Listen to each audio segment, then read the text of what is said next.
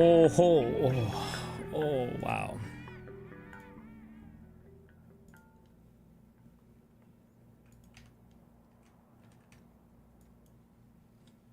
What's up, guys? Nice.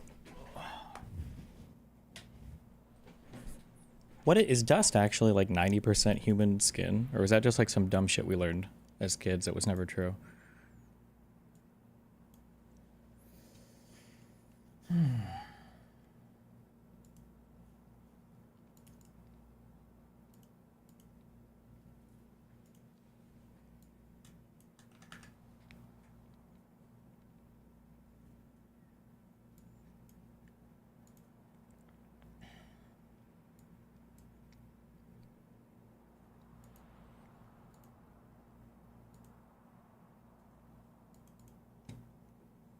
No one? Okay. Fuck you guys.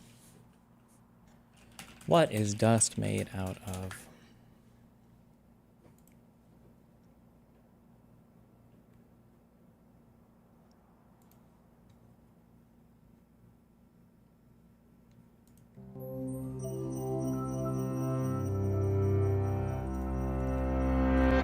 Meet Dermatophagoides farinae. Crawling around on 8 legs, this creature has no eyes to appreciate the kaleidoscope of colors around her. She relies on her extraordinary sense of smell to lead her to food and safe places to lay eggs. And she's smaller than a pinhead. Dermatophagoides farinae is a dust mite, less than a tenth the size of an ant. A dust mite's whole world is contained in the dusty film under a bed or in a forgotten corner. This realm is right under our noses, but from our perspective, the tiny specks of brilliant color blend together into a nondescript gray. What are these colorful microscopic particles? What distinguishes the dust in your house from, say, sand on a beach is that it is a mixture of many different ingredients. It can contain grains of sand, dead skin cells, tiny hairs and threads, animal dander, pollen, man-made pollutants, minerals from outer space, and of course, dust mites. Dust mites eat animal dander, human skin, and some fungi. We shed dead skin cells constantly, and wherever we live, they mix into the household dust. The same goes for our pets. Their dander and hairs enter the mix, as do tiny pieces of thread and cotton fibers from our clothes. These components make every household's dust a unique blend of bits from its particular inhabitants. Household dust also contains substances that blow in from the wider world. Depending on the local geology, finely ground quartz, coal, or volcanic ash might enter the air as atmospheric dust, along with pollen and fungal spores.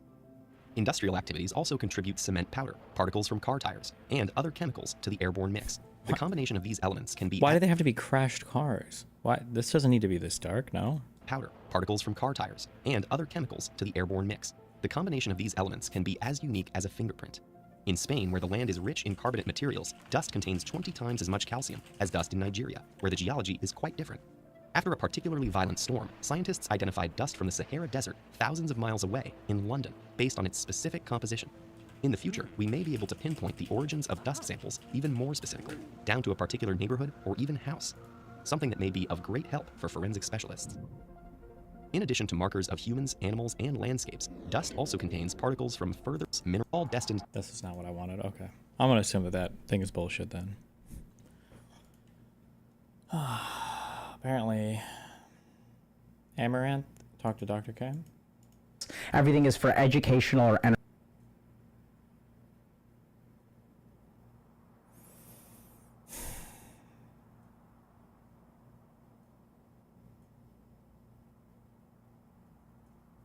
entertainment purposes only. If y'all and totally fine. There. 1 2 3 1 2 3. Okay. Nope, that's the wrong one. Oh, real quick.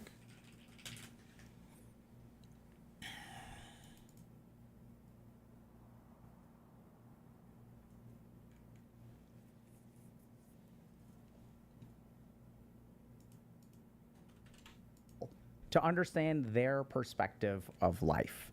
Now, a lot of times people will get now. Pierre Poilievre, Canadian Conservative leader, lost his own seat. What does that mean? Does that mean that you just lost, your party lost the election in the district that you were running in? Is that how you lose a seat, or does your party kick you out?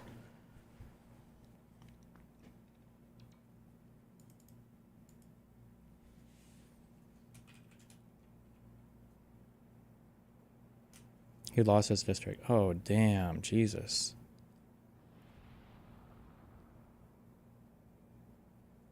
It's actually so insane, dude. If I was a conservative in Canada, I would just end it. That's just so brutal how insane that election flipped. Why do we interview people? We like to talk to people. You can still lead the party, but you won't have a vote in the House. How often is it that your shadow government, is it called shadow government in Canada? Or how often is it that like a leader of a party would be chosen from somebody who's not elected?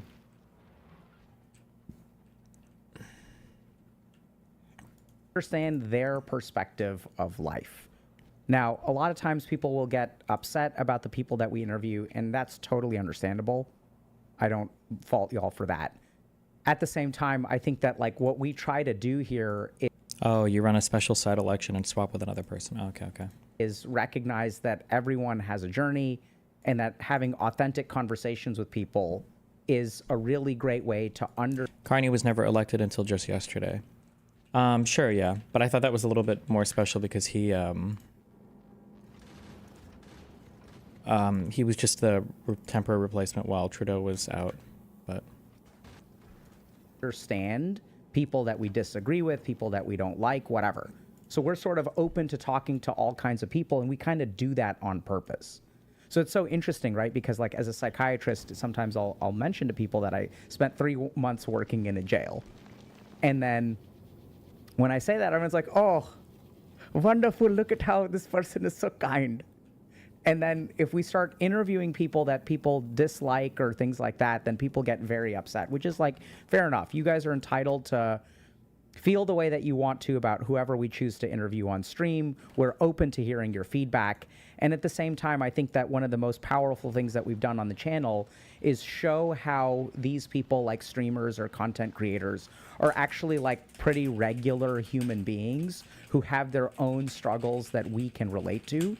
And what we really strive to do is show, and I don't know that this is even true, but I believe this, right? So I believe this as a psychiatrist, that basically like the struggles that we go through as people have a lot more to do with like us being people trying to make it in the world than any kind of demographic thing. So it's not like there are absolutely lived experiences of men and women and people of different ethnicities and religions that are all different. And at the same time, when we like talk to human beings about their experience of life, hopefully we can develop some compassion towards them. Hopefully we can understand them better. Hopefully we can understand ourselves better. And dare I say, develop some self-compassion. So that's kind of like why we do what we do. So we enjoy talking to people. Streamers and non-streamers alike. We do, a ton of community interviews. We've slowed down on interviews in general and collabing with people because we've been sort of focused on like recognizing that there's a deficit in basic mental health education. So for the last year or two, that's kind of been our focus. It's like, let's make a video about existential depression. Let's make a video about erectile dysfunction. That's going to be coming out soon. Let's try to like equip the internet with some core information about a lot of basics like borderline personality disorder, limerence, like how to meditate, like all this kind of stuff. So we're really excited. I think it's, so we'll hop into the call with Amaranth in a second. But, interviews is like a part of what we do here. And have you heard MAGA saying that Pierre lost because he wasn't MAGA enough yet? Okay. Like, we're very open to y'all's feedback. But also, like, this is like one place on the internet where I would hope that we could sort of take a step back from our knee-jerk judgmental reactions based on what people have said or done and try to like find the human, right? Because like our impressions of who people are based on content algorithms. And I don't know if this makes sense, but there's a big gap. Generally speaking, in my experience, there's a big gap between the content algorithm that you consume and who a person actually is. And so I don't know if that's like insane or like based, or you guys think I'm an idiot. Maybe I'm naive for believing this, but we try to like talk to humans. Does that make sense? Anyway, so, we also, when people come on here, they come on here to share their stories. And I would hope, I went to the wrong show. Do they know yet that it's going to be Amaranth? Is that why he's prepping them so much? Ask that y'all recognize that this person is coming on Pierre's loss is even more crushing because he had that seat for 20 years. Damn. A public place to share something, whatever part of their story they want to share is what they're going to share. Okay. And that we should try our best to listen with respect and compassion. If you disagree with them, if you want to form a judgment about them afterward, like that's fine.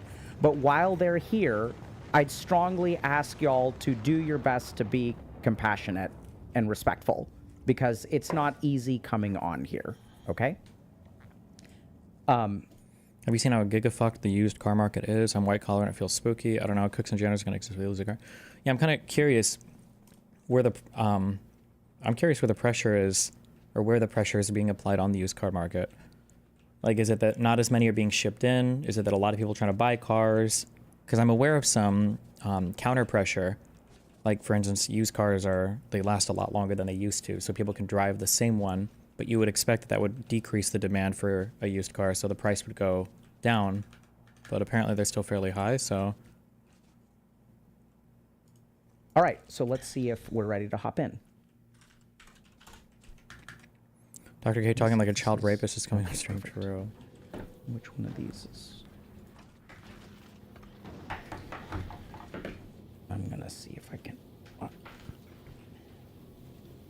Does this work? Bleh. What happens to a politician who loses a seat? Do they go get a normal job? Maybe, or become a streamer.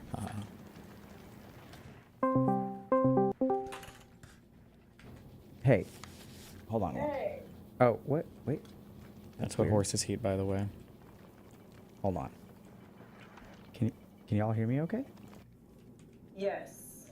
Okay, something weird is going on my end. Okay, say something?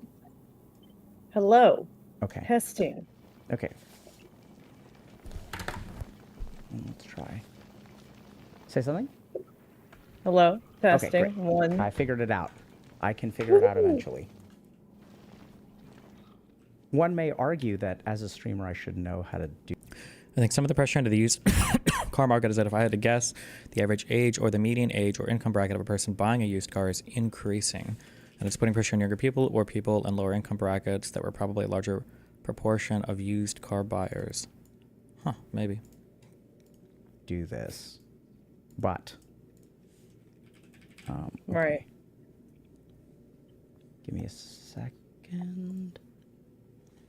Almost there. There we The go. fucking boomers, dude. They're still fucking it all up. Hello. Hey, what's up? Not much. How are y'all? We're doing good this morning. Okay. Cool. So it's been like a couple of years since we spoke. It has been a bit. And how have you been since then? Pretty good. Just busy trying to. You good? Yeah. Okay. I was turning on the stream so I could have chat pulled up in case. They're right here. Is that kicker? There's Twitch. both. Yeah, I would encourage y'all. I'm not going to be looking at chat while we're talking, and I would Yeah. encourage y'all to do the same. So that, Okay. because I think Sounds oftentimes, good. yeah. Treating them like they're new to the internet. Damn. There's one comment I wanted to respond to first before. Oh, Oh boy. Okay. getting one guide. Go for it. Oh no, I already got it. I was just like, they asked if I would talk to someone, and I was like, yes. Okay, so can we start by, can y'all tell us what y'all go by and who y'all are? I go by Amaranth or Okay. Kate, and I am Amaranth. Okay, cool. And you, sir? Man, I never thought I'd be asked my screen name. Now I wish I picked a different. Well, I mean, what would you like me to call you today while we're talking? Call me Nick. That'd be Nick. great. Okay. And what brings y'all here today? Well, it kind of went, I guess, viral sort of on some news networks that we got into a home invasion situation Oh my a God. couple months ago. So I guess we're here to just kind of spread awareness on like the ups and downs of being a social media influencer and dealing with trauma after PTSD type symptoms. Okay. And so we're on the same page. Do you still believe it's fake? I'm like 35% that it's real now, okay? Although I'm a psychiatrist, y'all understand I'm not your psychiatrist. I won't be diagnosing or treating you with anything today. Yeah, I don't think we need anything anyways as far as Based. medication goes. I think talking is fine. Okay. So yeah, what happened? Well, actually, let's start with this. So last time I talked to you was like 4 years ago. Can you tell me a little bit about what the last couple of years is? Catch me up to like what you're doing nowadays, how things are going. Yeah, I disappeared off Twitch mostly because I got a kick deal. So Okay. as far as everyone on Twitch thinks that, they think that everyone stopped streaming because they didn't follow me over there. But I've been streaming every day, pretty much just doing variety, content, IRL, gaming. That's about it, I guess, just for 2 years. Cool. Is that when you left off? When Twitch? Destiny saying this is fake makes me want to put batteries in my eyes and connect them to my car battery with jumper cables. Why would you need to put the batteries in your eyes to connect them to the jumper cables? What? On Twitch. A bit before then, but yeah, it was on Twitch for sure. Yeah, I think it was like 2020 maybe. What was the last Oh, time wow. we talked? Yeah. Something like that. That is a long time. Yeah. And pardon me for asking, but I don't. Just to clarify, what is y'all's relationship? We're married. Okay, I'd assumed as much, but was We'll pick not. tomorrow. Maybe there's Just to clarify, you know. So and how have things been over the last couple of years streaming on Kick? It was mostly quiet, I guess. Pretty chill.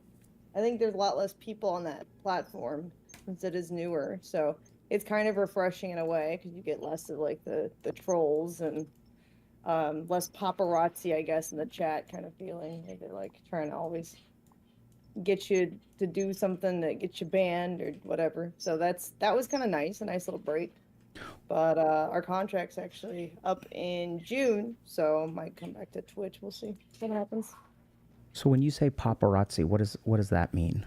Just like the chat always trying to do stuff to get the streamer banned, like say this word. What is your take on this hot topic situation? Trying to get you to say something. Just like less pressure, less trolls. And so the trolls would try to get you banned on Twitch? Oh yeah, yeah. What's your understanding of why they would do that? Misery, mass reporting. Because a lot of times, a streamer will get in trouble if their chat isn't modded properly. So they'll try to like spam a bunch of profanity in the chat with bots and stuff to try to get you banned. Just stuff like that. But Kick doesn't really have a lot of that. So it's been nice. So when you say misery, who are they? How do you understand that? Like, what are they? Misery for who? Themselves. There's unhappy people. They're unhappy preying on people. the downfall. Yeah. And so if they're unhappy, they try to get you banned? Yeah. Yeah. Okay. Do you have any sense of what that... I mean, I think I understand that, right? So I think I understand... I mean, I certainly understand Twitch chat, and I have been trolled by Twitch chat a fair amount. But what's your understanding of, like, why they would do that to you? Or do they do it to everybody? I'm live too much. Other girls don't stream as much. So Okay. Eventually, I'm the only option for, incel projection. Yeah. What's your What read does on the that Nick mean, guy? incel Do you project? feel like he's playing a character or something? He feels fake for the camera, not sure why. Her husband? I don't know. Both these people are very strange. But I like him. I like Amaranth. I think she's a cool person. Or interesting. Interesting/cool.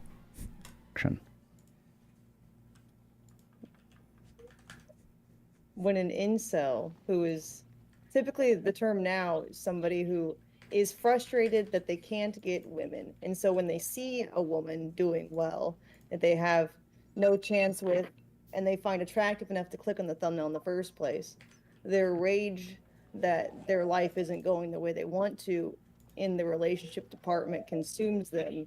And then they tend to just come off as misogynistic, but really it's just bitter. And you can tell that somebody has rejected them at some point, or at least that's the Interesting is such a safe compliment.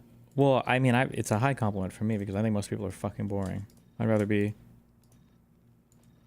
interesting than boring. What's the guy say?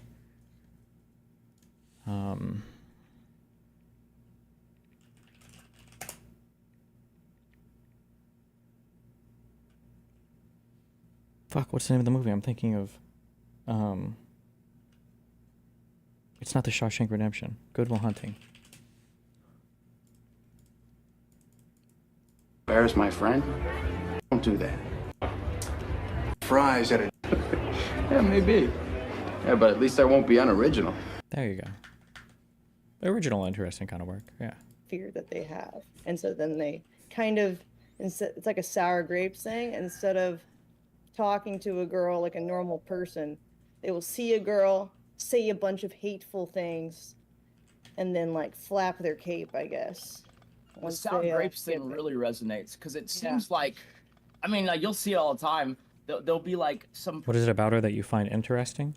I mean, she's obviously very successful. She might be the most successful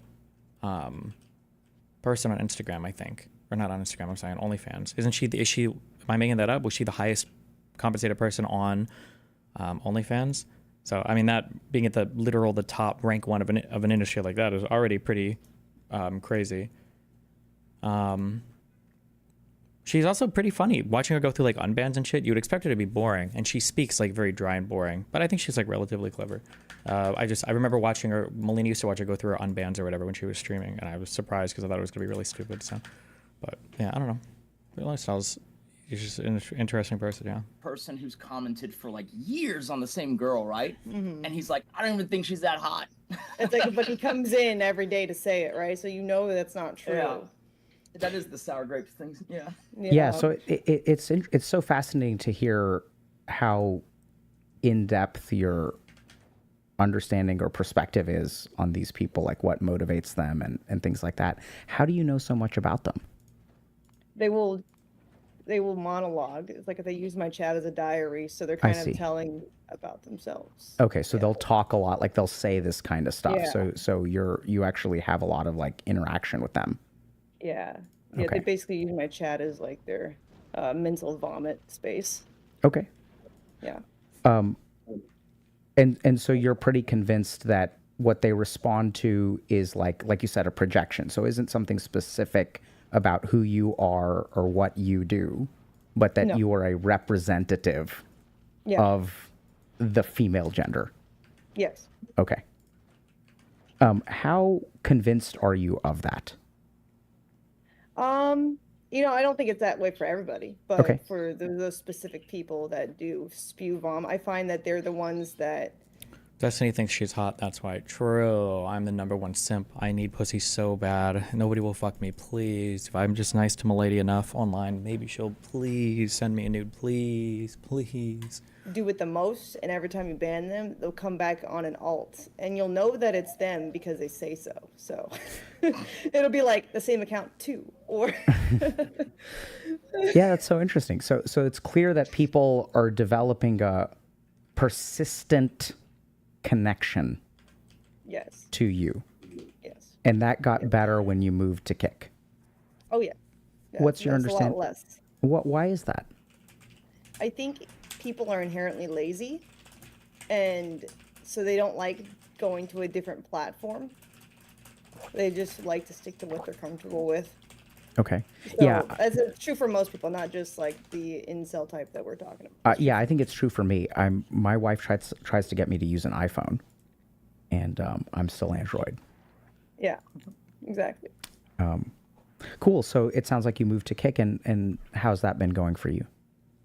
Pretty good. It's been, I guess, a lot less stressful because I don't have to worry about, getting banned for stuff like that, because like Kick's a little bit more lenient on like if your chat says something, like you're not necessarily like liable Okay. for it. Yeah.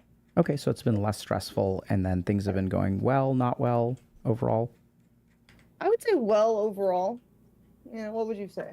Have you been Pretty good. Yeah. Yeah, no, I think it's like, to echo the earlier thing, it was like I feel like her going to Kick was like almost like going into a time machine and going back to like, I don't know, 2017, 18 size. And like it kind of just rolled everything back to that level. And it's kind of been interesting. It's almost like you get to rewalk your journey a little bit. Cool. So it sounds like you've known Amaranth. You legit add any random bitch off Twitter and DM them if they have OnlyFans. Start pretending you aren't a simp. So a simp is somebody that has to fake their opinions to get laid, like you do, because you're boring, uninteresting, or have literally nothing to offer. Okay, I don't message people first on Twitter or Instagram. They usually message me. All right, I just respond. Stay mad. Just one guy. Amaranth for a while. Yeah. Going on 11 years almost. Wow. Can y'all tell me a little bit about how y'all met? You want to start? You're better at stories. Sure. Despite the things that she used to say was on Tinder. Okay. Yeah, so we met on Tinder, and like I don't even like so she was on the app, and then I remember pulling up the profile, and it was like all of these professional, like at the time she was doing cosplay, so it was all these professional cosplay shots, and so you'd see these characters like Anna from Frozen, Misty from Pokemon, and you'd swipe. I'm like, this is just advertising, and then but as a guy, on a lark, I sent a comment anyways, and I kept getting paragraph-long responses. This is before AI, so Yeah, so Wow. so it was like there's a real person on the other end. Wait, did you say he messaged her? He met her on Tinder? I kept getting paragraph. He'd swipe. I'm like, this is just advertising, and then That chatter is a retard, but honestly, I feel like you're extra harsh against Ammo. Why? What? I feel like if you were going to make an accusation against me as a Destiny fan, the accusation would be the opposite. That I didn't go hard enough on her for her political takes. My explanation would be because I don't think she's like a political streamer, so I just don't argue that much. Or that I feel like that would be the default DGG or take, but okay. but as a guy, Well, when have I ever been, what? Okay. and you'd swipe. I'm like, this is just advertising, and then, but as a guy, on a lark, I sent a comment anyways, and I kept getting paragraph-long responses. this is before AI, so Yeah, so Wow. so it was like there's a real person on the other end, and they were very talkative. And what did y'all like about each other? Do you wait for field tanks to be filled before moving, or just refills your barreling through asteroids? I don't even know, bro. I've only got one automated ship right now, and it goes to Vulcanus. I think it just goes, but my tanks, as soon as you unlock this advanced asteroid processing, I think you can make it to and from these planets pretty quickly and easily. well, his picture was in a Spartan Side against Coomer Wars, you don't believe theft and other shit I don't recall right now, Destiny. Wait, what? well, his picture was in a Spartan costume, and I'm like, I can get this guy into cosplay. Yeah, that's an easy job. But he was, I guess, more intelligent than most of the guys that I had talked to before him. Are we watching this vid in relation to the break-in, or just watching for general content? Just general content? I'm just curious what they talk about. So Is that okay? Am I allowed to do that? I admired that. It was good at conversation, and he was sweet too, because he had a little dove that he was essentially rehabbing, and then ended up. Would Pokemon be an example of someone you would find boring? What do you actually mean most people are boring? Is it the people you talk to in your space, people in general? I think people in general, because most people try to fit in, which is normal and ordinary. That's not a bad thing, I guess. Pokey, the only thing that seems boring about Pokey is that she feels like very brand safe all the time publicly. That's like the only boring thing, I guess. That's not necessarily an indictment on her character personally. It doesn't mean personally she's boring or bad, but He was sweet too, because he had a little dove that he was essentially rehabbing, and then ended up keeping as a pet. I thought that was really intriguing, because most people don't care about like birds like that, to where they would take the time, even though he was working a full-time job, to take care of this tiny little feathery buddy. Yeah, when you're small, it was like every 2 or 3 hours you have to feed it. Wow. What do you feed is it a baby dove? It or was, yeah. I mean, like that was like 11 years ago, yeah. But basically, they do sell baby bird formula, but before I knew to buy that, I was like getting like the songbird seeds and like using a mortar and pestle and grinding it up, and then adding a little water to make Wow. this like thick slushy. Yeah, why, Nick? I mean, that's a kind of interest. I mean, it's a little bit of a tangent, but like basically, people forget that in like 2014, 15, like the world was like dramatically different, like pre-cancel culture. And so I was at the time working as an engineer, and we were building a site, and that required deforesting a huge area. And I still remember my like superiors at the time saying like, if you find an Indian arrowhead, no, you didn't. If you see this kind of turtle, you didn't see it. If you this type of bird, no, you didn't. Right? Like, because any of those things would have stopped that site from being developed, right? It'd be like a whole historical thing if it's the Indian thing, and if there's any like endangered or whatever animals, then they would have to just stop. And so they just said, you didn't see it. And so they deforested this huge area, and you'd walk through this, doing a site visit, and you'd see just like displaced animals by the hundreds. And I remember once walking by, and there's 2 baby doves on the ground. And I was like, okay, it's fine. The mom will take care of it. That's how it works. And then I had to do the same walk the next day, and the 2 are still there, but one is dead. And so I'm like, when people call you a simp, they don't mean you have to lie to get laid. They mean you treat certain people differently than you would otherwise due to their gender. That is true. I will no longer infantilize women, and I will treat them like the harsh, evil demons that I know them to be now. People like if it's a girl and I'm being too nice to them, people will accuse me of simping. But if it's a guy and I'm being too nice to them, people will dig into the reasons why. Like, people got mad in the past that I didn't hold ABBA accountable enough for like weird kind of like anti-Semitic stuff that him and Preach would say sometimes. I remember there was some video that they did. I don't even remember what it was about, but my audience was freaking out over that. People got super mad over the Max stuff. People thought that people will say that I was nice to Lauren for reasons. But like when I said that like Nick wasn't, or I wouldn't call Nick a Nazi because I think this movement is moving in a different direction, they'll say that my political analysis is off. I mean, it's just how it goes. If it's a girl involved, then people will say that the motivation has to be because it's a girl, you're treating them differently. But if it's a guy, people will like actually analyze the reasons. I mean, I don't know what to say. I don't know what you want me to say. I'm like, okay, so like to me, I hate responsibility in the sense that like when it's foisted upon me, I kind of like embrace it, but I try as hard as I can to avoid it. You know, it's like prevention is the best cure. Like, he wouldn't go to a shelter with the intention of adopting a dog, but if he saw one on the side of the road, he would take it home, kind of thing. Yeah, like you know, it's a problem, but Yeah. but basically. Show me a video of Max or ABBA or even Nick that wasn't interesting. You actually discussed new things with them. Compare that to the ramblings of Lab, Brittany or Kyla.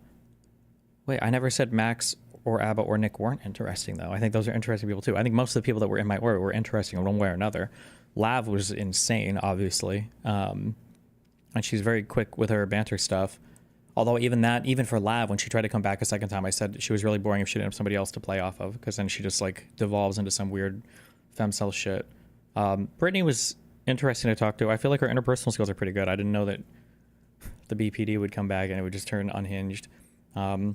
Kyla's background in psych and her ability to have conversations and stuff, I thought was good.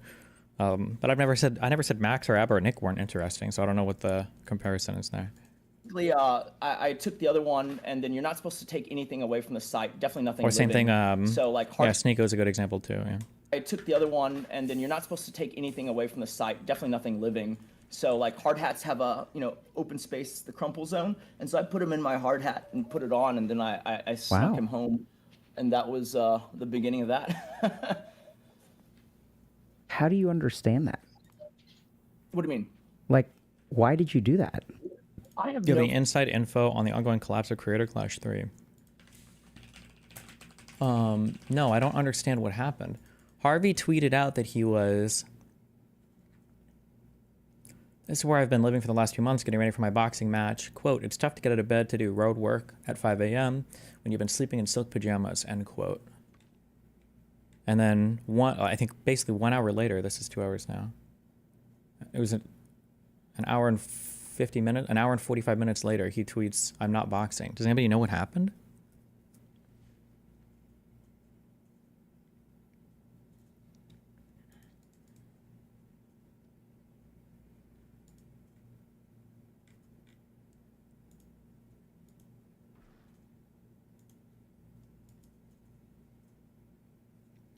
Still, any majority male community is like this to an extent. That's true. But, yeah, what are you going to do? I think you're misconstruing interesting with annoying, and that you find, and what you really find boring are agreeable people who don't contradict you. If you want to dig deeper into it, that's probably true to some extent. People who are disagreeable, I'm more likely to find interesting to talk to. I mean, it's like the,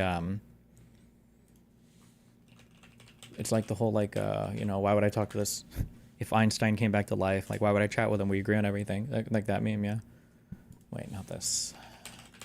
Somebody said Asmongold is going off. Jesus fucking Christ. This game, footballers, once again, I would like to remind everyone that trans women are women, and we are not we. Okay, so this is a person advocating for themselves. Well, wait a minute. If trans in a rock and a hard place. Can you clarify whether there's a path back for ABBA to come on stream? No, but I doubt he would want to. So it's all Gucci. So drag you into this because I understand that you're kind of in a rock and a hard place. So if there's any questions you don't want me to ask you, just abstain. Hey, buddy, how you doing? Hello? How you doing? What's up? Crazy. Isn't this crazy? What do you mean by this specifically? Because it's been a long week. Again, I said this Just before the you got whole here. I thing? don't know if you heard Just me. the whole thing's all Yeah. mixed up. Nicholas, the Yeah. goat. Thank you for the $5. I don't want my to man. put you in any weird positions right now with the stuff going on. So if you can't answer any questions or you don't want to answer any questions, I No, that- absolutely am okay with you abstaining. Okay, yeah, that's fine. No, I try and answer I've actually always tried to answer the best of my abilities. If I ever fuck up something, it's usually because I didn't know exactly what I was saying. Yeah. But when I said the fight of the night thing, I don't think I ever said fight of the night or however it was, but the first creator clash, we got the 20K stipend, Mm-hmm. and that's what we got. And I fought with my contract a ton to have it changed, to have more, because I just thought that somewhere along the way someone's making money here, and I didn't have a strong relationship at the time with Ian or anything. Just I default to like, oh, it's YouTubers, I can't trust them, So I was like, someone's going to get paid. The one thing that I had verbally was that whatever I get, everyone gets. Yeah. Or whatever if someone's going to get more money, I get that too. And that's what I settled on, and it ended up being 20K. And it's something the night of Creator Clash, or very soon after the first one, we found out, and I looked it up. We got 27,000. 27,000, just to be clear, because you broke up and a that little was bit. like, Oh, 1 second, Harley. You're breaking up a little bit. So everyone got 20, the am 20 is my thing flat. breaking up here? Yeah. But just to be clear, so you got the 20K down initially, and then there was a $27,000 bonus on the night of the fight, but not a bonus for the fight of the night. Yeah, exactly. When I don't know. We didn't know that was coming. That came out of nowhere, and it was neat. It was a cool thing. Like, okay, because when Creator Clash 2 happened, now people were like, what about the bonus thing? Because there was a bonus that, like, what's going to happen with that? What's the logic of that? How's that going to play out? Wait, so was this And, after there was they some- found out or before they found out that no money was going to charity?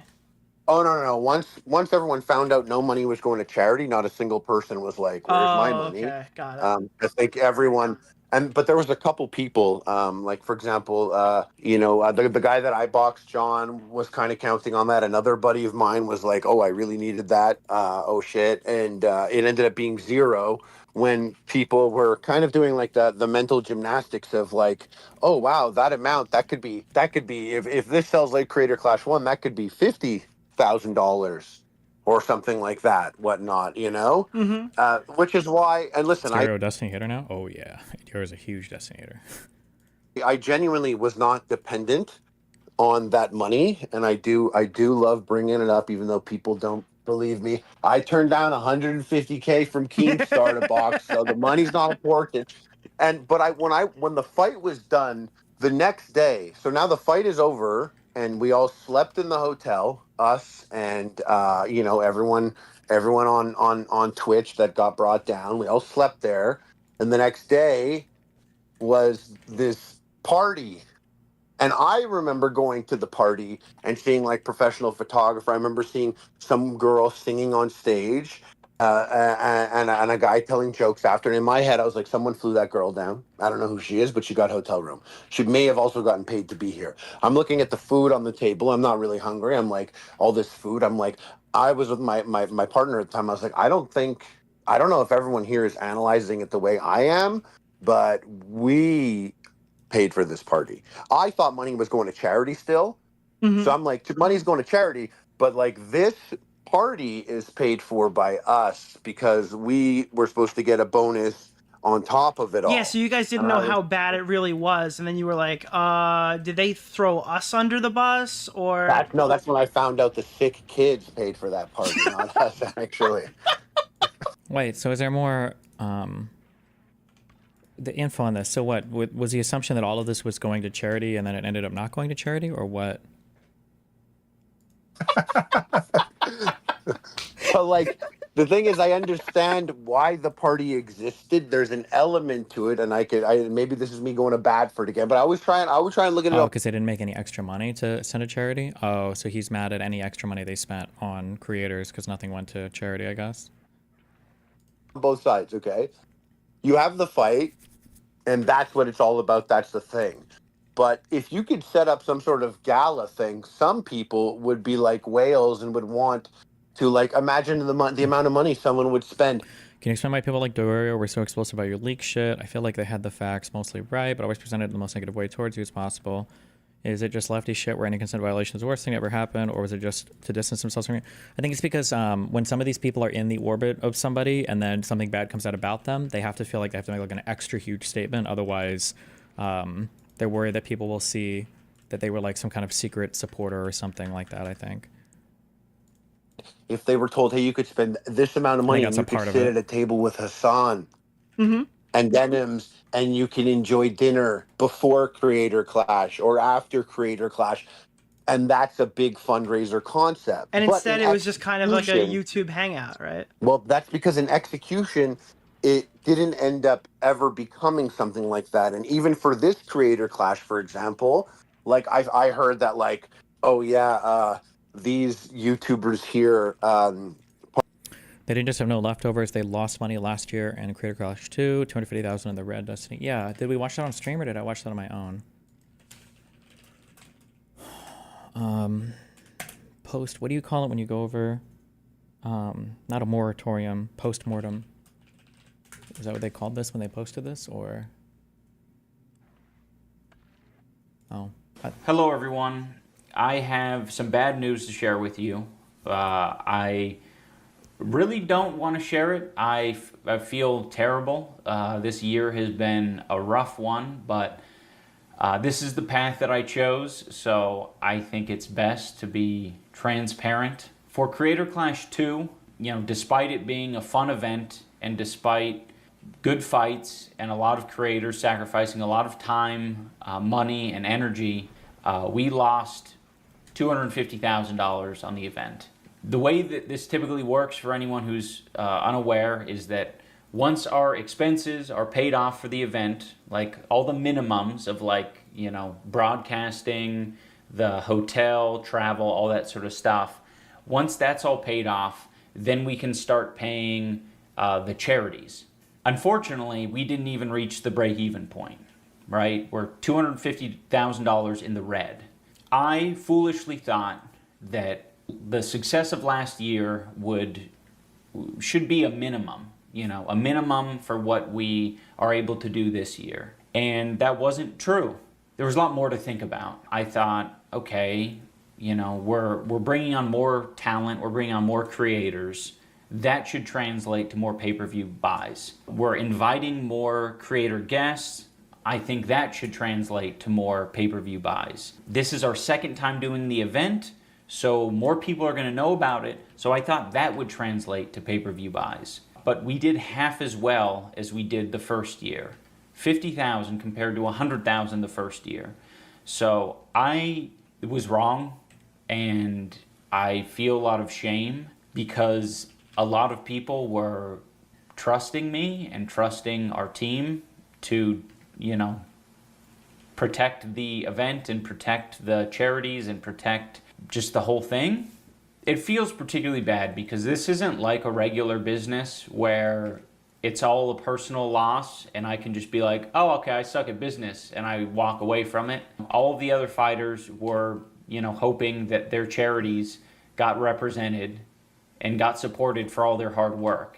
But we didn't have any anti-piracy measures. We weren't prepared to deal with what ended up happening. I mean, I was just thinking, let's just avoid catastrophe. As long as there's, not, a bomb threat or, injuries or anything. They try to play up this weird angle, I think. I think even in that Dexerto article, I think they do this, where they try to say that, piracy is what cost the event so much, but I don't think it was piracy. They just didn't sell anywhere near as much as they thought they would. Crazy, we should be fine. This should just be like the first year. I don't want it to be more complicated than the first year. It ended up being a lot more complicated. Amongst the 800 pirated streaming sites, there were between 1.3 and 3 million viewers. So even though there were around 50,000 pay-per-view buys, there were around 1.3 to 3 million viewers, people who actually watched the full broadcast. And that's a little bit reassuring. You know, it makes me feel like, okay, people maybe do want to watch this.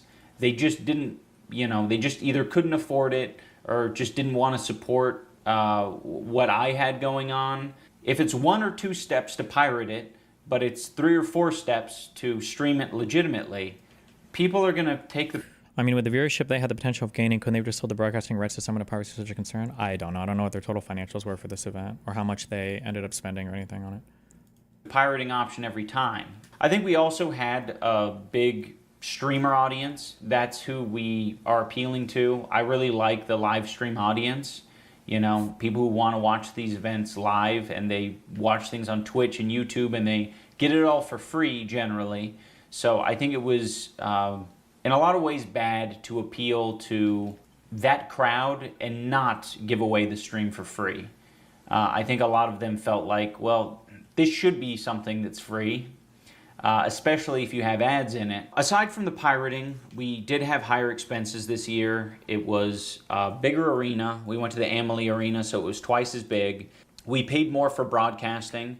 So broadcasting team did a lot more elaborate shit, and there was a lot more staff involved. We did a creator hotel. So we bought out a hotel to make sure all the creators had a safe place that they can stay. It actually ended up being good that we got the creator hotel because all the hotels shot up in price like a couple weeks after we locked in the creator hotel because Taylor Swift was coming to town. She announced her tour dates and pretty much everything got booked up. If we didn't book the creator hotel when we did, I don't think we would have had nearly as many creators show up to show support, and our pay-per-view numbers actually could have been hurt by that. We also had events the day before the fight and the day after the fight so that, you know, fighters and friends and family could come together and process their trauma. That was sort of paramount for me because the first year we did the fight and then I went to bed. I got the shit kicked out of me by Dr. Mike, and then I went to bed, and then I woke up, the hotel was empty, and then I got on a flight and traveled 5 hours with my face completely swollen back to Seattle. And I was like, that was cool. That was so worth it. There was nothing. There was no processing my trauma. There was no talking to anyone and relating about the experience afterward. Everyone was gone. And that shit felt awful. So, yeah, some of these things that might seem extraneous, in my opinion, were entirely necessary, and I wouldn't change it for the world. Did he ever publish like how much they spent on everything? Like, is that information public anywhere, or?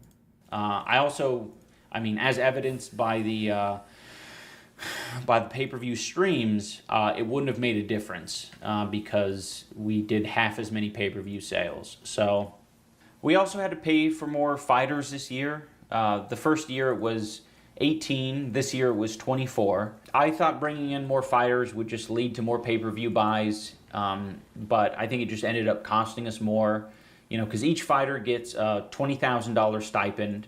And for anyone like confused about this or thought everyone was fighting for free, they pretty much are fighting for free. I think any of the fighters can attest to the fact that fighting in Creator Clash is not a financial boon in any way. That $20,000 is eaten up in those 9 months that you're training. I would say that $20,000 is on the low end of what it should cost you to train in those 9 months.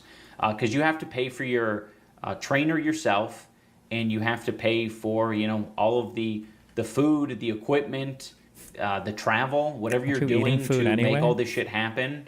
You know, aside from putting your streaming career or your YouTube career or TikTok on hold while you're training, you know, it's not a huge reward. So I don't want anyone to think just because these fighters are getting $20,000 to basically like just be a little. Do your headphone cords die in 1 year every year or so? It's the third time it's happened. I finally cut one open, and I can't believe how little the cable is in there. It's so fucking annoying. It goes dead of annoying. I feel like I've had this problem in the past, right? Didn't I talk about I had to buy like a new extra cable for my Sennheisers. Yeah, this has happened before. Bit less in pain after going through all this torment and trauma. I don't want anyone to get shit for that, because that is a minimum of what these fighters should be getting. In my opinion, they should be getting much more, because it is a traumatizing event and it takes a lot of time and dedication. That is a cost of putting on the event, in my opinion. I think other boxing promotions would like disagree that, you know, fighters should be getting paid this amount, but, you know, to each their own. What do I know? We lost $250,000 on this event. Another thing I want to address is there are some people floating rumors around that we're pocketing money from Creator Clash, and that's extremely hurtful, because it has been nothing but the opposite. I understand that some people out there don't like me. I'm okay with that, but the thing I'm not okay with is just lying to people and making up shit for the sake of like clicks. I mean, this is hard enough as it is. Like, I don't want to make this video telling people that we made half as much or we sold half as many pay-per-views as we did last year. And what I absolutely don't need is people spreading rumors about us pocketing money. This has been a financial fucking catastrophe for me. We don't need that, and we don't need any of that shit for any of our other fighters, because this has been a huge sacrifice for all of them, financially, specifically financially. If you want to say that they're earning boatloads of clout for fighting, sure, whatever you want to say. But this has been a huge sacrifice. I try not to view any of the pirated live streams as malicious, because I think the majority of people, you know, aren't malicious about it. I think there were 50,000 people out of 1 million plus who just said, Creator Clash live stream, and like instantly a bunch of shit popped up, and it was just very easy for them to watch. And I really don't blame them for making that choice. All I'm trying to do right now in making this video is to remedy it. That's sort of what I've been grappling with over the past couple of months, is like, what the hell are we gonna do? You know, I can't even think about doing a Creator Clash 3. We lost money and there's no money for charity. So what are we going to do to solve that? I don't I don't have a good solution. The best solution that I've been able to come up with is putting the full Creator Clash broadcast, Creator Clash 2 broadcast, on YouTube for free for everyone to watch, and just hoping and praying that people enjoy it and want to support it.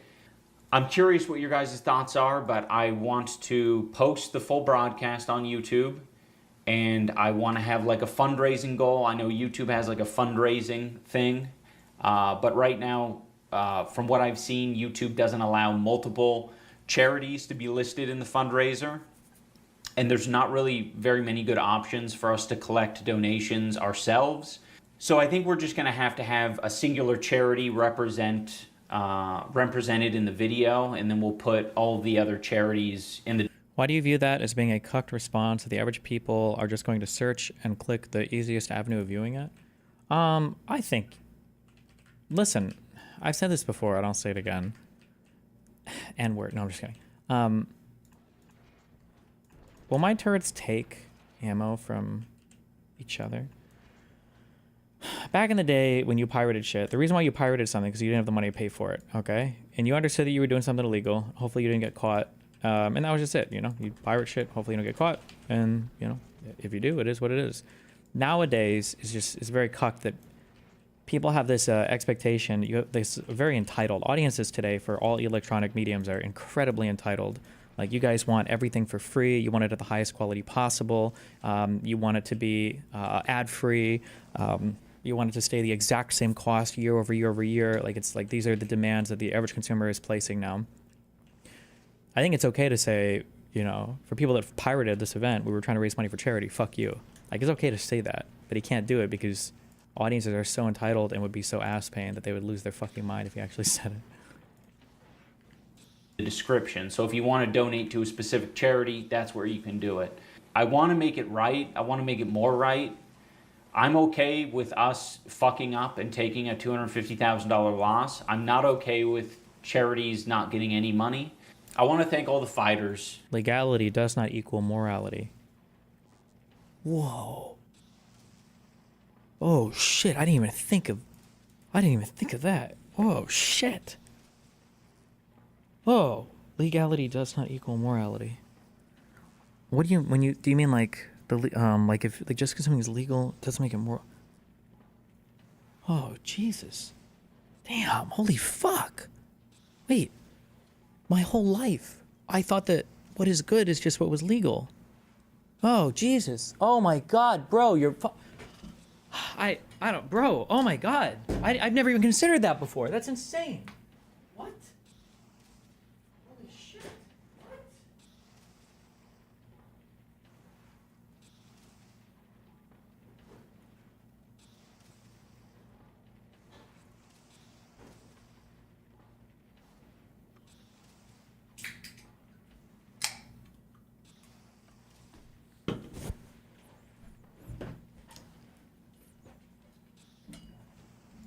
And all the coaches and all the staff of the event and the fans who, you know, came to show support.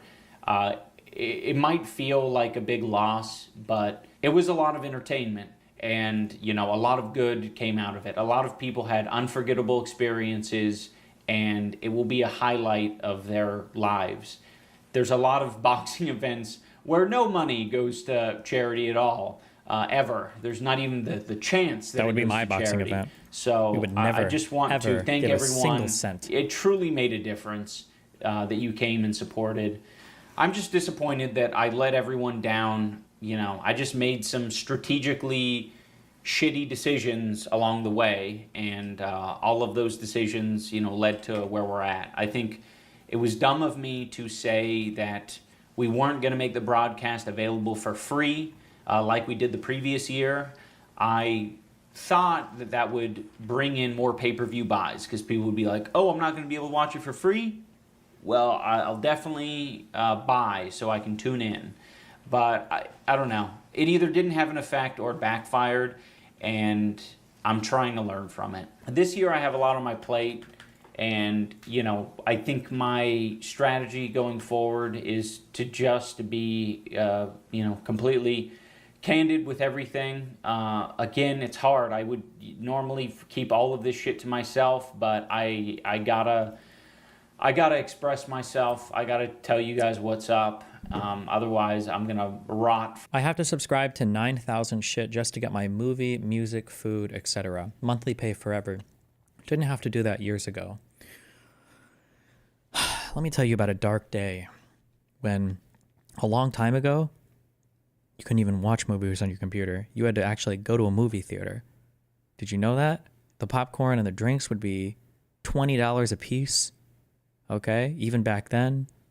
And if they were on TV, if movies were on TV, one, it was sped up like 12% so they could get more commercials in. Two, there were commercials. Three, this was before DVR, so you had to catch it at the right time. Okay? Destiny, this is an excuse for making services dog shit.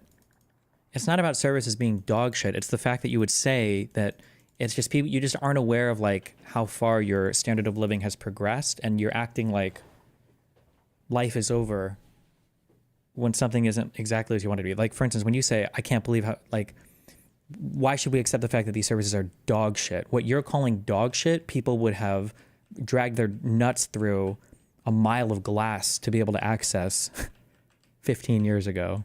But from the inside.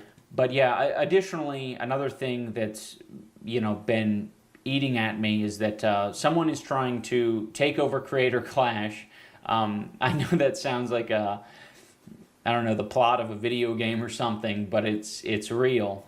And it's been taking up a lot of my time. So hopefully I don't have to talk about it in the future. But, you know, if I do, well, at least you guys are Creator Clash going to hear about it on this channel. If you're just coming across this video and you have no idea what this Creator Clash shit is about.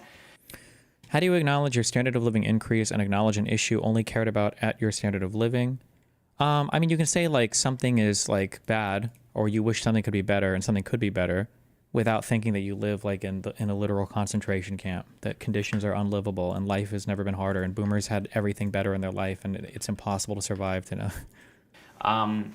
It's creator boxing, and it's a lot of fun. It's a lot of amateur boxers getting in there for the first time and giving it their all. No, that's why people still pirate like they did in 2001. Pirate in 2001? My Ninja in 2001, I don't even know if most families had a personal computer in their house. I don't think you understand how long ago and how different the environment was in 2001. Also, back in the day, pirating was involved. Okay, if you were on Oink, you had to find somebody to vouch for you to get an invite into a private tracker website. Sometimes you had to do an interview to make sure that you knew enough about like what the site was even about for them to let you in. You had to maintain upload ratios and standards. You could try torrenting stuff off of random sites, but then you might be on an FBI honeypot. You're gonna get RIA or MPAA fucking emails for getting sued. Like there was a whole lot, and the things that you would download would be fucking movie cam rips. It was, listen.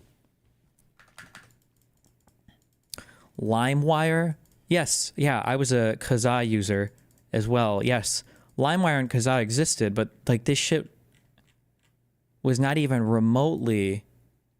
This shit was not even remotely as good as like say Spotify is today. You're downloading like single songs that are of questionable quality that might not even be what you want off of these apps. Whereas like on Spotify, I can type in basically any artist in the world and bring up their entire discography instantly and stream it to any device I want, and it's legal for free, I think. I pay for the family thing of Spotify. I don't know what they charge you if you're not. I don't know how much of it is free or not, but.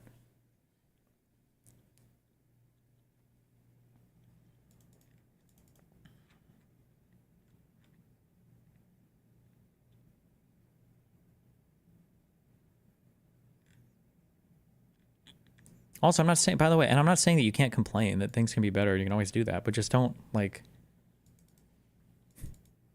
don't trick yourself into thinking that everything was so easy and so much better back in 2000. It's like, bro, you have no idea. Most of the people in this chat right now, well, I guess it's like a techie chat, kind of, because gamer background and it's streaming, but, like, my guess is like 50% of you probably wouldn't be able to figure out how to pirate shit back in the year 2005. You wouldn't be able to do it.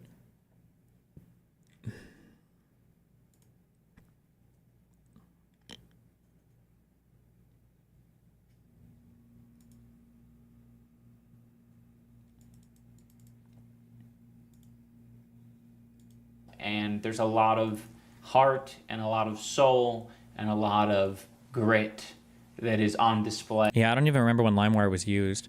I started using Kazaa in 2005. No, it would have been 2003. It would have been 2003. I don't know when it started to become popular though or not. Yeah. And I think it's very much a worthwhile watch. Donation links are also going to be in the description of this video as well. I'm trying to monetize as much as I can to make up for this loss, but yeah, it's hard.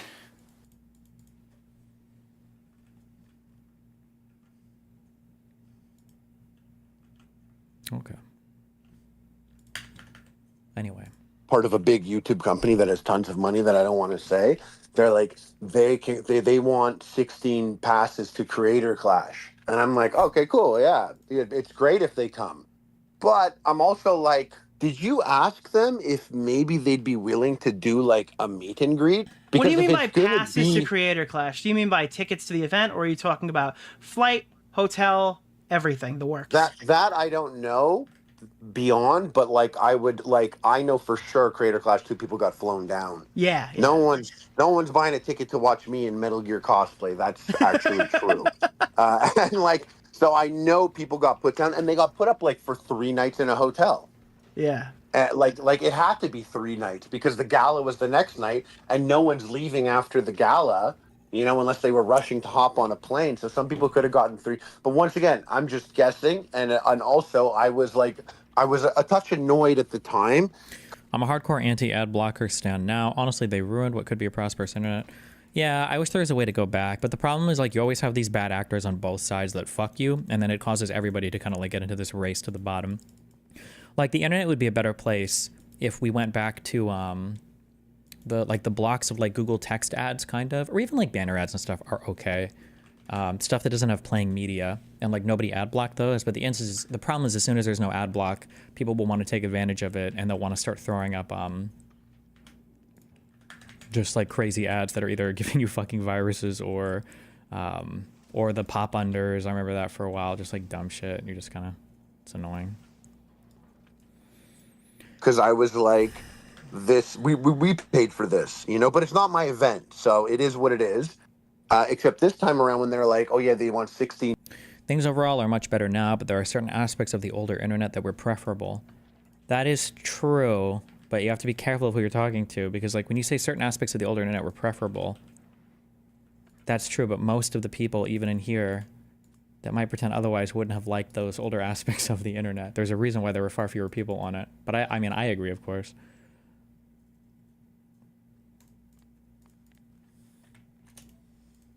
Passes. I mean, it's possible there could be the flights. That'd be really crazy, though. I would think the flights would be a stretch. But the problem is, like, well, if it's going to be like VidCon, those guys who are like when I got passes to VidCon when the channel was bumping, I had to jump through some hoops. I had to do like a couple panels, and I had to do like a meet. Adblock removed all the hot women in my area. Ooh, sucks for you. You should be You should be like me. I'm so happy. I got there was this girl that messaged me yesterday, and she was like, "Hello, Lisa. Are you okay?" And then I messaged her back because she had the wrong number, I guess. I was like, "Hey, my name's Steve, not Lisa." And she's like, "Oh, I'm sorry. I didn't know." And then she told me she was looking for a husband who would treat her well, and she sent me a picture, and it's like this really hot Asian woman, and we're hitting it off. We're hitting it off pretty well, guys. I'll keep you updated on the status of our relationship, okay? Was bumping, I had to jump through some hoops. I had to do like a couple panels, and I had to do like a meet and greet thing. And that's what you did in exchange for the access, the pass that you got, a pass that's... Yeah, but iDubbbz won't do that. He won't $200 even ask the people who are fighting to make a video and tell people they're fighting. So they're obviously not going to go and ask these people, hey, can you do a meet and greet? Because they don't want to... I guess they don't want to pressure people to make the event, I guess, good. I don't know. Since the content cop dropped, there's been a lot more chatter of, hey, like, you know, get the message out there.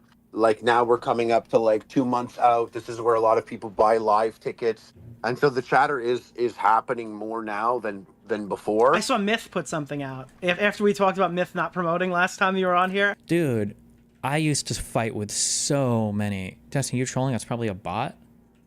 What do you mean? She literally sent me a picture of herself, and she's like texting me like real sentences and everything. It's definitely not a bot. Dude, I would argue with so many people that were, what was this? Was this back in the esports days? People that are like hosting events and stuff. They were so afraid to ask talent to do anything. And some of these people are not, I'm going to sound really privileged here, okay? But like these people are not like super wealthy, okay? These guys are making less than 100K, less than 150K a year on YouTube shit or streaming, and they're being paid, they're being compensated, you know, $5,000 or $10,000 some event. And I'm like, bro, if you've got talent coming to these events and you're paying them, then fucking work them. Work these motherfuckers, okay? Have them promote the event. If you're going to sign a contract with them, make it so there's like a minimum amount of tweets that they have to do to promote it. Make it so that they have to do like a meet and greet or something to help you, you know, drive people to live. Like, dude, I don't know why, but I'm surprised this is still an issue. I used to fight with organizers all the time. Like, bro, if you're gonna bring talent out here, like work us, make us do shit. Why not? Like, it's good for everybody in the ecosystem. It helps your event. It helps future events get scheduled. You guys make more money, so you put on more. Like, it's, yeah. I have to eat some shit. Myth put something out. Oh yeah, nice. Yeah, I mean, You no longer beef with Nick Cringorio? This guy? Yeah, we hate each other, or at least I hate him. I'm pretty sure he hates me. I don't know if I hate him. He just covers my shit horribly. But I put stuff up, but look what I do. I like put up like on my vlogs. bro, the Apex comp scene is fucking childish. Orgs will just hire the talent and then never require them to stream, make YouTube content, no presence on Twitter. It's a fucking joke, and these people think they deserve to be paid thousands per month. Damn. Oh yeah, nice. They changed the recipe of red ammo with a new patch today. What? You're lying. Why would they change the... What? I'm looking at this. It's the exact same. When did the patch go live? Yeah, I mean, I put stuff up, but look what I do. I like put up like on my vlogs. They made it like, cheaper. You know, like this does not get views. You know, Harley, you are repeatedly the only person I hear talking about this event. I don't think that you're the one who's the problem with that. I heard that Harley was actually like a headliner for this, and he dropped out. That's pretty bad if that's true. It's gonna be a big yikes. You know, that would make sense though if you realize that I'm like the only person that doesn't have anything going on in their life other than this. So I'm available to do that. Yeah. Like, I mean, LA Beast, he mentions it. He does. He puts his videos up and he mentions it in the description and stuff. I know that. But overall, yeah, like 56K dial-up and AOL chat was based. I'm pretty sure the girl who would ask for pictures was some old pedo dude, or another dude. Dude, there were so many dudes. I can't imagine how many pedophiles I talked to back in the day. Would I used to think I was like so funny. I would like pretend to be, I'd pretend to be like a 13-year-old girl when I was like a 10-year-old boy, and I'd be like talking to other people, thinking I'm like mind fucking them, and it was probably just some old pedophile dude I'm talking to. Dude, those chats were fucking wild back in the day. Holy shit. I mean, I don't know. I mean, I don't know. Would it have been good if at the end of the content cop he dropped Creator Clash? I didn't even don't know. realize that. That was so weird.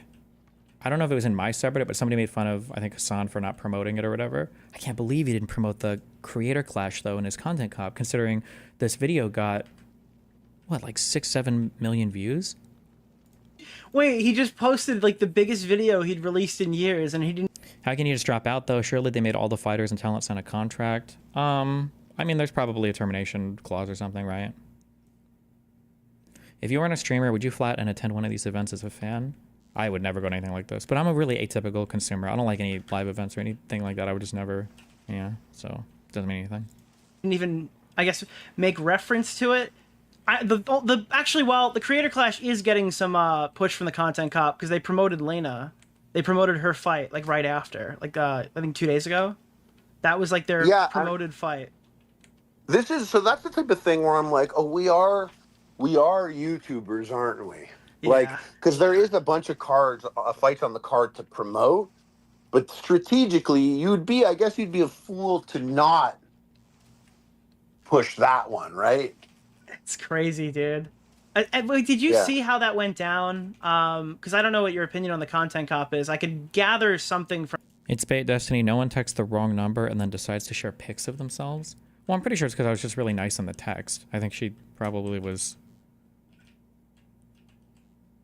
From your tweets, but did you realize that like it came out when Ethan was live and Lena was live and AB was live and iDubbbz frantically sent a text message over to them saying like sorry for getting you caught in the middle of it? Well, that's another thing where I'm like, oh, we are YouTubers, so obviously if you were gonna drop this content cop, you would do it when he's live. How could you not? But he said it was an accident. Oh, did he? Yeah, he said, "Oh, we had problems in the morning. Unfortunately, it had to go down this way." I don't personally believe that, but yeah. I mean, it's possible. It's funny. My gut reaction, and I do like listen. Like I speak to these people. Like I do like these people, and I have interactions with them. But when it comes to business, I do have to revert back to this is a YouTuber, and this was a person that, just like me, created a channel and told everyone my job is going to tell people to follow me and like me and watch my art, and it's going to be me, and I'm going to be so like it. Like I acknowledge that that's the type of person. You too, motherfucker. You Hell too, yeah. Nicholas. You know. So like it's just None of this is going to charity. But dude, you got to do a subathon. Send it to charity. You only need iDubbbz has to give everyone their money back who wants it. Okay. You send like 50%, bro. Just think about it. Think about how much money you could fucking cake on a subathon, dude. Wow. And save maybe 1 or 2 kids. One or two. I'll be like Jake Doolittle, 1 per year. Yeah. So this is something that I acknowledge is YouTuber maneuvers, and I've never really been a drama channel. You know, like I go on Twitter, and that's the beginning and end of. We continue having IRL podcasts with big politics people creators. Is that we're just waiting for all my stuff to clear, all the legal stuff. Any of my drama experiences. I feel like I've said And this a million Reddit, times. and Reddit. You go to war on Reddit. And Reddit, yeah. If I don't get banned from there, my thing is like, I mean, I have to go, and this is where I'm like, okay, maybe it's not so simple YouTube in my brain, because simple YouTube in my brain would be like, oh, well, this is easy. H3 sold the most tickets to Creator Clash 1 and 2, I believe. I think they did a lot of ticketing. Wait. Is that true? Well, I'm not going to say that Creator Clash was an H3 fan meetup, but just from me, when I would watch people push the tickets and see it, I would be like, oh, yes, Ian and Issa are on H3 podcast again today. Oh, wow. Okay. You know, like I would think that, wouldn't Do you have any time estimate for how long it will take? No, I don't know. It's just, I mean, the trial date is set for next year. It just comes down to how long it takes for us to file a summary judgment. But I don't know if you can do that during discovery or not, or how long you have to wait for that whole phase. So, you like what else? What other entity promoted Well, Creator I think Clash? that personally, but I'm not the current headliner for the third card, so they want to hear it from you, not me. Oh well, listen. If all goes well, they'll find a better main event, and I'll still be boxing. But here's the thing: like when I see this, like Creator Clash 1 and 2, I was like, oh hell yeah, dude! They're back on H3. Bring Daddy that sweet $27,000 charity money. That's coming to Daddy. You know, like this is a lock. Look at this. Their fans want to go see it. They want to support AB. They like Ethan's like my friend Ian is going to be boxing, and it's a big deal. So my YouTube brain, maybe I'm old and I'm out the game, but my YouTube brain was when Ethan, whether it's rightfully so or not, it could come off a little villainous to be like, if you want my help, you're going to have to throw that guy in the trash type thing. You know, maybe that could be taken as a villainous type approach. But like, what I would very, very easily say to a friend of mine, I'll be like, dude, you're not coming to the party unless you guarantee me that guy's not coming. I hate that guy. So, hey, what's up, buddy? Hey, are you feeling better? I'm surviving. What's going on? I won't make it long then. I'll just do my quick plug. Hey, this week in the Pragmatic Papers, Xerophant, I hope I'm saying that right. I'm sorry if I'm not. Wrote a really good article on the North Carolina Supreme Court stuff. Do you mind if I talk about that real quick? Yeah, go for it. So, in case anybody doesn't know, there was a election back in 2024 for a justice on the North Carolina Supreme Court, and there's been a lot of controversy over it. So, the incumbent was a Democrat, and they won by a very, very thin margin. They only won by about like 625 votes. And then they were challenged by the Republican who was also running, and the Republican was trying to get rid of about 60,000 votes. And those votes are being, he was challenging those votes because he's saying, oh, they shouldn't be counted for a couple different reasons.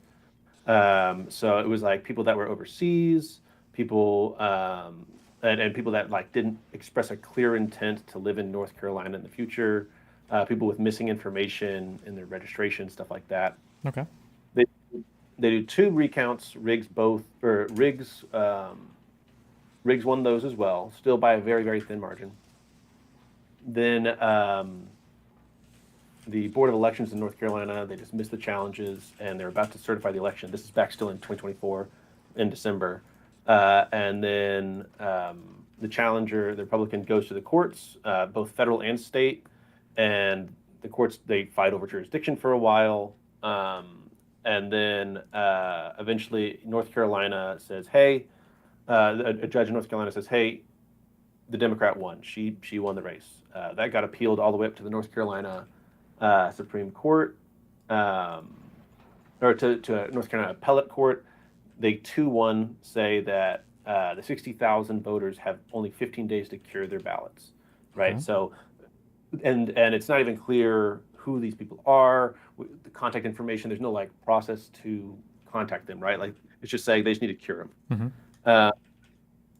Interestingly, in that decision, the dissenting judge notes that there has not been a single ineligible voter identified throughout all of the procedural history of this case. So they're just claiming there's ineligible voters and saying because there could be some, we need to throw all 60,000 of these out. And also that these 60,000 are almost certainly Democrat leaning, right? It's kind of like the mail-in ballot stuff where it's like there's, you know, some level of weight in the Democrat direction, and there's the win is by such a few number of votes, that this could swing it back. Anyways, a few days later, the North Carolina Supreme Court, the skunk, they block the decision and say, give us a second, we're going to look at this. They look at it and they say, okay, we're going to keep 55,000 of these votes, but we're going to say that 5,500 of them have to cure their ballots within the next 30 days. So then, this at this point now, it's a little bit better, but there's still enough votes in play that it could flip. And now actually DGG gets involved. DGG, Progressive Victory, and VGG all have been working really hard behind the scenes to collect the contact information for these voters to make sure we can contact them and make sure that they can cure their ballots and make sure that their votes are counted. It's been a really big effort that's been going on over the last month.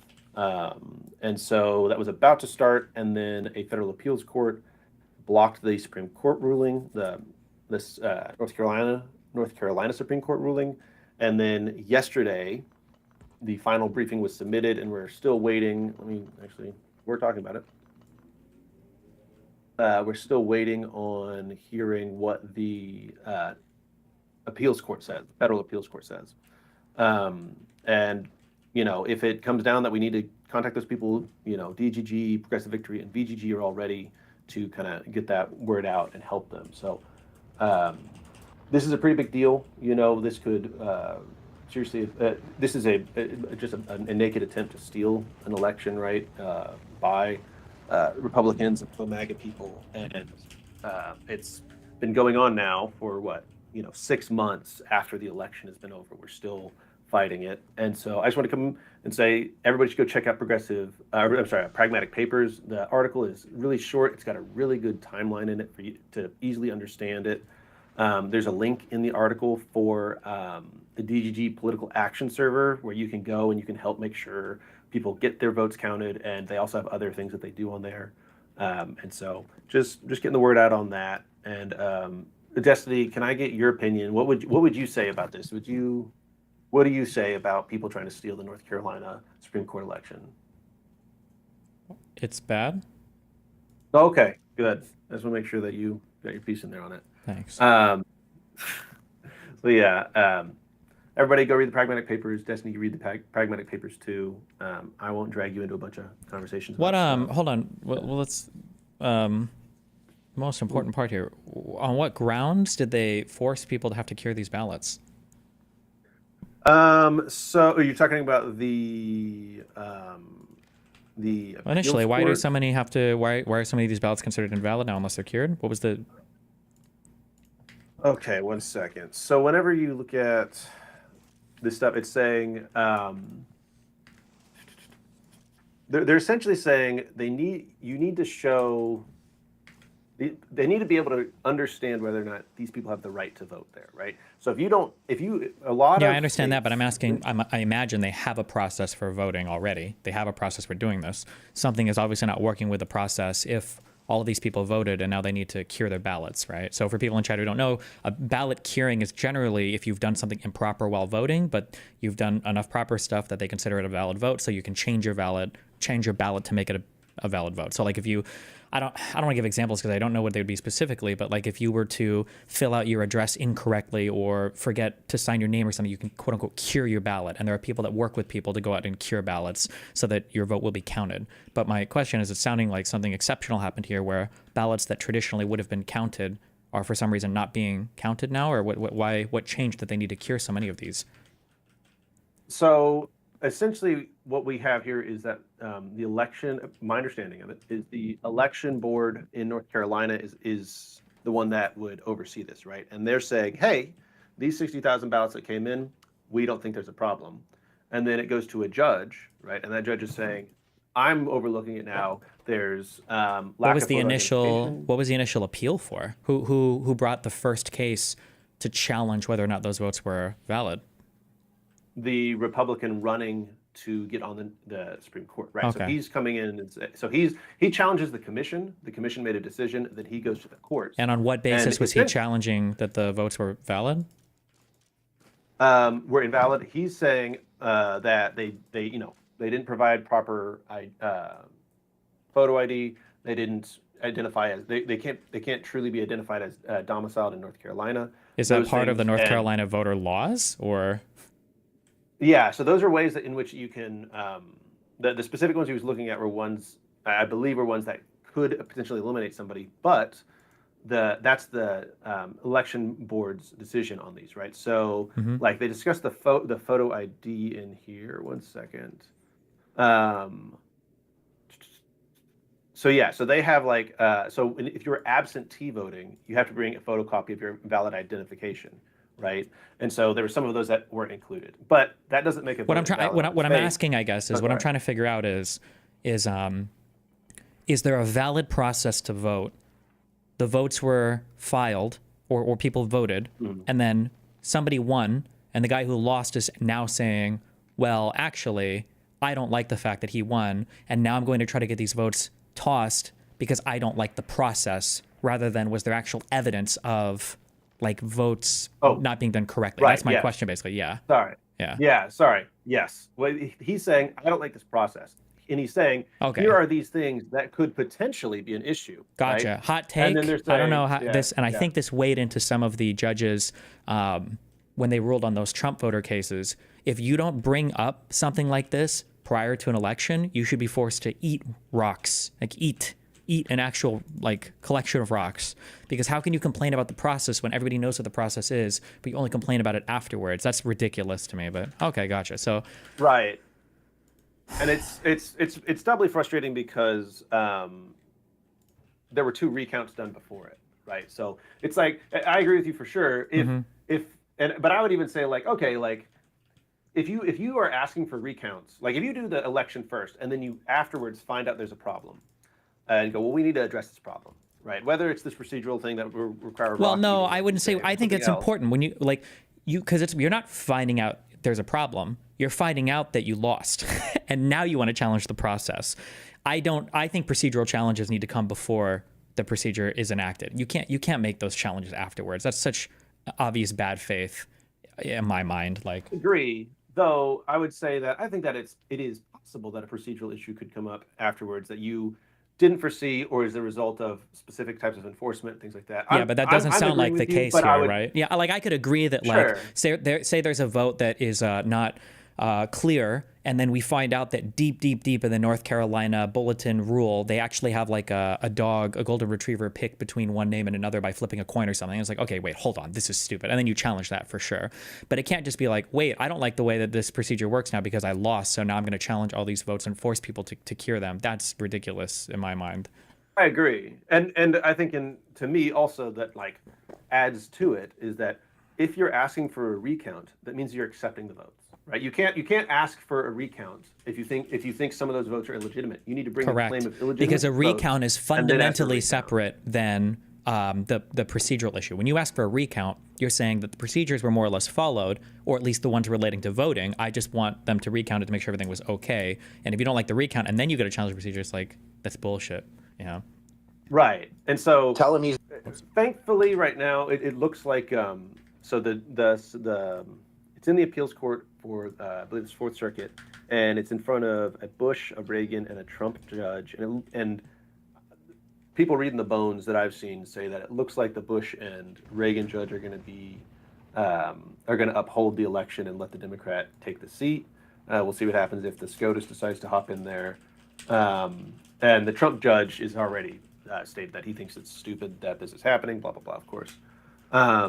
So yeah, no, it's very much a testing of the boundaries for probably larger elections as well, right? I mean, we obviously have seen that Republicans are totally willing to use the courts to try to overturn elections multiple times in the past. This one, it seems a little bit more flagrant in the sense of like legitimately just throwing out votes with no evidence of an issue with those votes, right? And I think that it's a bit of it's at least something that we should note of an escalation, right? Where before, I would say that 2004, you see these arguments back and forth about these recounts, about these different types of ballots. SCOTUS steps in a very inappropriate way and settles it, and then that was kind of that. That sucks. But then you look at like the Trump's election cases back in 2020 or 2021, I guess it would be.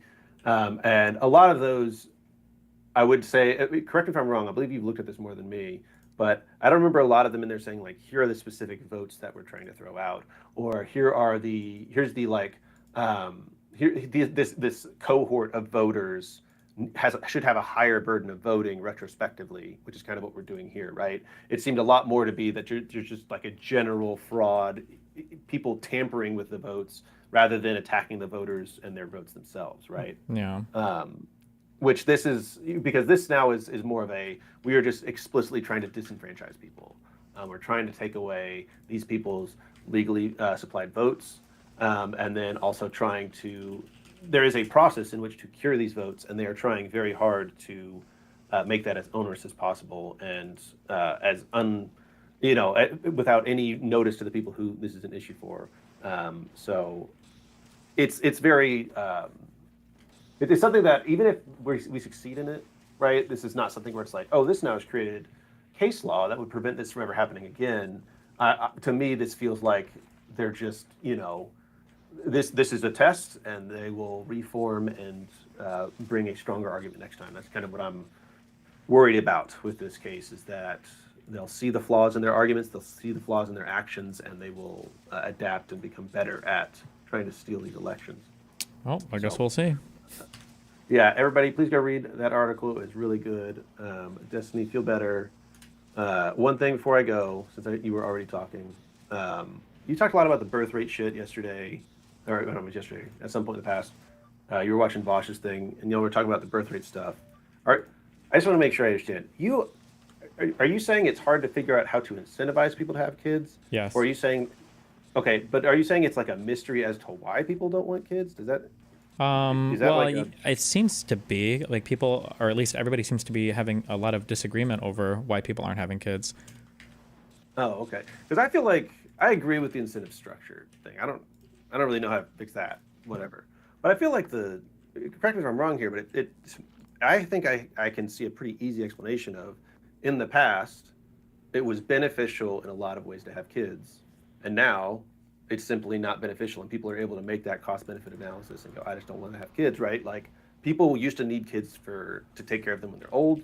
They used to need kids to work on the farm, right? There used to be a lot you more can say societal that, clout but comes the with it. problem is the people that are the most obsessed with trying to get people to have kids don't buy that. They think that we have like some natural, happy human drive to have kids, and that everybody, like God, is driving us in that direction. I don't disagree with you necessarily. You need kids for taking care of the farm or the business, or just because a lot of them fucking die in childbirth and shit. So it makes sense that people have a lot of kids. But people, the more hardcore conservative types, don't buy into that argument. They think that there's some natural biological drive to do it, and the trans Dems or something are fucking up people's normal inclinations or something. I don't know. Okay, so it's more of like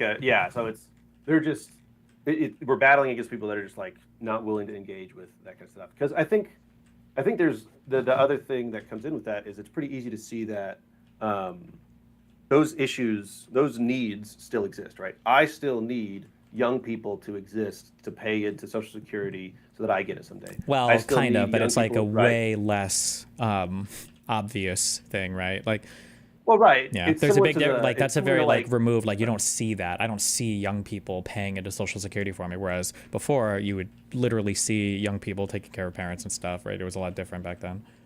Yeah, it reminds me of like talking about like racism as like amongst different races versus like as an individual. It's like you experience those in such different ways that you can't use motivations in one to inform the other necessarily, right? Like in this, it's like, yes, I can see that I need those things, but I personally don't want to have to pay for more kids, so I don't want more. I want everybody else to have more, right? Sure. It's I'm not going to make decisions in my personal life necessarily because I want all of society to get better in those ways, right? If it's too much of a burden. So okay, and then last one, I promise. Whenever I look at the future, and I look at what, like your crystal ball, or I'm just kidding. Sorry, go ahead. Mm-hmm. Yeah, no, I read the bones. I think that there's going to be an end to Trump, and there's going to be an end to MAGA, and I don't need to read the future about the bad timeline because it's going to be bad. There's nothing I can do about it if it goes bad. But in a better timeline in which something happens and their house of cards fall apart.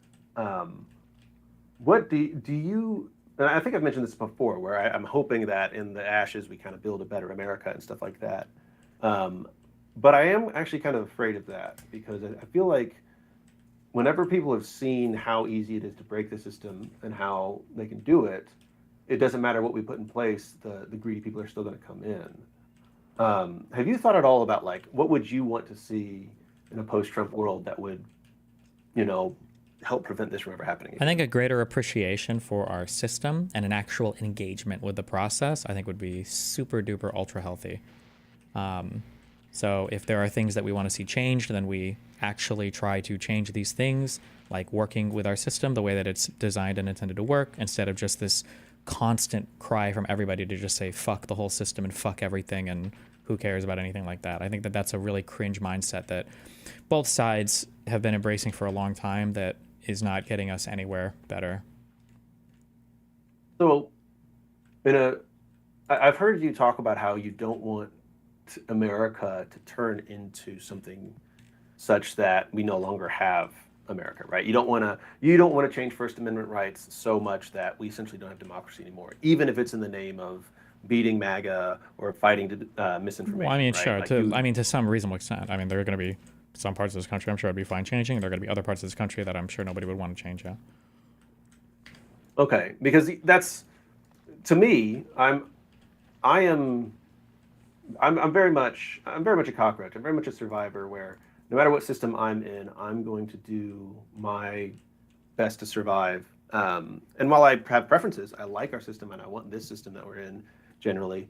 Now, if you told me that I could have 90% of this system of the current form, like the good of Joe Biden's America, I get 90% of that with 0% chance of Trump, in terms of like freedoms and things like that, it's a pretty enticing offer, right? Like it's kind of that thing where I don't want to sacrifice my freedoms for security, but at the same time, whenever I see the result of our current path, it feels like, well, I didn't sacrifice my freedoms and I'm still losing them anyway. And I just wondering on your side, like if we saw, okay, guess what? We've, made it where there's strict government controls on social media, or the press has a much more restricted forms of speech or protesting changes, or the way that information is disseminated regarding medication and stuff like that. Like, would that make you feel like it was not worth? Or no, I'm sure there's. I think all of that is up for debate for sure. I don't think any of that is like off the table. Yeah. Okay. Just interested. I'd heard you go the other direction with it, which is usually in the conversation whenever you're saying that it's with people that are like, we should round up people and put them in camps. So no, I think I've said a ton of times that I think it's good to revisit like fundamental aspects. Like I've said this a lot in regards to say like freedom of speech or freedom of the press. Like I think, or stuff related to like Citizens United or spending on elections. Like these are things that we probably need to revisit because something is clearly not working here. But we all have to be like playing the same game at the table together, trying to figure out, what the fuck we're even trying to do before that happens. Yeah. Sure. So then, like, and it sounds like we still want to have a society that's based on liberal power principles that's derived from the people. Yeah, liberal principles, power derived from the people, and things like that. But then we also want those people to be free. It's hard for me to game it out and to think about it, and I'm not any kind of great mind, so it could just be that I can't figure it out or I can't see it. But it seems like the huge impasse in my mind is, we need to educate people and have them engage, but we also need to let them be free. I don't know how to do that without some kind of draconian measure, and I don't see how those people also then couldn't use the power that they have because of our society to kind of stave off any kind of forceful engagement, right? Like, I think that people are. I mean, this is just stuff you have to fight culturally. You have to be aware of it, and you have to fight you have to fight these things culturally. A democracy will never be able to, by like its rules, ward off all anti-democratic things, right? Because democracy kind of creates space for all of those voices to exist. So you just have to be able to defeat it in the marketplace of ideas. Well, Yeah. Well, but I agree that it should be fought mainly there, but I'm sure you've heard of like an inverse poll tax, right? Where it's like, or like you get a tax break for voting, right? Mhm. Things like that, where like whenever I look at those things where the government can start to influence behavior and things like that, it feels to me like the beginnings of a slippery slope where right now I'm actually very happy with how little the government directly influences people on their voting, right? Like there's no poll taxes, there's no testing to vote, things like that. I really like that. But then on the other side of that, right, it's like, well, how much, when we do that cost benefit analysis, if we had those incentives on voting, right? If we had a thing where you got $100, you got your tax refund is $100 higher if you vote, how many would Donald Trump have won? Could Donald Trump have won the last election if that had happened, right? I don't know. That kind of intervention seems like a low budget for me or a low impact for me. But then at the same time, I feel like that opens the door for us getting closer back to poll taxes or tests for voting and things like that, which um, even ignoring kind of the intentional use of those things to prevent like minority groups from voting, I think that it's even without that consideration, I think that is too far for me. But I don't know. Are you still on the? I remember. I thought I heard you say in the past that you went back and forth between like there's a requirement to vote. Are you still? Yeah, I don't know. Are you still, I'm you back and don't- forth on it. The only thing I just want people to recognize, because we're not even really talking about the subject, we're having like a meta conversation about the subject. If people want to talk about the subject, and this is why it's hard to get people to want to talk about the subject, you just have to be willing to acknowledge the pros and cons of both sides. And usually people are just unwilling to acknowledge, you know, they're just unwilling to acknowledge both sides of the thing.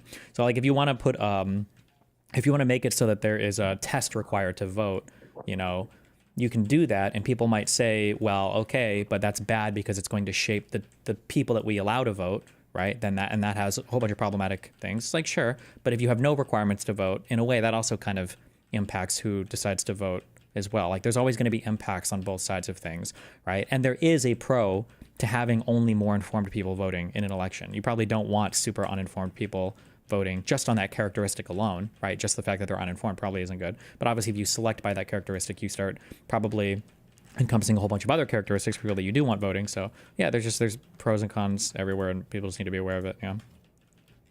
Sure. Like, I heard a good suggestion once that like I have no idea. Like, I've never seen anybody actually implement this or haven't given it a huge amount of thought. But someone said like, well, what if we made it where you had to write in the name of the person you're voting for, right? So then like that is the most clear like sign of an intentional vote for somebody, right? So you wouldn't be able to do down ballot voting.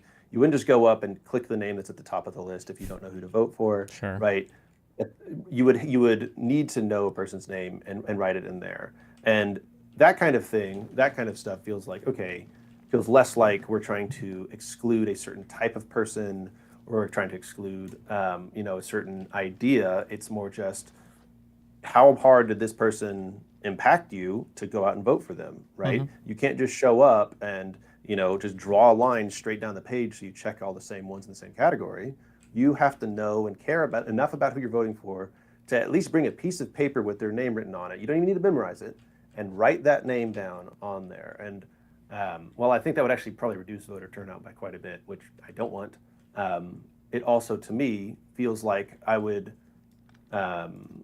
we would have a lot more engagement by politicians in trying to make sure people understand why they should vote for them, and then people on the other side saying, well, I'm going to vote for the people that I actually care about.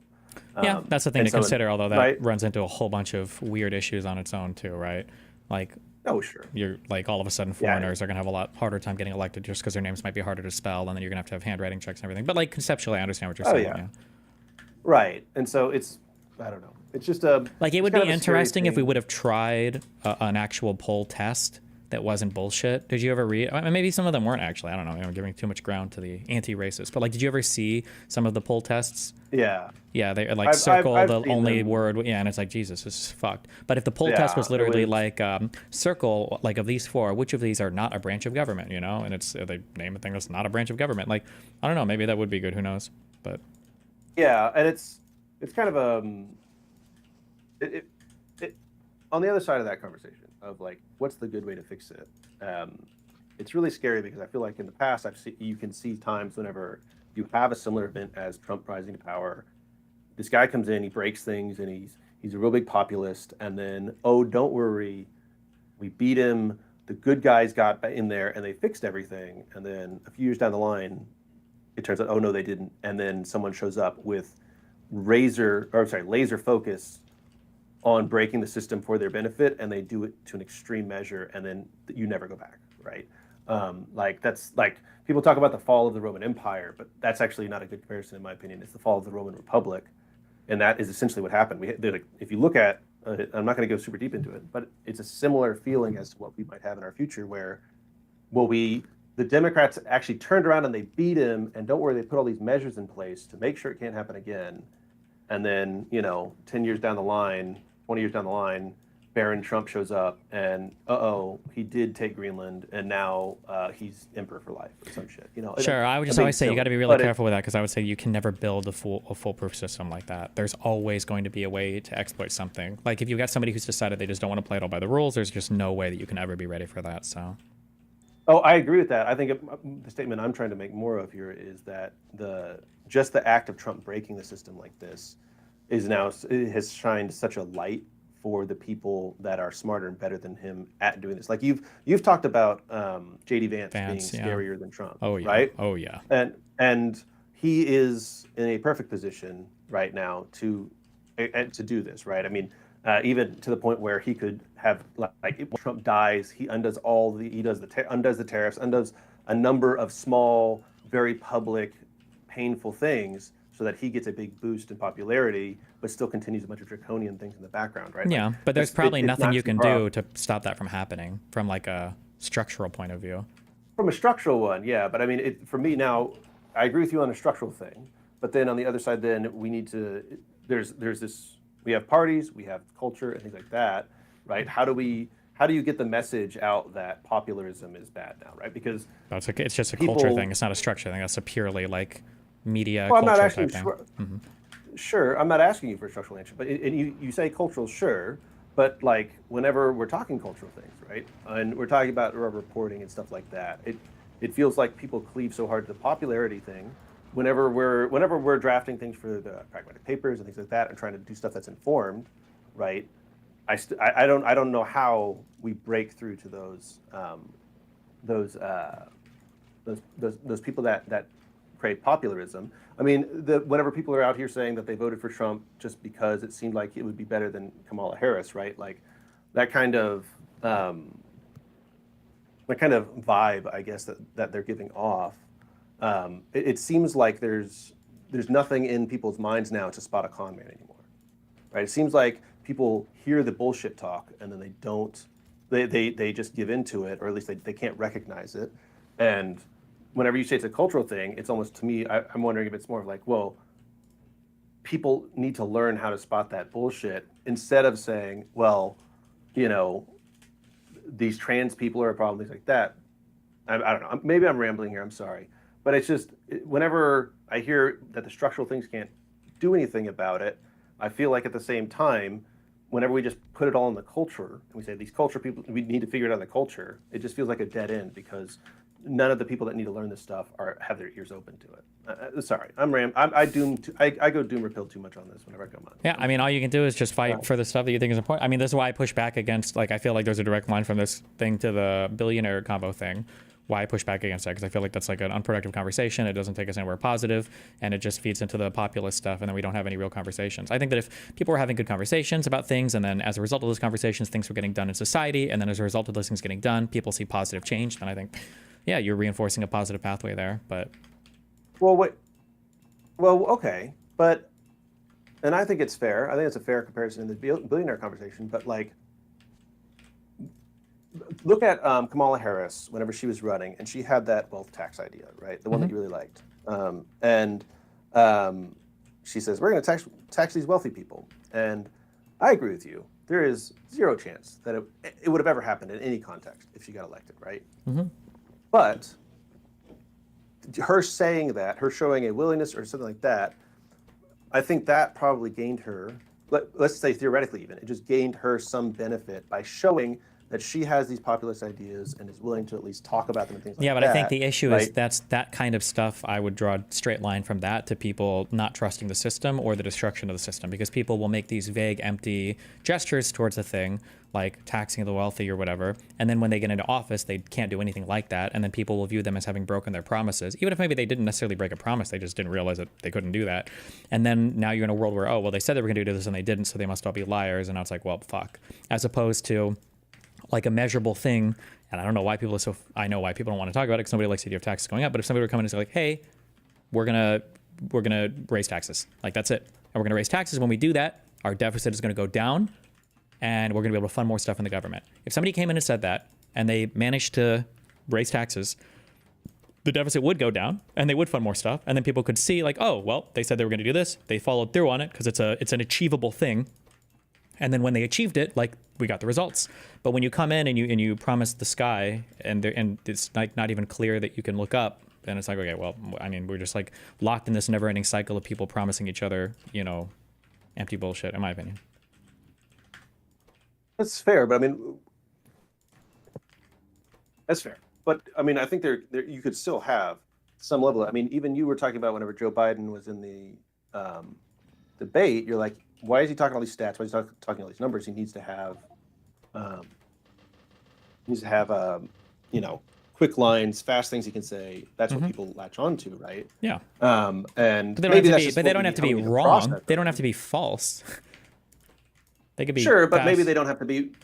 Sure, but they also don't have to be, you know, iron sealed promises that if you break, then that means that you should be shot in the public square, right? Like, yeah, that's true. But like the tax billionaire thing fails on every single level. It's empty populist rhetoric. One, they're not going to do it because there's no achievable way to like focus a tax like that. Two, even if they did some kind of it, it's not going to raise any money whatsoever. So you've put yourself in a completely and totally unwinnable position. And then three, I think you're undermining the whole point of the idea of doing it anyway. Well, at least it shows that we're willing to talk about it. And it's like, well, now it seems like it's just placating the masses because they keep talking about it and nothing changes. And the reason why nothing changes is because there's not any actual measurable goal. It was like Occupy Wall Street with the whole corporations aren't people. And it's like, well, what does that even mean? You want to make corporations not legal entities or not taxable, or what does that even mean? Like, nobody really had any idea.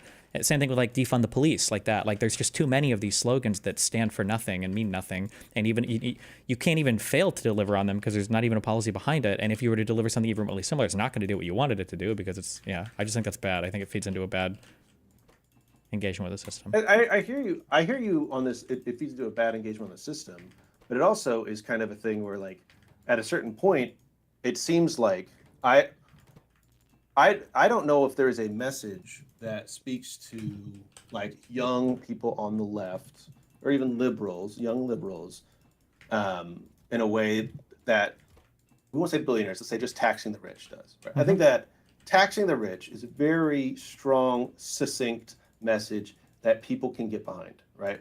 I think that I very much agree with you on the billionaire stuff. I've said that in the past. To me, I think talking about taxation on the rich is a much better subject. I would even go harder. I would say tax the rich is bad rhetoric. It should just be taxes. We just need to raise taxes. We need more money. That's it. It's not tax, because the problem is people don't view taxes. In my mind, people have ontologically, people view taxes as a punishment. Like, a tax is a thing that you make people suffer with, which is why like things like tax billionaires or tax the rich are the popular phrases, because yeah, fuck the rich. We're gonna get them with our fucking taxes. Like, no. Taxes are a thing we all have to pay so we can raise money for the shit that we want in our system, and that's it.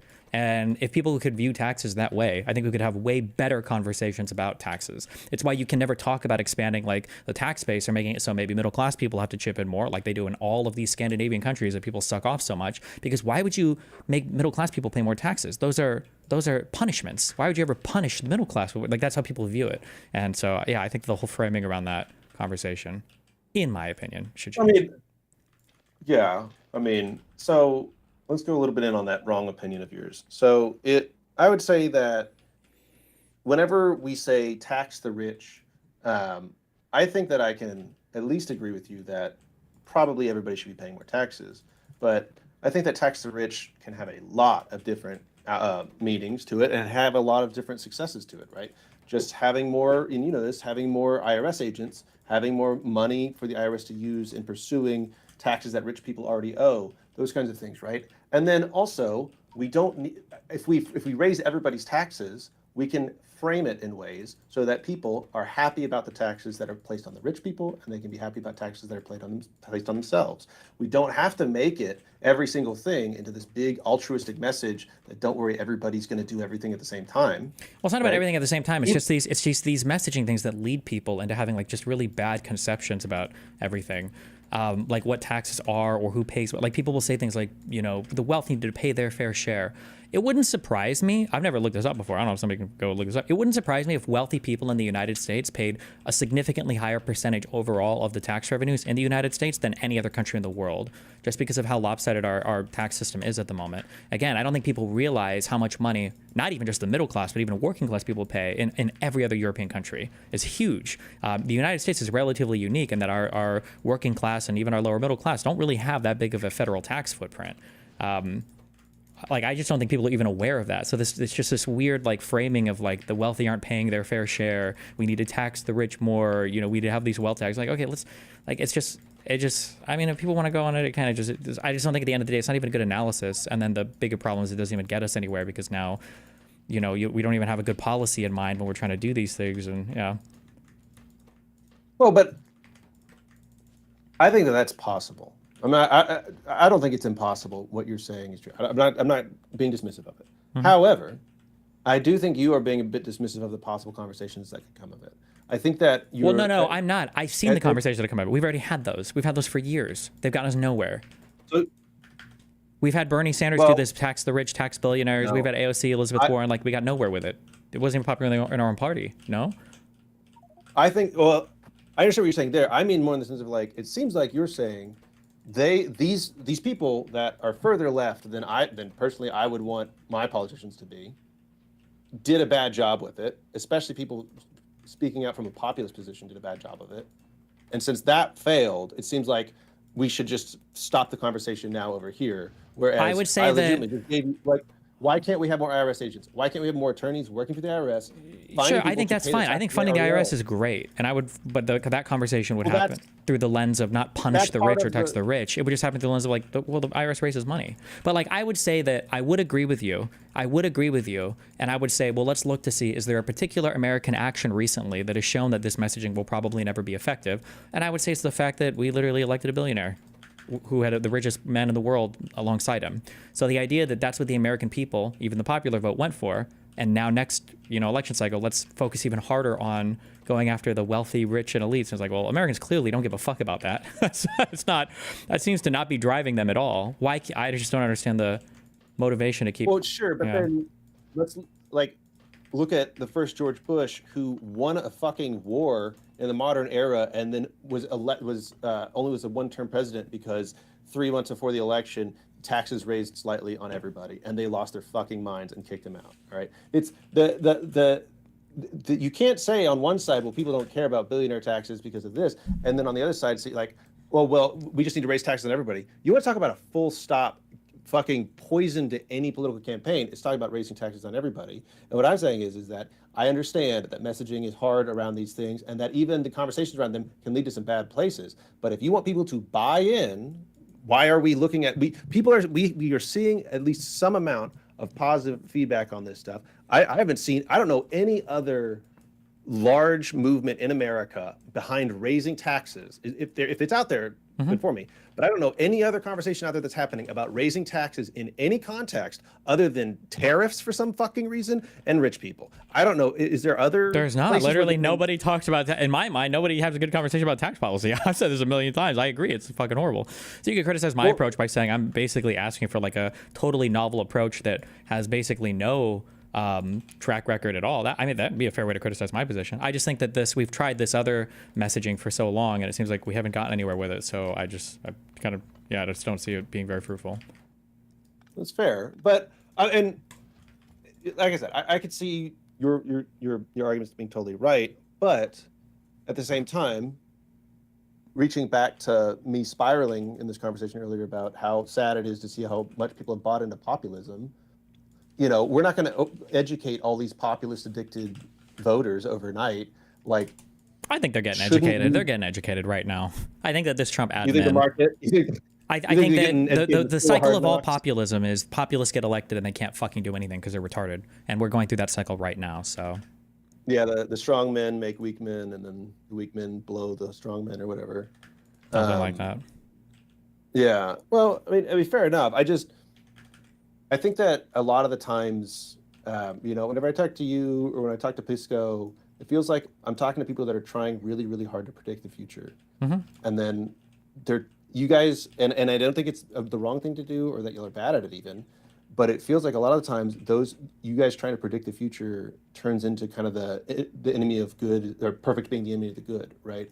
It's not. Hold on. Stop. We're not talking about a suboptimal process. What I'm saying is these things are leading to a fundamental flaw in thought. That's what I'm saying. I'm saying that the fixation on taxes as a punishment is a fundamental flaw in thought that is destroying our. It's the same populist brain rot that's gotten us to where we're at. This is why I oppose things like this. Not because it's an imperfect way to message, but because I think it is genuinely destroying people's. Like even in my chat, I think probably almost half my chat disagrees with me on most of these like tax related takes, or at least the ones that speak up about it seem to. Like, I think that people are not capable of conceptualizing what taxes are, why we need to pay them, what the purpose of them is. I still think the majority of people, even in my chat, think that taxes are a punishment for wealthy people. And as long as you think that, you will never have a functioning system. So I wouldn't want to engage in any rhetoric that furthers that type of thought, because I think it's destructive. I think it's rotting, it's corroding. So it's not that I'm opposed to something that's like not perfect. I just think that it's just pushing us in a different populist direction that's inhibiting our ability to have any real conversation about how to fix anything, is my thought. Sure. Two things on that. One, and I think that I agree, the context in which I agree with you on this is that I think right now this administration is showing people how much their taxes, the taxes they pay impact their lives, right? Like, I think that this administration is showing that we are now removing all of the things that you've been paying for with your taxes and making things worse. And I think that it's on the Democrats to put that message out there, to say, like, look, this is the money that you send in helps us do these things, helps us establish this stuff internationally, things like that, and it is now being destroyed, right? And kind of make that positive argument that you're saying about taxes of we are good people for doing this. We are, this is a virtuous thing to pay taxes, right? I think that that's there, and I think that messaging, if done right, totally could lead down that path of avoiding using this dangerous populist language that you're saying. But two, right, I feel like we keep talking about midterms coming up and how we have 3 years and however many months left of this. And it's like, it's not that we have that much left and then it goes back to normal. It's we have that much time left until it's over, until we are either done with the American project or we have somehow wrested control back from these insane people at the helm. And we're sitting here talking about the dangerous language whenever, for me, we need to use all the weapons at our disposal. And maybe that's kind of the black pill that I'm at, where it's you know what?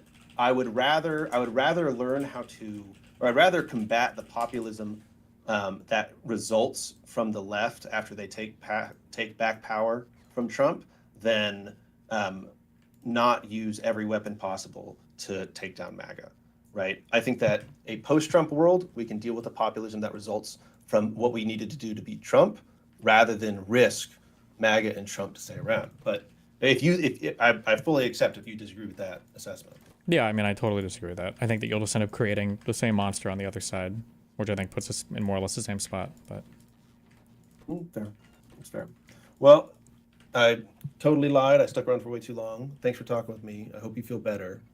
Everybody, go read the Pragmatic Papers. Go check out that really cool article with a really good timeline. And everybody go and join the Political Action Committee, or Discord, sorry, not committee, and help out, make sure that we get those votes cured. Also, just so everybody knows, VGG and Progressive Victory have both been pulling their weight way more than us in this one. So calling y'all out. Y'all need to do step it up, or else Voosh is going to be able to claim that he did all this. I'm linking it now. Okay.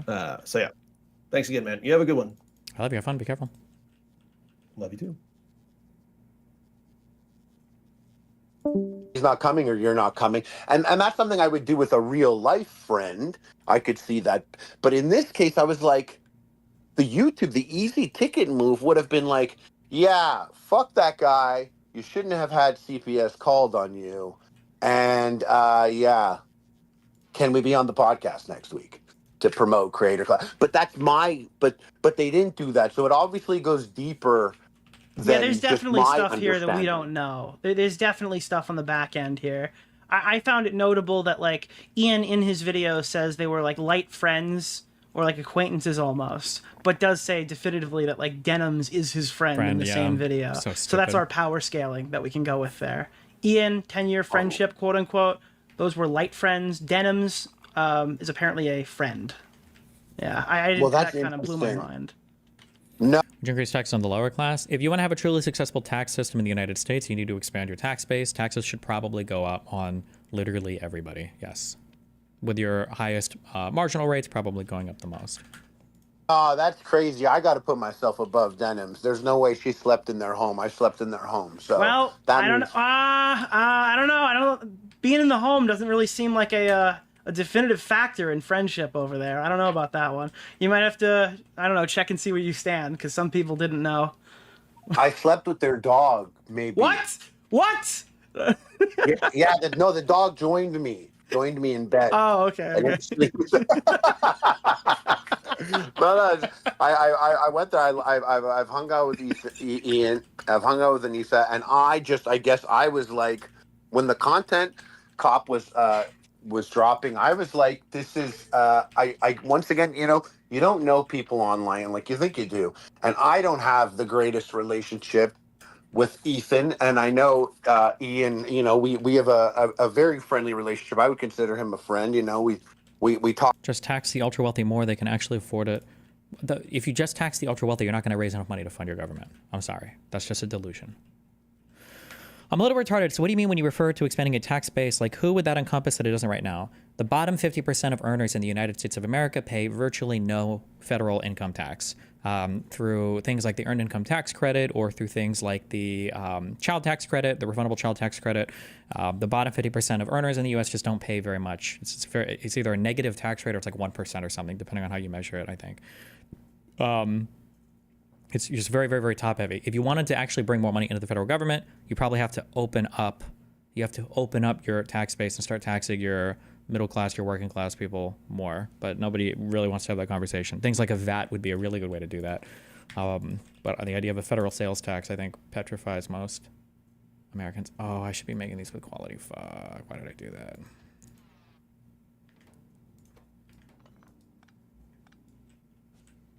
Wouldn't that be extremely bad optics? It would be.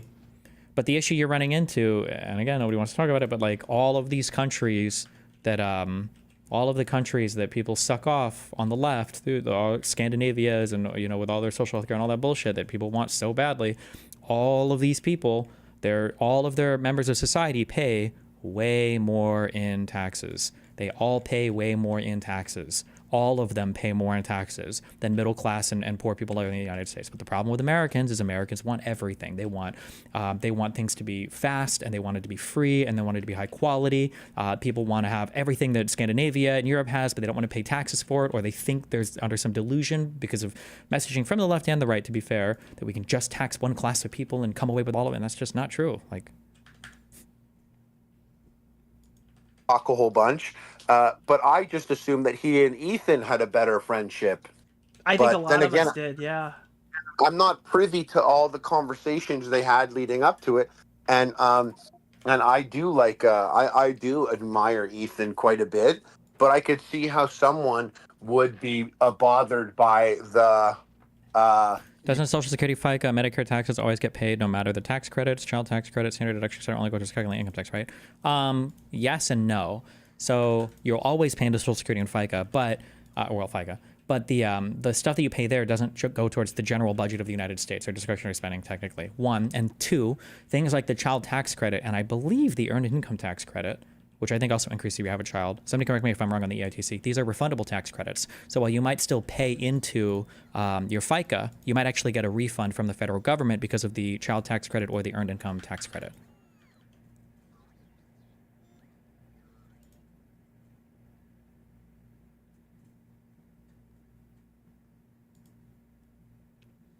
you have to denounce that guy. Yeah, Or- nobody ever likes being put in a position where it's like me or them, you know? Right, Ultimatums. but then again, my real life friends, I could do that. God, I hate these conversations. The wealth distribution in the U.S. is highly skewed, with the nation's top 1% owning a significant portion of the nation's wealth. If you care for the 2 people out there that don't have their minds made up on this topic, if you're curious and you want to know really quickly if somebody's full of shit or not, if you ever want to have a conversation about taxes and people bring up wealth, then you can very just safely just ignore anything they have to say about it. That's just totally irrelevant to the conversation. Wealth is not at all what we're talking about. When we're talking about taxing people, you're talking about taxing income or other forms of consumption taxes, basically 99% of the time. Easily to them. I could ask that to them and they would all be like, yeah, for sure. That guy's a fucking weirdo, dude. Like, it's like ProPublica does this a lot for some reason. Well, it's not for some reason, because it makes it look better for what they're arguing. Weird guy to make a stand on. Yeah, for influencers and stuff like that, it's a whole different game. But for a chatter, they're thinking like, these guys are human beings, right? When money's at play, when like events are at play, it's actually like a little bit more complicated than just, oh, these guys are human beings. That's like a human emotion that you'd expect him to feel. There are a lot of fucking snakes on this platform. What I feel is like what I thought was, for me personally. Fuck, okay. I've been half listening to this. I don't want to listen to the rest of this. So what? So did Harley say why he quit? Was it over the content nuke stuff? That's what they're kind of talking about now. So I'm guessing it was. Which was like a lesson, was that like when Froggy made the joke about Anissa, I have always been in the belief of like, oh, he insulted her, so Ian removed him from the event. Yeah. I understand how that happens. A lot of people will say, well, he kind of walked it back. I'm pretty sure he said it was more because of the Sam Hyde connection. Yeah, not just because of the it was just my sentiment when I jumped into it, and I remember that's how I felt about it. That's what I thought, and I know a lot of people are like, it's not even a bad joke, and I was like, yeah, maybe it's not a bad joke, but at the time I thought to him it was a bad joke, and he felt that way. But whatever, that's just. And I jumped in, and the messaging got jumbled and all that. But then when this happened and this Froggy called Gila a cunt, my logic was, well, hey, that's super easy. The only people getting the earned income tax credit are part-time employees. I don't know why Destiny keeps bringing that up. I don't know where you got that information from. I'm sure if you work part-time, it's probably easier to get it because I think there are thresholds for income. But I think if you have a kid, I think that threshold goes up, or other dependents. The only, so you don't want to tax gains in stocks? No, nobody wants to. It's just a clusterfuck. And it's not even a good way to raise money.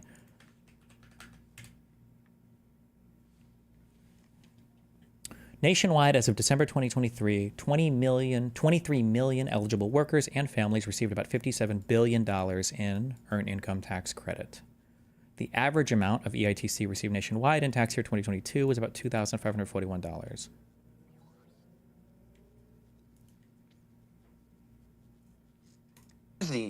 You're closer to Gila than I was to Anissa, and I jumped in for less than you guys are willing to jump in for, and that's your friend. I even went on Twitter and I was like, this guy's a fucking weirdo. And he is kind of weird vibes. That's a really good point. I didn't even think of it like that. Yeah. Well, that's me personally. I was like, oh, it made me look back and go, oh, I shouldn't have said anything ever at all. And then when they were talking about how they felt about harassment, they made valid points, but it's like when you remove the friend aspect, it's like this person is a friend of yours, but then again, they have private conversations. We don't know these people. We have to remember, we don't know these people. We really do. I know Netherlands has a 6% wealth tax if you have more than 57,000 euro in stocks money. There is no shot that the Netherlands takes away 6% of your wealth. I don't believe that. Every single year? Them maybe better than anyone else here, and I really don't know these people. Well, are you a bit afraid of your position right now? Because the way I see it, you had the Sam Hyde connection, okay? You don't have it anymore as far as I'm aware, but you definitely had the Sam Hyde connection. And now I've seen... Wait, I'm not educated on taxes that well. I paid $12,000 in taxes this year, but got $3,000 back. Is the $9,000 not paid in taxes? Yes, you paid $9,000 in taxes. A refundable tax credit is a tax credit where you get the money back even if you didn't pay it in, though. So let's say you qualified for, let's say you get a child tax credit and an income tax credit. Federally, you might have had $2,000 in taxes withheld, but you might get back from the federal government $4,000 in taxes. So that's what a refundable tax credit is. You get the money back even if you didn't pay it in first. Top 3 programs you would fund with the increased revenue? I don't even know. Probably some sort of healthcare thing, because that's probably the thing that's the most visible to people, so they'd be happy to see their tax dollars going to something. Seen on your social media, you can talk about this as much or as little as you want. It seems like you've been pretty critical of iDubbbz recently with a few of your recent tweets, and you're the headliner. 2 months from now, you'll be fighting for them. I definitely did, and I messaged him about this. I did point out that he used Ichigo's Bankai first form there. The sword does have a swastika on it. I've watched that show, and I remember when Ichigo first turned Bankai, I was with my friends, and a couple of us were Jewish. We were very happy to see him turn Bankai. We were like, oh, what? This is... And then when the sword revealed, the room did get kind of quiet. And this is like 20 years ago, you know? We're like 23. Jesus Christ. The fuck? One guy in YouTube chat said, Destiny, please do not engage with that Dutch law question as a Dutch lawyer. That question about wealth tax is very problematic and way too long to explain in a 1-hour conversation, let alone here. And then someone in DGG said, 6% wealth tax for the Netherlands is real, but it's not the full calculation. It's 2% on money and 6% on stocks, and then you only pay 32% of the amount. Jesus, okay. The fuck? And I'm looking at, and I remember me and my friends, we were younger, we instantly were like, that's a swastika, or kind of. Depends on which way you look at it. And we always watched the show. We'd be like, oh, they don't want him to go Nazi on them. They don't want him to go racist for him. I understand the refundable tax rate I'm getting. I'm just trying to weigh in when you say the bottom half don't pay tax. I'm saying that in terms of the overall money we make, what is it? Bottom 50% of American taxpayers. Like the average tax footprint is like very, very, very low.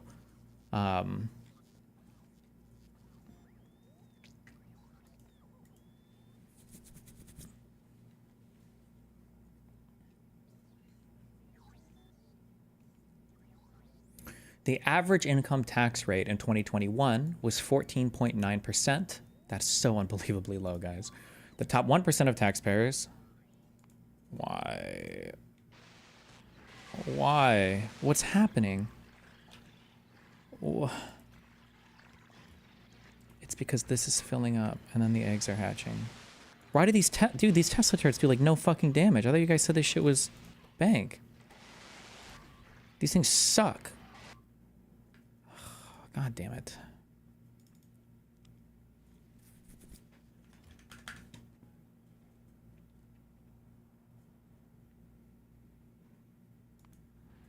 Those bugs are immune to lightning. Oh, good one. Please tell me I have fucking laser turrets in here. Oh, I have one. Kill me.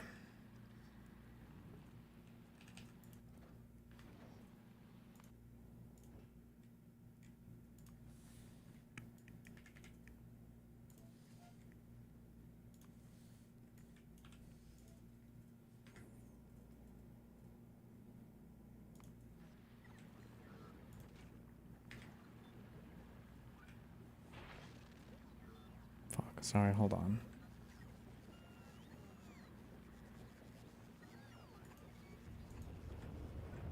I don't even have chests, do I? Oh no, I do. Oh my god. Dream. Okay. What the fuck else is this ship even waiting for? Oh, it's because I put this bullshit here. It's stupid.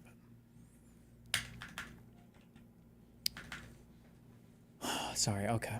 The average income tax rate in 2021 was 14.9%. The top 1% of taxpayers paid a 25.9% average tax rate, nearly 8 times higher than the 3.3% average paid by the bottom half. The bottom 50% of taxpayers, on average, pay 3.3% effective income tax rate. The top 50% of all taxpayers paid 97.7% of all federal individual income taxes, while the bottom 50% paid the remaining 2.3%.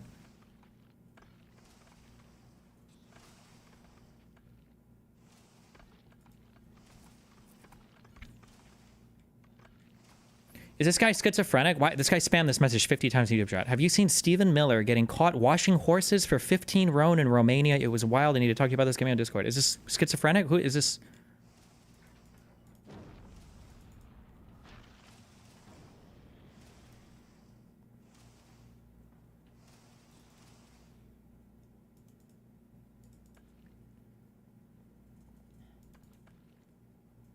It's a copy pasta meme. Okay.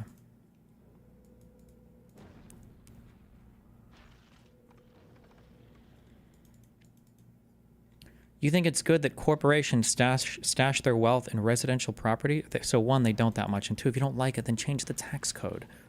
Don't tax advantage residences like that if that's what you want, or real estate.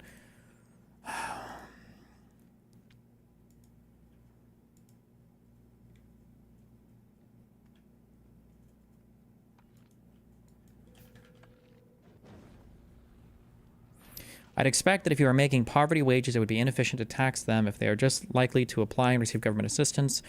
Everything below poverty pretty much means you're spending every dollar you bring in, so those people having more money means they're likely generating a lot more taxes through sales taxes and other taxes. Rich people pay less. Maybe, but I mean, Corey Lulu, that maybe at the very bottom, sure, but Americans just don't understand. Everybody else pays way more in income taxes than you guys do. If you guys want to suck off Scandinavia constantly, that's fine, but it's not like people making fucking, 100,000 kroner or whatever in Sweden are paying taxes. They pay taxes on their income. It's only in the United States that people are like, I only make 36,000 a year. I should basically have zero tax footprint. You can't have this world where we have no tax base, but we also want to fund the most aggressive social programs in the world. You can't do that. You have to pick one or the other. I don't know what else to say about it. I don't know what else to say about that. It's just taxes. And that was because we acknowledged immediately when you look at the sword, you're like, that's a swastika on the sword. So if I were to be, hanging out with the Twitch All-Stars and the whole Sabra thing and all that, I definitely would have, once again, I have to be like, we're on YouTube. I'm going to assume that's a conversation starter. That's going to get comments. That's going to get engagement. You grab the Nazi sword.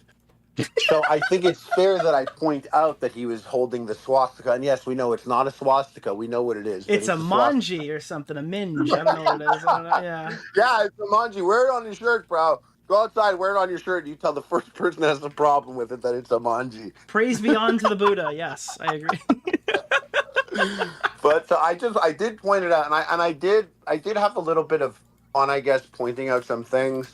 But I do get people messaging me that are like, you got to drop up, bro. You're gonna fucking dance monkey for people that hate you, dude. Don't even and it ends up getting into this place. And for me, and I don't know about the other fighters, but just for me, I'm just kind of like, oh, cool. The fun little charity fundraiser has now been attached to a decades-long bloody holy war in the Middle East.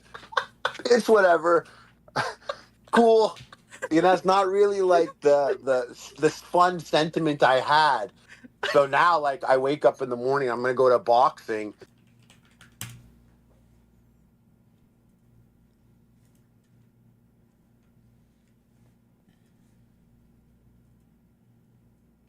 Taxes as a share of total labor cost, personal income tax, employee social security contributions, and employer social security contributions.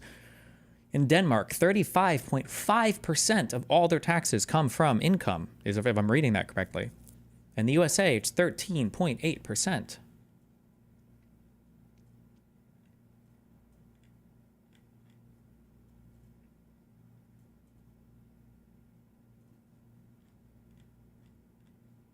So talk about what the effective tax rates are by middle income earners.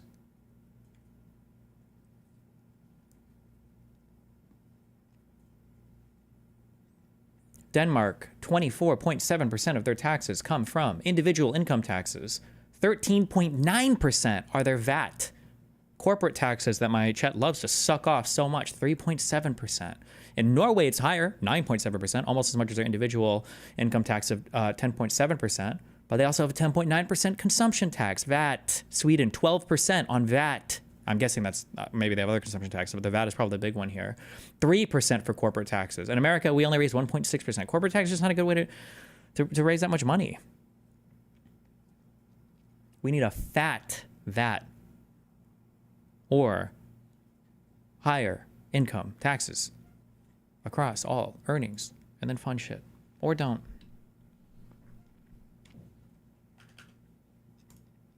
I got to think about Israel and Palestine. What's going on? Dude, you got to fight. You got to fight the good fight, all right? Do you think when they fly in Bad Empanada to be on the red carpet, are you going to feel safe? Harley Morenstein? Are you gonna feel safe when Bad Empanada flies down, dude?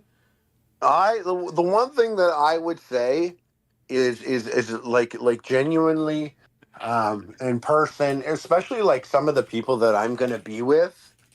Like I hope no one says anything stupid or is dumb about it or anything like that, because like it's an uncomfortable topic, and there are people around me that are sensitive to the discussion. And I mean, I have conversations with Nazis. I'm not the best grade of what is what is good or what would be make people comfortable or whatnot. I really do just me. So I think like I Am just I the would Nazi? Just not. to be clear, am I? Is that me? No, you're not a Nazi. Oh, because Hassan calls me one, and he has a swastika sword, so I don't know. Oh Yeah, yeah, I don't no, know. you're a red-pilled manosphere woman hater. There we go. All right, that's the only way we can not like Anissa Joma. It's got to be incel, manosphere, woman hater. No other reasons possible. No, but I said some good words about you. I've expressed that before because I had gone on your podcast before and I mentioned them. I was like, oh yeah, I went on the podcast. I feel like now I have to less clear things. Mm-hmm. Like I feel that I'm in a place where I have to clear things less. When I You gotta clear them down. Okay, I don't care about this anymore.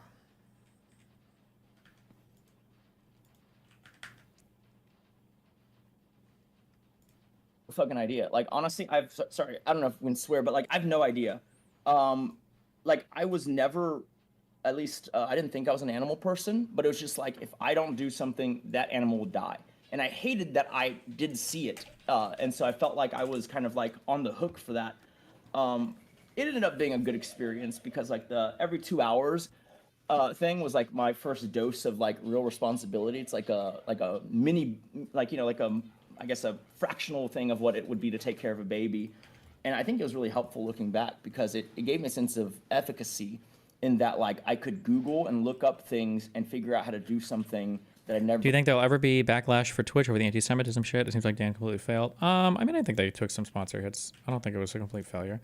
And it brought attention and awareness to it. Will they ever get like full accountability for it? Who knows? Who knows? Ever done before and succeed at it, you know? Can I think for a second? Yeah, go for it.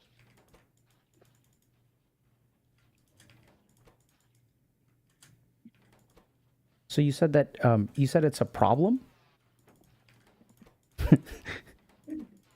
If I know about an issue that I could resolve, I kind of get obsessed about resolving it. And so my answer to that is to try not to know about many issues.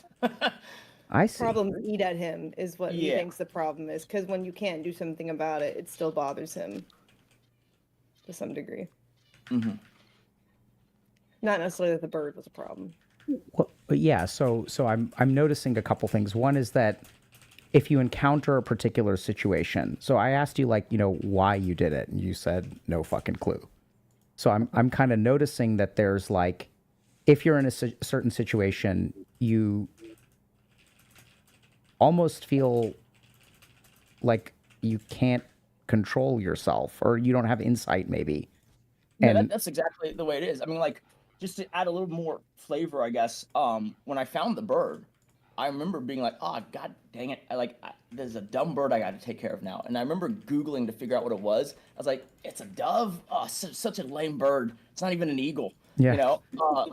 There was no, like, affinity for birds before that. It was just, like, I needed to do this because I kept, it's on my daily walk through. Do you think Trump's VAT argument for tariffs makes any sense, even if tariffs aren't a good idea? No, because tariffs aren't a VAT. VATs need to be added at every stage of production, and they don't necessarily favor or disfavor domestic or international. The place doing an inspection that like I keep seeing this, and luckily I didn't encounter any other young wildlife that needed a home, so I didn't end up with any other animals. so once you run across a problem, it seems like you sometimes have trouble like kind of letting go, and you almost feel like you have to respond, yeah, like like a duty tractor bound. beam just pulls me in. And I'm noticing Amaranth is saying, "Oh yeah." What is letting go is a thing that he is the least skilled at. And get, VATs are at the final stage? What? I thought you could add a VAT to every stage. I thought that's why it's called a value-added tax, because you can add that, because any stage in which you add value, you can be taxed on it. do y'all feel comfortable talking about that a little bit? A VAT that's only at the final stage, wouldn't that just be a sales tax? At least Yeah. I do. Yeah, that's fine. Okay. Let me just think about whether I feel comfortable. I mean, like, so that feels really natural to me to go into the conversation right now, and I want to also acknowledge that, you know, we may have a particular goal of like where we want to get to, but I like to kind of ease into things if that's okay. And I'm super curious, what's it like to be married to someone like that, Amaranth? I would say more pros than cons, honestly, because obviously we've built like a great life for ourselves. You know, we have a fairly nice property, I guess. It's like 2 lots together. We have a lot of nice cars. We have a lot of animals where we can take care of because he can't let go, right? The obsessiveness pours over into work ethic too. Mm-hmm. He's very responsible, and that's nice to have in a partner, right? A lot of drive there. So the only negative Stupid question maybe, but a VAT would increase the cost of the good to the consumer, yes? Yes, it would be a consumption tax, yeah. part is when you mix that obsessiveness with the work grind, which makes sleep not as adequate, I guess, when you're getting sometimes 3 to 5 hours a night, but the obsessive tendency is still there. So now you have sleep deprivation with obsessiveness, and that can result in I guess prolonged fights over stupid stuff, you know, arguments when there really shouldn't be one. So like I appreciate the fact about myself, I guess, that like I'm pretty understanding when it comes to humans in general. Like I know like the incels, for instance, it's not me personally, it's just a projection of what they've been through life experience. I know that a lot of the times if we're in a fight, it's not me that he's mad at. He's stressed by all the factors in life because he does all the adult things. I'm essentially the kid, you know. All I do is stream, and essentially I get to do what I want and have fun and make money at it all day. He takes care of all the taxes, all the bills, all the employee management, and on top of that doesn't get much sleep, and then also has this obsessive thing. And so then sometimes that just results in like him, you know, going on and on and on, prattling on about a thing that's bothering him, which is fine, but it does get, you know, tiresome sometimes. But I'd rather have the all the good parts about like an Is obsession. a VAT regressive like sales taxes are? Yeah, it probably is. Just because a tax is regressive doesn't necessarily mean it's bad. Like some forms of regressive or some forms of consumption taxes are almost always going to be probably regressive to some extent. But just because a tax is regressive doesn't mean it has to be avoided at all costs. Ideally, you're balancing this out with other types of progressive taxes at some part of your system. It's a personality than like someone with low drive, for instance. So, pros and cons. Mostly pros. What's that like to hear, Nick? It kind of tracks for what I assumed. I will say though that I've been a very like it's like I kind of have seasons as a person because I spent most of my, you know, adult life leading into maybe, you know, pre-college, being very low or seemingly I thought I was low ambition, and my parents hated that, you know. I was in a fallout for Amaranth doing the crying stream on her phone with her husband calling him abusive, and everyone was mad at Nick, but then nothing happened because she's based. She doesn't give a fuck. I remember telling them at one point, maybe I don't want to go to college. Maybe I just want to work, you know, whatever hourly job. And like, I made them mad a bunch, and like I was very low drive. But like for me, it was like, I don't know, something clicked, I guess, in college. Nothing like class wise. It was more so that like, well, you know, my dad had a maneuver where he said, okay, I'll let you drop out of high school if you go find a job. And then I ended up working at McDonald's for a year. But that's a whole aside. But then, you know, after that, I kind of like understood that like, okay, so there's like value in that. And I've always been a person who's like fairly opportunistic in the sense that like, I've never wanted to do anything entrepreneurial. I still remember in class when they'd ask, because I was a business major at one point too. And so they were like, who here wants to start a business? And it's like 90% of the kids as freshmen raise their hand. And I'm looking around like, oh shit, okay, we're doing this, you know, like I'm not doing a business, just raising my hand. Yeah. And so like, I've always thought I was just gonna pick like the easiest path forward but you know, sometimes that path, I guess it's not really easiest path forward, best risk adjusted path forward. And so like when life presented an opportunity to, you know, kind of get an asymmetric return for seemingly not that much work. What do you mean by that? Like, so I was in investment banking at one point, and so like, and this is pre-financial crisis kind of. So it was like, oh yeah, you're gonna work like 100 hours a week, but you're gonna make like, you know, at the time it was a lot of money, 140, 120K starting, right? Like in 2009 was good money. Okay. Yeah. And so I was kind of mentally prepared for that, and like, you know, early influencer stuff was a really phone it in business. It like blew my mind. Like you know, someone would call about a sponsorship and you'd call them back and it'd be voicemail and they'd call you back in a week. And like, you know, having the investment banking background, I was like, wait, you don't call them back same hour, you know, at least same day.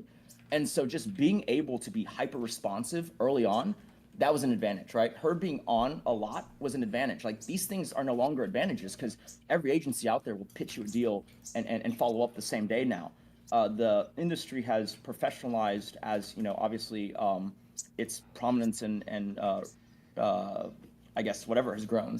And so it's a different business. And just at the time when at inception, it was just seeming like it was easier than anything we were doing because she was doing something entrepreneurial before that. I was obviously grinding these like crazy long hour jobs. And it was like, oh, be an influencer? Like, are you kidding me? Are you kidding me? What is that? That's too good to be true, or what? This, I mean, look, I know it's not all, you know, rainbows and whatever, but like, it seemed like it from the outside looking in, right? Especially those early influencers. You know, I was actually a big Redfall viewer for a number of years. So yeah, like, it's like it looked fun, right? Like, oh, you have like a lot of money and you get to do whatever you want on a daily given basis or whatever, like you know, just kind of whatever your whims are, as long as you can make it entertaining, right? And that just seemed like a pipe dream next to being, you know, crunching Excel for 12 hours a day. And so what is the reality of it? I ended up crunching Excel for like 6 hours a day because early on in her career, I was tracking every metric.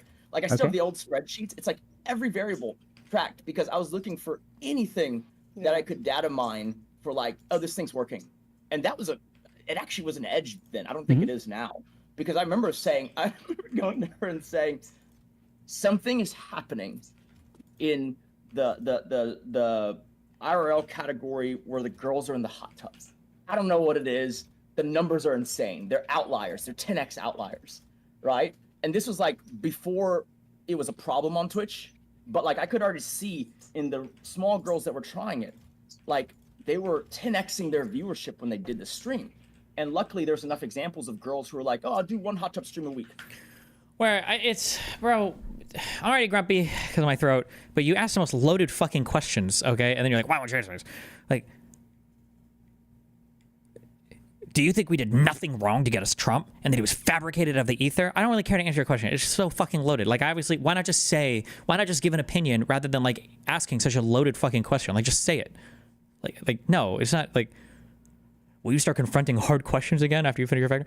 Do you think Trump came out of nowhere? Why do you think it was inevitable? You don't think we could have made internal changes in 2012 and 2020 to prevent either of his terms? I didn't say he came out of nowhere, you fucking retard, so I don't know why you're saying that. I didn't say he was inevitable. I've said the exact opposite, so I don't know why you say that. When you say you don't think we could have made internal changes, I don't think we could have necessarily made changes to the structure of government to protect against somebody like Donald Trump. That's what I've said specifically. I don't know what's so hard about that to understand. The issues we have relate to media, they relate to culture, they relate to the existence of the internet. These are the problems that we have, and maybe to some extent some government policy, but I don't think there are significant changes we could have made to the government to prevent somebody like Donald Trump, who won the popular vote and who won the electoral college, to become elected.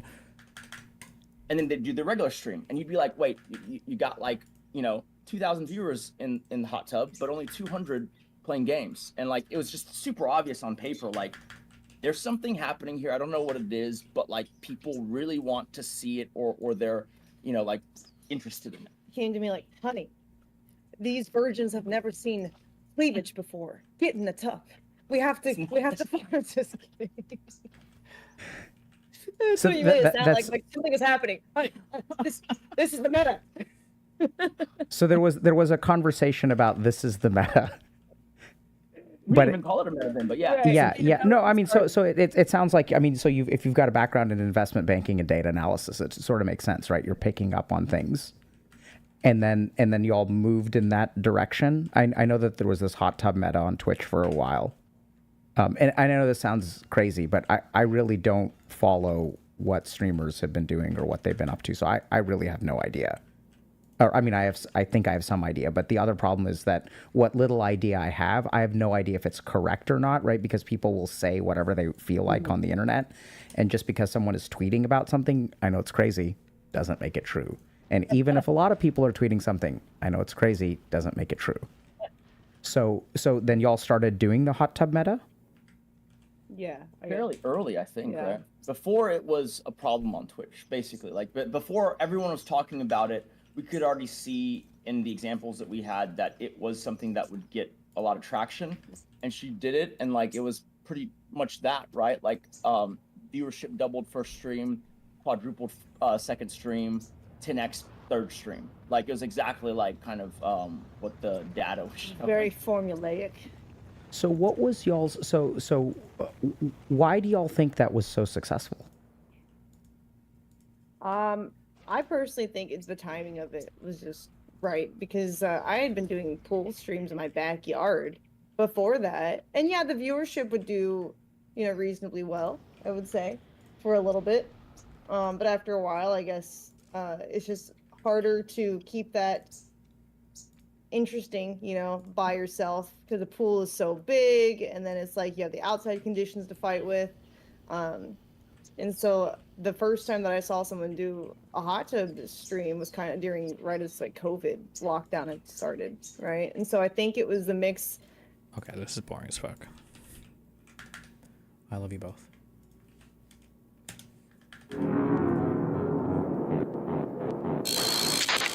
Look at this shit. Telling women to take one for the team is tone deaf in a patriarchal society which respects consent. Yeah, I didn't like this video. Biggest L I've seen him take in a while. When the f did I say that? What the hell? People are crazy about this shit. Why? Wait, repeat? In a video where I said the world is objectively experiencing a lower average birth rate that seems to be caused by a wide variety of issues, and it is something to talk about. And for some reason, I guess people think I want to make camps? I don't know. It was when you mentioned pregnancy as a job, you described it as a civic duty. That's not asking women to take one for the team. Wait, what? That doesn't make any sense. I think that cleaning up litter is a civic duty. What is that?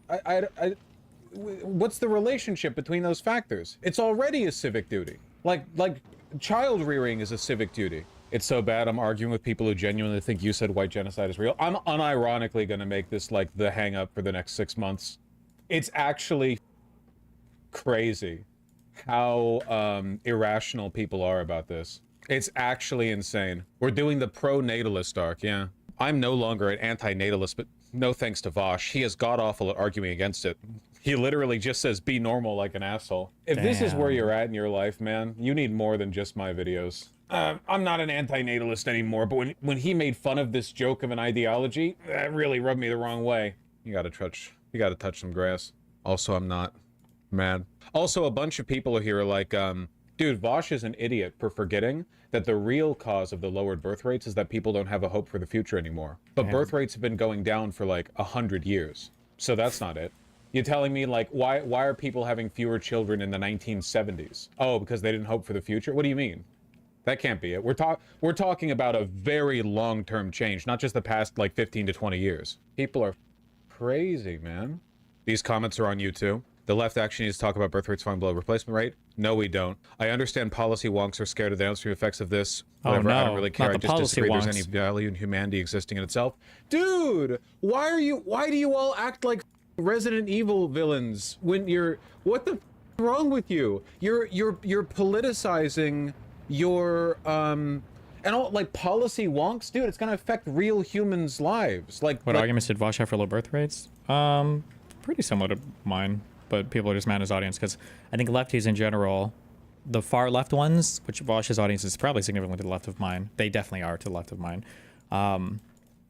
Like hate humans. Like they unironically buy into that we need population degrowth shit. So policies that incentivize childbirth are bad because that's only for like the neoliberal world order or something. And humans are actually bad, and the less we have, the better. Like there are negative economic consequences. It's like gonna hurt real living people, like billions of people, if this goes unaddressed. It's a real problem. Like, why are you making us look like The relationship with Wash still contingent on his apology? Yep. But I don't think he even cares about it, so it is what it is. demons? What the Midas with the correct take as always. That's true. It's just people. It's people politicizing their depression, man. I'm sorry. You need to stop making your neuroses my problems. True. Like, look at this.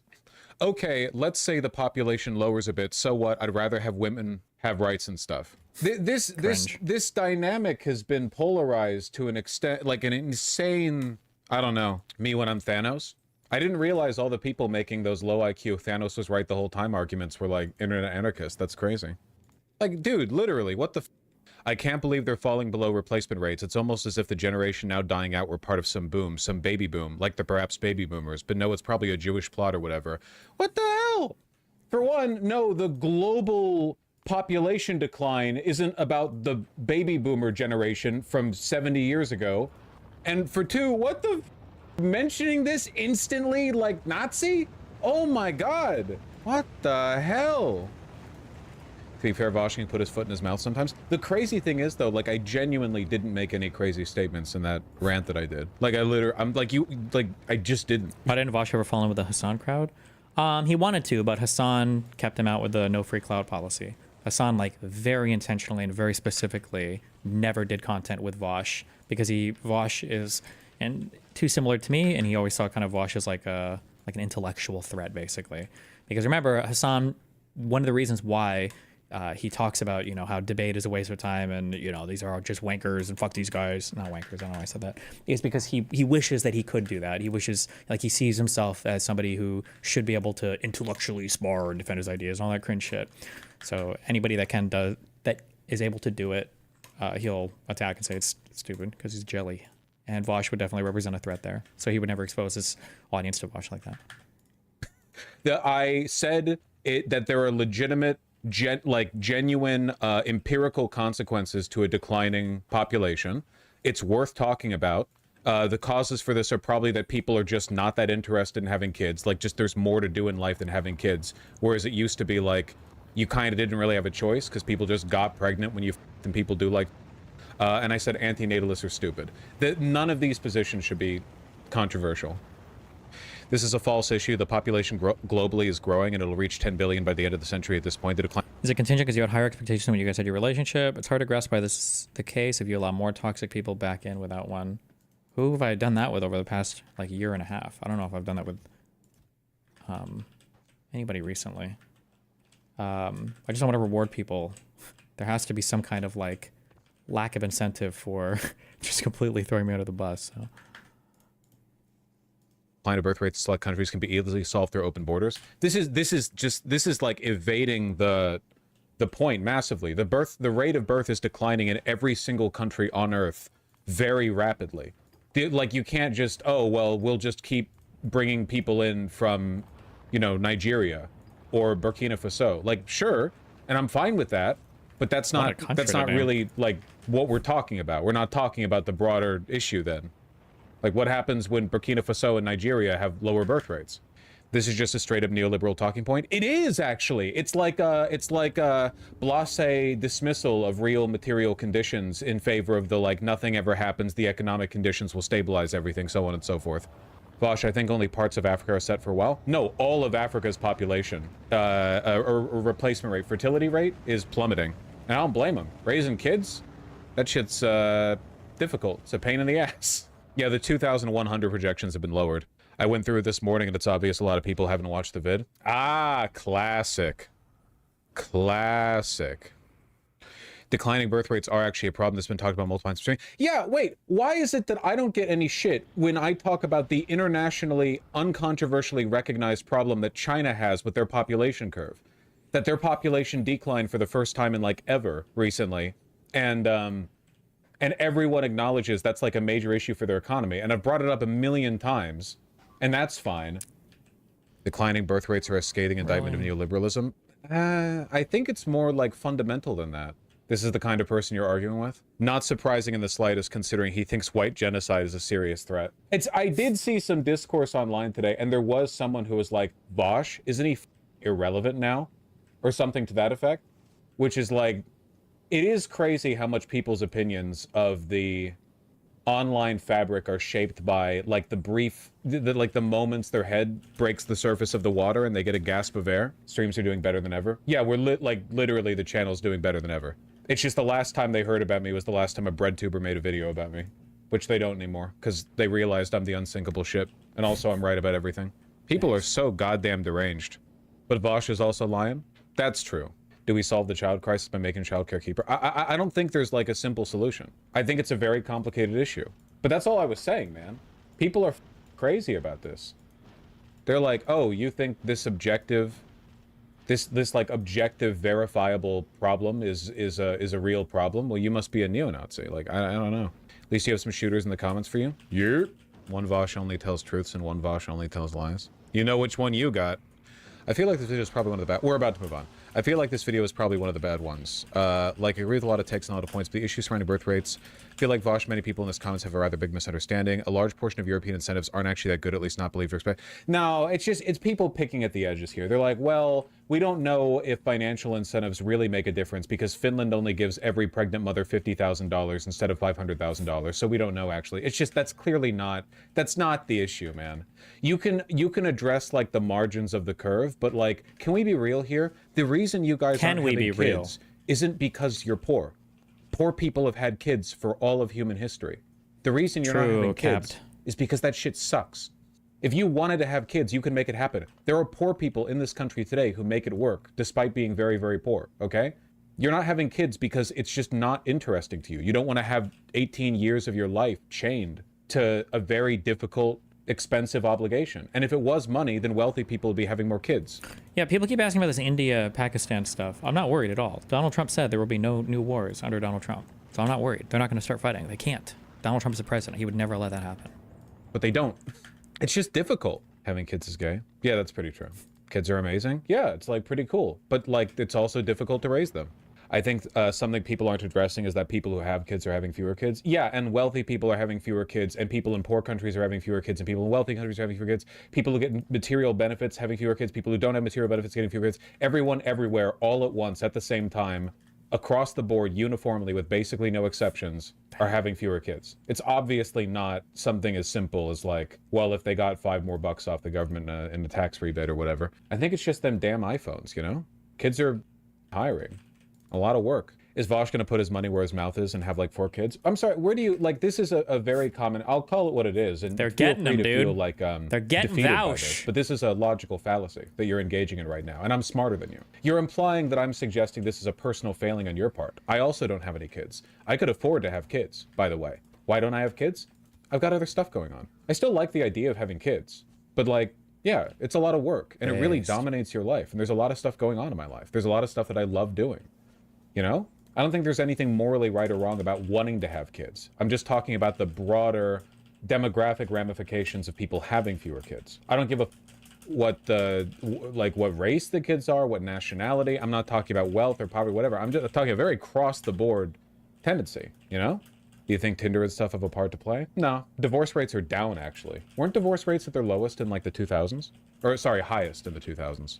Village living. Well, my argument has always been that people would be more willing to have kids if children were raised somewhat communally, because that would put a lot of the pressure off new parents, right? Rather than you needing like your whole life for nearly 20 years being dedicated to supervising an idiot, an expensive idiot who has like so many needs, you know, you can kind of like refer to a collective group attitude. That's how we did it in the tribal days, and even to an extent in feudal times, depending on the society. But yeah, you can't just snap your fingers and go back to that in an instant. We've been moving away from that for a while.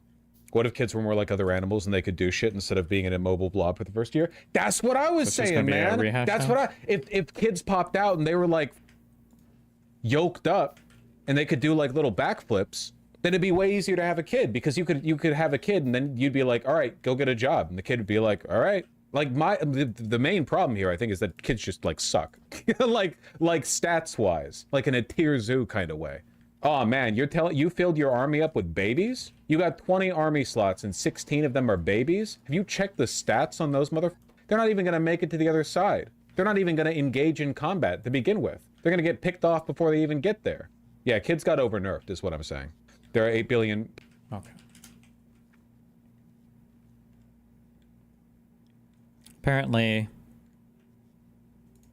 Ethan is having a debate with Hassan on Friday. Hassan accepted. Let's schedule it for 12:30 this Friday. Dan will send you Zoom or Discord link on Discord. Oh boy. It's going to be quite the meme.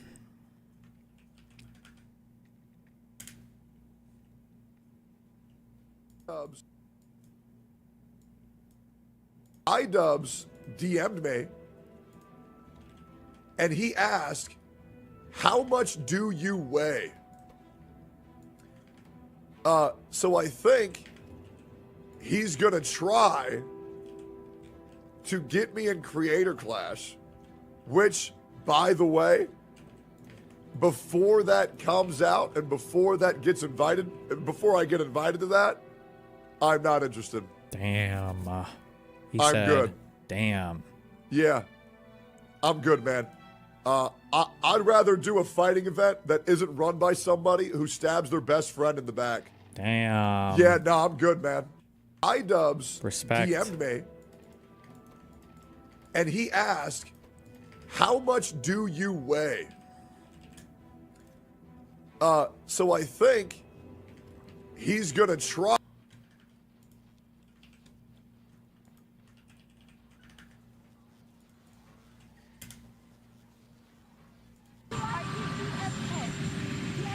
As Pope? I'd like to be Pope. That would be my #1 choice. No, I don't know. I have no preference. I must say. He's not joking. Don't work with Ye. Don't work with Ye. You understand what I'm saying? Calling niggas and telling people, don't work with Ye. Don't work with Ye. You understand what I'm saying? Jewish niggas in the industry be bullying niggas, bro, like they the mob, bro. Cause they got niggas money, they got this, and like, niggas really went against me, bro. You know what I'm saying? Like, I don't see my kids like that's not okay, bro. It ain't okay with them suburban women be doing and shit with our kids. And just because they doing it to, we don't stand together. We gotta stand together if we're gonna have a say so of our kids and not be the slaves to that system, bro. Because that's what they've been on, bro. That's how they've been running the country. Even like white racist people, if you look at the KKK shit, they have problems with the Jewish people. They always about creating this racism, this divide specifically to the blacks, to the white man. Meanwhile, the Jewish people be invisible, controlling all the strings and the puppet strings, bro. And it's like, people be like, oh, Cardi, he could have put you on his album. He did have the power, bro. You had the power to do that, bro. And they talked you out of that. They talked you out of working with me, bro. The album would have been better. Our relationship would have been better. We got to get on that time like with academics. At least I got one example. One example out of... That feel when you're thinking about being next to Kanye since you're 5 and you get the chance to do it and he is a fucking neo-Nazi. All you niggas that want to be like, oh, he sucked your cousin Dick Cameron. Nigga, you ain't saying nothing about my kids, though.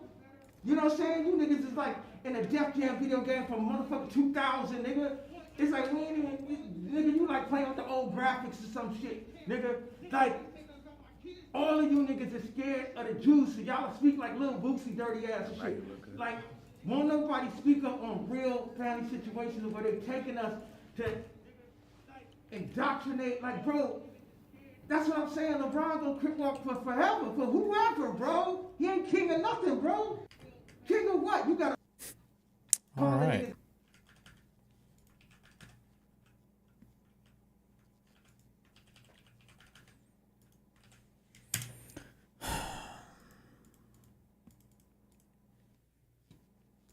People have been messaging me, yes, this photo is real. Yes, I'm Zarka's baby mama. For the sake of baby Eve, we try to keep it secret. Do you think this is real? Or is this like some advanced troll? Apparently Zerka has a kid.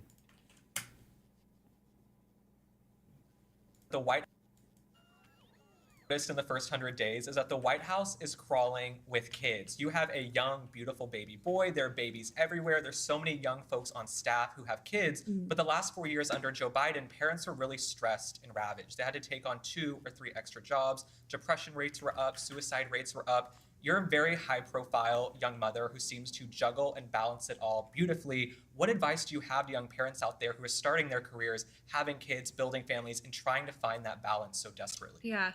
Mother who seems to depression rates were up, suicide rates were really stressed and ravaged. They had to take on 2 or 3 extra jobs. Depression rates were up, suicide rates were up. You're a very high-profile young mother who seems to juggle and balance it all beautifully. Okay. What advice do you have to young parents out there who are starting their careers, having kids, building families, and trying to find that balance so desperately? Yeah. Well, it's a great question. And first, to the heart of your premise, it's true. The president has empowered not just me as a young mother in this role, but there are so many new moms and dads on our senior staff in the West Wing, but also across the entire administration. There are working moms and dads who are owing our country public service for President Trump while raising young families. And the president really empowers us to do that. And I commend. In the first 100. Okay.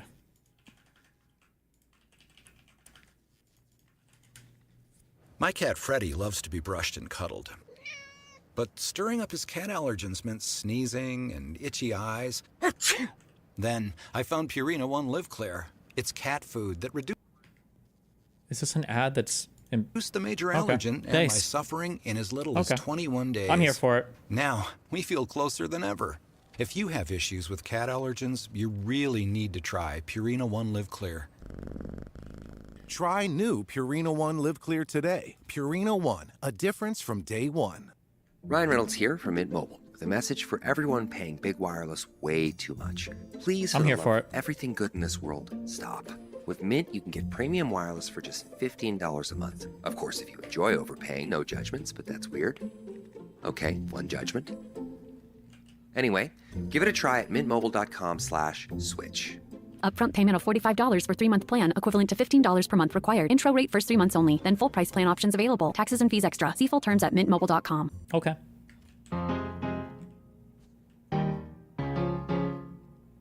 Okay, Jeff, you get Yes. invited to the Oval Office Yes. by a guy By a guy. who has Yeah. referred to you Yeah. as a total sleazebag and the Based. editor of a failing magazine. Yeah.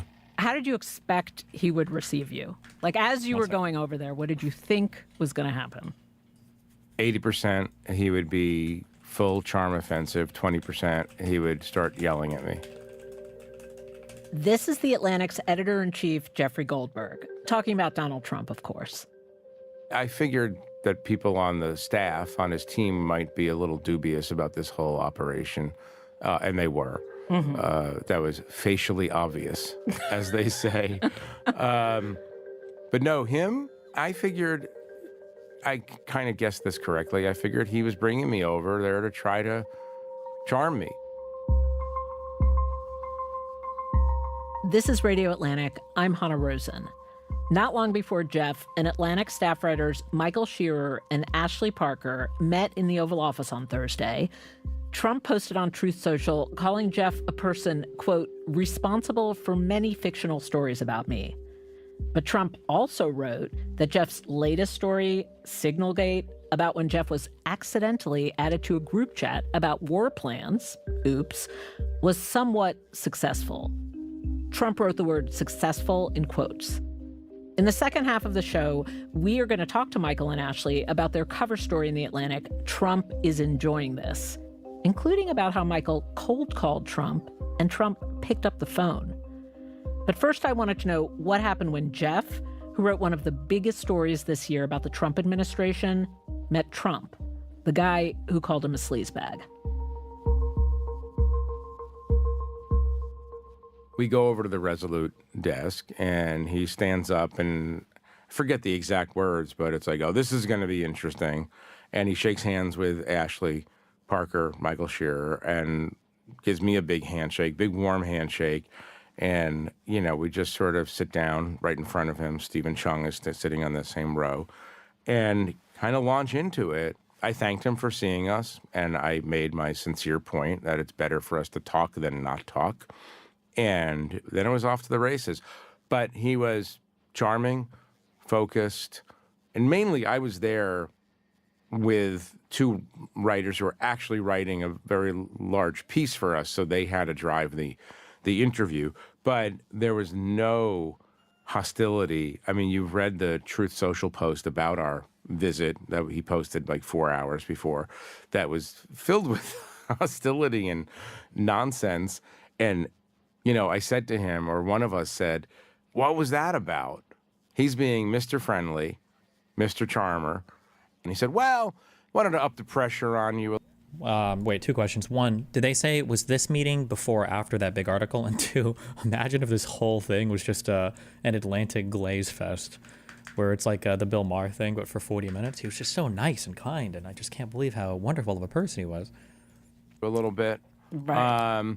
And then he said, you know, everything is a transaction. So it's like, look, I got something out of that post, meaning It was I right got after. to Okay. screw with you a little bit, but you're going to sell so many more magazines. Right.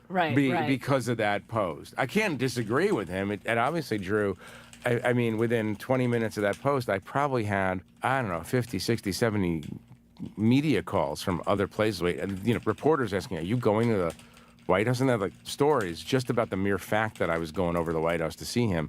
So he's right. Like, it does generate, he knows how to draw attention. Right. So obviously you talked about Signalgate. Can you describe the exchange?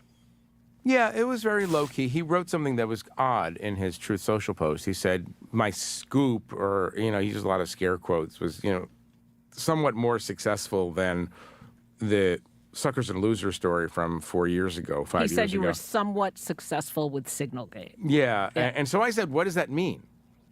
Do you mean that I exposed an operational security lapse that then helped you run a tighter administration? But what he meant was... you got good press. Like, you got good a lot of views. attention. Yeah. The metric of success was you got more attention in that period than I got. I think it was a kind of a, like, well, all right, you won that round, and so now you got to come here and we got to talk about it. It was not about anything having to do with the issues at hand, whether it's the war in Yemen or the use of private message apps to send classified information, or the competence of Mike Waltz, his national security advisor, the competence of Pete Hegseth, his secretary of defense. It was just about, well, it was kind of like you won that round because you got a lot of attention and you drove the agenda. I mean, we did. To be fair, he said, I said, what did you learn on a policy level from this? And he said, maybe don't use Signal. But even that seemed a little jokey. Like, the exchange is interesting. It's like fun to talk about.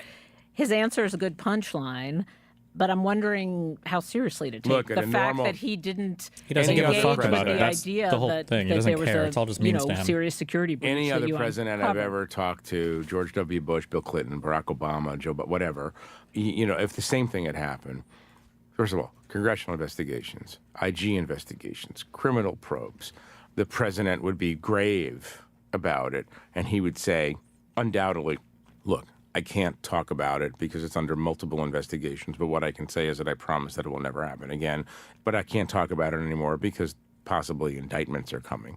Here, it's like, well, you won.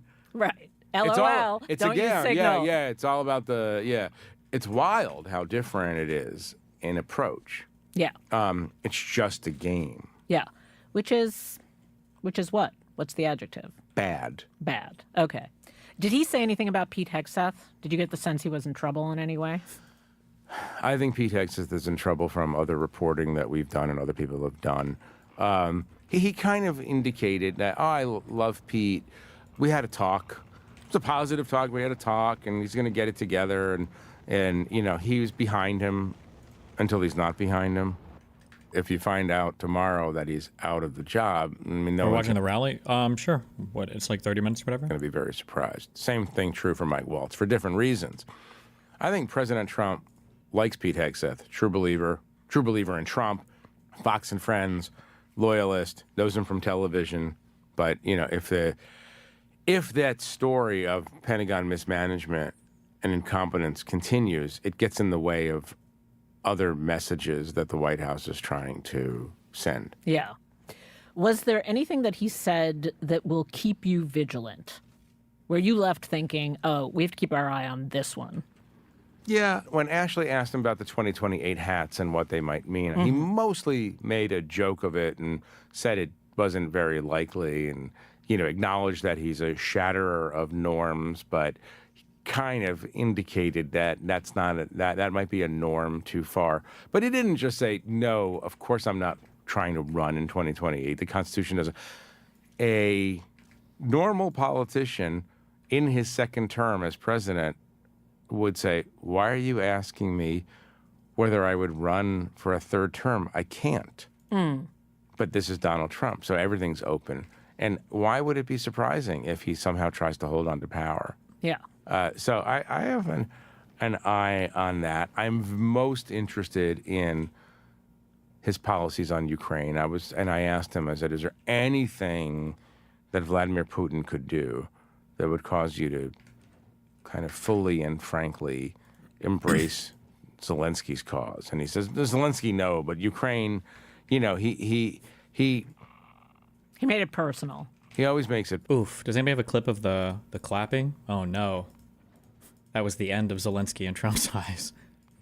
Personal. But, he left it open, the idea that maybe Putin can push him too far, which I thought was interesting. I don't necessarily believe that. I think he wants to be friends with Putin, and I think he doesn't care about Ukraine. But I also imagine that he understands that pictures of Russian tanks rolling into Kyiv and slaughtering Ukrainians would be bad for him. So did your impression of him in an overall way change after this meeting? Like in any way? Did you come away thinking differently broadly about Trump than before the meeting? Look, I find him totally fascinating, obviously. And if you really want to know, I find it very easy to relate to his personality because I grew up around people like that. I grew up 5 miles from where he grew up. I understand that type. I understand the humor. Some people don't find him funny. I actually do find him funny. I know that he's doing shtick half the time. The shtick has extraordinary consequences, but his ability to bifurcate and not take anything, how do I say this? If you called me the names that Donald Trump has called me, I think you and I would both find a personal encounter very, very, very awkward. He doesn't find it awkward. Shot of Zelensky. They're relatively quiet, waiting for this moment as they're thinking about what Pope Francis meant to them. Loud applause for President Zelensky of Ukraine.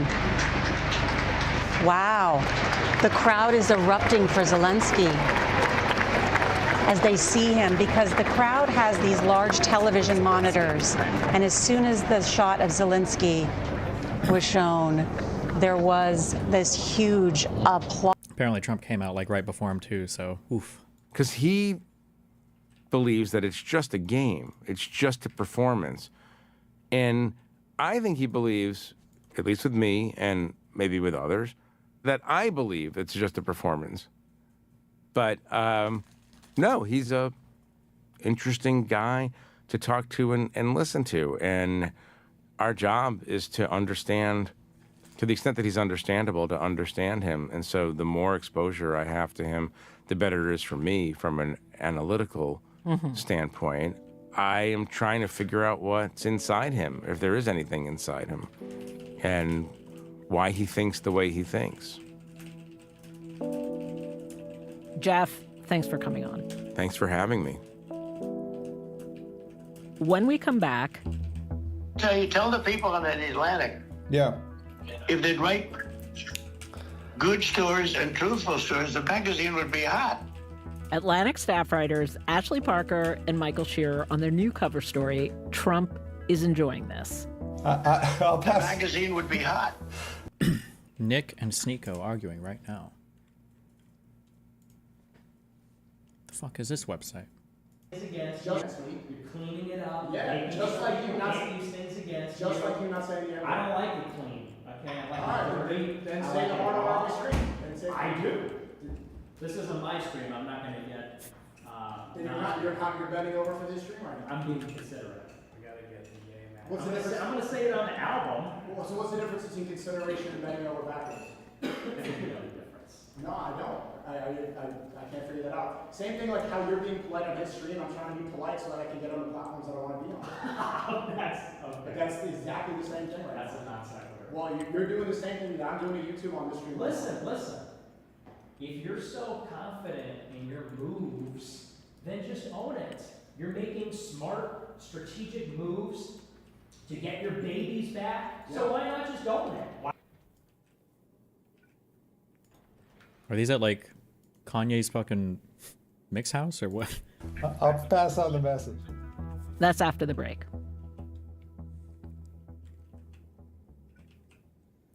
Are you still quoting 30-year-old movies? Have you said cool beans in the past 90 days? Yikes, Do you guys. think That better not Discover be you. isn't widely accepted? If this sounds like you, you're stuck in the past. Discover is accepted at 99% of places that take credit cards nationwide. And every time you make a purchase with your card, you automatically earn cash back. Welcome. Well, it actually starts. Ashley, all right? 31-20. All right, we're back, and now I'm joined by staff writers Ashley Parker and Michael Shearer. Ashley, Michael, welcome to the show. Thanks for having me. Thank you for having me. So let's start with where it starts, which is the phone call. Well, it actually starts with the request for the interview and him canceling it on Truth Social. So the story is that we talked to some of his advisors. His advisors say, yes, this sounds like a great idea. We should keep talking. We'll get a request to the president. We kind of write a formal request after some more conversations. It's delivered to the president. The president comes back and says to a staffer, tells Ashley, yes, we're doing it. We can probably have a photo. We might get a tour of the residence. We maybe go to the Lincoln bedroom. Hey, I think you were right about all the right-wing people being in group chats and getting the same talking points. Oh yeah, I saw that article. I haven't read it yet, but if true, pretty funny. And then we wait a few weeks and it's put on the schedule provisionally. It's like sort of discussed in a larger meeting at the White House. And then that afternoon, after it's discussed in the White House, Ashley gets a call at sort of the last minute saying he's about to put out a Truth Social. Just sort of brace yourselves. And then, we look at our phones and he's calling us names and saying, he's not going to sit down with us. He can't trust us, et cetera, which then prompts us to seek other means of getting his attention. Okay, why don't we just play the phone call?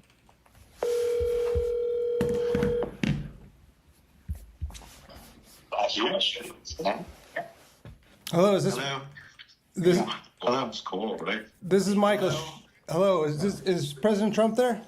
Who's calling? This is Michael Shearer. I'm a reporter for The Atlantic. You wrote. Oh, I know who you are, Michael. I know who you are. I You never write good about me, Michael. Never, ever.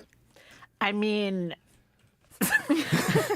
so the way you land an interview with a sitting president is you just call him on his cell phone and he picks up the phone. I know who you are, Michael. But what's interesting about this, he didn't say who he was. He didn't really make much sound initially. So I assumed it was a staffer picking up the phone on his behalf, which is why I was so confused initially. And I had to wait for, a tone of his voice to come through before I realized. But yes, that is under this current president the way things work. Just as a heads up, because I feel like enough people don't know about this. And every time I play it, a few new people learn about it. Trump was accused of, I don't remember if it was some cheating scandal or something a long time ago, but he thought the woman wasn't attractive, I think. I don't know if I'm making all this up. Something like this. And Trump faked being his own publicist to call in to a new radio station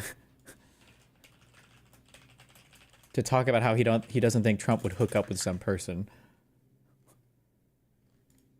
We begin with a bizarre twist in the race for president. This was like 30 years ago or something, I think.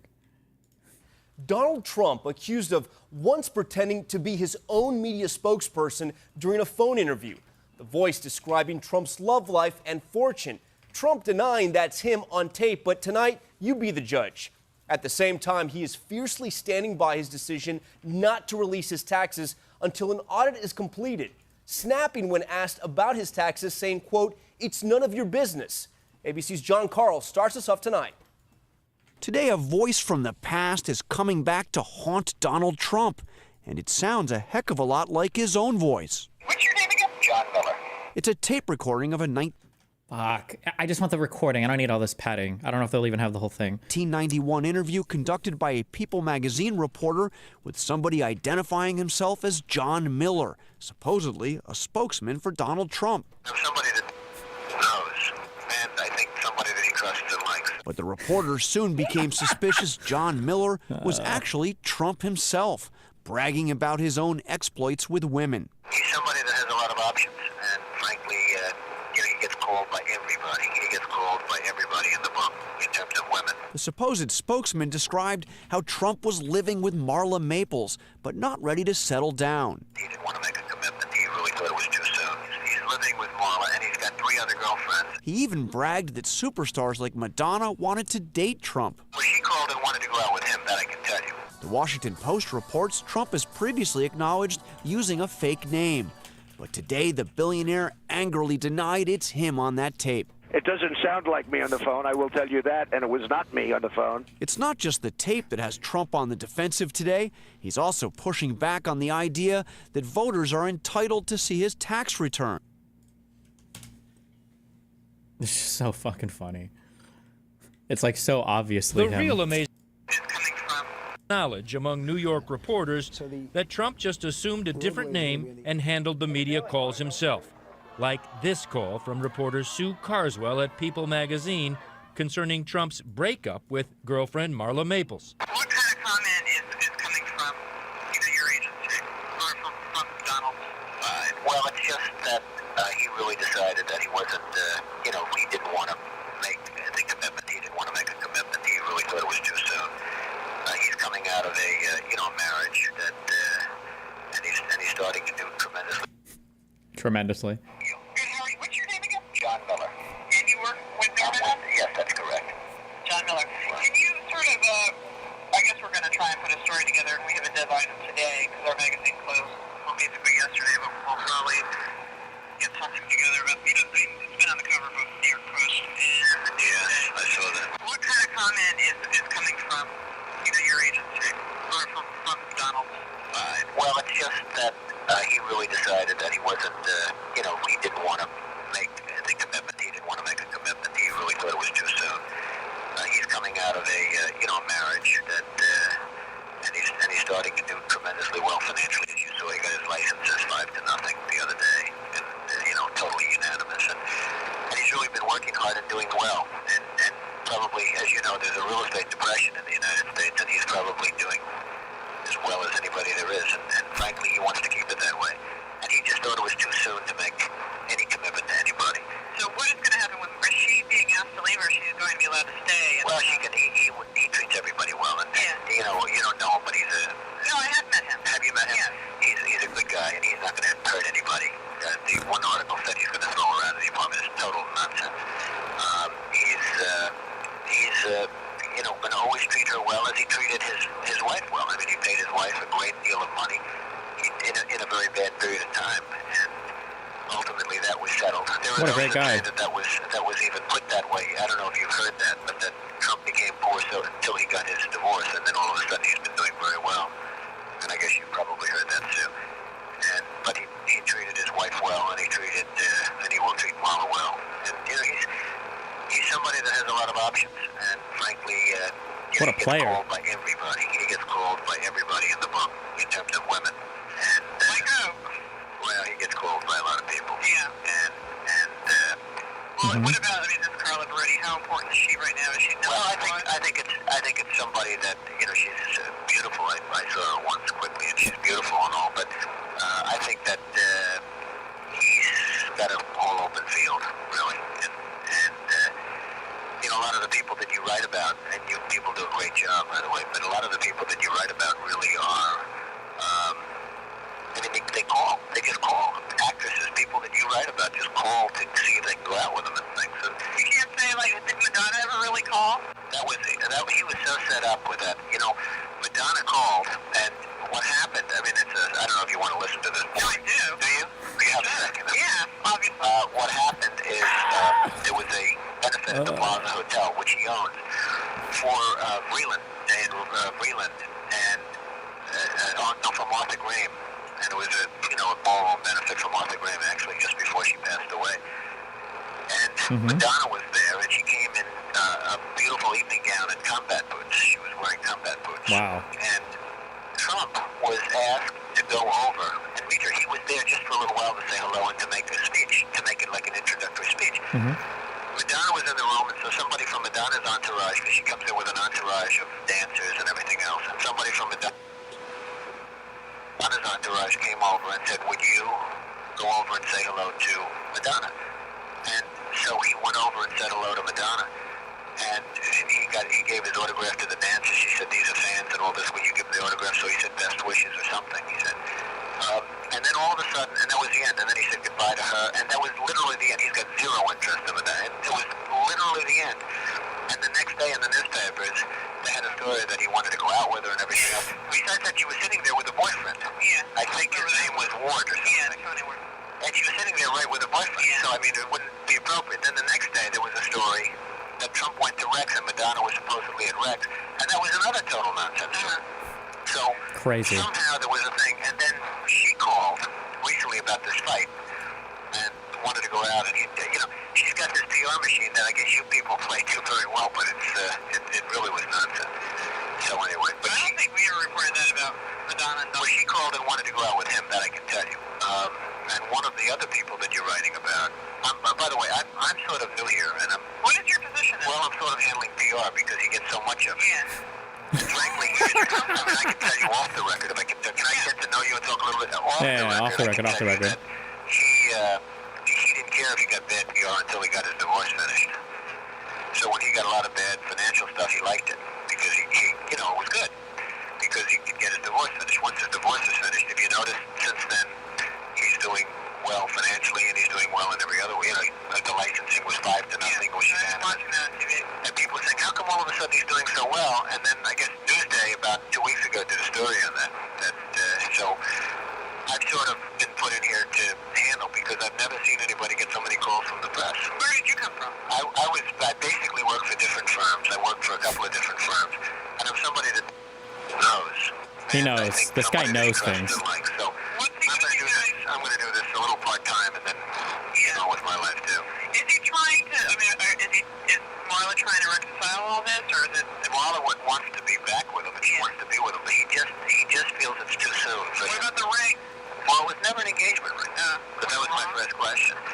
It was never an engagement ring. It was a ring. I mean, he wouldn't buy the engagement ring. Actually, he bought the ring at the Taj Mahal in Tiffany's. The only place that Tiffany's has that's in a hotel is, and because of his relationship with Tiffany being the neighbor next door to Trump Tower, Tiffany decided to open up a store at the Taj Mahal. And this was a way of giving Tiffany some business in addition to getting Marla something that would be nice. So he did that, and as I told him and other people told him, when you want to buy a present, they'll make it a ring the next time. But it was a little confusing. Make it a chain. Make it anything. Anything but a ring. Yeah. Do you think there's any fear that Marla will spill everything at all, or? Well, it doesn't matter to him. He truly doesn't care. I've never seen somebody that's so immune. He gets immune to, some people would say he got bad press 3-4 months ago. Now he's starting to get good press. He doesn't care, dude. It doesn't even affect him. This is big press, but I've never seen somebody so immune to it. He actually thrived on the bad press initially. Then once the divorce was over, he said, we have to change this. And it's very interesting. And frankly, if he got good press during the divorce, they'd be in court right now. Yeah. Because she settled, because she thought that she better believe the press, and she settled. And now he's doing great, and now she would like not to settle. Ivana wished she didn't settle. She felt she made a huge mistake, and she's now had a huge fight with her lawyer, Michael Kennedy. Over why they made the settlement. Right. And it's the whole thing. She sort of laughs at everything. How did Donald feel about Ivana's parents, Barbara Walters? Well, it was a total violation of the. I mean, I can tell you. Yeah, but then that was. Did the judge tell us what's your name? Jacobs. Yeah, but that's going to be the judge felt that when Donald got Ivana to sign that agreement, that Donald got Ivana to void her rights, and that the judge was wrong because there's so much case law on that. And what happened is the judge didn't. By the way, she didn't take that clause out. She just said she's not going to hold Ivana in contempt. In other words, if she violates it, she's not going to put Ivana in jail for violating it. Okay, so she didn't void that clause. Now, Donald's got a decision. Holy fuck. This is the requested tape I had for Conservatives Forever. Can you show me Donald Trump speaking intelligently about literally anything ever? Always seems like he understands some shit about fucking up in court. That's good. Okay. As to whether or not he wants to pay her any more money. Because by violating that clause, he in theory, doesn't have to pay her any money. Being the good guy that he's trying to be, I mean, I think I'm not sure what he's going to do. Yeah. You know, again, you could say that she shouldn't have done that either. I mean, you sign an agreement, you go through months and months, and she can't say she didn't know this one. And what he did was smart because he got not only Ivana to sign the agreement, but he got Ivana's lawyers to sign the agreement. That she knew it, that she speaks English perfectly, that everything in the agreement is known and studied and everything else. So in theory, I think he could probably, I think that could have cost him many millions of dollars. I don't know that he's going to enforce it or not. What about this whole thing with that was blown up in the news, whether Marla wouldn't sign any sort of prenuptial? Did that have anything to do with the ending of the relationship? No. Was that true? I mean, was he trying to get her to sign anything? Well, I can tell you this. What can you tell us? Just off the record, I mean, there's no way he gets married without a prenuptial agreement. Yeah. You understand that? Yeah. It was painful, but worked in the Ivana case because, while it was, challenged, it still ended up being upheld and worked. And frankly, she got not exactly 1 penny. She didn't get 1 penny more than what the agreement called for. So that's that. And she spent a lot of money on lawyers and a lot of money on everything. And there was a year of the circus. But they do stand up. I can tell you there was never any talk of marriage from Donald's point of view. I can also say that Marla would have liked to get married, obviously, but it was just something he didn't want to do. It was just too soon. And he, hopefully he'll maintain a good relationship with Marla. What about most people? But it's just too soon. What about this Ivana thing? It says in the Tuesday, Trump also told friends that when he and Ivana met last week, she indicated that she'd be interested in reconciliation. Ivana wants to get back with Donald. But she does after saying on Barbara Walters. Well, what's she going to say? What's she going to say? Is she going to say when he's with somebody else and has other people lined up? Is she going to say, yes, I want to get back, I want to get back? She's a pretty savvy woman. And she's not going to say, he's living with Marla and he's got 3 other girlfriends. And then so many girlfriends, guys. I really want to get back, she wants to get back. She's told it to a lot of her friends, and she's told it to him. But it's so highly unlikely. That's off the record. That's off the record, guys. I mean, it was his choice to leave, and he left. He left for Marla. He didn't leave. No, that's the biggest misconception of this whole thing, and this is the second question I asked about after the ring was, the biggest misconception is he left. He didn't leave for Marla. He really left for himself. He didn't leave for Marla. He never left for Marla. He was going to leave anyway. Marla was there, but he was going to leave anyway. Whether there was a Marla or not, he was going to leave anyway.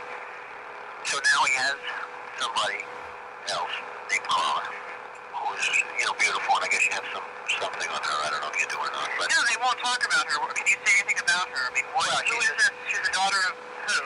She's a very successful model, et cetera, but he didn't leave Marla for her. He just wants, he does things for himself. I mean, he leaves for himself. He does things for himself.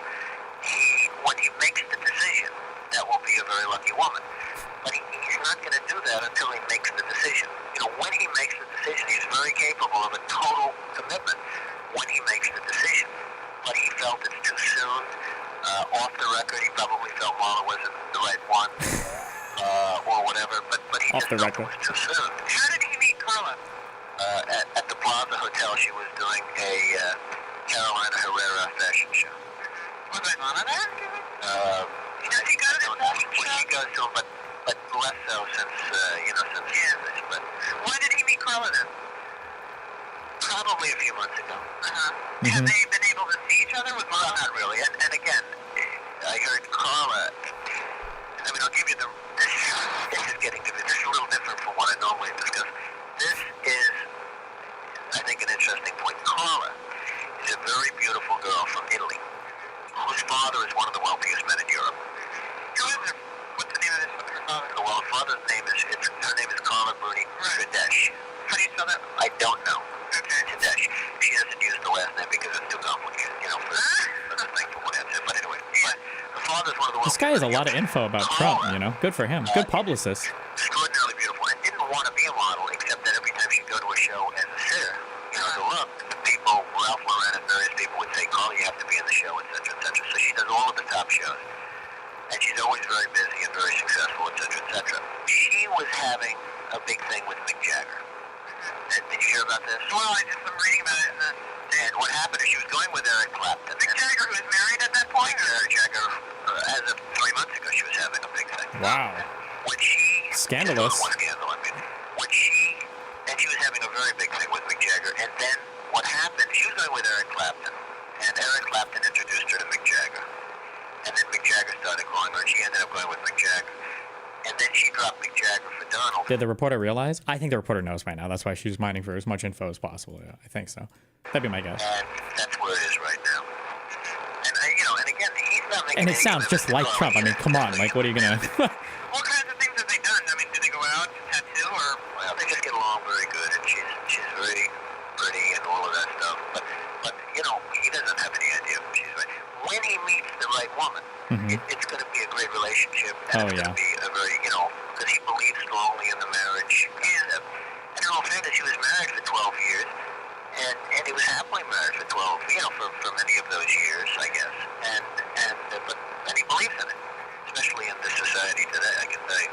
But he believes in it. Where is he living now? I mean, if he lives in Trump Tower, he has the apartment on top of Trump Tower. Okay, and Ivana also has an apartment in Trump Tower. She has an apartment in Trump Tower, but the court order is that she has to leave within a period of less than a year. Right. Okay. Listen, John, can I... What an interview. Anyway. I mean, we write about in the story that, lots of people have that phone number, and he talks with lots of people, and he's very proud of the people he talks to privately, and the White House does not control this. The White House had no idea we were calling that day. He was not prepped for it. One of the staffers said that during the call, there was somebody else in the room, and they got a text saying, oh, by the way, you should know he's on the phone right now with a reporter. And so they sort of find out as we're doing the conversation. And I should say, again, it's worth noting, we did try to go through official channels first, and it was only once it looked like we were not going to get in that way that we procured the number, and Michael called him at 10:45 on a Saturday morning. I mean, this is so much better. So you're just sitting in your kitchen talking to the president? Is that... No, I have a little office, like a COVID office upstairs in my house. I had to tell my kids to be quiet and tell my wife to be quiet. It was a Saturday morning. Okay, so you talked to a lot of people besides Trump about his comeback. And I'm most interested in lessons he learned from that comeback and brought to his second term. So, Ashley, you write that while he was in the political wilderness, which is after he lost the 2020 election, one big lesson he learned was the vampire lesson. Can you explain that? Vampire. Yes, it was that. In that phone call, Michael asked him about it, but it was fascinating. It was that all these would-be vampire slayers, the Democrats, the Never Trumpers, the legal cases against him, the media critics, even his Republican opponents, they failed to drive a stake through his heart, continuing with the vampire analogy.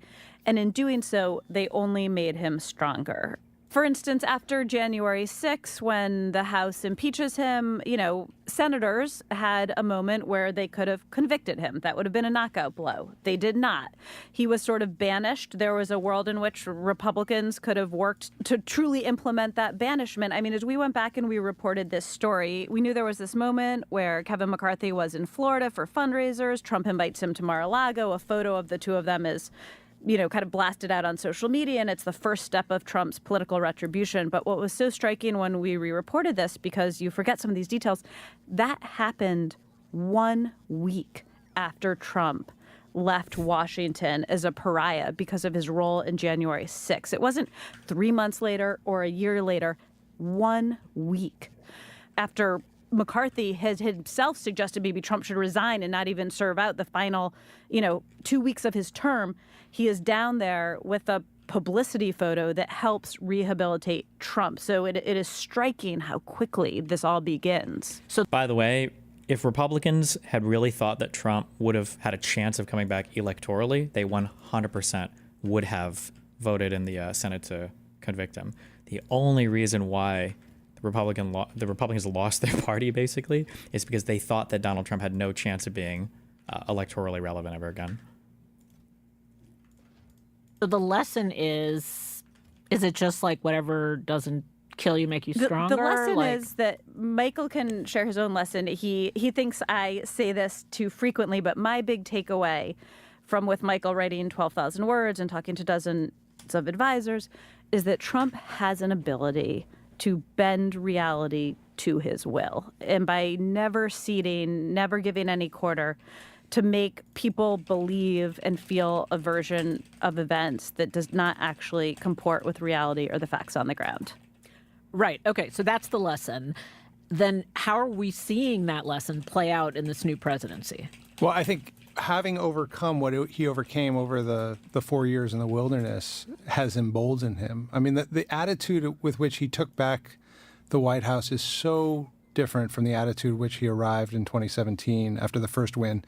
I remember interviewing him in December of 2016, and there was a clear sense, and he was trying to figure out how to go forward, but he was still sort of in shell shock. He didn't know who he was going to hire. He didn't really know how to run the government. He didn't know much about governing or policy or political theory.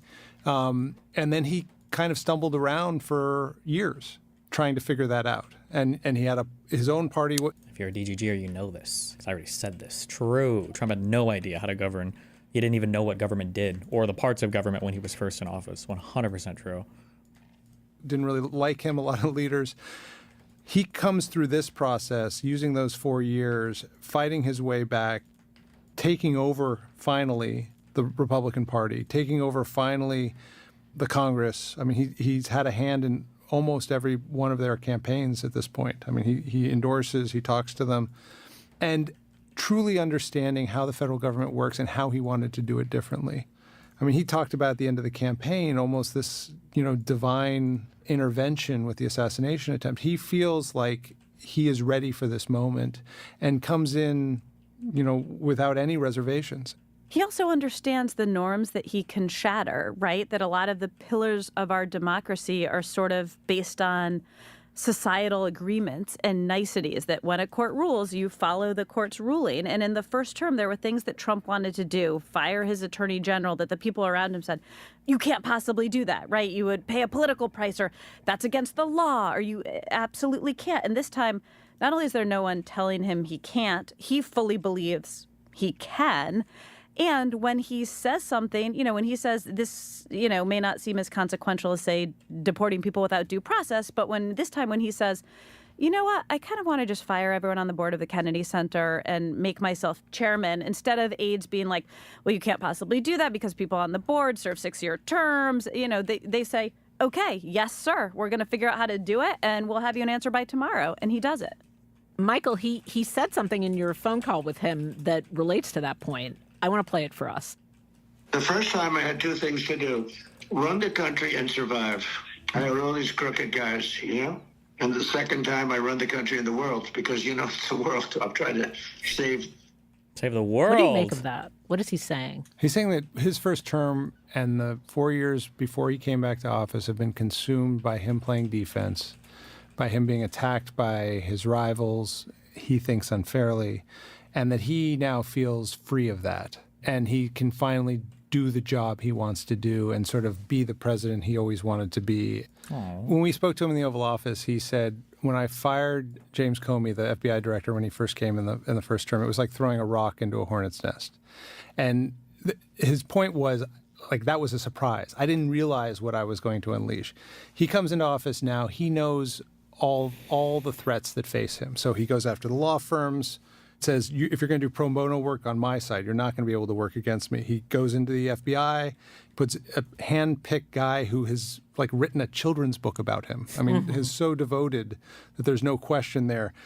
Starts declaring publicly that I am the chief law enforcement officer of the country, even though that's the title of the attorney general. It's still on the webpage of the Department of Justice. Chief law enforcement officer is the attorney general. He says, no, that's me, and everyone knows it. And, he's been coming after media organizations very aggressively. They were his opposition before. He's trying to undercut them from the start. And so that's just all knowledge he lacked in 2017 and 2018. And he's coming in now and sort of keeping everybody on defense from the start. You know, another big difference from his first term that you did ask him about on that phone call was his mood. One of the things that a couple of your advisors have told us is that you're having a lot of fun this time. I am. That there's just I'm having a lot of fun considering what I do. You know, what I do is such serious stuff. That actually came out of interviews we had done with advisors to him before who had been saying that this is in the first months of the administration. People would say to us, you can't believe how much fun we're having. There's no bad days here. It's just great. Sunshine all the time. Sunshine all the time. And how much fun he is having. And they talked about how, I mean, he still does this. He will have the press in for more than an hour a day, routinely. 3 events, 35 minutes of questions, 2 times, another spray somewhere else. And he just sits in the Oval Office and takes questions. And it's not even if news is happening till everyone's tired. And he does it every day, and because he's really enjoying it. And they've also said even on days when they brief him before the press comes in, right? Even on days where there's going to be tough issues and tough questions, his attitude is, it was described to us as sort of like, bring in the hounds, right? Like it's a fun thing. And what difference does that make that he's having fun? Like, what does that bring the country? The fact that he's having fun? I think there's a lot more, I don't know if this is the right word, like adventurism. Like the degree to which he is going, like every week now, his advisors have to come up with new executive orders for him to sign, new things for him to go after, to keep him busy. To start. What he did with tariffs was basically say to the world, you all have to negotiate with me. There's an appetite here that is enormous. And he's right. When he talks about, you have to realize how many things I've got in the mix right now. When we spoke to him in the Oval Office, later that day, he directs the Justice Department to go after the chief fundraising machinery behind the Democratic Party, Act Blue.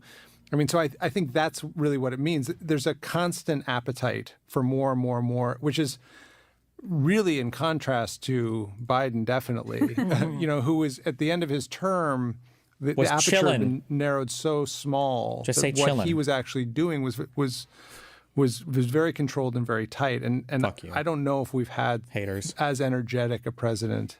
And another thing a top Trump advisor told us was that, some of the people around him have a rule, which is that we only ask him questions that we know how he's going to answer them. Don't ask him a question if you think he's going to say some crazy shit. Is it going to be something like that? Is that, some of the people around him have a rule, which is that we only do stuff when he says it twice. And we said, why? And, this person said, well, he says a lot of crazy shit. But the difference is before, when he would say the quote unquote crazy shit in the first term, there were people who would slow walk it or tell him he couldn't do that, or, literally steal a paper off of his desk with the hopes that he would forget about it. And now you have people who, maybe they want to hear it a second time.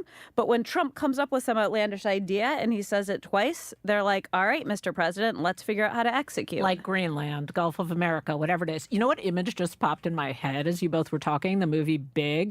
When you keep bringing the grown-up new toys, it's like the basketball thing is not enough. This isn't enough. Like, we need to do something else, keep them entertained.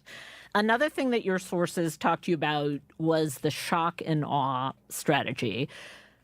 Can you describe what that is and how it's played out in the second term? Yeah, I think of that a ton as well. It's not just that Trump is sort of this, to use the cliche, this fire hose of stuff everywhere because he's, as they would say, having fun. But it's very deliberate. It's very strategic. And just one example, this is a quote an advisor said to us, but that kind of sticks with me and can be applied throughout the administration so far, although this pertained to day one. They said, look, on day one, we planned for it, and we came in and we did all of these immigration executive orders. And if we just left it at that, the media would have covered it as we're horrible people, we're kicking immigrants out of the country, we're separating, women and children, we're awful. But we did that, and then bam, we pardon every one of the J6ers. And by the way, he gives his traditional inauguration remarks. He gives another inauguration speech. Then he repairs to the Oval Office where he takes questions from reporters in the Oval Office. And then that night he goes out dressed up, with his wife and her designer clothes to the balls. And it's like, screw you, media. You have to choose what you want to cover. You can't cover it all. And that's not to mention the things that they're maybe doing quietly behind the scenes that they really don't want you to know about. And why? Like, what's the point of that? Is the point to overwhelm us, the media, just so that we can't keep up? Literally, we can't keep up with it? Like, there just aren't enough hands? Yes. Yeah, I think, it's to overwhelm us, but also to overwhelm the American people, right? Wait, what is this?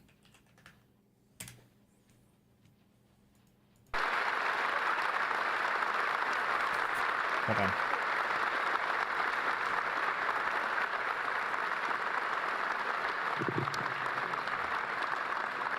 Well, I hadn't planned to speak, but I'm on behalf of all the military men and women who serve our country and serve so honorably on behalf of the state of Michigan. I am really damn happy we're here to celebrate this recapitalization at Selfridge.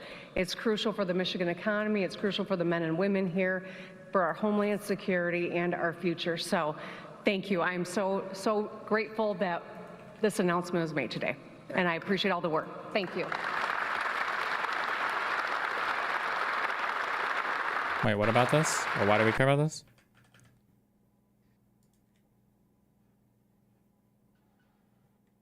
I'm so thankful for this announcement was made today. Is that what she was, because she corrected herself? That if you remember the first weeks of She's a big time 2017 Dem. Yeah, I know, it's Whitmer. The last meme moment I think she had was when she was in, was she the one where they had the meeting of the governors and Trump was like, I'll see you in court or something? Or she said she'll see him in court? were the weeks of the women's marches, of mass events on the mall, of outrage over the Muslim Oh, that was the governor of Maine. Okay. ban. There was a linear quality to that allowed for an uprising, for a resistance, a popular resistance to happen, for Democrats to sort of figure out what their message was. That hasn't happened this time. There have been sporadic protests. It's hard to keep track of all the court cases any given day. You know, the immigration stuff, the DOJ stuff, you know, all the dismantling of federal agencies. Like, we're living in a time where years are happening in weeks, right? In terms of, you know, like the normal lifespan of government news. And if his goal is sort of radical transformation of how the government functions, of how American politics work. She got tricked into the Oval Office that's to his photo op. advantage. Gotcha. Okay. Michael, in your phone call, you asked him about deportations. Let's listen to that exchange. Are you at all concerned that any of those people you deported may have been the wrong people? They may not have been part of the gang? Well, I have to do what I do. And, you know, I'm not involved in that. I've got many people, many layers of people that do that. Yeah. Including Homeland and ICE and people that are very professional. And I would say they are all extremely tough, dangerous people. I would say that. And they came in, don't forget, they came in the country illegally. Illegally? Okay, so that's not really an answer. Did he ever answer this question in your couple of interviews? Well, I think for a couple of things to say. That answer is consistent with what he has done, which is to basically say it's like the "I just work here" defense. You know, that he is, when you point out specific legal cases, bizarre arguments his government is making, specific errors his government has made, specific harm that has happened, he immediately distanced himself from that. I have many layers of people. I'm not doing that. Other people are doing that. We did, in our interview at the Oval Office, go back into this line of questioning. Yeah, when we asked again, what if you mistakenly deport an American citizen or the wrong person without due process, his answer was sort of a Gallic shrug of, well, let me tell you, nothing in life is perfect, which is actually an argument for due process because nothing in life is perfect. Right. And going back to the 2016 campaign, he has been consistent in this. When you bring up real harm his policies do or have the potential to do, rather than defend against that, he will often say, well, you have to compare it to all the other harm that's being done in the world. And so he's able to sort of dismiss those concerns and abstract them. And, you know, in talking about immigration and these court cases, he often goes back to the idea that, well, millions of people came to the United States under Biden before, and they weren't getting detailed hearings as they came in the government. That was a wrong. So if we're kicking them out and they're not getting detailed hearings going out, why is that so bad? He says quite explicitly, if you his idea, if you came here illegally, you are essentially not entitled to anything, right? That original sin gives me grounds to sort of, he doesn't put it this explicitly, but it's just like to treat you however I choose. And we should say there that the Supreme Court seems to disagree with him. I mean, in the case that is now still in the courts about the Salvadoran man who was deported back to El Salvador despite a court order saying he should not be deported back to El Salvador, the Supreme Court has basically ruled that the government has to facilitate his return, that court orders matter, that you can't just make mistakes and say, oops. Right, but you asked him in both your interviews about the Supreme Court, and he said, I haven't always agreed with the decision, but I've never done anything but rely on it. Rising last week. Now, the administration, for its part, really contends. That feel when we're already elected president? That feel when we can never run for president again? Copium. But we're still doing election rallies? Okay. In Macomb County, Michigan, just outside of Detroit, considered to really be a hub of auto production. A county official tells me they're home to 338 vehicle manufacturers. And it's really no surprise why he chose this venue tonight, coming in tangent with an executive order he signed that looks to sort of ease some of the tariff impacts on automakers. One example is that we won't see the so-called stacking of tariffs for automakers, so they won't have to pay that 25% tariff on steel and aluminum goods as just one example. And I can tell you, I've been walking around the crowd, I've been talking to some of the people here, and many of them do say that they have the patience for President Trump's economic and tariff policies because they want to see more manufacturing, particularly here in Michigan. All right, Bloomberg's Tyler Kendall, thank you so much. Let's listen now to the president live on Bloomberg TV and radio. Hi, President. What do you got?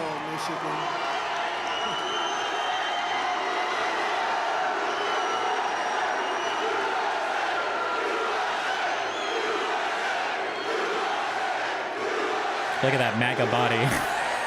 Sorry. Will he say anything novel? Nope. This is just going to be a campaign rally. Hello, Michigan. Hello. We love you, Michigan. We love you. We just had the biggest victory in Michigan. They said, sir, it's going to be hard. Well, we won it twice.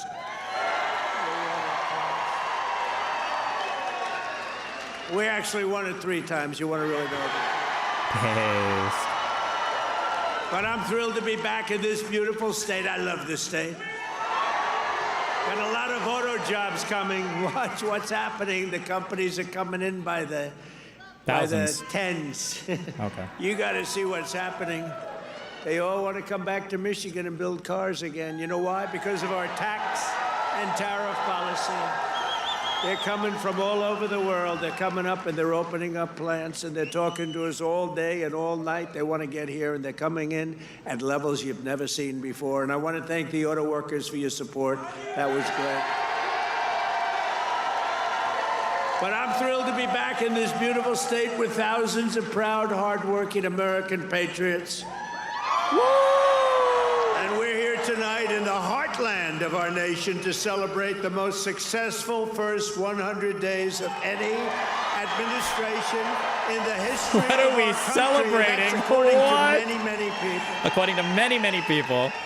Holy This is the shit. best, they say, 100-day start of any president in history, and everyone is saying it. We've just gotten started. You haven't even seen anything yet. It's all just kicking in. At least we're not down for over a year, I guess. And week by week, we're ending illegal immigration. We're ending illegal We're immigration. taking back our jobs and protecting our great American auto workers and all of our workers, frankly. We're protecting all of our workers. We're restoring the rule of law, which was sort of out the window with this crazy guy we had. How the hell did that guy ever become president? Could somebody explain to me? How the hell did that happen? There's my friend, Blacks for Trump. I like that guy. He follows me. He follows me.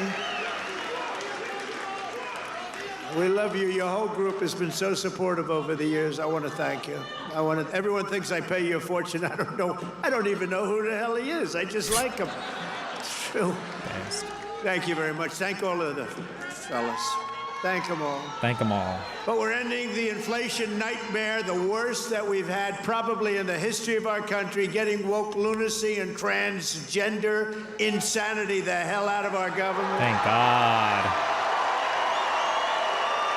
King We're Trump. stopping the indoctrination of our children, slashing billions and billions of dollars of waste, fraud, and abuse. And above all, we're saving the American dream. We're making America great again, and it's happening fast, too. What the world has witnessed in the past 14 weeks is a revolution of common sense. That's all it is, really. We're conservative. You're conservative, you're liberal, whatever the hell. You know what it's all about? It's about common sense when you think about it. We're for common sense. We like strong borders. We like good education. We like low interest rates. We like being able to buy a beautiful car. And now deduct the interest on the loan. That's never happened before. We want a strong military. We want low taxes. You know, the Democrats, they campaign on, we will raise your taxes. It's the first time. You know, I haven't been doing this that long, actually, compared to a lot of people. They've been doing it for a long time. They say, you became president. I can't get out of Congress, or some of them can't even get into Congress. But, you losers. know, I haven't been doing it that long, but all my life I've been watching. And I've never heard people campaigning that they're going to raise taxes. It's always been, we will reduce your taxes, Democrat, Republican. Now they go, we're going to raise your taxes. What? If our bill doesn't pass, what? The Republicans, we have 100% just about Republican support. But it would be nice if we had just a couple of Democrats just to make sure, because, you know, every once in a while you have a grandstander Republican. Ooh, we have some Rand Paul. grandstanders. Ooh, he But hates every them. once in a Is he while, going to call him not out by many, name? Not He's many. going to call But Rand Paul by remember name. who What do you those think? grandstanders were, and vote them the hell out of office, okay? Will you do that? I think Rand Paul said did he say he had enough votes Vote in the him out Senate of office. to get rid of the tariff stuff? You know, they do it they're morally bound. You know what the answer is? If you don't get it, you're going to have the highest tax increase in history instead of the greatest tax cut in history. If the Democrats prevail on this bill, you get a 58% tax increase. Would you like that? These are the Democrats.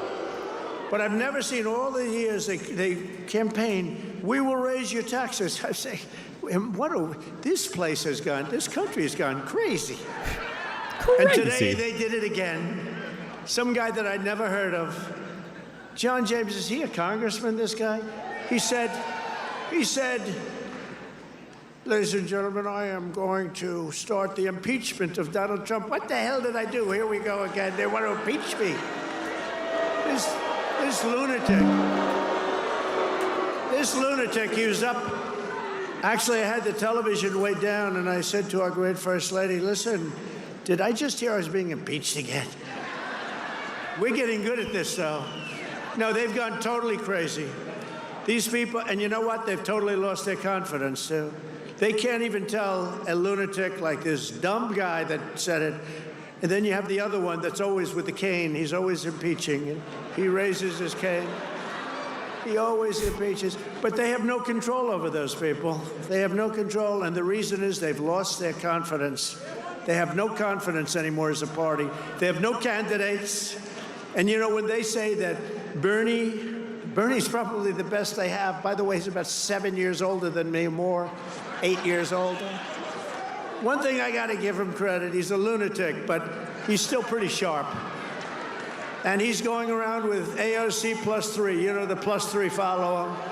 They hang on for little bits. They hang on for nuggets. Jesus. And they get crowds. They say, oh, our crowds are so much bigger than their crowds. Their crowds are small. If I ever had a crowd like their biggest crowd, they'd say it's over for Trump. He's lost the magic. But this is great, and all the people outside, we love you. We put screens up.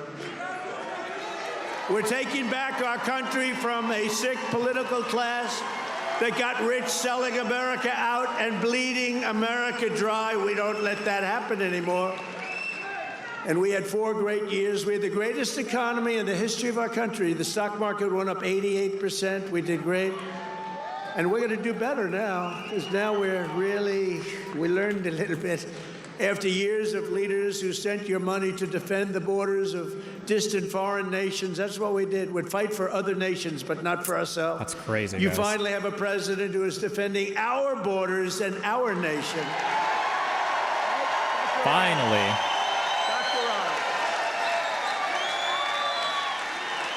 After decades of politicians who destroyed Detroit to build up Beijing, you finally have a champion for workers in the White House, and instead of putting China first, I'm putting Michigan first, and I'm putting America first. Holy clappers. After a lifetime of unelected bureaucrats stealing your paychecks, attacking your values, and trampling your freedoms, we are stopping their gravy train, ending their power trip, and telling thousands of corrupt, incompetent, and unnecessary deep state bureaucrats, you're fired. Get the hell out of here. You're fired. Get out of here.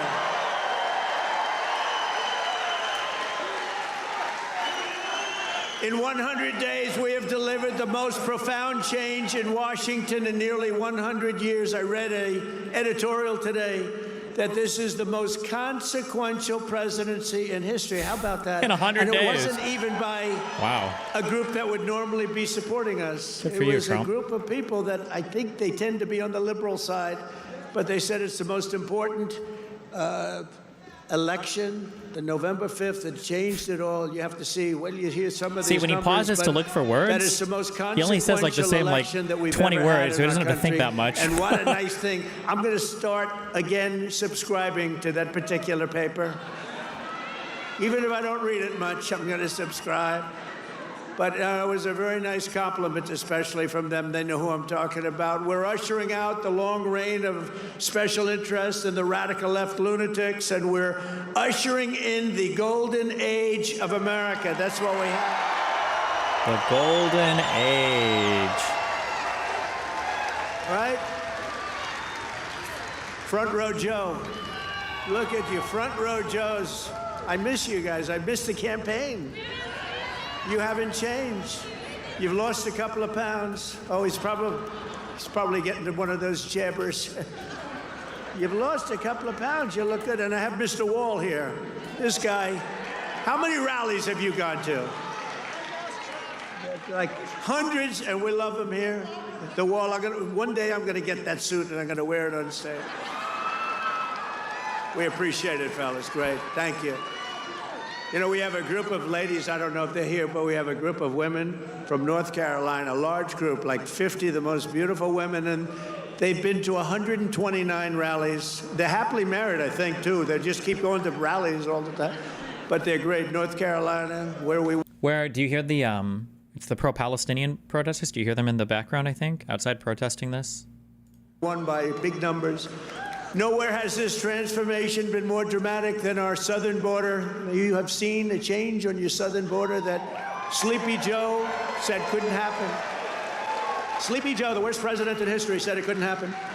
The last administration engineered a massive border invasion, allowing gangs, cartels, and terrorists to infiltrate our communities and rape and murder our citizens, and that is being nice about it. That's actually being nice about it. They are the worst. But standing before you today, I can proudly report that this heinous betrayal is over and that we have achieved the most secure border in American history by far. In American history. For 2 months in a row, we have now set all-time records, and this is by the media, the fake news media, which most of it is fake. We've set all-time records for the lowest number of illegal border crossings ever recorded. Think of that. Think of that, guys. Ever recorded. The number of illegal border crossers released into the United States is down. Listen to this, please. Listen. 99.999%. Oh my God. Think of that. 99.999. 3 people got in. 3. And I got angry as hell at Tom Homan. How did you allow 3, Tom? I called up Christy. Christy Noem's doing a great job, Tom Homan. I said, how did you allow 3 people? No, they allowed a few in for medical reasons. They had a couple of, were very sick. The ones that got in were really very sick, and we had to take care of them, but it was a few people. But 3 people got in versus hundreds of thousands in the last administration. Hundreds of thousands a month were pouring in. Biden had no control. Thank goodness he appointed a great border czar, right? Kamala.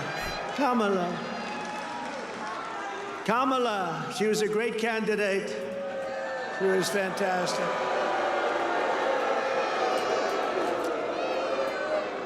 Joe Biden was down 35 points. The debate was not a good one for him. He said, you know, if I didn't debate, I could have gone all the way. He was down 35 points, and they decided to replace him. Nothing ever happens like what happens to me. It never happens to anybody else. I had to beat two candidates, so he's down. This is like you're in a fight. Dana White, the UFC, you're in a fight, and you're just beating the guy so badly, and they say, oh, let's put in another fighter. That's what happened. And I knew nothing about her. She was vice president, but nobody knew a damn thing about her. She had nothing to do with the border, even though she was appointed border czar. The great people, all of the great people, Paul and all of the Border Patrol people, they never spoke to her. They never heard about her. For 4 years, she never called. But there's never been such a difference in anything as the difference between the border today and the border what it was just 6 months ago. So I want to say congratulations, America. It's about time. If we had not won the 2024 election, oh, does that sound good, right? We won the 24, all that. Jesus Christ, dude. The radical left Democrats would right now be importing the next 10 million invaders and giving amnesty to 30 or 40 million illegals, many of them criminals, many of them, frankly, murderers and people of crime at the absolute highest level. Real bad people.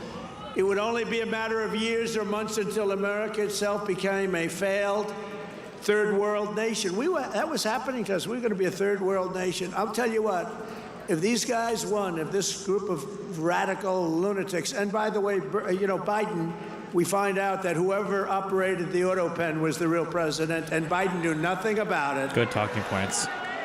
You know, he had a group of radical left guys who were very smart, and a woman, a particular woman.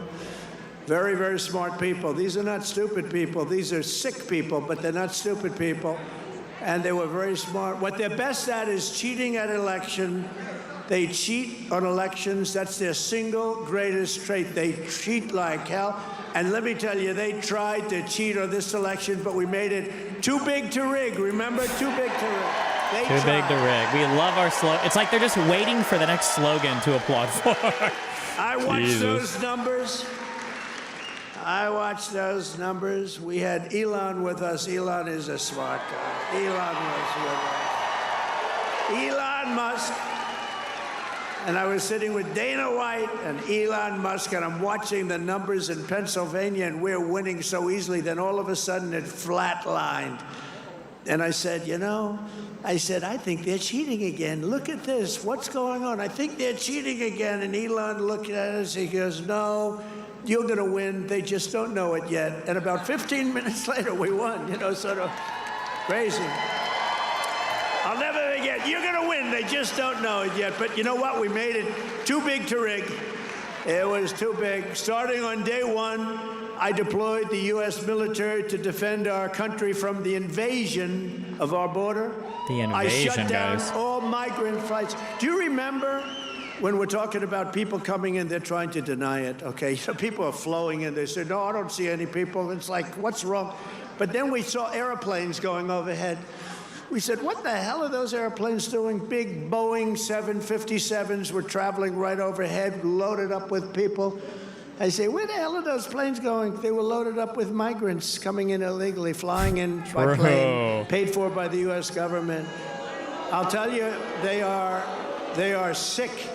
Remember that day? That was the day we found out that not only do we have to defend it here, we have to defend it not only in the water, but we have to defend it in the air. The planes were going over us. I said, what the hell is that? I banned all welfare to illegals, and I signed an order that will end automatic citizenship for the children of illegal aliens. No citizenship. For years, Joe Biden and the media told us that stopping the flood of illegal immigration was absolutely impossible. He said it was impossible. He didn't know what the hell anybody was talking about. He didn't know what the hell he was talking about. It was impossible that the president had no power to stop what was needed in the form of legislation. He needed legislation. He had no power to get it. But it turned out that all we needed was a new president.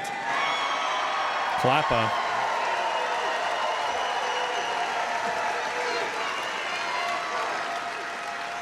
Within days of taking office, I signed the Laken Riley Act. Laken Riley, beautiful Laken Riley, who was Poor girl. killed Rip. by an illegal immigrant, viciously, violently killed. But Thank I you. signed the Laken Somebody Riley should hear Act that. to Thank you. facilitate the expulsion of dangerous criminal aliens, and when necessary, we had to put them in jail. We couldn't take a chance that they'd come back in again. In recent weeks, ICE, who are great, these people are great, has arrested dozens of child rapists along with murderers, kidnappers, drug traffickers, and thieves, and frankly, people from mental institutions. We've designated 6 murderous Mexican drug cartels as foreign terrorist organizations. We have also designated 2 bloodthirsty transnational gangs, MS-13 and Tren de Aragua, TDA. They've been designated the highest level of terrorists, and that lets us do a lot of things that you wouldn't be able to do. We got to get them out of here before they Gotta get them the kill hell more people. out of here. They've killed plenty. My administration has increased arrests of known and suspected terrorists by 655%. Is that okay? We tried to get it higher. We tried to get it higher, but the courts are giving us a hard time. Can you believe? You know, I won on the basis of, I think the number one thing was on illegal immigration, the border, the people pouring across our border that are from all over the world. They're unbelievably bad. In many cases, unbelievably bad people. I think that was the number one thing. And now the courts are trying to say that, you know, that doesn't matter. I don't think it's going to be allowed to stand. Democrats have vowed mass invasion and mass migration. We are delivering mass deportation, and it's happening very fast. I forgot my Spider-Tron. And the worst of the worst are being sent to a no-nonsense prison in El Salvador. Why don't you watch Watch what this. happens. Watch this. Take a look. Oh, we've got hype videos. Yes, King, hype video. Nice cameras. We're watching anything else? This is live coverage of President Trump's rally in Michigan. With live sound from the podium, the president is now cueing a video that supporters are watching, several thousand with him in Warren, Michigan, as he drills down on the issue of immigration, mass deportation. Having spoken to border security at length now, we're seeing a video that involves, Kaylee, the arrest of some of the gangs that he has mentioned, Tren de Aragua and MS-13. Gangs or just The random president just saying US the worst citizens? of the worst were being sent to that prison in El Salvador. He noted earlier that the people that have been arrested and deported include child rapists, murderers, kidnappers. He described them as being criminals, though we have seen that not necessarily all of these individuals who were deported have in fact had criminal records. But this part of the president touting what he sees as one of his major accomplishments in his first 100 days, which is a crackdown on illegal migration. He noted, which is accurate, 2 record months, all-time records, 2 months in a row for the lowest number of illegal border Can we get some goddamn Referring claps? to the Why can't I see the designation video? of these 2 transnational gangs, as he called them, as terror groups, which allows us, he said, to do lots of things. To your point, Kaylee. Oh, somebody has a different perspective of the video. But even as we grasp at victory, there is a cancer, an evil tumor, growing, spreading in our midst. Shout, shout, shout out his name. Video, by the way. 2 minutes of hate, guys. Nothing the party does is good. Even the Lord smiles at you. The party wants you to believe we are at war, so as to channel your emotions away from their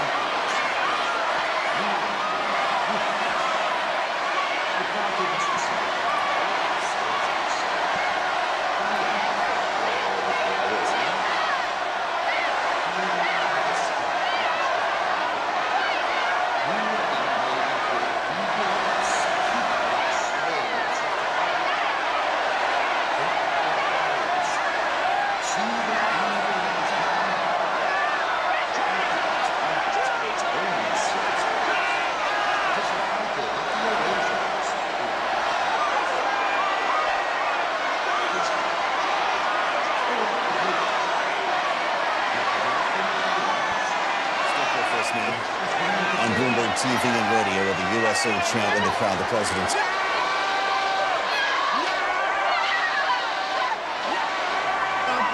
America is a dumping ground for criminals no longer. They're not even trying to come in. But while we're fighting to protect Americans, the radical left Democrats, who are so bad for this country, are fighting to protect TDA, you just saw that, and MS-13 criminals, and you don't even know which is worse, but they are the top of the line. For years, Democrat politicians did not raise one word of protest as American women and girls were raped and slaughtered by these monsters. They were raped and slaughtered by numbers that you don't even want to hear about. But the second we try to deport them, the radical Democrat Party is racing to the defense of some of the most violent savages on the face of the earth. Who the hell would vote for these people? They're racing to the courts to help them, but this is not what the people want. This is not what they voted for in record numbers. I won the election. We won every swing state. They won we won everything. the popular vote. And we got 312 electoral college votes. And just this month, 2 Venezuelan members of TDA, Tren were arrested in Washington state for kidnapping a 58-year-old woman driving a power drill through her hand to extort her bank account information, shooting her, leaving her for dead. And miraculously, she just survived, but she's not feeling so well. In January, Tren member in Chicago kidnapped 3 women, took them in an alley, lined them up, and shot them each in the head. They all died. Why? And the FBI recently assessed that these vicious gangs have been sent by the foreign regime in Venezuela to foment violence and instability in the United States of America. Can't let that happen. Wait, does anybody have a link to that story? And it's not just, in all fairness, not Venezuela. It's all over the world. It's all over. They come in from the Congo. They come in from Africa. The Congo, they emptied out their prisons into our country. But they come from Africa, Asia, South America. They come from all over bad parts of Europe. That's why we've invoked the Alien Enemies Act to expel every foreign terrorist from our soil as quickly as possible.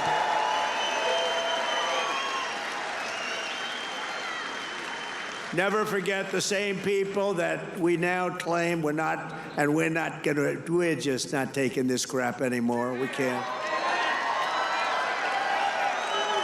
They're claiming that we're not allowed to deport illegals. And they're the ones who orchestrated an 8-year campaign to jail their political opponents. Do you know what I mean? They want to jail. They want to jail. That's all they can do, jail their political opponents. What they did to people is a disgrace. And now they come after us. Why are you not nice to them? Why are you not nice to them? They tried to jail your president. They tried to jail. Except for the really courageousness of a few very good judges, you know, we could have been calling you from the other side of the bar saying, hey, fellows, how about a little protest? How about a little protest? But they cheered the assassination of CEOs, looted our cities, and destroyed our property. Disgusting. No, they tried to jail our politicians, and they tried to jail a lot of people, many of whom didn't even know what the hell they were being looked at for. These people are criminals. If they had their way, Goddamn criminals. we would be living in a third world hellhole. That's what they want. Removing the invaders is not just a campaign pledge. It's my solemn duty as Commander-in-Chief. I have an obligation to do it. Save our country. And that's why we got, despite the fake polls, you know, they do these polls where they interview far more Democrats than Republicans. I saw them over the last few days, and I had them checked out. They interview far more Democrats for the polls. Gonzalez is accused of kidnapping 3 women and taking them to an alley near 78th and Oglesby in the South Shore neighborhood where they were shot in the head. This was in Chicago in January. Why? Jesus. Chill. Damn. They interview Democrats by big numbers and then Republicans by small. They say Trump only has a 44% Only 2 women died. The third one just got shot in the face and lived. How do you fuck that up? approval rating. Well, it's actually not bad. But when you figure that if it were a legit poll, it would be in the 60s or 70s. These people are a bunch of crooked people. No, they interview more Democrats than Republicans. In other words, they take the poll and they interview Democrats, they poll Democrats, and then they say, they try and depress it as much, just like they write bad stories. 97% of the stories written about me, think of it, were negative, and yet we won in a landslide because they have no credibility.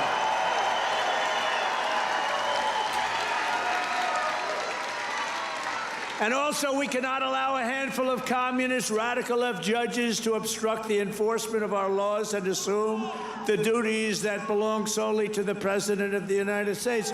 Judges are trying to take away... Wait. When I'm in my Spidertron, do my lasers shoot from my personal suit as well, or just the lasers in the Spidertron? the power given to the president to keep our country safe, and it's not a good thing. But I hope, for the sake of our country, that the Supreme Court is going to save this, because we have to do something. These people are just looking to destroy our country. Nothing will stop me in the mission to keep America safe again. It's very simple. Keep America safe again. CASA. Oh, my God. And our first 100 days have also Yes. produced historic results in the battle to defeat Biden's inflation disaster and bring jobs and wealth back to America and bring them back to Michigan, okay? We want to bring it. As an example, since I took office, the cost of eggs is down 87%. Now, right? You remember a few weeks ago, before Thanksgiving, before we heard about it, before I heard about it a long time ago, before Thanksgiving I heard about it, and then I was hearing that I wasn't president. This guy was barely president. Nobody knew, was he president? Who the hell was president? To this day, I say it was the one that operated the auto pen, but what do I know? But I was hearing... I love it when he brings up the auto pen stuff over and over again because Biden was senile. God, that's one of my favorite jokes. I love it when he says that one a lot. God. About eggs, and then all of a sudden we have a great election victory. And my first week in office, they start screaming at me, "What about the price of eggs? Eggs, eggs." I said, "I've only been here for 6 days. I was there 6 days." And he's telling the egg story again. The price of eggs has gone through the roof, I and you love won't be this able to one have them for too. Easter. God, it's so funny. So I put a very capable Brooke It's so Rollins, who's our friggin' epic. wonderful commissioner of agriculture that you know in Michigan. I said, "Brooke, I've only been here 6 days before I heard, maybe even less, maybe 5, maybe 4. But it was my first week. And I said, Brooke, you got to save me here. I'm getting killed about eggs. What the hell's going on with eggs?"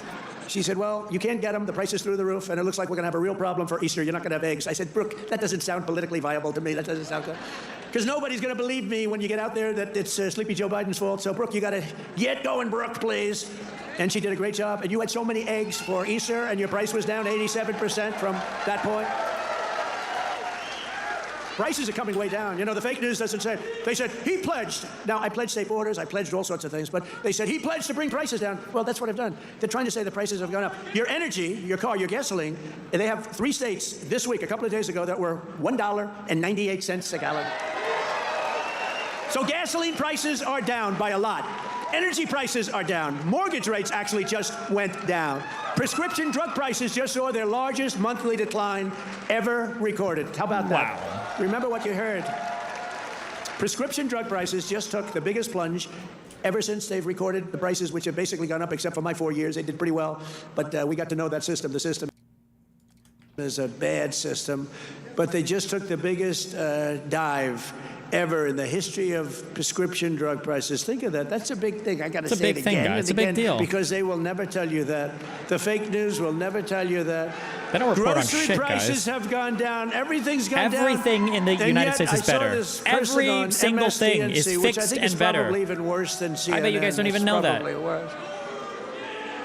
Probably worse than CNN. But I saw this horrible, horrible anchor. How these people get jobs? I wouldn't hire them to do the most menial of chores. LOL. But I saw this person. He campaigned on bringing prices down. Every price has gone down. What am I going to do? What do you want him to do? I mean, think of it. Gasoline was almost $4 not so long ago.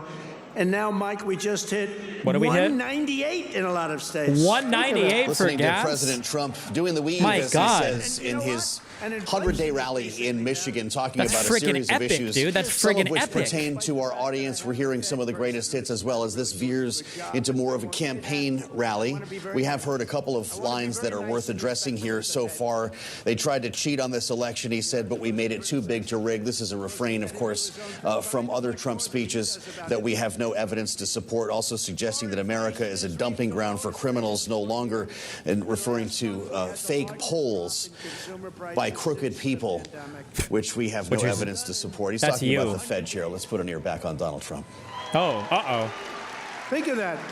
I'm thinking. This is all done in 100 days. But when you watch the fake news, you see fake polls. Again, they poll more Democrats than Republicans. Democrats aren't going to say, I'm going to vote for Trump.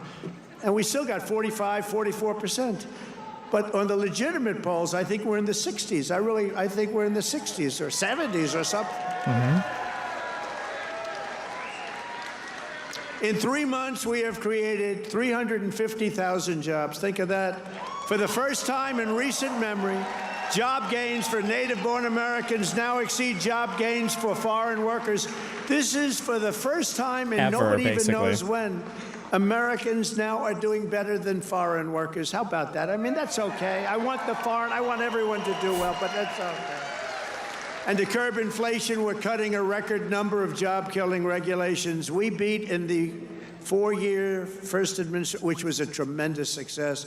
We cut more regulations than any president in history, including 2-term presidents, including Roosevelt, who was more than a 2-term president. We cut more regulations than any president in history in 1 term, and now our 2nd term. And, you know, I don't know why. It was so important to win because they used to say, the fake news, to be a great president, you have to serve 2 terms. So now we're going to serve 2 terms. Now they've taken that one. Wait, can I build anything with the resources on this fucking planet, or? Right, Dr. Oz? Cross that one off. Cross that one off. No, they say it all the time. When I was out, they say, well, they go on through.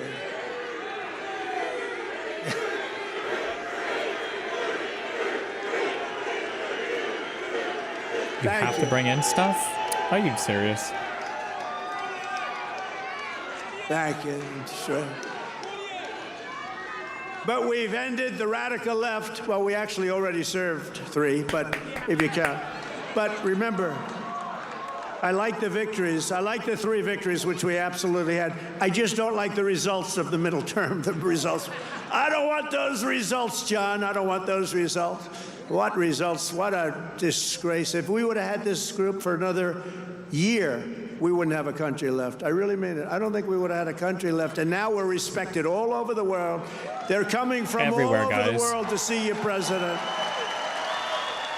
They're coming from India. They're coming from France. They're coming from Spain. Yeah, they're coming from China, too. Yeah, they're coming from China. They're coming from all over the world to see you, President. Literally. They want to make a deal. They want to make a deal. And you all know, of our tourism rates are plummeting everywhere. We are the ones. We don't know that who's have coming, the but they product. are. We are the ones. The aliens? The United States. They want a piece of our product. We can just set the price, but I want to be respectful and I want to be nice. But if it takes too long, I'll just set a price. Say you could buy or you don't have to buy. We lost. Think of this. We lost billions and billions of dollars a day. A day. Billions, not millions. Billions of dollars a day. And under Sleepy Joe Biden, what's better, Crooked Joe or Sleepy Joe? Ready? A poll, a free poll. Because these pollsters are so corrupt. Yeah, finally, let's do a real poll. This is a real poll. Yes. We're going to poll my king. Crooked Joe or Sleepy Joe. King. What's a better name for us to call him? Sleepy Joe or Crooked Joe? That one, yes, King. Fuck yes, King, yes, King. It's got to be that one, right, Trumple? I'm not surprised. It happens. I sort of loved Sleepy Joe. You know, it just had a nice ring to it. Because he had one ability I didn't have. He goes to the beach, right? And he could fall asleep on a cottage, drooling out of the side of his mouth, and he'd be sleeping within minutes. carrying the aluminum chair, you know, the kind that's meant for old people and children to carry. It weighs like about 4 ounces. And he couldn't get his feet out of the sand. And he'd sleep, he'd fall on this thing, and with it, and he'd have, you know, he's president, so you'd have cameras. He'd be in a bathing suit. Somebody convinced him that he looks great in a bathing suit. He's 82 years old. Can we please talk more about Didn't look great Biden? in a bathing suit when he was 82. Yes. You don't look great. You know, at some point you have other assets, okay? But that's not one. But he'd go and he'd... Okay, if you drop on this planet on accident, you're not ready. What, are you just supposed to kill yourself? And then go back to novice? Walk in the sand. President fall Trump into that now thing, and speaking within about seconds, his he was- predecessor, but of course, before doing so, Joe, we were hearing from him on tariffs or the idea that trade deals could materialize as he speaks live in Michigan, and we're taking it here on Bloomberg TV and radio. They're coming from all over the world. He says they want to make a deal, but the president's suggesting we'll make deals, but we don't have to. And if it takes too long, he says he'll just set a price. That's right. Talking about the Fed as well. He says you're not supposed to criticize the Fed, supposed to let them do their own thing, but I know much more than he does. True. Donald Trump is a About macroecon interest rates, master. referring to Jay Powell. Believe me, core inflation, he says, has reached the lowest rate in 4 years. We want to bring in Bloomberg Politics contributor Jeannie Shanzano, our Democratic analyst, for more on this, joined by Lonnie Chen, fellow American public policy scholar. Jeannie, it's great to have you here. I just wonder more your of the thoughts fake on news media. what Wait, you're are they hearing cutting so off? far and Hello? how this has been framed. Excuse me, I could be Lonnie, missing it's good to see you essential as well. announcements The about my president country is right now. seizing on economic issues, and it's coming just days after. I realize we heard about the border as well, but when you look at the signage in the room and the thrust of this speech, he's speaking to the issues that have been polling in a pretty weak way for him, showing approval ratings on the way he's handling the economy and tariffs underwater. What do you make of the approach tonight? You know, I'm sitting here listening, and the reality is... Fuck, what was her name? She looks like the one lady, right? She does, right? Is that you can hear with his constant attacks on the pollsters that he is well aware that he is underwater now on the economy, that his support and approval in terms of his handling of the economy has dropped in this last 100 days. And that's why he's attacking the pollsters. And I think he's really missing an important opportunity. This is his first time on the road since he became president, his first big rally in a swing state, to explain to the American public this thing that he cares so deeply about, which is tariffs. He reiterated again to these interviewers in the last few days. He is deeply committed to this tariff regime. Tell us why. Tell us what the goal is. Tell us how long the pain is going to go forward. Tell us if there's a threshold, a time at which there's a red line that you'll pull back. He's missing that opportunity and spending a good amount of time attacking the Democrats, relitigating the 2024 election, and so on and so forth. So to me, I think he is missing an important opportunity to grab the bully pulpit and pull independents and moderates and people who voted for him, who are now frustrated and telling pollsters that along with him for this tariff regime in particular. Well, Lonnie, chime in here, because before he got to the subject of tariffs, he spent a good deal of time, in fact, brought a video to highlight his efforts on immigration and the border. Okay, fuck this fake news media. Sorry. I'm sorry, ma'am. I thought it was a guy. Thank you. More epic trans jokes? And she now has to go home to a mother who's a big Trump fan. Her mother's watching. I'm sorry. I'm sorry. I said he, and it's a she. I'm sorry. Oh, you're just mixing it up. To keep my promise to the great state of Michigan, I terminated Joe Biden's insane electric vehicle mandate, where you were mandated to buy an electric vehicle. Yes, fuck. Electric vehicles, I You guess. were mandated. Fuck them, yes, true. Within just a few years to buy an electric vehicle. How about that? And you know what? They're great, but people don't. Not everybody wants them. You got to be able to buy a hybrid, a gasoline-powered car. You can buy lots of different cars, but you can't be mandated to do anything. And I've already proudly imposed a 25% tariff on all foreign automobiles. Any foreign car, like they do to us.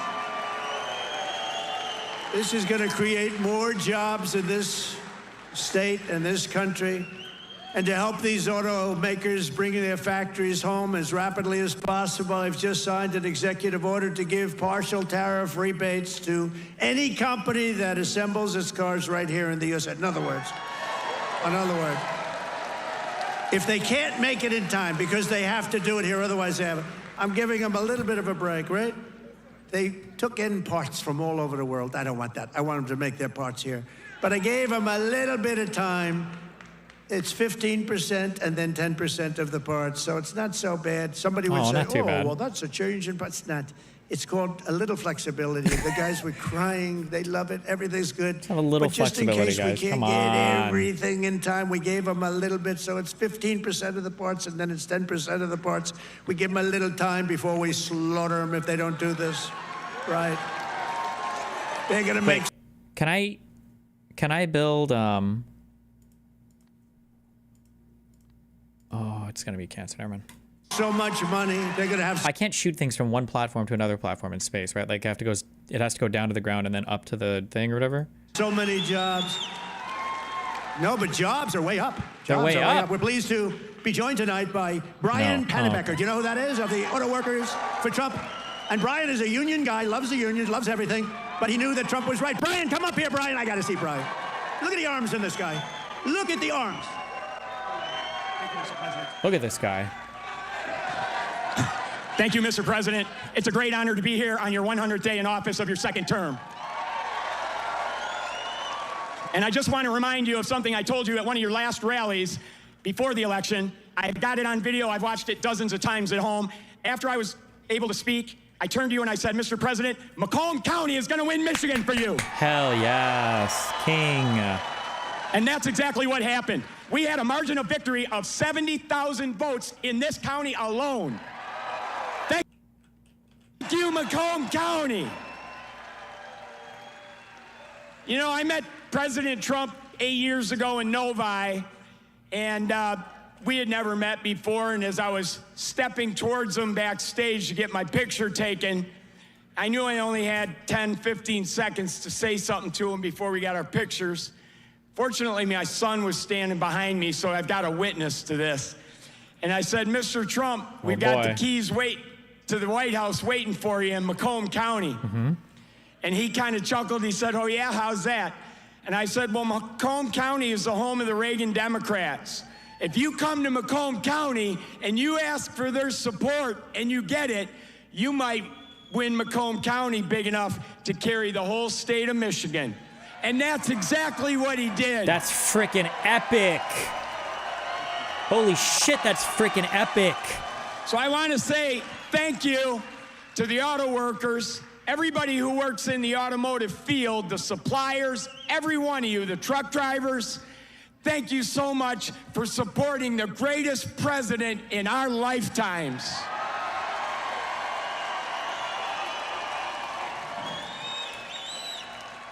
Now, I've got a little business announcement I want to make. I hope the president doesn't mind. But when I was backstage with him earlier and got my picture taken, I said, Mr. President, I've got a deal that you can't refuse. And he said, what's that? And I said, well, I'm writing a book, and it's going to be about my political journey. I've been involved in some things here in Michigan, conservative causes like right to work and the Michigan Civil Rights Initiative.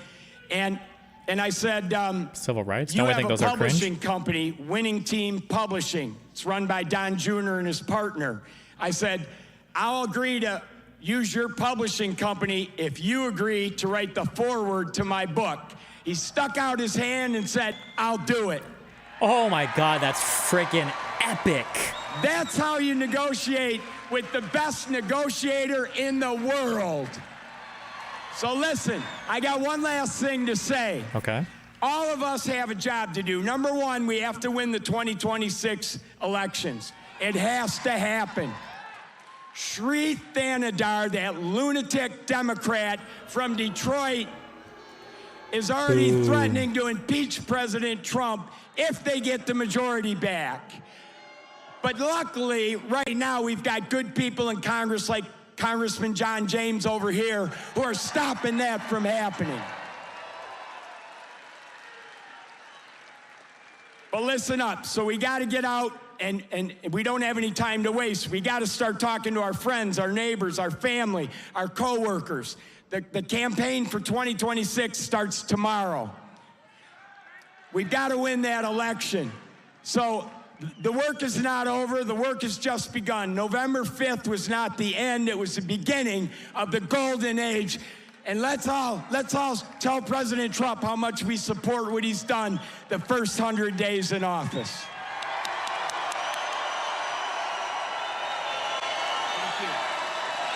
Oh, yeah, I forgot. There's one other thing I wanted to say in front of all these thousands of people to President Trump. President Trump, I love you. Not a cult, by the way. Not a cult. you. Good- Definitely good not a cult. He's a Absolutely great guy. not. You know, I've he never was heard with a me not a from cult, day such one. not a cult as anything that's not a cult my entire life. Before 2016, he was there from day one. He got it. He said, we're losing our car industry. That's what he really cared about. He just said, I've had so many friends who were laid off.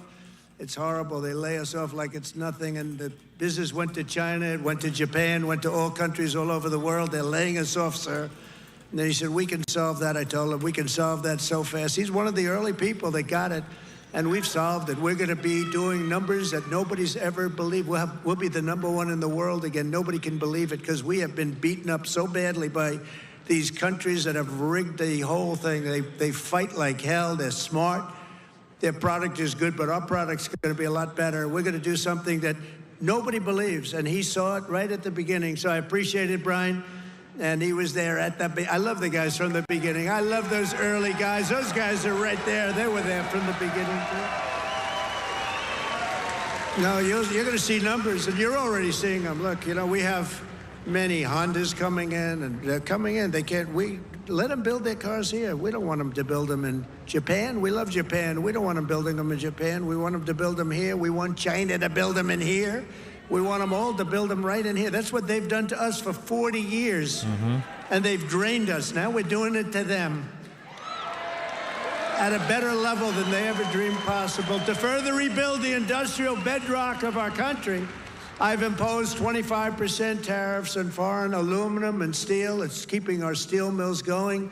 I did that. If I didn't do that with steel in the first... It would be over. My first term, we wouldn't have a steel mill in the United States right now, and everybody knows that. I did it for washing machines, too, by the way. That's why I asked the people at Whirlpool. They were going to close. They were in deep trouble. I did it because they were dumping machines. I did a 50% tariff, was going to raise it to 100%. They didn't even have to bother. They became a tremendously successful company overnight. They were ready to close. They came to me with tears in their eyes in my office early on, first term. And we're doing it now at levels never seen before, and the results are going to be even better, because we've been abused by friend and foe. And in many cases, friend has abused us more so than foe on trade. So I want to just let you know you're going to be very proud of this country very soon. And with my China tariffs, we're ending the greatest job theft in the history of the world. China's taken more jobs from us than any country has ever taken from another country. And that doesn't mean we're not going to get along. We get along with China. I mean, their tariff now is at 145%. So essentially, that's a big difference between that and zero. But I think it's going to work out. They want to make a deal, and we're going to make a deal, but it's going to be a fair deal. It's not going to be a deal that we lose $1 trillion a year like they did with Biden. That guy was so bad. He was so bad. Under Biden... Tell us more about Biden. Tell us more about Biden. We were losing $5 billion a day on trade, and now we're making money. We're actually making money instead of... Do you know what $5 billion... Do you know what $5 billion a day? Think about Mike, that. How many pillows do you have to make to lose $5 billion? You could make them for 1,000 years. No, we were losing $5 billion a year. Now we've got it where we're making money, and the tariffs haven't even really kicked in. The 25% on cars have. But you know what that means? That means that you're going to make the cars. We don't need the cars from outside. When they say, oh, sir, we want to send you a lot of cars, I said, we really don't want your cars. We really don't want. We want to make our own cars. That includes Canada. That includes Mexico, who have taken tremendous a tremendous amount of our business. Canada's taken off a tremendous, like 10, 12%. Mexico is 32%. They took 32% of our car production. We don't want them to have that. We want that. Why are we giving it to them? Why are we subsidizing Canada $200 billion a year? Why are we subsidizing Mexico for $300 billion a year? There's no reason for it. I'm proud to be the president for the workers and not the outsourcers, the president who stands up for Main Street, not Wall Street. You know, I like Wall Street. I like Wall Street. I have a gorgeous, beautiful building on Wall Street, 40 Wall Street. Anybody? You want a little space? I'll get you some space real quickly. Now I've got one of the most beautiful buildings in the world on Wall Street, but I still like Main Street because you're Main Street. I want Main Street over Wall Street. And we want to protect the middle class, not the political class. That's all. More slogans. God damn. We want to protect our people. You know, this is the greatest, when you think about this, look, here we are. It's not even like election. It's after the election. And you have crowds like this, and to have them. We're going to do the commencement at University of Alabama. And they just called and they said, it's going to be the biggest crowd we've ever had we've never had a crowd like this. And I'm doing it at West Point, and they called and said the same thing. We love West Point. We love University of Alabama. We love Alabama. You know what I won Alabama by? Like almost 50 points. So when they called and they said, would you like to do the commencement? I said, okay, I'll do it. But they're going to have the biggest crowd they ever had by maybe 4 or 5 times. They told me, thanks for all of the things that we've done and to our policies. Trillions of dollars are now pouring into the United States because of common sense, just common sense.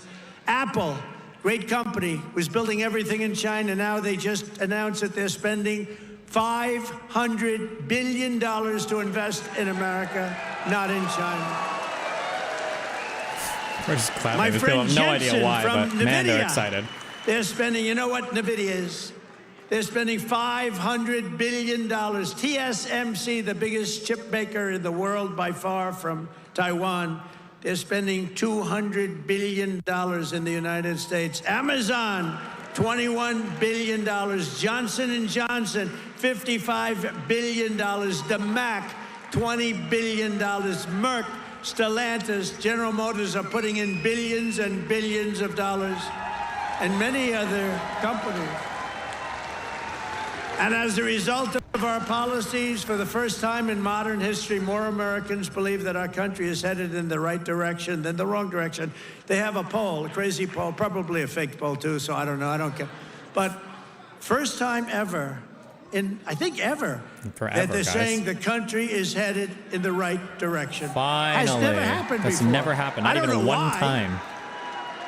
But now, but we've accomplished more in 3 months than most administrations accomplished in 4 years or even 8 years, and we're just getting started. Believe me, we're just getting started. We're pleased to be joined by some great people. A person that number one, I have so much confidence in him. The fake news is after him, really after him, but he's a tough cookie. They don't know how tough he is. Secretary of Defense, Pete Hegseth. Oh my God, Hegseth, yes. The Hegster, hell yes.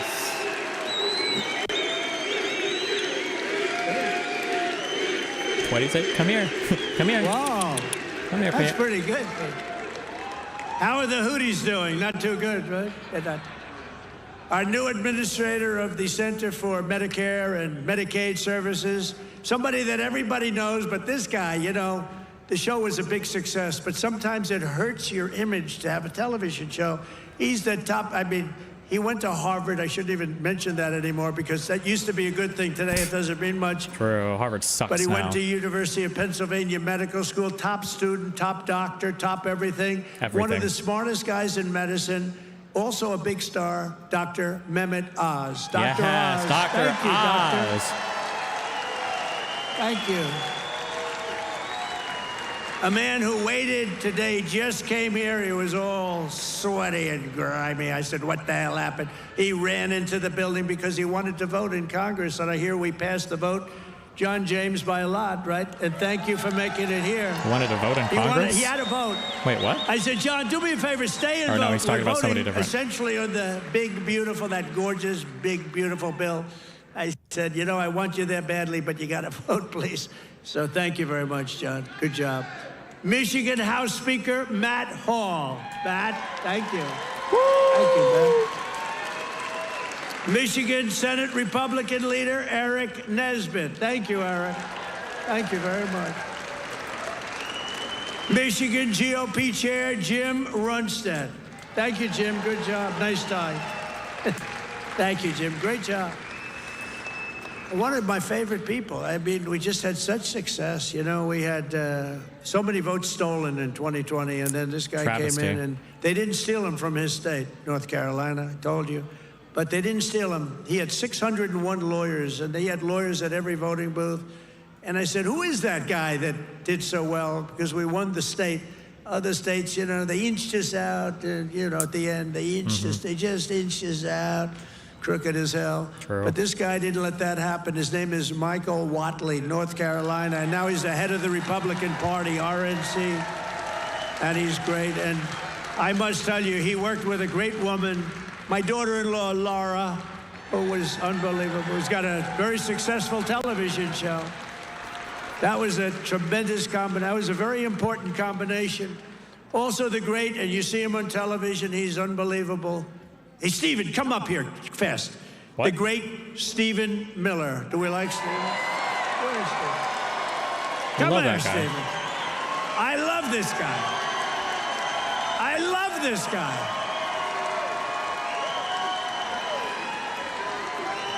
There is nobody smarter or tougher than Stephen Miller. Stephen, say a couple. Who's enjoying 100 golden days of America? President Trump has achieved the most secure border in American history. He's fighting violent crime. He's fighting the drug cartels. He's cutting your taxes. He's cutting wasteful spending. He's draining the swamp. He's standing up to the... See what I mean when I say I'm not worried about any of these guys replacing Trump? Just listen to this fucking guy, bro. Radical left. He's standing up to the communists, and he's making America stronger than it's ever been. President Trump will never stop fighting for you, your children, and your family, and President Trump will make sure that in this country, not illegal aliens, not criminals, not gangbangers, but American citizens come first, last, and always. Thank you. And thank you, President Trump, for being the greatest president in American history.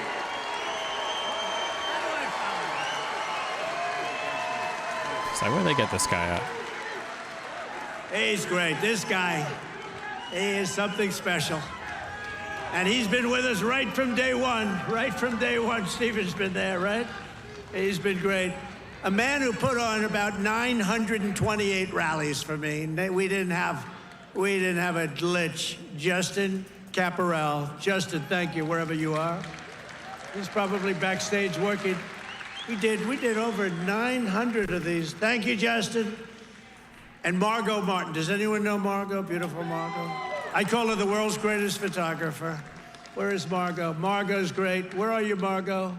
And she's very shy, actually. She's both beautiful and shy. Thank you. Where? Margot, come up here, Margot. Come up. Come on. You got it. This is the most beautiful. Now, look, I'm not allowed to say this. It's the end of my political career, but I'm going to say it anyway. What? She's the most beautiful photographer in the world. My I don't know if she's God. the best, but she's the most beautiful. Trump 2028, anybody? So freaking epic. God. People love Margot. And how about Caroline? How's Caroline doing? How is our Caroline doing? Caroline has taken the world by storm. She's taken it. And, you know, we have a man here that I don't know, but he's defending me all the time on CNN. And he defends me really well, but he can't go too far, because if he goes too far, he'll get fired. I said, you're amazing. You can take it right to the edge. And he really does a good job. He's not allowed to go any further. He would be off, you know, if he really went totally crazy, which he'd like to do. But I think he's terrific. Scott Jennings. God, yeah. Where's Scott? Where are you, Scott? I feel like it's like an acceptance speech, like a victory speech. Come here, Scott. This guy, really, I've watched him for years. I don't know him, but he likes Trump. Come here, Scott. Oh, CNN, this is the end of Scott. No, who cares? Don't worry, we'll take care of you, Scott. Scott Jennings, really great. Thank you. What up, Scott? Michigan. We were flying in here today, and I said, look at these farms. I got to get a farm in Michigan, because when you own as many libs as I do, you got to put a place to put them all. Thank you all very much. Oh, he had an epic joke and he fucked it up. Oh no, Thank he had you, an Scott. epic joke and he fucked it And up. I also want to thank the rest of the Michigan Republican delegation for all the work they do in Congress and who are back in Washington working on the big, beautiful bill. We're going to name it, I think, the big, beautiful bill. In 100 days, I've taken more than 1,000 executive Bluffs. actions, and I could recite our accomplishments all night long. And by the way, did you just see what I did? Straws. I wiped out the paper straw, little thing. Thank These are the little God, things. yes. Your sink. You ever try buying a new sink and no water comes out? Oh, and Your the water. shower heads, I your love toilets, this The whole one. thing, it's a disaster. Yes, We king. now have it so you can have as much water as you want because it's not an environmental problem. You have areas that can't get rid of their water, and yet they put restrictors on them. That's You used to crazy, take dude. them off, but now you can't because they're welded in, but now you don't have to worry about that because we've opened up your faucets and we've opened up, especially me. I don't like Especially taking a him. shower where the water goes drip, drip, drip onto my luxuriant hair. I need a lot of water. I need everything I can get. I don't need to be under a shower trying to get water to come out of that damn thing. True. So we've opened up the shower heads, the faucets, the toilets, the washing machines that don't give you water. All of that stuff has been opened up, and we're giving you gas ovens, gas stoves, if you'd like. No more electric. You can have electric if you want. I have a lot of friends, they like gas better. You're supposed to sell your gas stove or get it, I don't know, who do you sell it to? Maybe another country, because we're the only country that would be so stupid to that. But the stoves now, you can have gas stoves, all you want. Put 4 of them in your kitchen. I couldn't care less. Thank God. It's all common sense. People were so angry about that. Remember? They were all angry. No, Get rid of your I don't. gas stove. I don't You have remember to that go at to all. electric. But you know, if There's you say something so, they have Trump. with electric If that's you say amazing. so. And by the way, Elon makes a great car, but not everybody's Elon! Yeah, Elon! You know, they all say, "Oh well, Trump is maybe he's under the thumb of Elon." Do you think Elon was happy about ending the all-electric mandate? I don't think he was too happy. But he's a Ooh, great got guy. him. You know, honestly, never said a thing. He says, "Let me just compete fairly." By the way, it's not fair what they've done to him too. That is Horrible what they've done to my boy. That is a disgrace. But he's a great guy, and he's really helped us. And you know, they've saved $150 billion on waste. Bet you didn't know fraud, that, and guys. abuse. Bet you didn't know that, guys. So we want to thank him. He's an incredible guy. Anybody that can land a rocket ship, I saw this thing come in. I said, "You got to be kidding! This rocket's coming in." You know, most of them go right into the ocean. Is that how they But work? he lands it. I was on the phone with somebody talking, and I saw this thing coming in. It's spinning out of control, coming down. It's all burning. It's on fire. Looks like hell. I said, "Well, just another rocket going into the ocean." And then it lands. And then all of a sudden, you see the fire pouring out of the engines, and it starts to slow up, slow.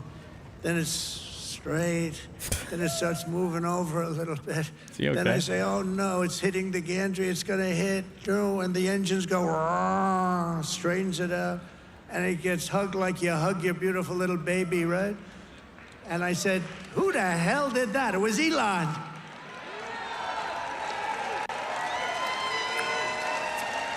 And he told me, "You don't have a space program if you have to drop $1 billion machine into the water every time you fly. You have to save those suckers." So he does. He's an amazing guy, and he's a great American, and he loves our country. He loves you. And he's paid a big price to help, but I have a feeling it's going to end up being good for him, actually. I really do. I established the new Presidential Commission to Make America Healthy Again, chaired by our new Secretary of Health and Human Services, Robert F. Kennedy Jr. He's doing a good job, Dr. Oz, right? He's doing a good job. Clappo. And he's a little bit different, but I want to tell you, he's a great guy. He's a great guy, and he loves his country. Just last week, Bobby announced that we're banning 8 major artificial dyes from our food supply. Sounds good to me. Hell yeah. Get him out of And here. on day one, I created that right now, very successful Department of Government Efficiency headed by Elon. That was a big thing doing that. I mean, the numbers are really incredible. Doge. So it was a very big thing. We terminated the left-wing money laundering scam known as USAID. How about the money that was going out? Crazy the money they were wasting on How that. about the money that was going out? Billions and billions. All the Democrats they were and giving NGOs. individual people billions of dollars. Can you believe it? People that had nothing, they got $1 billion. One got $2 billion. $2 billion for the environment. A little lady called Stacey Abrams. Had $100 in the bank. You got $2 billion. Not $2 million. You know, $2 million would have been a lot. 200,000 would have been a lot, but it would have been fine. $2 billion. And we directed all federal workers to return to the office in person, or unfortunately, they're fired. You're fired. Thank God. None of this work from home. Fake work. That's not real work. You know, some of these guys got their golf handicap way down during the so-called time where they're supposed to be working at home. You know, they weren't working at home. Who the hell would work at home? How do you work at home? It's terrible. And we found a lot of them where they had second jobs. That were Unbelievable. just taking us for a ride. They're all taking us for a ride. The foreign countries were really taking us Who for a the ride. hell both would work on from home? military and on True. trade. Get But these we work stopped from it, homers and we're out of stopping here. it. I withdrew from the unfair and ridiculous Paris Climate Accord, where we were paying $1 billion. trillions of dollars. We would have spent numbers like you wouldn't believe, and China wouldn't have spent anything. Russia wouldn't have spent anything. India wouldn't have spent, but we would have spent over $1 trillion. I withdrew from the corrupt World Health Organization, where Yes, cheering. Americans cheering we were for paying it. Yes. $470 million, and China was paying with a population quite a bit larger than ours, thank you. The problem with us, we have no idea what size our population. They allowed so many people on under Biden. Illegals, But true. let's assume it's 325 million. China's 1.4 billion. We were paying $470 million, and China was paying $39 million. And Can you China believe was that, running guys? the whole show. Crazy. So I said, no, thank you. I withdrew. They offered me to sign up at $39 million. I still said no because it was sort of scammy. I didn't like it. And Biden came back in. What'd Biden do? He came back in And and he what? signed up. Oh, my And God. they knew we could have signed up for $39 million or less. He came back in and he signed up for the same as what they were paying before, This almost Biden guy. $500 million. The real joker. Now, that's a lot of money, but it's nothing compared to the trillions of dollars that they waste. But that's the way it is. They know they can sign up for less. They don't even care. It's like they don't want to have the conversation. And you're talking about a $450 million difference. But they came up right in the first week. He said, no, we're going right back in. Okay, I can understand that. But you go in for $39 million. They could make a deal for $39 million. They signed up for $472 million. And I withdrew from the anti-American UN Human Rights Council, which is totally disgusting. In 3 months, my administration has brought home 46 American hostages and citizens detained abroad. We paid nothing. We don't pay. We don't pay. You know, if you pay, those kidnappings go way up. We don't pay. Every time Biden brought people back, he'd pay $6 billion. $6 billion. What? What are we $6 referring to billion. here? 3 times they brought back 3 hostages. For $6 billion? How is it? Who? Well, I think it's a fair deal. What do we pay? $6 billion. Wait a minute. For 3 people, $6 billion. $6 billion. It's not right. I mean, it's just not right. They have no idea. Honestly, grossly incompetent, stupid people. More than Biden brought home in 4 years. We brought more back in just a matter of weeks than Biden brought home in years. And he paid a fortune and we paid nothing. We got Mexico to turn over 29 of the biggest cartel leaders in their country.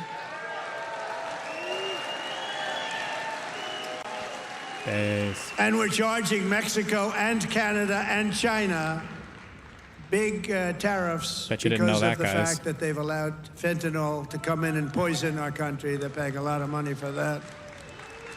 And because of that, you'll watch, it's going to stop. It's already slowing down. Within 6 weeks, we also apprehended the terrorists responsible for the attack that killed 13 American service members, known as Abbey Gate. I got to know them.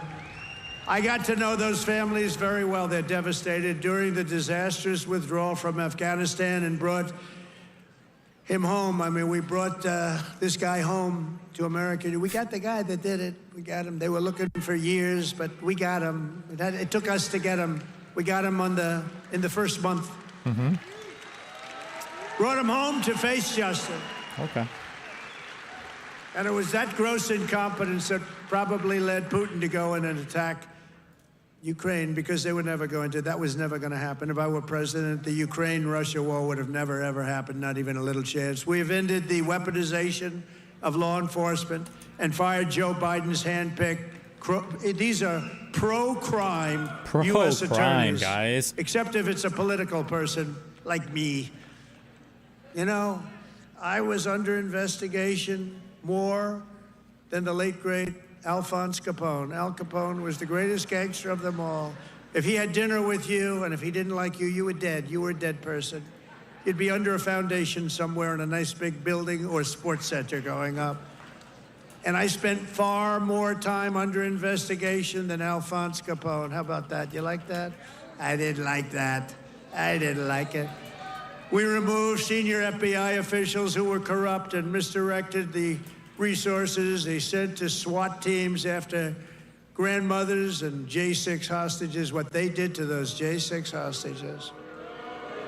And they did nothing to the people that took over Portland and took over Seattle. They literally took over a big portion of Seattle, or Chaz. In Minnesota, Minneapolis, you remember that disaster where they said, no, this is a peaceful rally. The CNN lunatic anchor, the guy has about the personality of an ant. This is not a man meant for television. He said, no, the rally is quite peaceful. Then he got hit with a brick or something. Epic. And over his shoulder, the entire skyline of Minneapolis was burning. You remember that one? The entire skyline. Wait, was this Minneapolis burning. or was this Kenosha? Is he mixing And them I up? have to be careful, I don't remember. because that gentleman right there, one of the greatest purchasers of advertising in the history of the world, Mike Lindell. There has never been the My Pillow a guy, better the purchaser. actual schizo. He comes from Minnesota. No, congratulations. Oh man. He's the greatest purchaser of ads in history. If he would have bought my ads, I could have had 10 times more ads on. There's never been. Is there any station that doesn't have a pillow ad in? But he's great, and he's doing was Minneapolis. great. And That was a he's got George a beautiful Floyd new wife cast. and all Okay. that stuff, and I'm proud of you. Look at him holding hands. They're still holding hands. I'm very proud of it. That's nice. Usually by this time, and a lot of people I know, Mike, by this time it's over. It's over. Look at you holding hands. I love that. I saw that. Aw. I pardoned hundreds of political prisoners who had been grossly mistreated. We created a brand new DOJ task force on anti-Christian bias. It's a big problem. I stripped the security clearances of the disgraced intelligence agents who lied about Hunter Biden's laptop from hell. Remember the laptop from hell? Remember the that, guys? laptop from hell? When you had the 51 agents, they said, oh, Russia did it. Russia did it. Russia did everything. Russia did it. And it was all like horrible, disgusting stuff. You hadn't seen the worst of it, but it truly is the laptop. By the way, a very brilliant reporter for the New York Post wrote a book called The Laptop from Hell. You ought to read that book. It is really, it tells you the facts, okay? It tells you the facts. Miss Devine, the great Miss Devine, she wrote an amazing book, actually, The Laptop from Hell. We also terminated the clearances of the Biden crime family and Joe Biden himself because he's corrupt. And I banned all government censorship and restored free speech in all America. government We have free censorship. speech. We didn't have free speech. I ended all of the What? No, hello? And I made it the official policy of the United States government that there are only two genders, Yes. male and female. Yes, king. My king. And a really easy one. This was the easiest one I had. What? I banned men from competing in women's sports. Absolute king. You know, they always say that's an 80-20 issue. No, it's about a 97-3 issue. Epic. I also proudly banned the use of puberty blockers and other chemical and surgical. Right? All these mutilations of our minor youth, I banned it all. I signed executive orders to abolish critical race theory and transgender insanity from our schools and from our military. We fired the woke boards of visitors at our military academies. We have great people running our military academies now. And I've directed the reinstatement of patriots expelled from our military by the Biden vaccine mandate with full back pay. After years of missed targets, our military suddenly has the best recruiting numbers in 30 years. Every branch is setting records. Don't think of that. 6 months ago, you and I were reading that nobody wanted to join the military. And right? Now we've just set a record of recruitment that's stuck. We have a waiting list of people that want to go into our military, and we have a waiting list including for police and firefighters, because our country has spirit again. We have spirit. Our country has great spirit again. Last month, I signed a historic executive order to begin the process of eliminating the Federal Department of Education and send education back to Michigan. We're going to send it back to our states, right? We're going to send it back to our states to run. I mean, how the hell bad can we do? We're like in last place. If they do badly, you're going to do better. They're going to do great, though. I think they're going to do great. I'm very proud of it. Linda McMahon, by the way, is doing a phenomenal job. And I signed an order making English the official language of the United States of America. Wow. King. I ordered the release of all remaining files related to the assassinations of Presidents John F. Kennedy, Robert Kennedy, and Martin Luther King Jr. Are we hearing about the Epstein stuff? And I made myself very unpopular in Mexico by renaming the Gulf of Mexico the Gulf of America. And we are restoring the name of a great president, William McKinley, to Mount McKinley in Alaska. He's a very good president. And you Italians are going to love me, because just yesterday I brought back Columbus Day in America, especially for Italian Americans who were so badly treated by Did we lose Columbus Day for a while? Did that disappear? I also signed an order to require proof of citizenship to vote in American elections. That was easy. And the Democrats fought me on that. Think of it. Why would they want no voter ID? Don't worry, we got it back. Because they want to cheat. True. Why would they want to have no proof of citizenship? We don't want it. We trust everybody. No, they want to cheat. That's all they want to do. Think of that. No voter ID. In Michigan, you must never allow ranked choice voting to be here. Never. Why would you be against that? What? We've done this all in 14 weeks. That's one. Remember that. Okay. 100 days. We've done all of the things that I named and a lot more.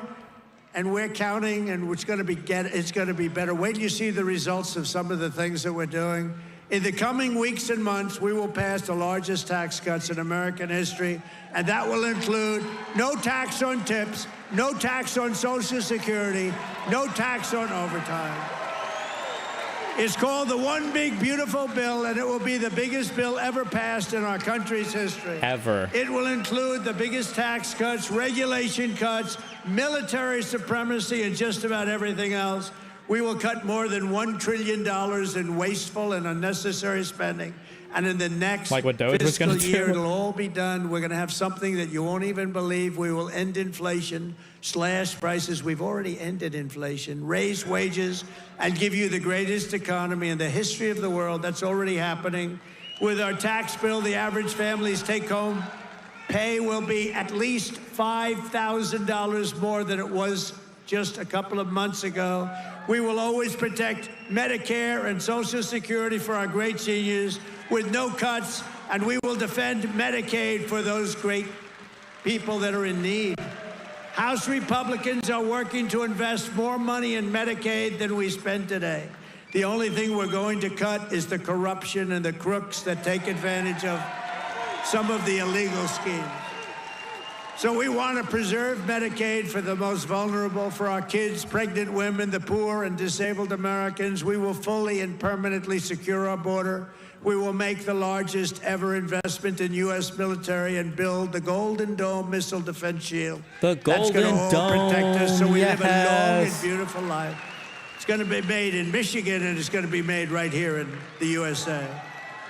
And 1 hour ago, I just made a speech at Selfridge Air Force Air National Guard Base, announcing that we are saving it, keeping it open, including thousands of jobs with the brand new state-of-the-art F-15s, which are coming to Selfridge.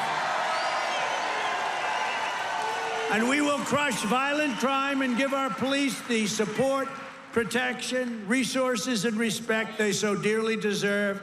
I will defend religious liberty, and I will defend the right to keep and bear arms. We will celebrate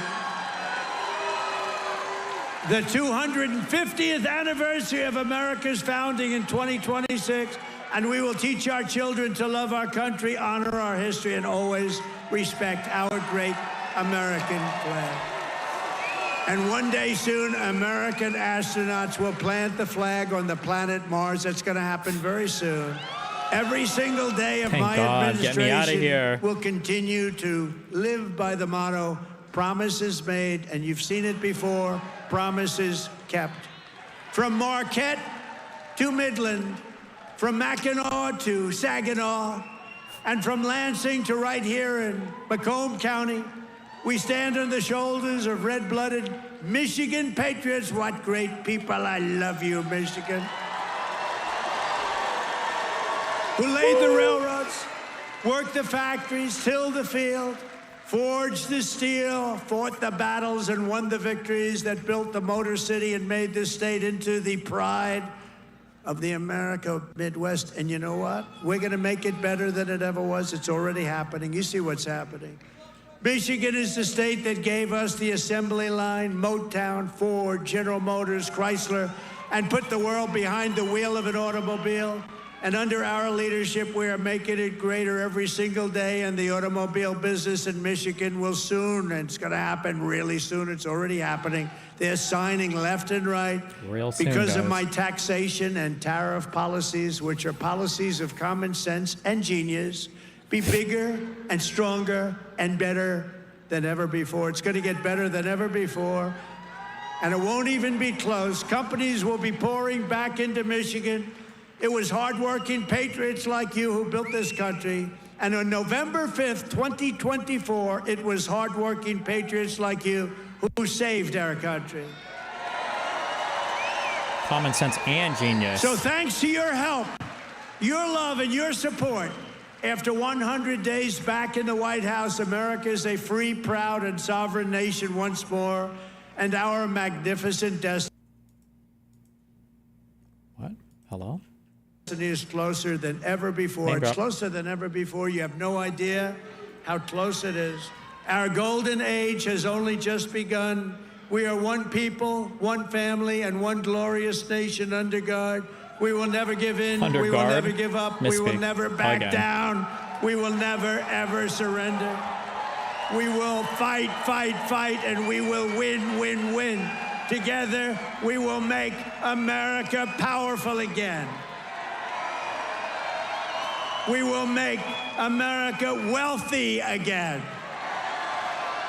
We will make America healthy again.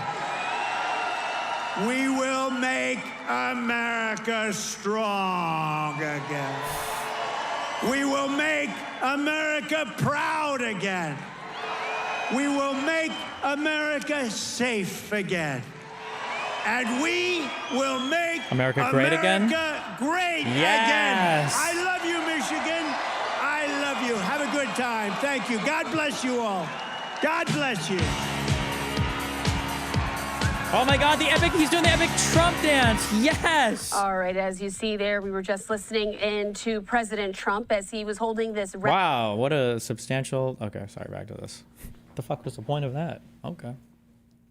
So how do you square these two things, that he seems to be defying the Supreme Court? Everybody talks about that as a constitutional crisis, but he says very clearly, I rely on the Supreme Court. I will not defy the Supreme Court. I don't think we're yet at the constitutional crisis point. Now, what he is doing is...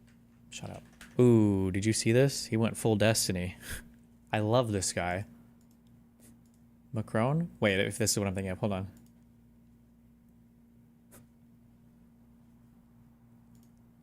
Shakes Zelensky's hand.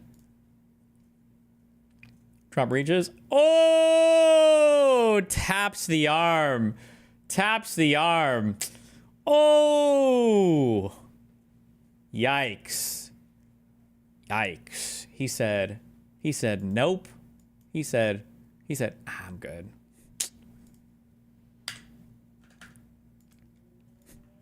God damn. God. Damn. I have some tour dates to tell you about. Miami, Do we want to listen to the rest of this? I don't think we care. Florida on. Wait. Carney's victory speech.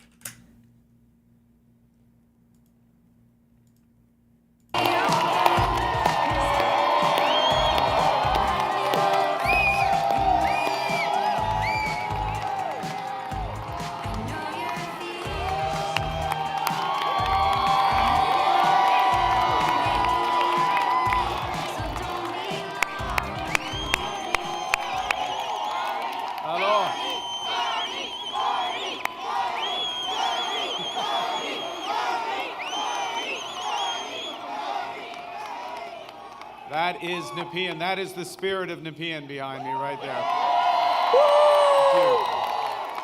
Nepean, what's that? Some weird Nazi Bonsoir shit? tout le monde. Bonsoir. Oh, quel bonsoir. C'est un bon bonsoir. I have a question. What? Who's ready? Ooh. Who's ready? Who's ready to stand up for Canada with me?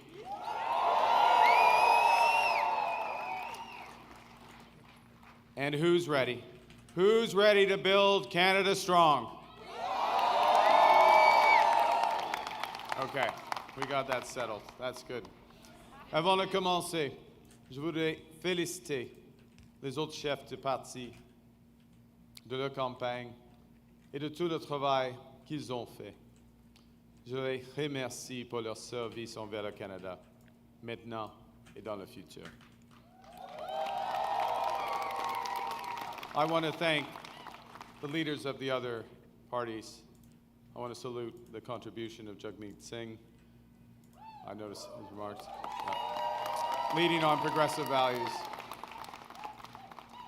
Elizabeth May will be returning to Parliament.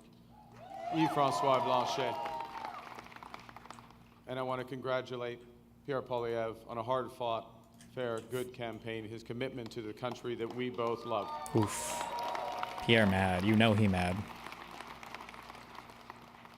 They all have many, many more contributions to our land. Thank you, Diana. Thank you, Diana, for your work on this campaign. Thank you, Diana, for the commitment and compassion you bring to everything that you do.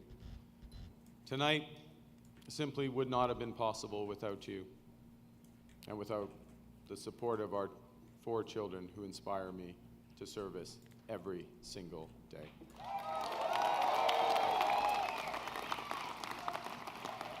I also want to salute the women and men who put their name on the ballot.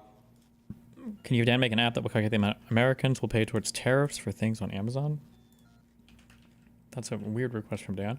We didn't watch the press briefing today because fuck that. But did Amazon put how much you'll have to pay in tariffs on the website, or was it somebody else?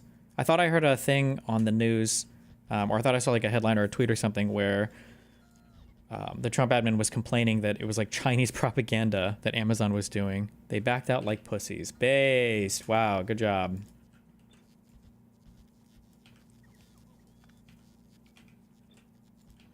Oh, someone said that was fake. And then someone said they called and pressured Biden to remove it.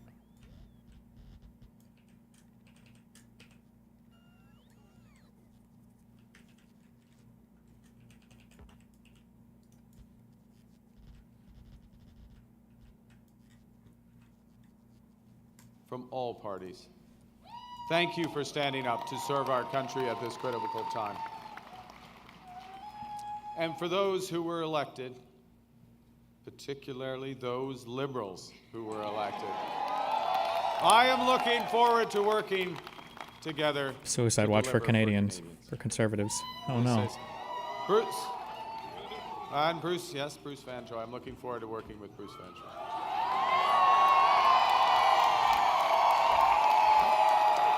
Fantastic. He will be a great MP. We're going to have fun tonight. Yes, we're going to have fun. Bien sûr, je tiens à remercier les milliers de bénévoles ici ce soir et à travers le pays qui ont donné de leur temps pour cogner au port, pour faire des appels, pour échanger avec leurs voisins et les membres de leur communauté, pour nous donner un gouvernement fort. Wow. C'est ça. You know, I chose to enter politics because I felt we needed big changes in this country. But big changes guided by strong Canadian values. Values that I learned at the dinner table from my parents, Bob and Verley, and from my siblings. I appreciate this more in retrospect from my siblings. My siblings, Brenda, Sean, and Brian. Values that I learned on the ice from my coaches. Values that have been reinforced as I've met with Canadians across this great country. And those include three values that I want to highlight this evening. Humility. It's Canada after all. Ambition. It's Canada after all. And unity. It's Canada.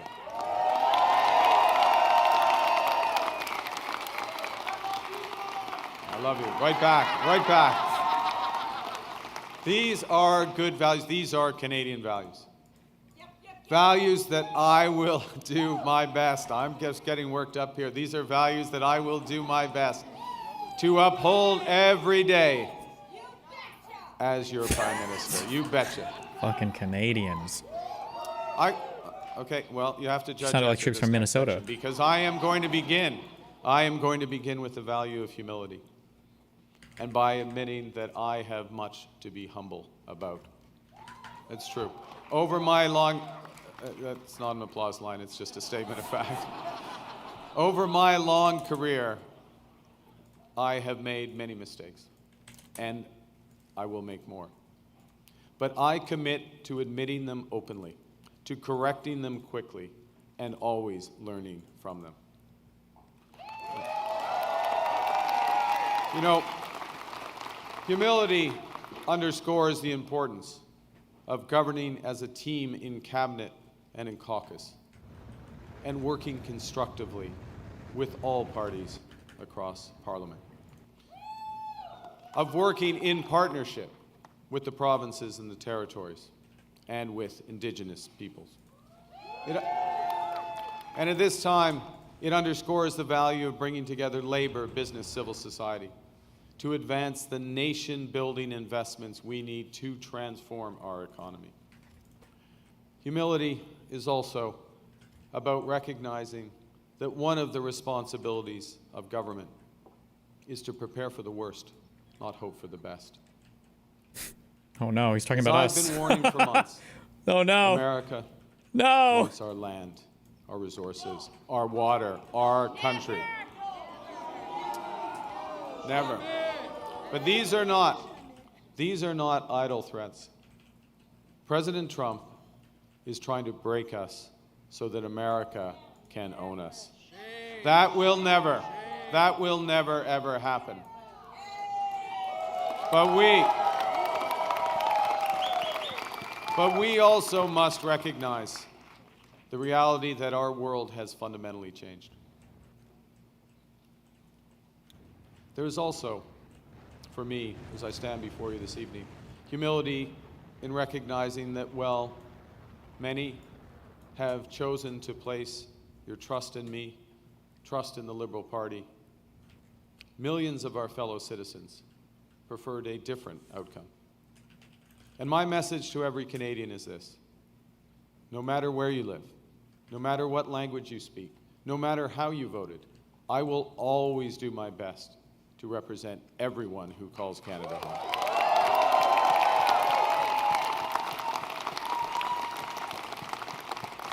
You know, during this short campaign, I went to Saskatchewan and Alberta a couple of times, even though, you know, we're Liberals. It's tough. It's tough out there. I grew up there.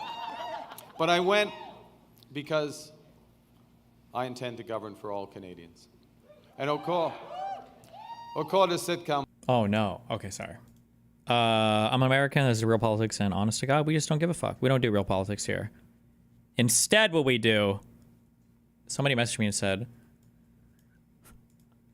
are you interested in the incredibly cringe self-implosion of Dean Withers, Parker, and others' Unfuck America PAC falling apart over self-described racist microaggressions by the PAC leader?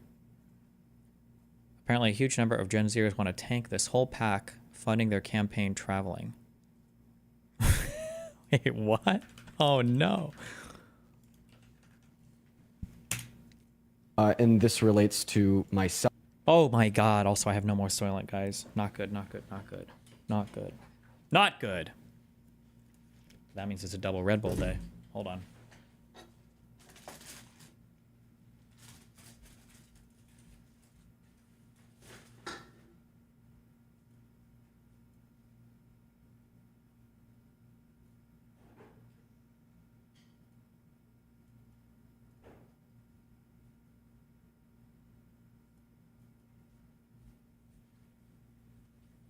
I don't know why chat's not loading also, okay? Blame Jader. Oh my God, what do we have going on here? This relates to Parker, and this relates to the organizer of the tour, Z.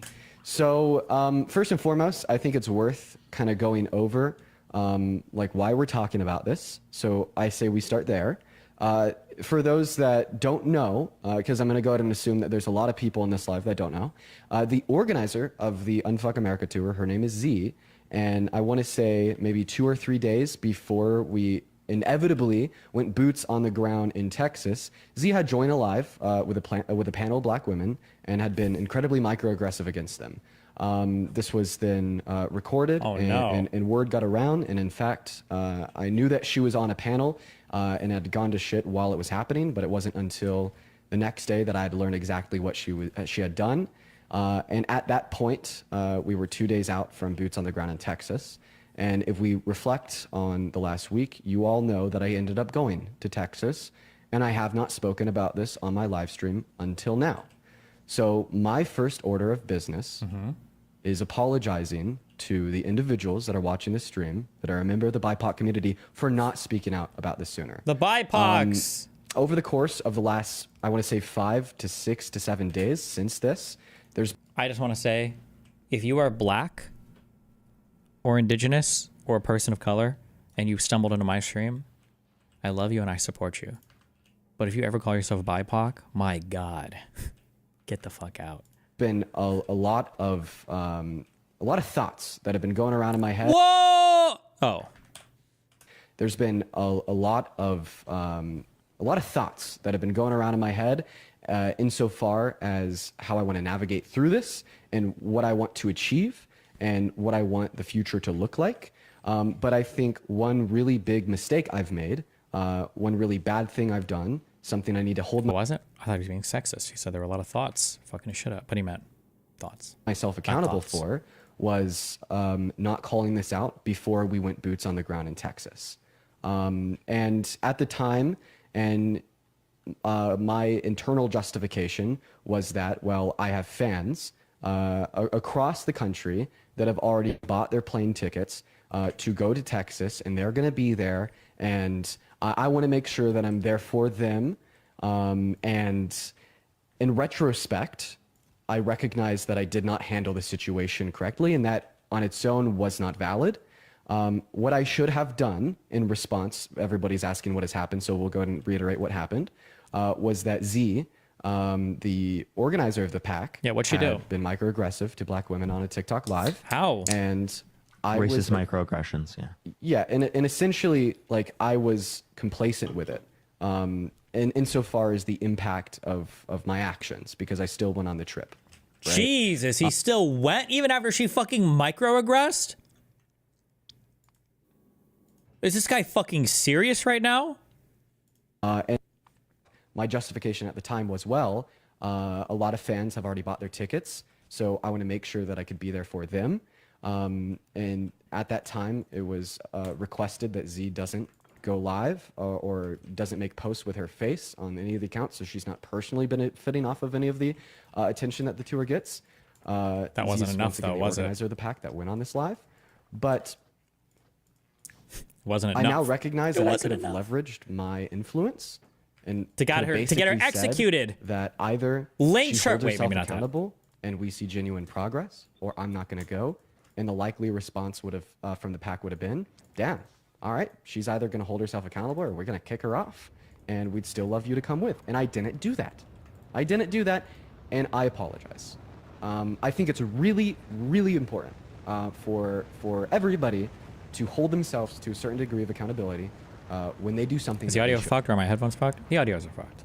Just standard SM7B things. Drew Pavlo. Yeah, I see it. What is it? He said he wants to talk about bad empanada. We'll talk about it in a bit after this, okay? He's a crazy guy. What do you want me to say? I know he's crazy, okay? Shouldn't have, especially people in the public spotlight, like myself, like Parker, etc. Especially fucking white men, right? Yes. So we do not talk enough about how much white men have failed us. You know how white men have failed us? By not holding white women accountable enough, okay? It has been our chief failure on this planet to allow white women to become as powerful as they have, okay? And I hold white men chiefly responsible for this troubling development in society.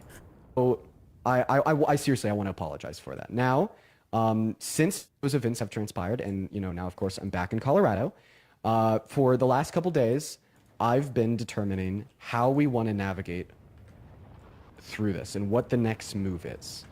And here's what we've come to the conclusion of. Okay.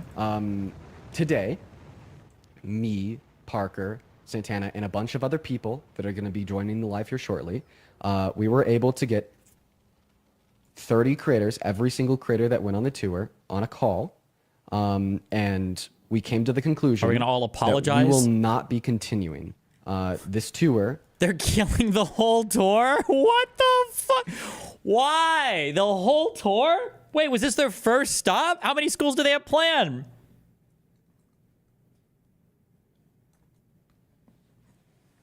Under the organization of Z. So either Z steps down from I see. the Okay. position of being the organizer of the PAC, supporting the tour, or the tour leaves the PAC. Damn. And this decision has been made, yes, because she was microaggressive against black Show us women the on actual clip. TikTok Live, Don't but worry. Also, we'll get there. I'm sure. Because she's just simply not an effective leader. And I believe what perpetuated the microaggressions on that TikTok Live was just a lack of ability to hold herself accountable when she fucks up. Wow. And we've now seen this lack of an ability to hold herself accountable when she fucks up, not just projected on the black women on that live, but also onto many creators involved with the PAC. And we will no longer be working with her, essentially. I'd also like to point out there's another creator live on TikTok right now that is talking about all of this and holding a panel for criticism. First and foremost, all constructive Please let them be criticism is always BIPOC. invited. Please let them be BIPOC. Constructive criticism is what got me from being the boy I was 5 years ago to the man I am today. Yes. And it's really important. But this live is not a reaction or reactionary to this other creator's live.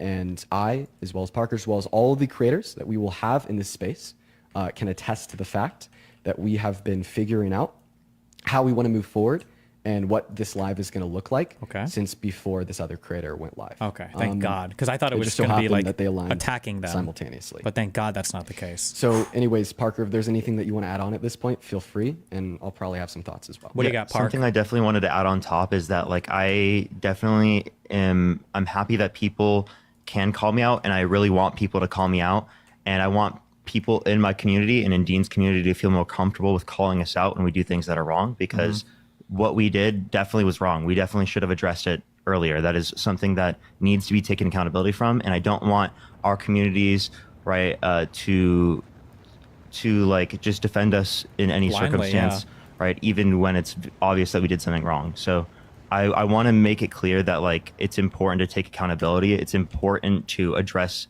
things. I think that's a really important thing. It's also really important you guys call me out too, okay, as harshly as you can, because if you guys don't call me out, how the fuck am I supposed to know who to ban on my subreddit, okay? So remember where to do it. Reddit.com/r/destiny. You do. And I definitely think it's something that we could have leveraged to get like addressed earlier. True. And I think that's what we should have done. True. Yeah, and I guess like being willing to put yourself in uncomfortable situations and make a sacrifice to hold red lines against things such as racism is incredibly important. So important. Because what it demonstrates is a want to consciously deconstruct, like systems of oppression in America today. And I didn't do that. And that was wrong. And I should have, and I apologize. I apologize as well. And I definitely think that, means like, anything again, coming from a everyone, white male? we genuinely invite the criticism. We invite people critiquing us, and it's really important. We just want to say that we appreciate people calling us out and holding us accountable, because I think it's really important. Sorry, I'm going to cut you off, Dean.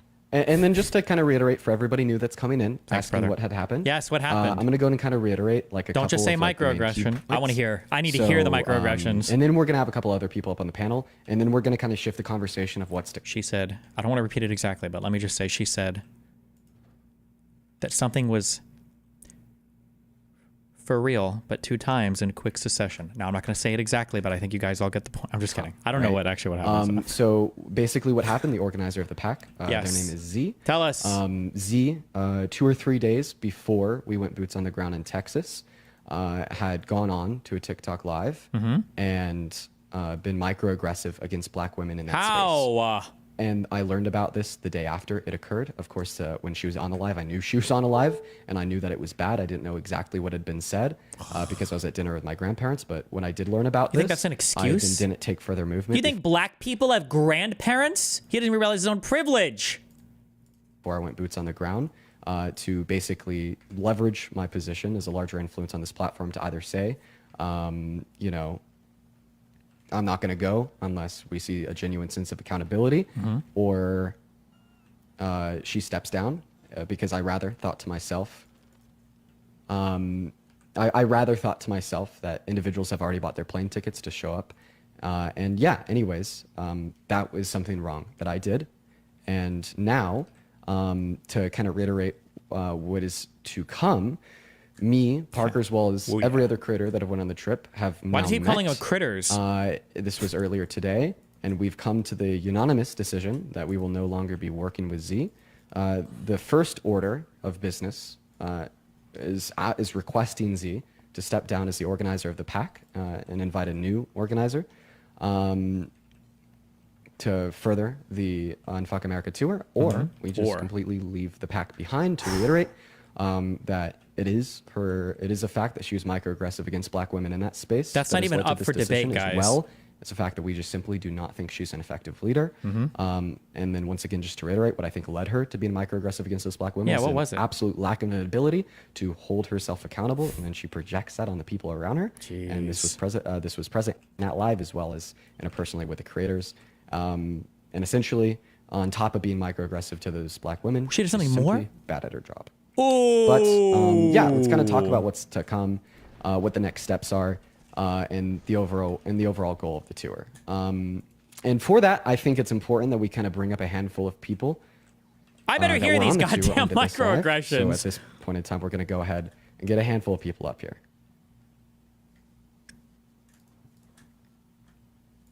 Okay, let's go. There better be a lot of black creators up here. Are you gonna do the boy? grid? I'm talking yeah, him, the white guy. So I think you can do the thing where you can do like, I think it's 4, and then you are kind of like halfway big.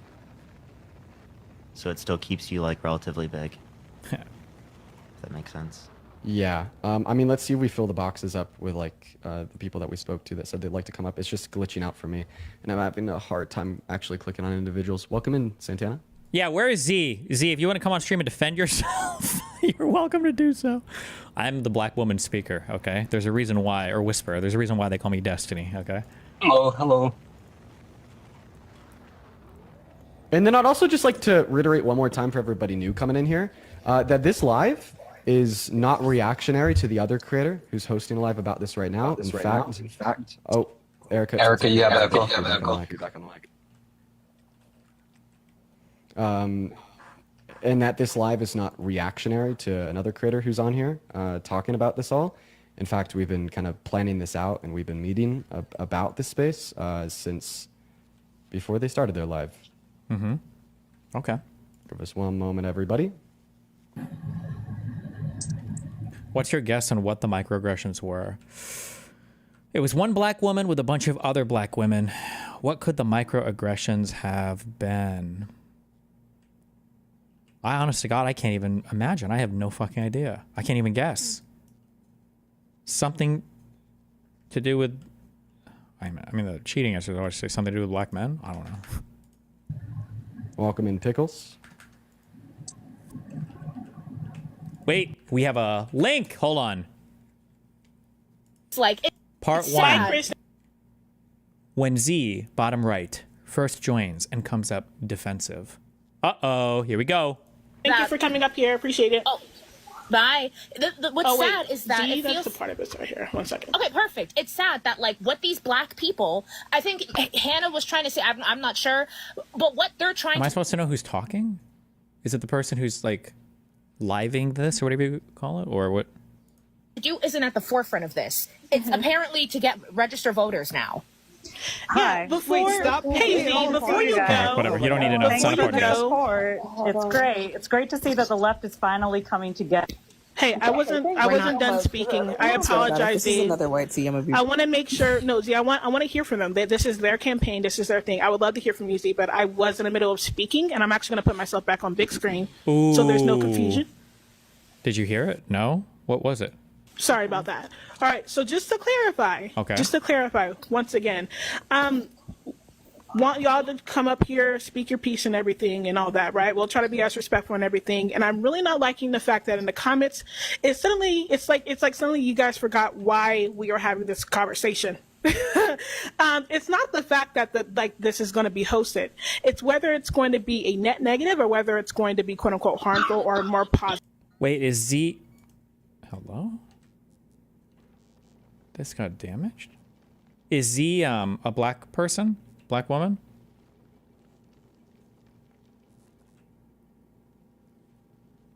Z is the girl that was speaking? Yeah, down here on the bottom right, I guess? Okay. That is the entire point of the conversation. We're not...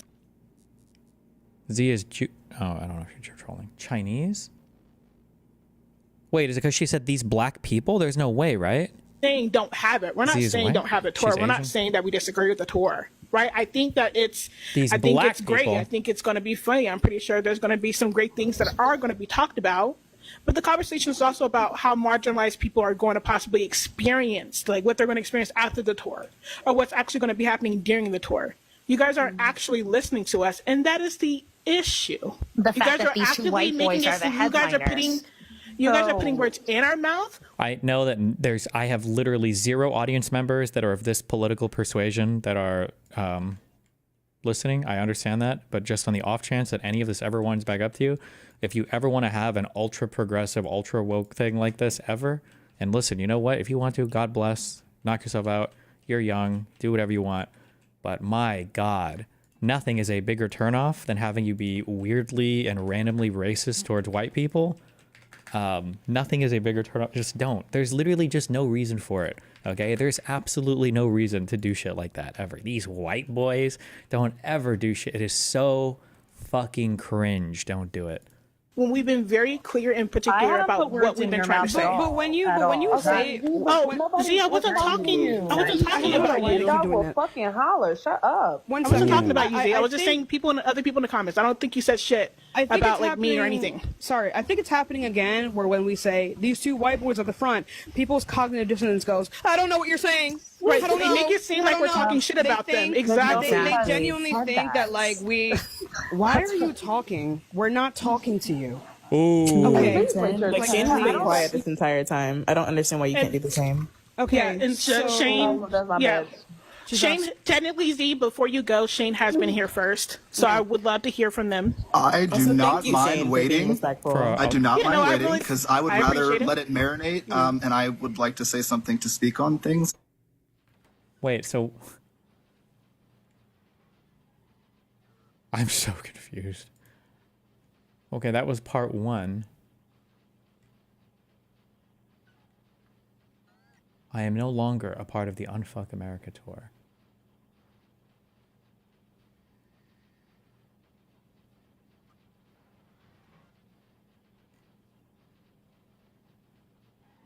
What the fuck is We the this? people are. I have proof of you defending Z, and the burden of proof fell onto a black woman. You're a liar. You went on a tour to help young voters and to pass out flyers for Isaiah, a black man. You also, being a black man, but don't know what microaggression is? And also, weren't you racially profiled by ICE? Yeah. I didn't know what it was, but I do now, so everyone knows everything all the time. Interesting. You're 100% correct at the time. I didn't know her actions were microaggression. Thanks for proving that point. Love ya. Holy shit. You guys also sound 10 times more racist than... Are sick of this shit. Holy shit.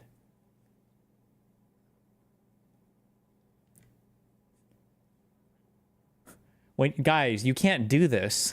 Or you know what? Ignore it. Do what you want. Don't put this parentheses, a black man. No one cares, homie, okay? If you're gonna drop a slur, do it. Otherwise, what the fuck? Why? Jesus Christ, it's so cringe.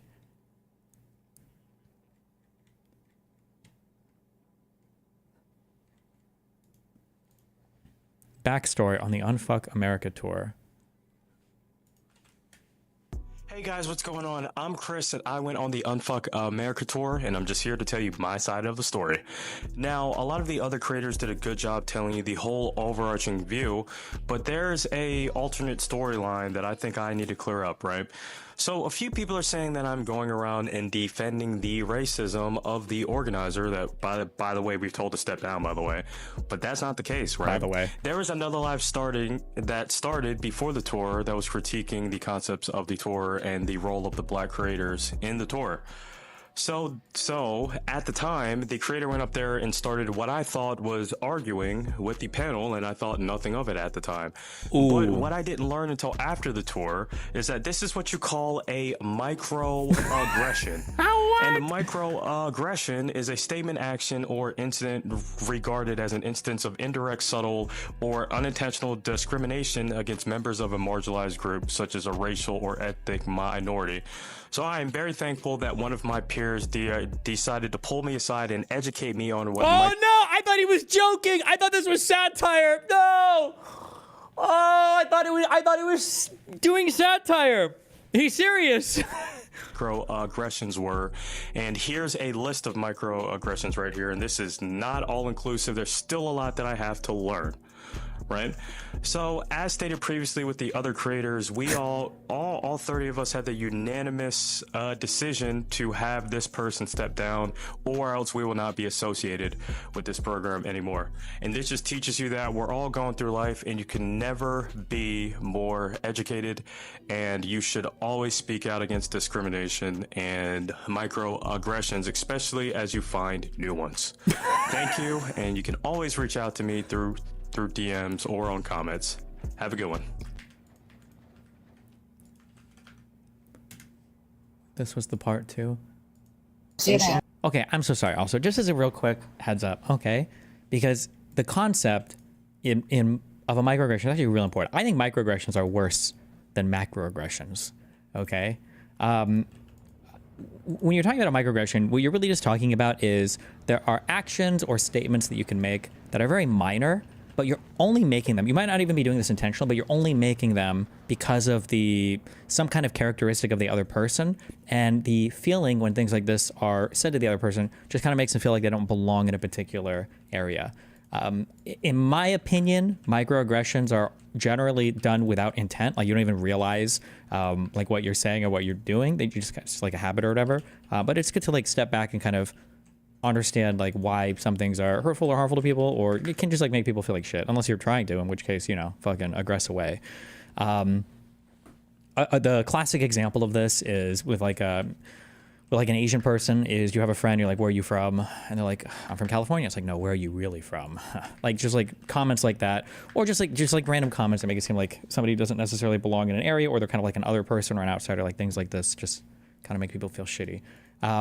I think these are really good to understand because you can apply this concept way past like racial shit or whatever too. And it can apply very easily and very cleanly onto stuff like interpersonal relationships or even like stuff at work, where you can make like small statements that don't necessarily seem that bad, but they actually like make somebody feel really, really, really bad, or somebody feel like shit. Just good to be aware of these things. That's okay. I'm not saying you did. I'm just saying. In general. Let's not do it. Yeah. I know. It's just as soon as I came down on the panel, you already were going crazy at me, but okay. But I don't, she wasn't saying anything. She was muted. Okay, so I'm just gonna, crazy. Let's not do that. Wait, hold on. Wait, I don't like that. See, let me make this very clear. No, Julianne came up after I already let you up, to be fair. Second of all, the reason why you were getting was Shane. Second of all, the reason why you got any energy from any of us, particularly me, because I was the one that first to mute you, was because you completely cut off what I was trying to say to be antagonistic, specifically towards like what we're trying to talk about in here. well, I do think that this live is antagonistic. But anyway, I'm just going to say my piece and I'm going to drop. So, but, okay. Did you just say that this live full of BIPOC women is aggressive or antagonistic? Can you please check your fucking privilege? Hello? Excuse me. Game over, boys. Wait, hold on. So you don't want to have a conversation about this at all? See? I actually, we're all here because literally the question is, I'm not sure how long have you been in here, by the way? Yeah. So I've only been in here for about 10 minutes. When you guys were going to Hannah, I came in. So I is this the person? I'm sorry. Okay. No. Ask a question. Is this the person that is behind the tour? Yes. Yeah, that's why I said that. Perfect that she's up here. So can we get an answer to Allie's question? Uh-oh. Can we get a I just I don't. Go ahead. Yeah, so just so there's no confusion, like I said, y'all, I told y'all, come on out. We've got to let them speak. No. Hold on, Allie, because your question wasn't answered. I'm going back to it. Okay. Yeah, I'm going to go back. I'm going to ask it again really quickly. So Z, yeah, I'm just curious, why the tour and why the setup, and exactly was the point just to tell Troy Kirk F you, or can you dive a little bit?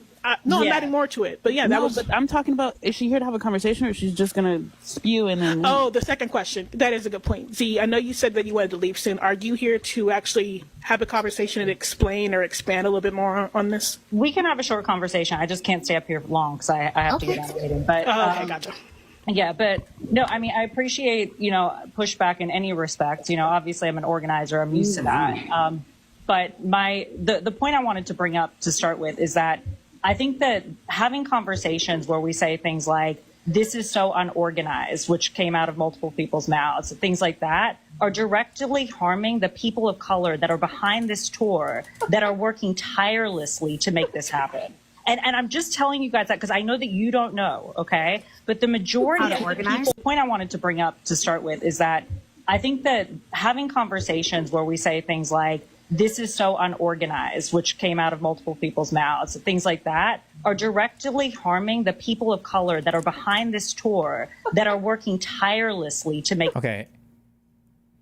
This is an okay point that I'm going to assume, like when you're talking about like unconstructive comments like this, sure, but I don't know why we have to make this like some crazy racial thing. Like I'm sure the people organizing this are people of color or whatever, but like you just say like, guys, when you make comments like this, it makes everybody feel like shit and all the organizers get super demotivated. That's a fair point. Also, it's like generally most people would agree with that. Like it makes people feel like shit and nobody wants to work on a project when you've got the haters, okay? Except unironically, the haters are like, this sucks. Oh, nothing's getting done. Oh, it's so disorganized, right? But okay. This tour that are working tirelessly to make this happen. And I'm just telling you guys that because I know that you don't know, okay? But the majority of the people behind this tour that are staying up late working on this, because this is not easy. You think that getting 50 plus people to another state to do this is easy? Because it's not, right? And so we have young people that are putting everything into this, that are scared of this administration. And then people are saying that they're unorganized. There's and no that is yeah. So as somebody who's done organizing within her own community, that's why I'm saying this. Aww. So you're saying, wait, are you saying? Wait a minute. Are you saying? She has to be able to respond to one thing at a time.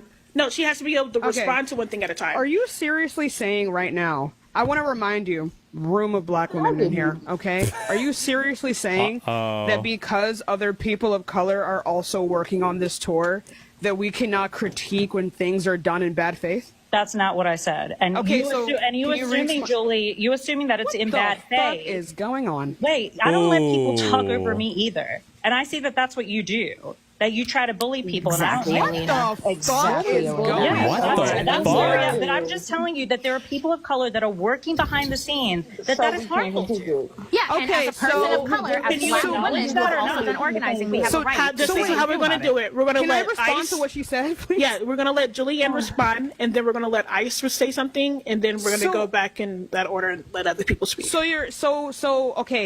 are we not able to critique when things are done in bad faith? When it's by another person of color? Why are you assuming that they're done in bad faith?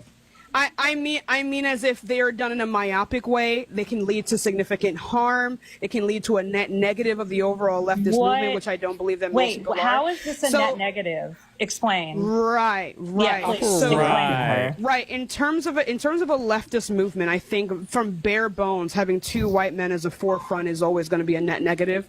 No movement has ever. As a leftist movement, why should the race of the people matter that much? By the way, I would say that the way that was phrased, fuck me, dude. Okay, you shouldn't be discovering new microaggressions, all right? You should just learn what the concept of a microaggression is, okay? Small otherizing statements that on their own aren't necessarily racist or hateful, and they're not intended to be that way, but they make people feel like they don't belong. Learn the concept of a microaggression so that you don't apply it anywhere. That statement was a microaggression. That statement was very otherizing. Rather than saying, should we really have a leftist movement with two white leaders? Why not say, hey, we should nominate like a third person or somebody else to also be the face of this that's more representative of the group. It's a positive way to phrase it. It makes it so there's another position for somebody to step into a leadership or talent role, okay? And it doesn't throw under the bus what I imagine are a huge coalition of the people that are helping you with this, whatever the fuck this tour shit is, right? Which I imagine there are a lot of white people involved, but... helped by having white people at the front. I'm going to tell you that right now. And that's not even because... Why are you talking over me? Do you know let her respond, Z, and then Z, you're going to be... Ooh, do we have... Where's number 3? That was part 2. What? Dude, I can't read any of this shit. Just watched. Okay, this is part 3. And this is probably part 4. And maybe this is part 5? Speak because I want to hear from Ice and Tabby. Like, come on! I know you said he only had a few minutes up here, Z, but come on now. We have to let people like at least give you pushback and speak. You said that you don't mind that, so no, that's not what I'm saying. I'm saying, but like, it seems like she. Sorry, it seems like she already doesn't like me. No, that's what Z said. No, that's what I'm saying. That I was responding to it. Yeah, go ahead. Yeah, so you're doing this thing where you're like, I don't know if it's like some kind of a tokenization of the like black and brown people who may be working around you. But yeah, I don't know if you think that like us critiquing it like dilutes their work. None of us are saying that like this is bad work, right? I think the ability to organize is always going to be an amazing skill to have. I didn't think I would have to explain that. But this can be a huge problem. I think a lot of the issues that a lot of YT people have when they hold to particular progressive standards is that in order to get other white people to listen, they need to have white people at the forefront. But I think the second you capitulate to any form of racism or bias, you have already lost this, right? So despite the fact that people are working really hard to get all this up and moving, no, I would actually make the argument that it still causes some significant harm. So I don't know why you have an issue with me, because I don't know who you are. But it seems like you already have a particular bias going on here. So I would like you to, if you do have a bias, I would like for you to tell me that. But you know, I don't know what to tell you. I don't know why you tokenize the black and brown people that work with you as if that makes other black people unable to critique them. I also want to note as that I wasn't open to critique. That's what I'm not understanding, the tokenization your response part. was but that. Julie, the reason why was because the first time I ever saw you was you yelling at Hannah. So I assumed. So wait a minute, do you not know the context for that? Dang it, see. No, she doesn't. She said she had just come in like 10 minutes ago. Okay, so this is what I mean. One second. So this is what I mean. I'm gonna go ahead and say this. Why don't the boxes light up when people are talking? Holy shit. What you just described there was like insanely dangerous. Ooh, danger. Hannah had brought up something extremely traumatic that had happened to me and tried to derail the entire conversation. And obviously I'm going to be a little bit triggered when people try to weaponize like literal violence, racial violence, misogynist violence, sexist violence being used against me. So I'm sure when a black person is yelling, you just hear yelling. But no, what she had said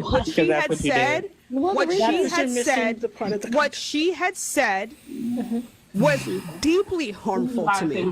So the fact that you just see it as me bullying sweet little white Hannah is a problem. Yeah. That's a problem, baby. I also want to know Arab people can be white. Can we establish Did she pull the meme card out? By the way,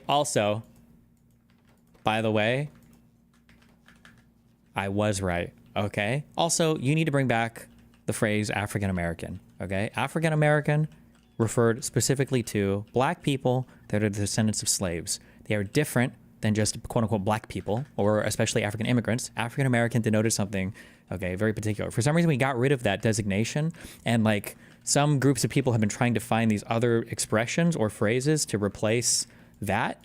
And remember what I said before? BIPOC exists because black people are trying to talk about their racial issues while getting rid of like other classes of immigrants that they don't really want to deal with at all, namely Asians. And it's funny because she just said something here, if you heard it. One, do you remember that one clip? They get so lost in the in this like vernacular, it ends up happening. Do you believe that you have a different relationship with the social and political systems in society based on who you are? You are a white, I'm assuming middle class Asian American. He must have misspoke, right? White presenting, I should say. You know what, dude? Mad props for the double down. Call him. True, actually. But I don't know if you heard it, but she just didn't hear it. Somebody's like, Hannah's actually Arab, and the lady's like, you can be a white Arab, which is technically true, but it's not actually what she meant. She just meant you're not black. And by not black, she means you're not African American. Is a problem. Yeah. That's a problem, baby. I also want to know Arab people can be white. Can we establish it's not a race. Arab is not a race. Y'all, please. I just also want to note again, right? So I do think it's really interesting, and you're not the only one doing this. I will say the comments are doing this either. This weird idea that nobody in here has ever done any sort of any kind of organizing or whatever. Why do you think that was a weird Tabby said what assumption. Tabby said, what I said, what I said? Nobody said that. You did say that. Wait, You I did. said that You- nobody has organized anything? That Yes. came out of my mouth. You literally did. I don't know if you forgot, but it was That was something the first that thing you you said. I said organize. No, what I said specifically, Ice, was that organizing people, 50 people to go out of state is not an easy job. Nobody said it That's was. what I Nobody said it was. But what I'm trying to say. Wait. Was that me saying that nobody? No, Yes, and yes, because I specifically. That's not what I mean. And that's not what Y'all, it said. can I please finish? She's So being I specifically was. she's being disingenuous. You started How is off that by saying disingenuous? you started off by saying you don't know how hard it is to organize 50 people. That's where you That's not what I said. I also specifically like to say that I was one of the people. I would Okay, like I'm to say not that gonna I get was into one of the this people who have been specifically saying that this is severely disorganized, and that's when you came in and you said that. talking And- about. So you know what? Sorry. Wait, no. So this is How about exactly my wait? point. Sorry. It's okay. This is exactly Hold my on. point. Go ahead, Ice. Perfect. Okay, last one. Hold on. Can I have a quick Wait, Tabby, one-on-one without anybody interrupting? So many people that want to talk. We got come on. Dang it, Riot! Why did you drop it? I didn't drop. What? I didn't. I like how I don't think we've discussed like anything of substance in here as well. Like nothing has actually gotten discussed. It's just like a bunch of people being insanely fucking soy over whether or not, I guess, a black queen got cut off or something. I'm not even actually sure. Oh, I thought you said it was you. Was what she said I not said face that. off It racism? wasn't me. Wait, was what she said not face off racism? That Yeah, it was. She's racist. Oh my god! Why did I just get blamed for this? I'm sorry. Somebody said it was me. Was it you, Meadow? No, I said that. Can I just wanna say something. Please. Go ahead, Tabby. Go ahead. Wait, actually, wait, hold on. No, This is what we're going to do. I kind of want to say This is. Wait, I kind of really want to gain control of my own panel and y'all please let me speak. I want to hear from Z, right? We said a lot towards Z. I want to hear from Tabby. Tabby hasn't been able to speak for 10 minutes. We have to have some type of order, and that's the reason why I had the show thingy on. So I'm actually going to go ahead and let Tabby speak, and then as soon as Tabby's done, Z, I'm going to put you on the top and give you 2 minutes to explain everything. Are you cool? I mean, that's not fair. Z was in the middle of speaking when she was dropped. Okay, so y'all want Z to go first, and then Tabby? I was in the middle of this entire fucking time. I got you. 1 second. Z can go first, and then Tabby, and then we'll go back to Yeah, regular let her panel. finish. You can't say she's got to finish and then put people before her when she was in the middle of speaking. You know when she what? got You're dropped. right. You're right. You Go ain't ahead. up there. Wait, No, hold on. I was just going to explain what the tour stop is for. So the tour, I'm actually going to put you first. 1 second. I need y'all. I want to make. I'm not because I refuse to do the over speaking thing again. That was really frustrating, even for Also, me. let's as try the and do host. this without being microaggressive. Thank you. Yeah, That as well, 100%. And can you also please just like screamed at the top of your lung and then okay. I'm sorry. Scream. Oh no, I'm just guys. do you guys want to hear about the tour, or are we just like? I would like for you to answer the question. It's okay. No, we're talking about microaggressions. You got a minute. It's okay. Z, you got a minute. So sorry if you want a little bit longer. No, it's fine. A minute's great. So, I mean, the whole purpose of following Charlie on this specific tour is because Charlie's been doing this for 15 years with zero pushback from the Democratic Party. He goes to these college campuses, he goes into these frats, he infiltrates them through Turning Point USA, and that's why we've seen a massive increase in Gen Z, specifically young white male Gen Z voters. That is one of the areas that our organization actually. So that way we don't continue to lose voters through the process. So we figured who would be the best people to speak to those voters. And we picked Parker and Dean for that specific reason, because if we're trying to go after white young boy voters, we should go after them with young white boys, right? That makes sense. We will not, this is not going to be the only thing that we do. We are going to continue to go to other places and go for other communities and try to get people registered to vote. That is the purpose of this. We can't do voter registration on this very first stop because we don't have the infrastructure. Oh, okay. Sorry. I'm going to let you go, Tabby. Then we'll go back to what she wanted to finish saying. I wanted to have a one-on-one with her, really. That's why I'm okay with letting her finish, but I wanted to have a dialogue. Well, somebody she got disconnected, right? Without, like by accident, not Let intentionally. me take you this off real quick then, if that's the case. They muted her? No, shut up. She must have gotten disconnected, right? I'm going to let her finish her sentence as well when I take this off, and then I want you to... I'm fine with that. Okay. That was her minute? All right, Z, if you wanted to finish your sentence or finish what you were about to say, okay. Go ahead. Yeah, I was just saying that that's the purpose of National Ground Game and this tour is to register voters to vote, okay? Because we're going to defeat MAGA. That's all I was here to say. I'm going to now exit. I appreciate the feedback. If you guys want to give us more feedback, please do. As I said, we will be going to other communities. Do you actually appreciate that feedback? I just want to say something, and she did. Damn. I thought Erica was going to come up here before Isaac. Maybe something. I Last don't know one? what happened there. I didn't see her. But I definitely want to hear from Erica because Or is this a different I one? like her. I had some Dean is in the comments sitting here saying about who, me? I have some questions. Oh no, I see Dean. If Dean wants to come, he can as well. But I'm not. Like I said, I want to hear from people. If you guys want to speak on it, it's perfectly fine. But I have some go ahead, questions Stabby. real quick. Hello, Jimbo. Do you support Trump? All right. Apparently, we have Dean versus one of the people here. 1 sec. I don't know if you heard me there, but essentially, I think that you've done a lot of really good things. Why didn't you talk about any of those when you were on live earlier, though? Paying what? When you were on live earlier, why not bring that up when you're On live earlier, like referencing like this live, but when it started, or like talk about what specifically? All you had to say was negative things about and how you guys were heroes for speaking up about Okay, this. so apparently this guy, is this a black guy called Peyton, who is the one trying to say that this whole project should be shut down based on those microaggressions, I think? Okay, I think. Now, but I'm just super curious why that didn't come up earlier. Oh, Destiny viewer spotted. I am super curious. Uh-oh. That I was super cool for speaking out about this. I mean, I think that if you would like listen to me since I begun the live, I mean, I started this. I did actually. I've been watching the entire time. Ooh. Okay, well then I mean, you know that I haven't been having conversations about how I'm a hero. Actually, you have multiple times, but that's okay. I have a question for you. Well, Peyton, before we move on, would you be able to like quote like specific instances just so I could better understand? What like debate broing a BIPOC, by the way, that's a microaggression. You want me to quote specific? Oh wait, no, Peyton is apparently a white guy. Okay. Just correcting the record. Instances of you acting like what's going on? No, like me claiming to be a hero. Because I just like want to every understand. time where you were like, guys, I don't know if you know this, I have a massive platform, and when you're this cool and have a massive platform, you should be the one speaking up about these things. Actually, so I know that if I would have spoken up, I would have had this shit shut down like that. But I didn't, obviously, because I wanted money from the campus and all the views that I would get from Charlie Kirk. But I have a question for you. Real quick, I want to respond to that. I think that like maybe you misinterpreted my point, and I don't mind reiterating it. Go ahead. So I started this live off by saying that I think that essentially everybody needs to take accountability for their actions. Meanwhile, Destiny, what is this? It's disingenuous, especially to black women who have to live in those neighborhoods and the black children. Thank you as a black woman for showing up to show that retardation can transcend both gender and race. Their actions. But like especially See, that was being inclusive. You see how I said everybody can be retarded regardless of your gender or race? That was the opposite of microaggression. Especially people with like more societal influence or power.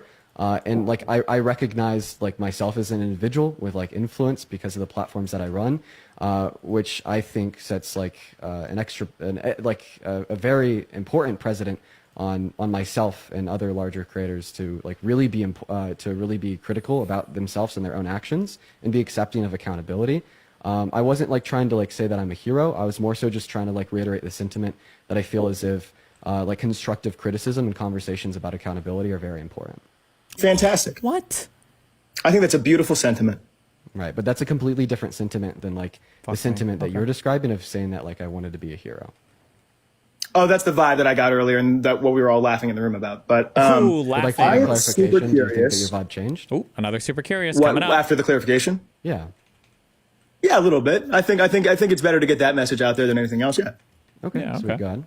Yeah. Basically, I'm curious.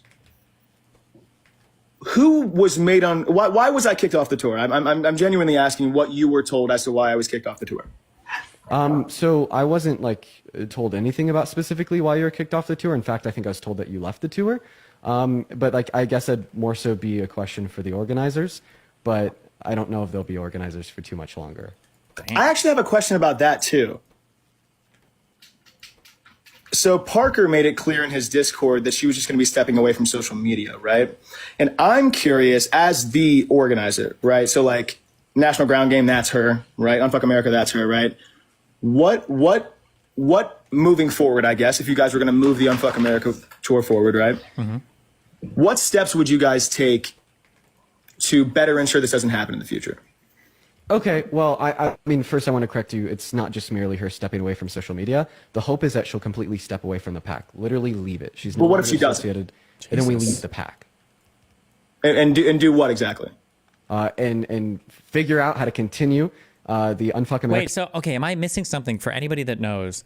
Do they really want her to, so was she like the lead organizer? Or she was just a big organizer? They wanted her to leave this entire project because she came in and told people not to call it a clusterfuck or say it was super disorganized? That was enough of a microaggression that they want her completely gone? How much work did this individual do to organize all this stuff? Jesus. Feels kind of brutal, but okay. A tour without National Ground Game. I'm just curious why it didn't happen sooner, I guess. I guess it just seems like the timing is a little bit weird, given that my video is about to hit 1 million the day before you post this. You know what I mean? Like it just seems really weird, especially because we did have a dialogue privately. And I will say I'm not going to share those. Obviously, I said I wouldn't share those, okay?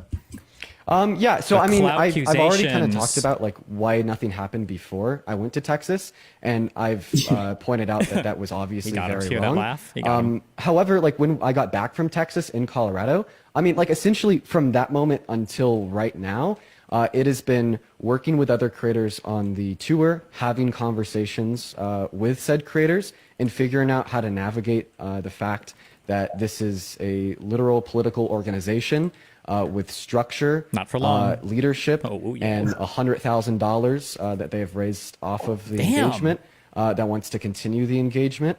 And what like took a handful of days to get from where we were to where we are now 100K. was literally like unionizing the creators to give leverage for demands against the pack of like specifically either having Z resign or making like a promise insofar as where that $100,000 will be spent. I'd say like that was like the biggest like physical limiter insofar as why nothing happened earlier was trying to navigate and deal with the fact that they had $100,000 like sitting in their bank account, and that we just wanted to make sure that that $100,000 is like spent on like, you know, pushing more progressivism in the country. And now like I will also say that I should have set more of a precedent on ensuring that things move faster, because I think that for a lot of the time I've spent in like the last 4 or 5 days focused on this, it has been really clouded by anxiety and this idea. Someone said she is the main organizer, the owner of the pack. Like what the fuck do I do? How am I going to achieve my goals of ensuring that either this organizer holds herself accountable and like we see like a genuine sense of her recognizing that what she did was wrong and she's not going to do it again and she's going to actively and consciously work on deconstruction, or she's going to be out. And Could I ask a question? It took us a while to kind of get to where we are now, but I think it could have moved more efficiently. I agree. Could I ask a question? Yeah, for sure. Do you think it would have been moving more efficiently if you weren't deleting comments referring to my video and people referring to Z as racist in general and those stuff? Like, do you think it would have moved maybe a little bit faster if we were publicly talking about this? Dude, he fucking Z, got I've him. never, sorry, not he Z, fucking Peyton, I've got never him. deleted a single comment on any of my posts. That is a lie. Well, I mean, actually, let me rephrase that, because I think a lie would inquire intent. I don't know if you're intentionally lying, but that is misinformation. It's not true. I have proof if you would like to see it. I would love to see it, because I haven't deleted a single comment off of any of my videos. Uh-oh. Here it comes. Uh-oh. Can you Sounds show the good. proof? Yeah, it'll come up in the video. Don't worry. Can you show it on live? Why would I do that? Because there's 9,000 people listening into our conversation, and you just made a claim. just wants to own it for that I've been YouTube. deleting comments on my videos. Damn. Well, because you have, but like again, I'll show it in my video. It's not a big deal. One more question. Why won't you show it now? If you're going to put it on in a video on your account, I mean, it's obviously you have the intention of going public with it, so why not go public with it now? Because it's not the time for it. Okay, do you mind if I ask you, Oh like, my God. without, Who I've gotten these things from? without you Don't worry showing the about it. proof? Well, 1 second, Payton. Without you like showing the proof yourself, would you be able to like describe what the proof looks like? Nah. It looks like a comment that that, was was deleted. on your profile. And then you that deleted was on, it. That was on your video. That was then not there. Okay. Cycled over and over and over. What is the mechanism of demonstrating that it was posted on the video, it was on the video, and then it disappeared from the video? Like Screenshots? Caught him. Like, okay, so And multiple people saying that you were deleting their comments? Like, what do you mean? Whoa. So I mean, and I've people like seen said it. comments of people claiming that I've deleted their comments. I mean, I think that there's a couple likelihoods here, because I know with certainty I didn't delete anybody's comments. Sometimes TikTok will restrict comments. I mean, you're a large creator. What pops up at the bottom of the comment section? It says "see filtered comments." B, the OP could have deleted it Listen, I'm themselves. trying to squirm away or from C, their comments were just simply lost inside of the comment section. I mean, I know, like, for instance, when Charlie Kirk had released a video, Talking about Charlie I commented again. under it and I said, dude, this makes you look so bad. Obviously, that comment is seemingly not filtered by TikTok because I didn't say anything explosively wrong. But then I went back to the comment section and I thought it was gone. Turns out it was just deeper in the comment section. But I do know at the end of the day, like I seriously haven't deleted any comments on any of my videos. And I have also seen people in my Discord attest to this. Like for instance, So now he's basically accusing I you of being think that retarded. there was somebody in my Discord that has, been echoing criticisms of myself for quite some time. Of course, like that's what we're here to discuss. I agree with that. I think it's a good thing. But they did say in the comment section that their comments have never been deleted, as well as like the comments of others. But listen, at the end of the day, I know with certainty that I haven't deleted anybody's comments because I'm me, and I really don't think that like there's any proof of me doing that either, because it's not something I've done. Okay. I really wish if you. I'm choosing to believe you. Wait, why would you choose to believe me? You said you had proof. I do have proof, but you're saying that TikTok could have moderated it. You're right. There's a million different reasons as to why the comments couldn't have showed up. I'm conceding. Did you just learn that? Is that not what you wanted? No, that's awesome. I appreciate you for that. Go ahead. I'm not an actual dick. Like, I'm here to talk too. Really? Do you mind if I ask you a question, Peyton? Please. Doesn't sound like it. But There's okay. like I guess so. There was one reservation I had with you, and like by the way, I just want to reiterate the sentiment that two things can be true at once, and I think that you've done a lot of good. Okay, I want to make that one. I want to make that one clear. I believe that nuance is important, and just because you've done one thing that I don't like doesn't mean everything you've done is something I want to like. In fact, there's things that you've done that I'm highly appreciative of. But one thing that you've done that I don't like, that you know. Hold up.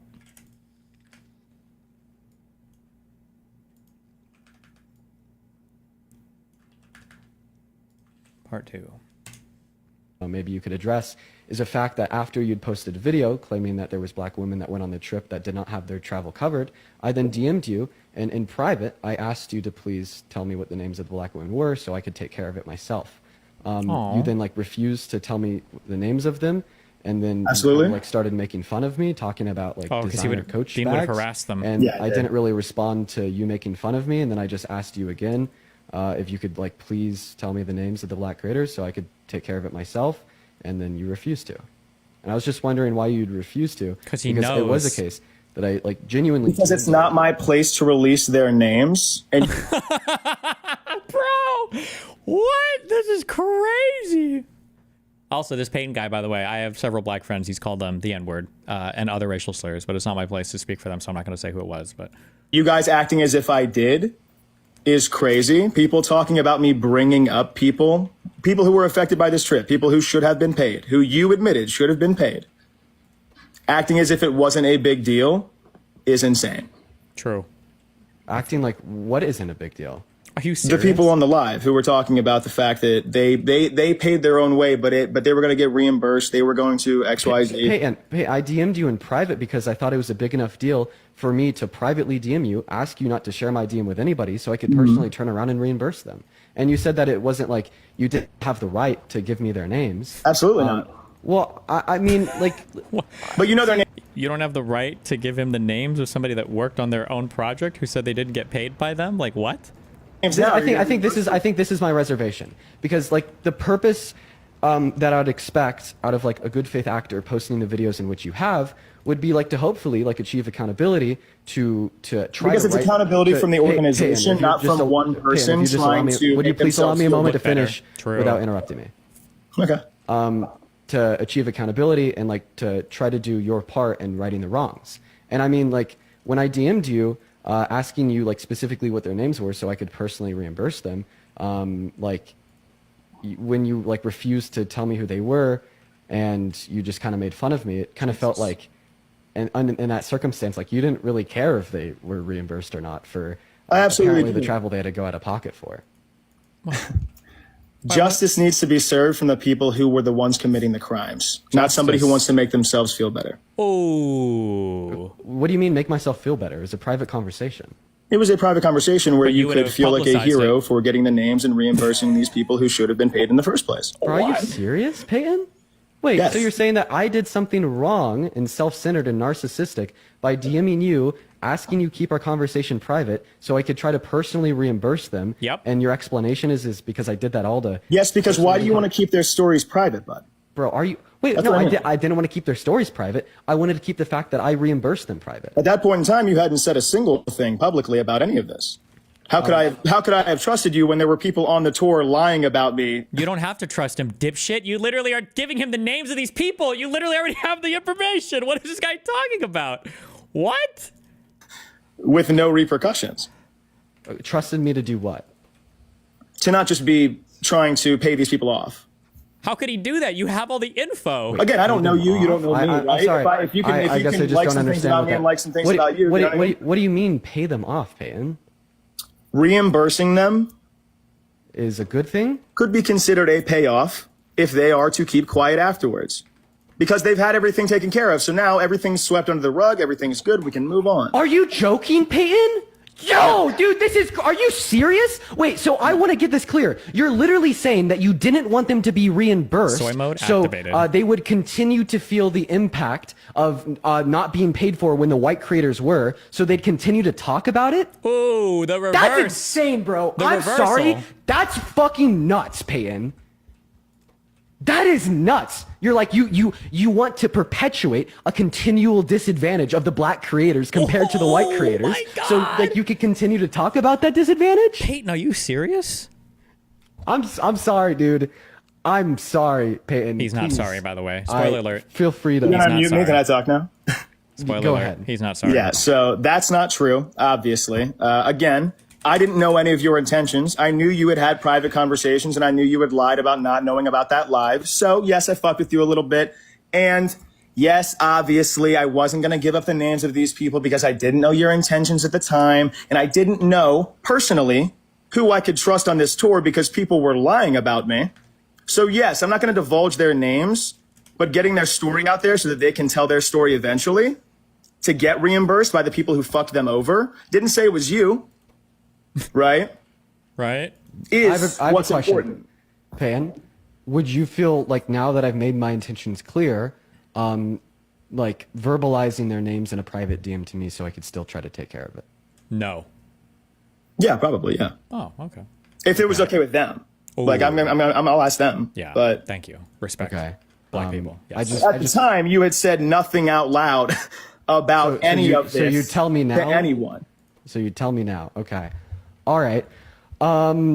Okay. Then something else you said there. You said that I lied about not knowing about like what was said and the fact that Z had made racist remarks on the live. Yeah. Okay, I have the Signal group why do you say chats screenshotted. Ooh, why are they using Signal? You were at least made aware of what was going on. Peyton, if you read my I read messages, the message. Peyton, will you please show me a screenshot of my chats in the Signal chat from that? Yes, it was you saying that you were at your grandparents. What's going on with Z on this live? In the middle of them explaining what was going on with Z in this live. So I commented 2 times in the Signal group chat, like specifically saying that I was not there. I was at a dinner with my grandparents. Tell Z to get off this live. I was made You said aware- what's going on with Z on this live, by the way, but yeah, I'm not gonna lie. I put my phone in my pocket and ate my food. Okay. Fantastic. That's great. And then forgot about what was going on, and then tried to push it aside, and then go to Texas A&M and party with Z after Texas A&M, and then act like you weren't okay with all of this. Like, you know what I mean? Yeah. So, I mean, do you want me to kind of reiterate some of the sentiments that I've shared so far in this live as it relates to the fact that I still did go to Texas A&M, the idea that I think that was under Yes, the I think you conditions did of not baptism care by about A&M, this. et cetera? I think you did not care about this until these videos started to take off and their voices started to get out there because you have a personal vendetta against one of them, which is fine. But at the end of the day, Wait, I'm so sorry, dude. Okay, so you just said I didn't care about this because I had a personal vendetta against. no, one of not them? just that, but I did say you did wait. have one, and you do have one with one of them. Yeah, Who You're not gonna lie. Who are you referencing? you know who I'm referencing.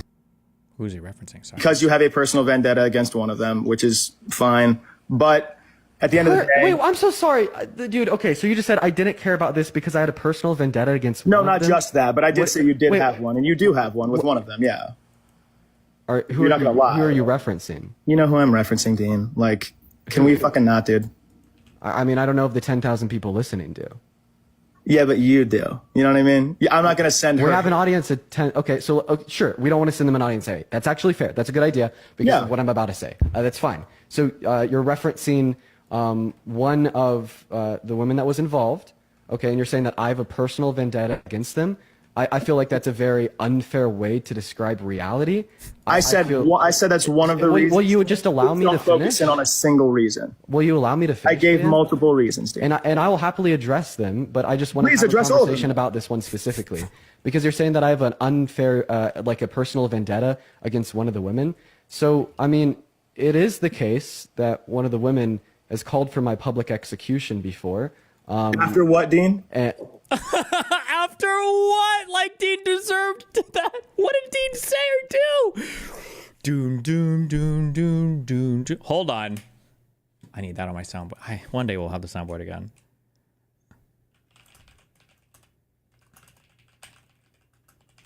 Oh, wrong. I did the wrong thing.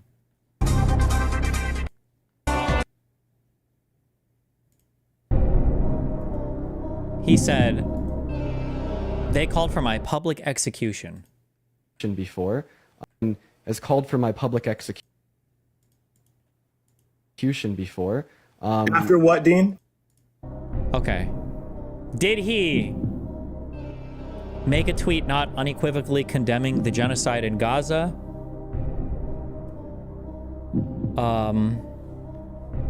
That would be 1, 2. Say the phrase black people.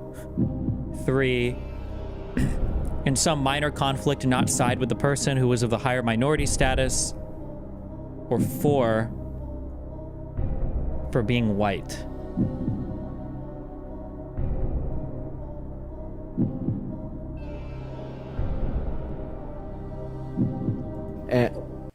After a friendship that ended. Okay. Okay, being white. 4. It was D. I guess. I don't know. What do you? Are you recording? Oh, wait. What do you mean after what? What was it? No, Peyton. What do you mean after what? Dean. What the? What do you mean after what? Oh, was the hairy stuff? Was that it? Dean. Dude, like, come on, Dean. Dean, are you serious right now? I think Dean is serious. You've got to be fucking with me, right? Like, bro. Peyton, with all due respect, you're the one that just said after what when I said that somebody had personally called for my death.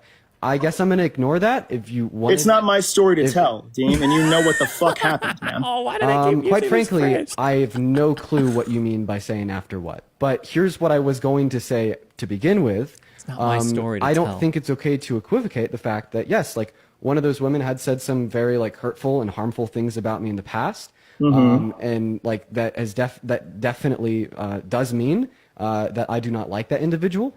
However, I don't think just because you know that woman is black, right? You think you can just not like somebody who's black, or I do not like an individual, that therefore microaggressions being perpetuated against them are like justified, valid, or therefore okay. Then again, why not speak out about it?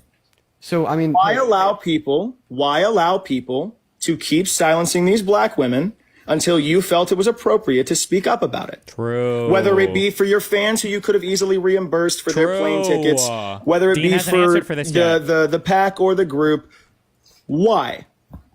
So I mean, why would so anyone? You did say like that you've been listening since the moment I kind of came on this live stream, and I've kind of like I've repeated this a couple of times now, and I don't mind going it over again with you, man, especially because that means that there's also a lot of new people that are tuning in. So the reason why I didn't speak up about it loudly before I left for Texas was because it's because your fans paid for plane tickets and you felt like you'd be letting them down, and I understand, but like you make like $700. And do you mind if you let me finish for myself without interrupting me? $700 alive? I feel like you could. I'm going to interrupt you now because $700 you interrupted me alive. while I was speaking. So anyways, to finish what I was saying, yeah, it's because I didn't want to let fans down that either had plane tickets or were driving into the event. But like in retrospect, like that is me describing why I did what I did. That isn't me justifying it. And I just like want to continually repeat this. I had a conversation with another creator earlier today, and they kind of made me really recognize why that How was a problematic bad thing. this is. What I should have done is I Thank should have broken the status quo, right? I should have been able to say, like, no, that was wrong, Cutthroat. She either needs to hold herself accountable before I hop on my plane, Yes. or she needs to leave the position of being the organizer of the pack before I hop on the plane, or I'm not hopping on the plane, right? That's what I should have done, okay? That is what a mature, mindful person should have done, and I didn't do that, and I fucked up. Look at how he's trying to be the Okay? hero. Listen, I don't care that we just got done having a conversation where I thought you said some crazy shit. I will still tell you that you're right on this point specifically, okay? And you are. You are right. I should have done that, and I did not do that. And I think at the time, I was more so thinking like, okay, like she's inevitably going to hold herself accountable, right? Like, or okay, like this is, I'm just one of the creators there. I'm going to talk to Charlie Kirk and have this progressive movement on campus. Like, okay, like I'm going to talk to her and I'm going to convince her that what she did was wrong. Now. I was also scared and anxious, and I don't think that was that was justifying, explaining his emotions. In fact, I know that was a bad response of bad. Just bad. That's it. Minimizing. So we have justifying, minimizing, and now let's get to the. It's not that I think; it's that I know that was a bad response. Hold of on. mine. Wait. Don't worry. There's another one. Next one. Now gaslighting. You're a cherub of a human being, Dean. What's that? Nothing. Well, I'm so sorry. If you're gonna say something, say it with your chest. What did you say? I said you were a cherub of a human being. What That was a gaslight. that word mean? I'm sorry. I don't He doesn't know. know what a cherub is. Isn't that what God set on fire in front of Moses? I have no idea actually. Cherub means. That's like a nice little doll, but like a nice. Oh, is it a doll? Oh, what am I thinking of? Is there a cherub bush? Cherub is an angel. Well, person. Okay. Well, I mean, I'm like gonna assume that like you don't actually mean that. I did actually. wait. How did so many people say I'm wrong and right at the same time?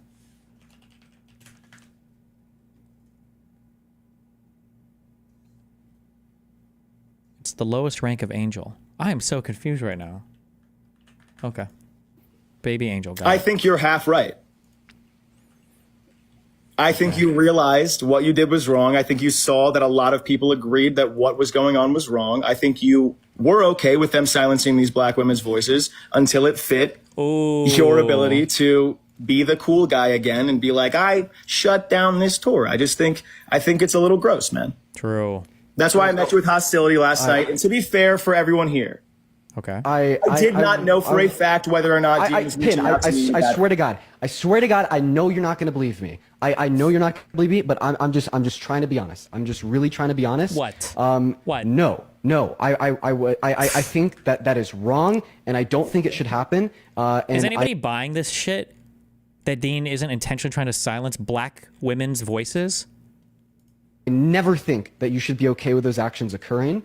And I think that my initial reaction was completely fucking half-assed and I stand by that position, regardless of the amount of eyes that were on it or how it impacted me. In fact, you know, like, I hope that like you believe this too, because I personally reached out to you and I asked you to keep a conversation private when I was trying to like remedy. And I kept it private. I don't know why you keep saying I asked you to keep a conversation. I kept it private. Yeah, Dean. And when I was trying to hopefully remedy some of the unjust things that had occurred based upon your claim that some of the black women on the trip weren't paid.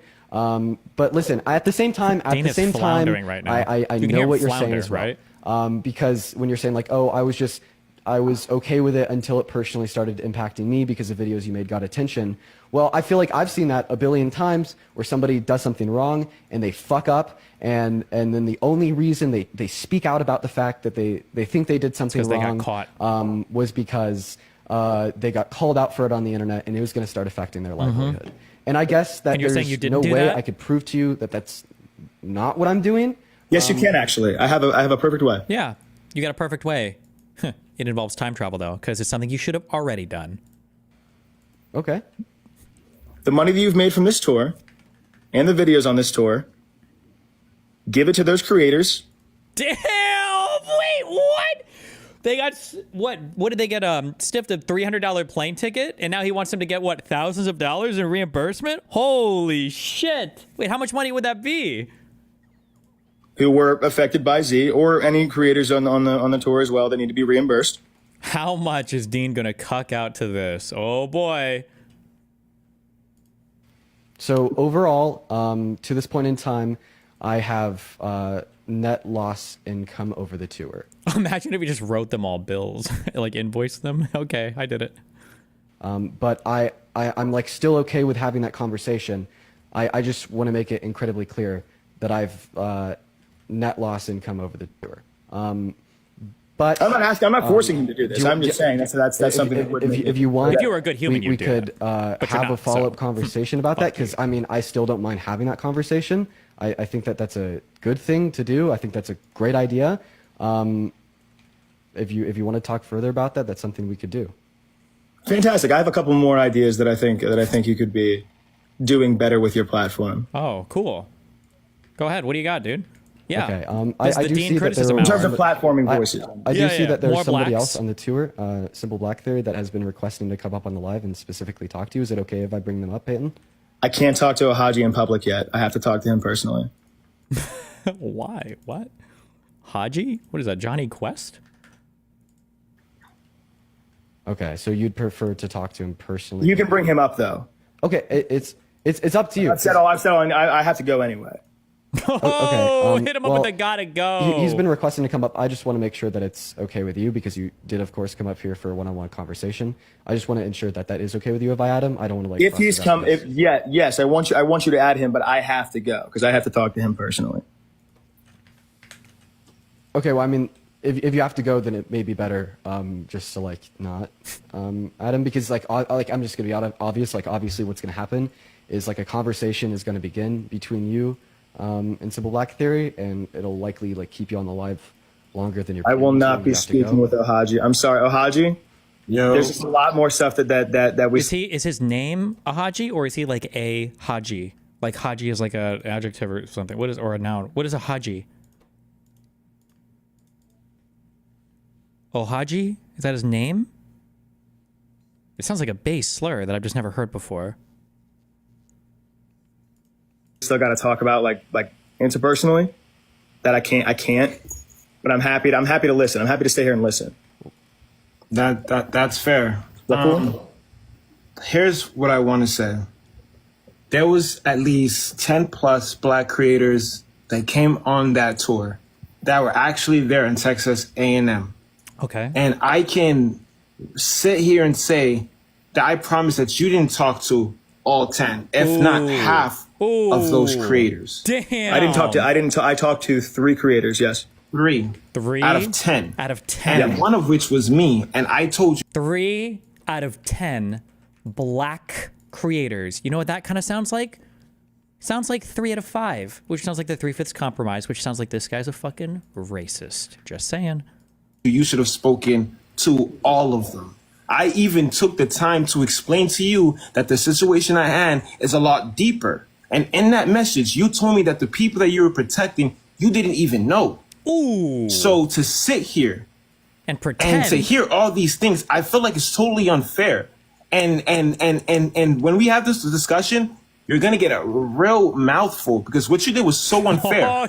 Not only did you put an idea amongst me, but other Black creators. There's Black creators that were on this trip that now has to protect their ideas because they were seen as they didn't want to protect themselves, that they didn't seem less than. We were called DEI hires because of your video.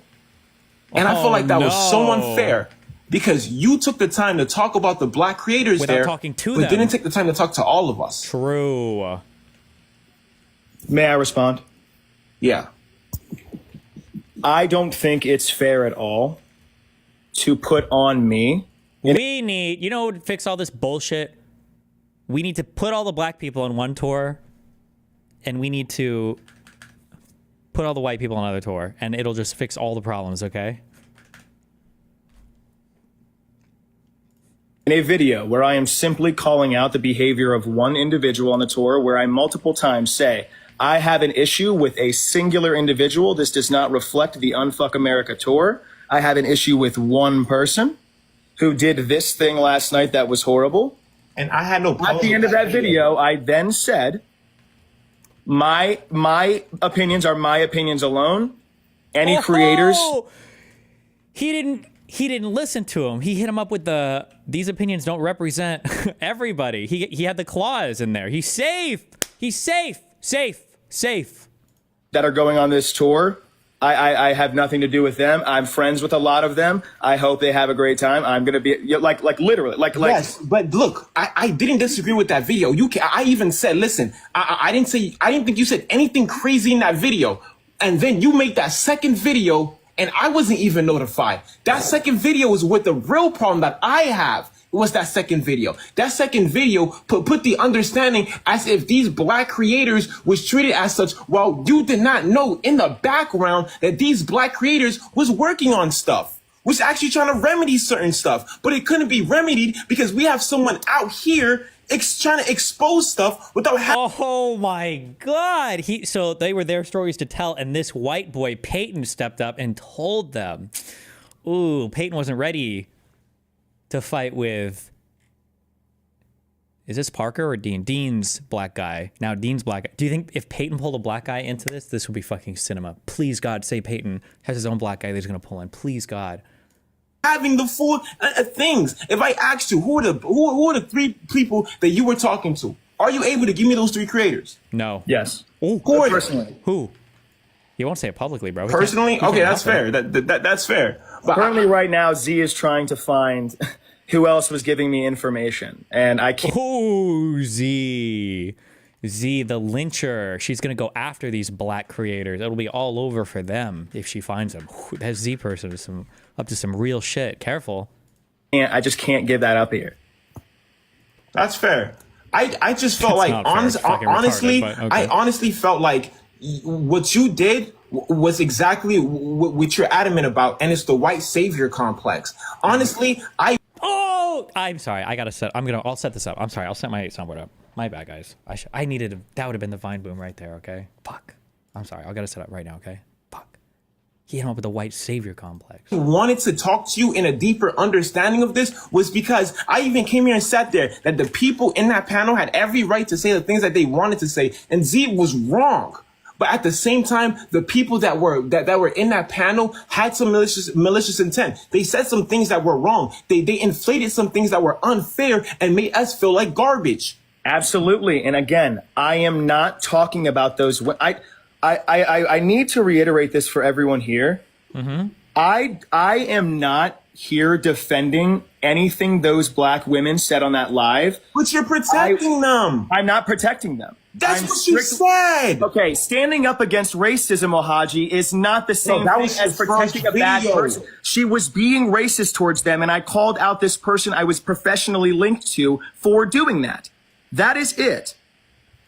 And yes, I found out that they were treating black creators differently on this trip. And regardless, that's not okay. Searching to find a way back is not okay. It should have happened from the beginning, especially because flights were getting booked 3 fucking days before. 3 days. Flights and hotels booked 3 days before.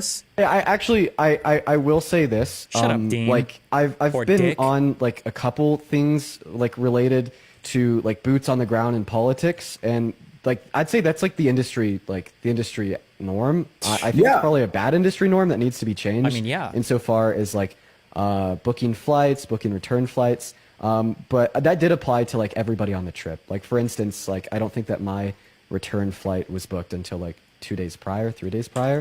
Yeah, that's more so. But I know personally of a person, like the person who was giving me a bunch of this stuff, booked on Sunday, the Sunday before that Wednesday that you guys were at A&M, booked on Sunday, and then told that Ooh, hold on. Okay, I don't even know what these are. What do I have here? Okay. Okay. Okay, and what's this one? VV21RC. I do the work, and you give the money. Okay. I don't know why we have that one here, but... Okay. Don DeMarco. Why can't I play multiple times? Wait, what if I make like 3 of them? Okay.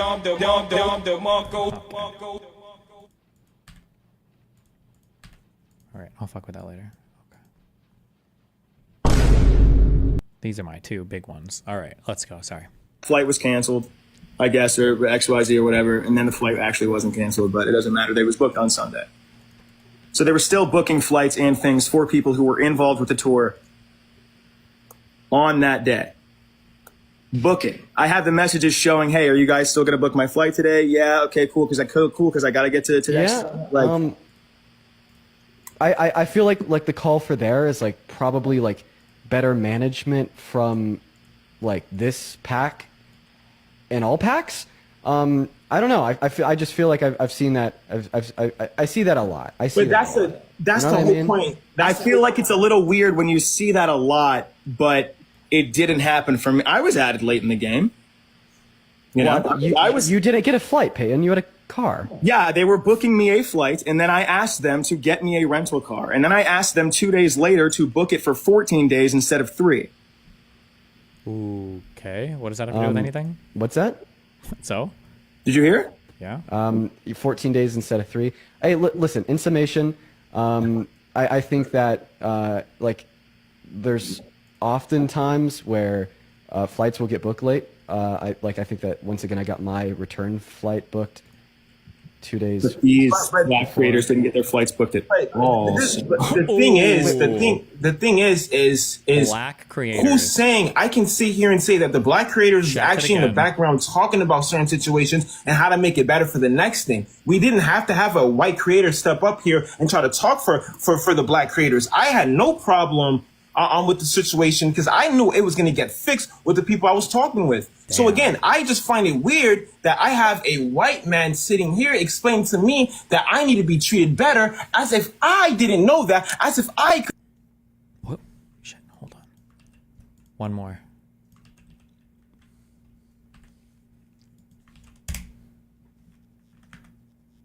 No.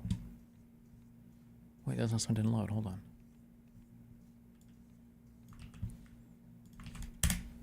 Couldn't handle it myself. I never said you couldn't. Okay, but you didn't. I never know said that, I was even though. speaking about but you. You didn't know that though. You, instead of coming to talk to people about it, you did it on your own. You're Batman. You're Batman for the black community. Black man. I mean, Batman. The only thing I did in that video was present facts, and you guys are pissed about it for some reason. Again, I'm sorry that this did affect the tour. I'm sorry that I didn't come to you. I'm sorry I did not come to you. The black creators on this tour. Fuck talking, coming to me. I said the black creators on this tour is when I man Ohaji. No. Name me 5 creators that was on this trip. Name me 5 of them. Name at least 3, except for Conscious Lee, Americana Hannah, that fucking Dan dude, not even a part of the tour. Simple Mac, part of the tour. Fucking going, Erica, like what? Part of the tour. We'll get it. Say again. He's not part of the tour. You don't know nothing about Santana's talking about how much he's struggling through this shit. A Mermaid, Erica, me, Chris. All these It's not my fault she was. Imagine if we just started rattling off. He was like, Tyrone, Jerome, Mahome. Racist dog. Hi. Can I say something? Did he call him racist dog? Like all these. It's not my fault she was racist dog. Like Hi. Can I say something? Oh, hey, real black woman speaking. quick, can I say something? So Peyton, I think that you're not understanding the point that is our problem, right? So you're saying that there were black creators that didn't get their flights until the 3 days before. There were black creators that you feel like weren't treated correctly. What does that have to do with you? It's a and also, why do you keep coming up? No. Your second video, you started out the video. Also about Z and my please stop treatment on the talking tour. over me. Hey, please stop talking Got over him. me. Your second video was a video when you were going on there, you were talking about how Black creators weren't being treated the same way. You were talking about how Black creators didn't get flights and had to pay for everything, but you did not have a conversation with any of those Black creators to give that actual information. You're just going off of whatever it is that you felt like. And then you wanted to come online when you, at this point, were not even a part of the tour anymore because you left. I wish you would stop saying that you got kicked out. In your first video, I did not leave. I got kicked off. In your first video, you said yourself that I'm you going to Texas wanted A&M, to leave. invite all of your Black friends. You said yourself that you did not want to be a part of this tour anymore, Peyton. If she was a part of the tour, yes. Okay, so then did you get kicked off or did you leave? Yes, they called me. It's in my video. They called me. So you made the video first and then they told you that you were getting kicked off because you made a video where you said so you just said I was that you did not want to go, right? Okay. You just said I got kicked off. Peyton, stop interrupting me, bro. Stop interrupting her. Please. It's very annoying. Like, the thing about it is, at the end of the day, nobody needs you. I especially, and I'm pretty sure the other Black people on this tour, we did not need you to speak up for us because I am loud enough on my fucking own.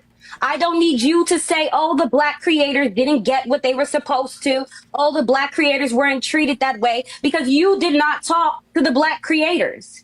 You talked to the few that you wanted to, and then you went and made your own narrative about it, and you were so happy that your video made 1 million views. Nobody over here on this side actually cares about views. We care about the mission that we had. You came up here and spoke about your 1 million views to Dean. That's not the problem. The problem is, hey, shut up, stop speaking over me. The problem is, stop trying to speak for Black creators when you do not know what is actually going on with the Black creators. That's it, and that's simple. What Ohazi said as you being a white savior is exactly what it is. Nobody over here, I don't ever need a savior because I'm going to always be the problem. Okay? In this society, I don't ever need a savior because I will always be the problem. Okay? So I need for you... That's all I need for you to do is to stop speaking for Black creators if you did not at least have the decency to have a conversation with us. That's just it. Damn. Can I speak now? Yes. Fantastic. I was approached to make those videos by Black creators who did not feel their voices were... Oh my God. It's so many Blacks on both sides. Oh, the chessboard is set. And it's all Black pieces everywhere. Holy shit. Who's going to have more? Getting heard. Well, then who? Because I haven't heard that from any of them. The creators on those lives. And again, I will tell you who. After I make you're talking about the people on the lives, and I understand they are allowed to express their opinions. I am talking about the people who you went on your second video and said weren't getting treated the right way that were on the tour. Stay on topic. Ooh. I guess I'm confused. Like, what? I guess what? Wait, what? Make fun of saying it's confused. Dean, I think I've said enough. I did not catch what I did wrong. I'm sorry. Just please. Okay, then you may never get it. So, like, Peyton, in a nutshell, like, I believe what Mermaid is essentially saying is you went on to, like, make a second video, like, predicated on the experience of the Black creators on the trip, right? And you did so... I actually think that's wrong. Will you just allow me to finish? No, because that's wrong. I made the video, right? And I know me, right? That's what you said earlier, You made a right? video about the Black experience creators. of Black creators on a trip, insofar as some not being, covered for their travel or like a plane being booked late. That was the premise of the video. But I would like to clarify, right? Essentially, all that she's saying, right, is that you made a video, right, about the experiences of Black creators on the trip, without asking the Black creators on the trip for their experiences. Oh my God. Do you get it now?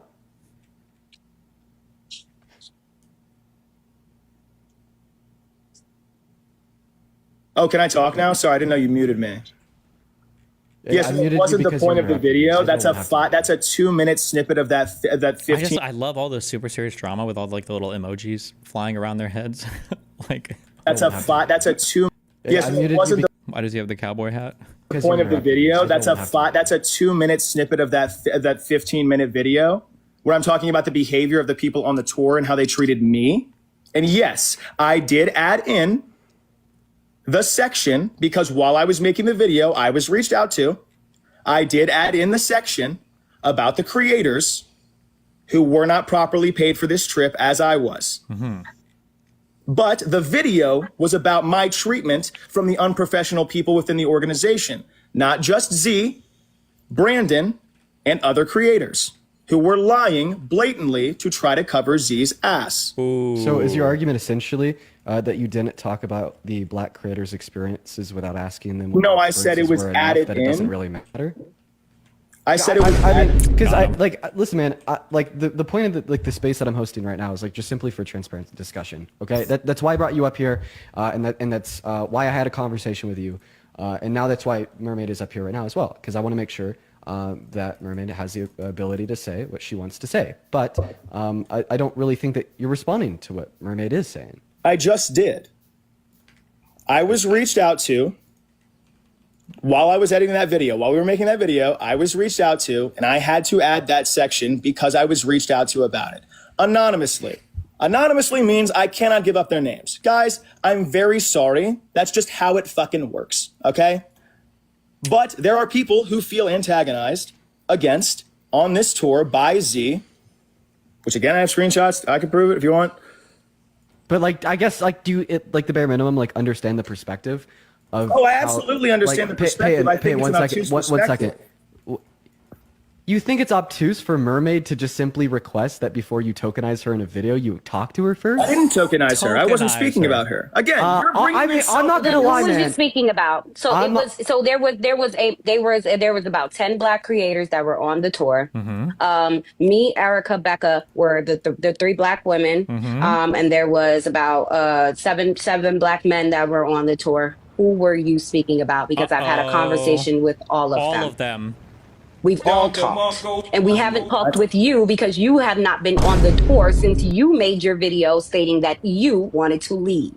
Again, I think you have to rewatch the video because I didn't. I was still on the tour until I got called and kicked off for calling someone racist. Did you not, in your video, did you not say that, yeah, you were going to Texas, but you're not going to be a part of the tour. You're not going to be a part of anything that has to do with the tour. And if people want to come out and see until they can. got this racist out because I thought it would take 2 fucking seconds for Dean Withers to be like, don't you think that after that, so don't you think that after that, after you already making a video as to which you were saying that you do not want to be a part of the tour, then you would be a part of the tour?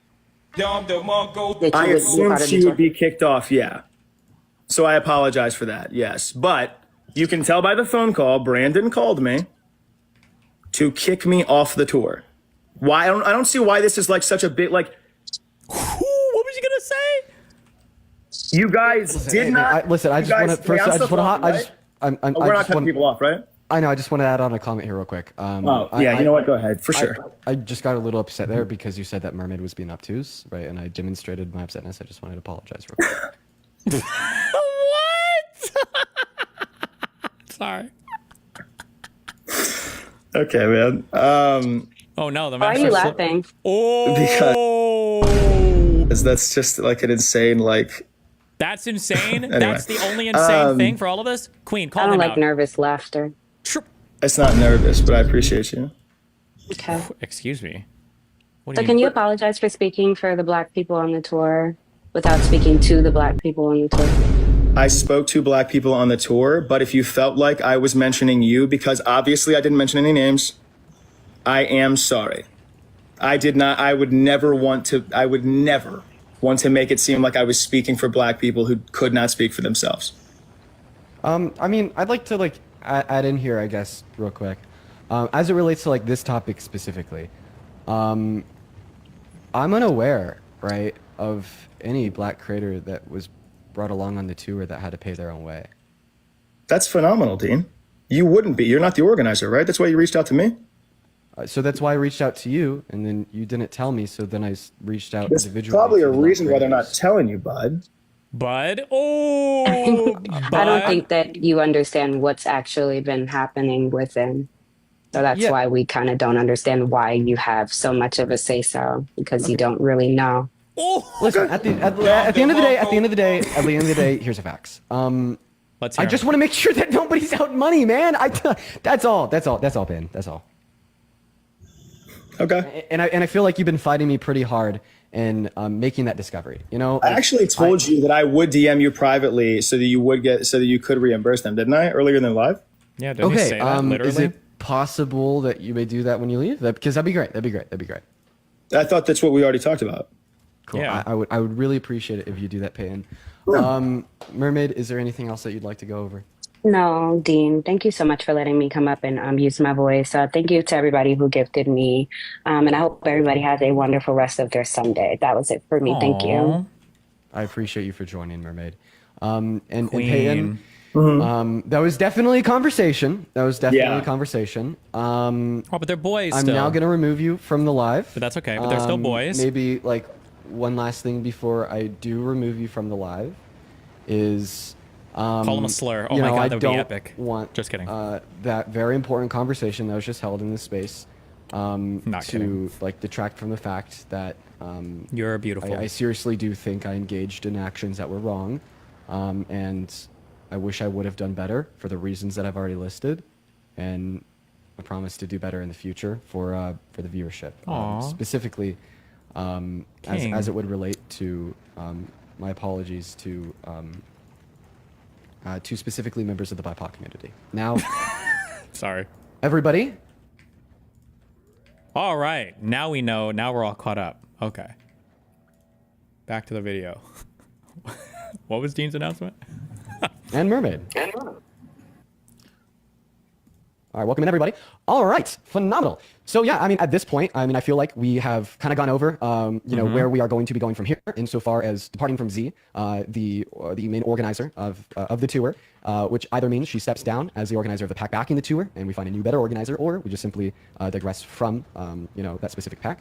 And yeah, we plan to hopefully be able to get other individuals up here from the tour as well. But we're just kind of starting off with a conversation with Parker, Santana, Erica, Pickles, and Mermaid. So I mean, if you guys want to hop in here and kind of lead the conversation, I did see a text from you, Santana. Feel free to take it away. All right, so I want to start, right? I know that we have people on the panel that will speak to multiple things, and I have something specific that Can you explain what the organizer did? So the organizer came in and microaggressed like crazy, okay? And by microaggress, I mean she came in and I think the organizer was upset that it sounded like the language on the live stream that was being hosted was kind of harsh towards the people doing the organizing work, and she felt like that language was too harsh, and her expressing that got her shit. She's out of here now. And now we have brave white men like Dean standing up to bully this organizer out. She's also the owner or leader of the pack and the main organizer, or was. Wasn't a member of a gang. And then they looked, and on his knuckles, he had MS-13. There's a dispute Wait a minute. He had MS-13 on his knuckles tattooed. Oh, he had some tattoos that are interpreted that way. But let's move on. Wait a minute. Hey, Terry. He did not have the letter MS-13. It says MS-13. Yeah, that was photoshopped. So let me That was photoshopped. Terry, you can't do that. Hey, they're giving you the big break of a lifetime. You know, you're doing the interview. I picked you because, frankly, I never heard of you, but that's okay. But I picked you, Terry. But you're not being very nice. He had MS-13 tattooed. We'll agree to disagree. I want to move on to something else. Terry, do you want me to show you the picture? I saw the picture. And you think it was Photoshop? Well, here we go. Don't Photoshop it. Go look at his hand. He had MS-13. He did have tattoos that can be interpreted that way. I'm not an expert on them. I want to turn to Ukraine, sir. Terry, I want to get to Ukraine. No. He had MS as clear as you can be, not interpreted. This is why people no longer believe the news, because when it's he was fake photographed news. in El Salvador, they aren't there. But let's just go on. They aren't there when he's in El Salvador. They weren't Take a look there, at the but photograph. they're there now, right? No, but they're there in now. your picture. Terry. Ukraine, sir. He's got MS-13 on his knuckles. All right. Okay? Well, we'll take a look at that. You do such a disservice. We'll take a look at Why that, don't you sir. just say, yes, he does, and, go on to something else? It's contested.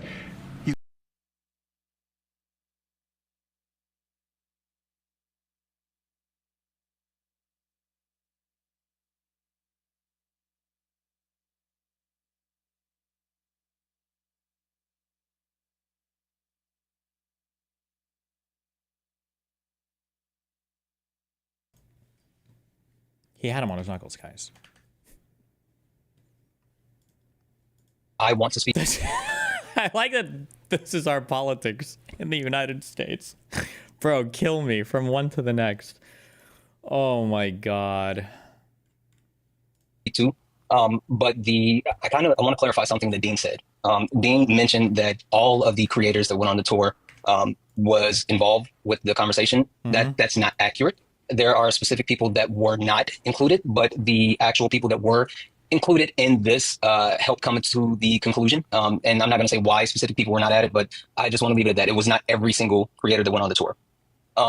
With that being said, I specifically want to speak to something. The thing that I want to speak to is two quick things.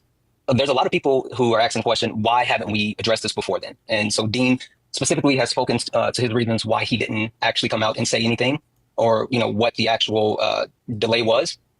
I want to take a moment to just say that we were lied to. Period. We were lied to. We were specifically told by someone that we trusted to actually be truthful, and someone told us that the way to go about this was to hold comments because things were being worked on the back end. And that's not true. Someone specific. Can you at least explain to the viewers that the MS-13 was obviously added afterwards? Yeah, I mean, it was photoshopped on to the top. I don't know if Trump is just retarded, but I mean, what do you want me to say? He's. I mean, do I need to say that this is Photoshop? This is not real. it's obviously this is Photoshop. It's fucking retarded. Was manipulating the situation and actually trying to control the flow of information that was coming out, whether it be us speaking out individually or collectively, or any other messages being shared. So as a collective unit, we were going through conversations. We were going through back and forth as far as what do we want to say? How do we want to do? What do we want to address? And let me be very clear and very strong in what I say at this very moment. How do I? Yeah, it's all good. I appreciate that. I want to be very clear and very straightforward at this moment. And I said this to Z herself. What she said on that panel was racist. It was racist. What? It was racist microaggressions. She was racist. How? She should not have said those things to anyone, but specifically those Black women on the panel. Now, with that being said, I want to speak on the point of like racism, right? And even more so, people who call themselves advocates. Allies? Oh, advocates, okay. There are certain people who... This is something I've stressed a million fucking times over, and I will continue to express it. I am not an ally. Don't describe me as an ally, ever, an advocate, any of that bullshit. I just talk about things that I think are correct. I never want to be an ally. If I ever find out that I'm identified as an ally, okay, I will get the whitest, cleanest Ku Klux Klansman cloaks you've ever fucking seen in your life, okay? And I'll just march around, all right, until I'm never described that way again. Don't ever. Okay, although I think I'm pretty far right now from being called lit, so. My God, that's so fucking cringe. Hello? Why are we out of missiles? Are saying that they are Why is this keep getting backed up? For the Black community, sticking up for the marginalized community, sticking up for the Black people that went on this tour who didn't have representation or were given less than or anything like that. Not good. There's certain people that have made videos talking about Black people should have had this, or Black creators should have got that, or Black creators, whatever. Specifically, people who have voiced their opinions and said that they're being advocates for Black people while never speaking to the Black people that they were advocating for. Wow. So It's as far fucked. as Not good, certain fam. people who have continued to actually talk and say the Black people that are on this tour, they're not getting this. The Black people that are on this tour, they're not getting that, or they should have this, or this should happen. I want you all to know I hate you. that those people Say it. did not come and speak to the Black people involved in this tour. Oh. To be more specific about what Santana's saying, there's been other creators that have claimed things like some of the Black creators who came along on the trip were not paid for in the sense of planes, of hotels, etc. Meanwhile, the white creators were. And essentially, like what you're saying is that that's not true, right? That is. I always thought they were claiming that the four symbols on Garcia's hands meant MS-13. Yes, people will claim that, but Donald Trump is so fucking retarded. He's seen the Photoshop and he thinks the Photoshop picture is real. That's the problem. Not true. It's not. It's not. And for anyone to, so I don't want to go into like the full detail of like timelines or what happened or when or whatever. I will say that there's more to all of this story. I don't want to hog all the time, but there's more to all of the actual story, the situation, how this actual timeline progressed. Something that I've shared with everyone on this panel, and I've even told Z, So I do a podcast with Jessica Simone. The podcast will be out tomorrow, and I will specifically be speaking on that podcast not only to the timeline of how everything came about, but also the back end stuff that people don't know about. And that's something that a lot of people don't have is the understanding as far as everything that happened to get us to this point. But the thing that I want to focus on, and I'm going to leave it as far as my final point, two things. One, all of the creators wanted Z to come out and apologize and make a statement for being racist. Yes, every single one. There has not been an instance where anyone has said that we did not want her to apologize. We all wanted accountability. Get me the fuck out. We all wanted accountability. Two, for anyone who's saying that they're advocating for the Black community, who's advocating for marginalized people and marginalized voices. Anyone that's been loud and proud and saying that I'm doing this for these Black people that are going on the tour, they are lying to you. They are lying to you because they did not talk to us. They have not been in communication with us. They have not engaged in good faith, and they are doing it for themselves. They are being performative. If they really cared about the Black creators that were on this tour, one, they would have reached out to us, but two, they would not continue to do and say harmful things that would put us in jeopardy. Jeopardy. That's all that I have to say. By what exactly? What is the threat we're facing here, by the way? But I know. I guess I just add on there, like to be more specific, like he like did specifically say Black women. So I mean, Erica and Mermaid, I would love to give the mic to you guys to be able to speak your mind and kind of share a little bit about how you feel. Speak your mind, Queen. You just sound really low. You don't have an echo. However, I don't think that your like mic is properly plugged in. Let's move over to the mic. Okay, is that better? Try to like. There we go. Yeah, there it is. Okay, don't tell her how to speak. Okay, guys. Let her speak her truth. I just want to reiterate what Santana said is that from the beginning, I always requested that a statement be made. I do understand diplomacy and basically putting on a united front. So if I'm told that we're not going to speak about it, then we're not going to speak about it. So that's basically what it was. But I still think, even to this very second, that a statement should be put out apologizing to those women because what she said was wrong, intentional or unintentional. It was wrong, and she needs to address it and take accountability.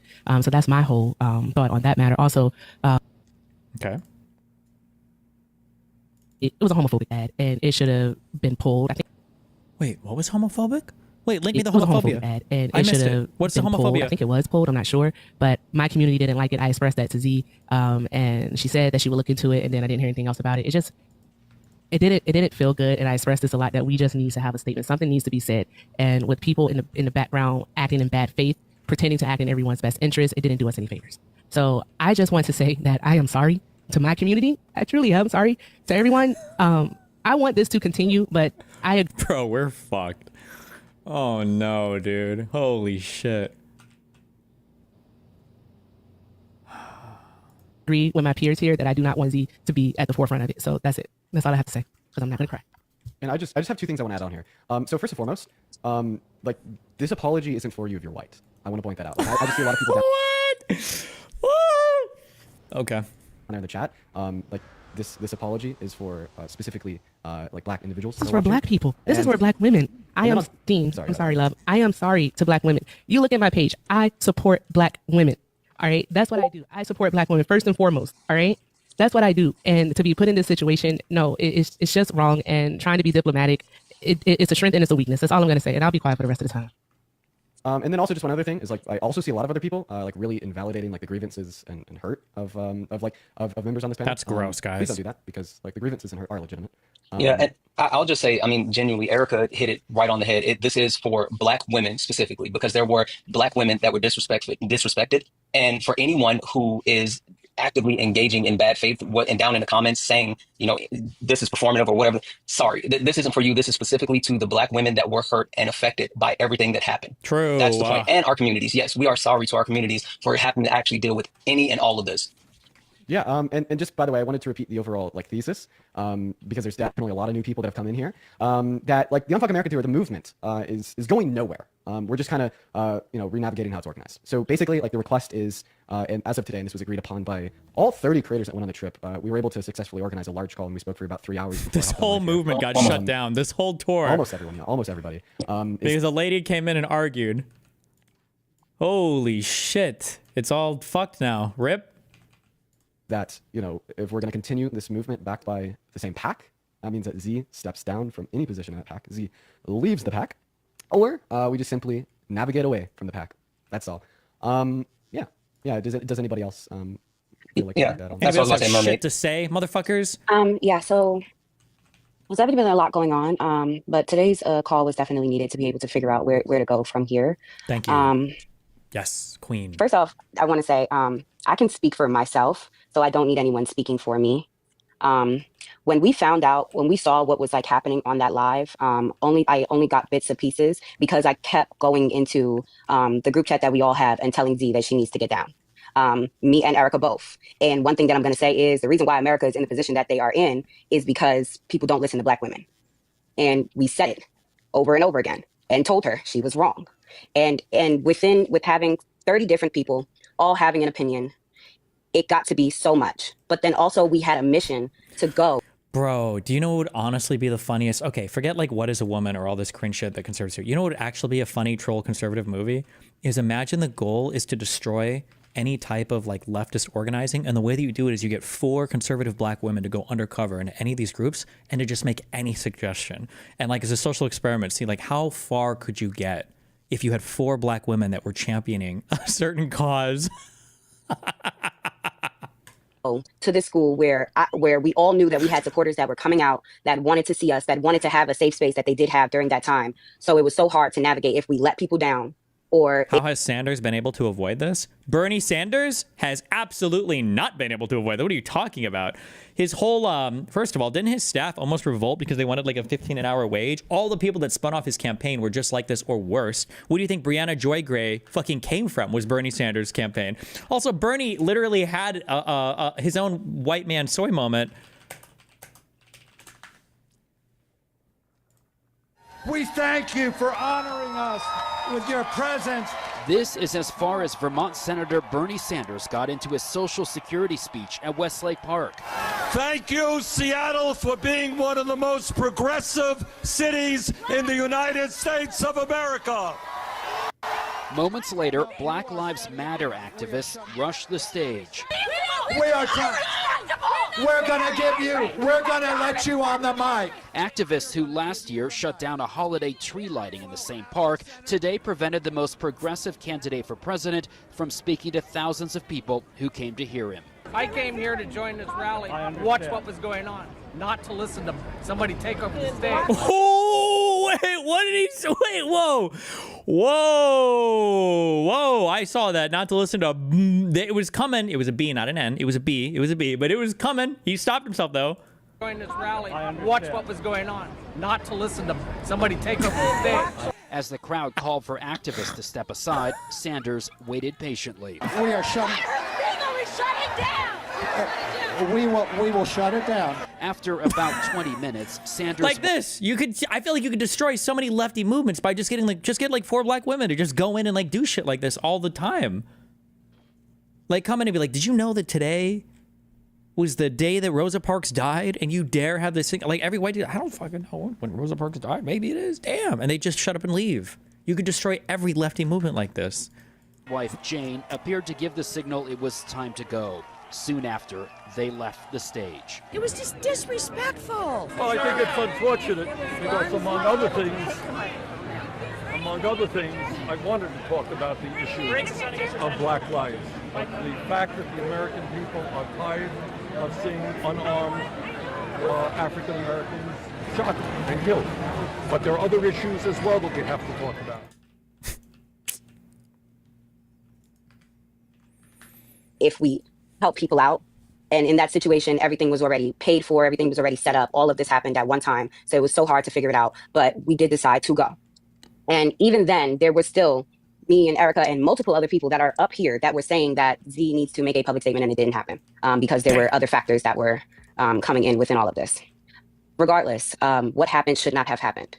If we are all fighting a fight and an important fight, things need to be addressed head on so that we don't have these big problems and things start to implode. And so for that, I can apologize. And I know that everybody up here feels the same way after having.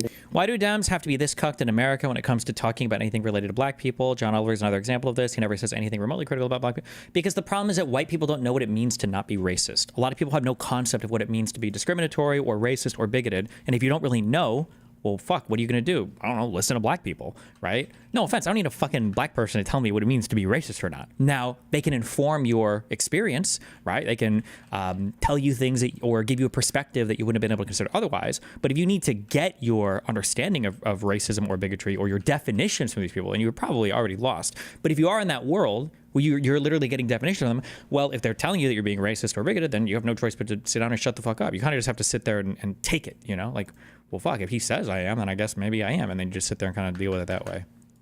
The very long conversation that we had. So for the people that we did let down, I do feel as though, like, I'm sorry, because we're just trying. I know I can speak for myself and say that I'm just trying to help out, even though I'm not some big old person. And last thing, like I said before, and I really just want to reiterate this, when it comes down to, because I know it's been said that I paid for everything to go there. That's a lie. I know there's been a bunch of different lies, like I didn't feel safe. That's a lie. You don't have to speak for me. And regardless, even if it wasn't paid for, I still would have went because I agree with the movement, with the reason why we are going to these schools. And by the end of that night, I saw that is why I went. So even if I had to pay out of pocket, I still would have done it because I love a country that does not love me. And I'm going to continue to fight for this country that does not love me because I love this country and the people in it.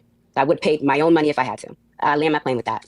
Can I just add on, Mermaid? Did anyone reach out to you about you having to not pay a single your person own? Not one person has asked me anything. People have just said what they feel about it, and it really is aggravating because I will speak out, I will speak up, I will answer questions. I answer majority of my DMs. I'm not some big streamer or big person. I will talk to you, but no one spoke to me, but everyone spoke about me. Dang. And that's a problem to me. Dang. Yeah, so people that are making videos or making comments or making posts saying that black people came in late and they're having to pay or whatever, that's not true. That's not true.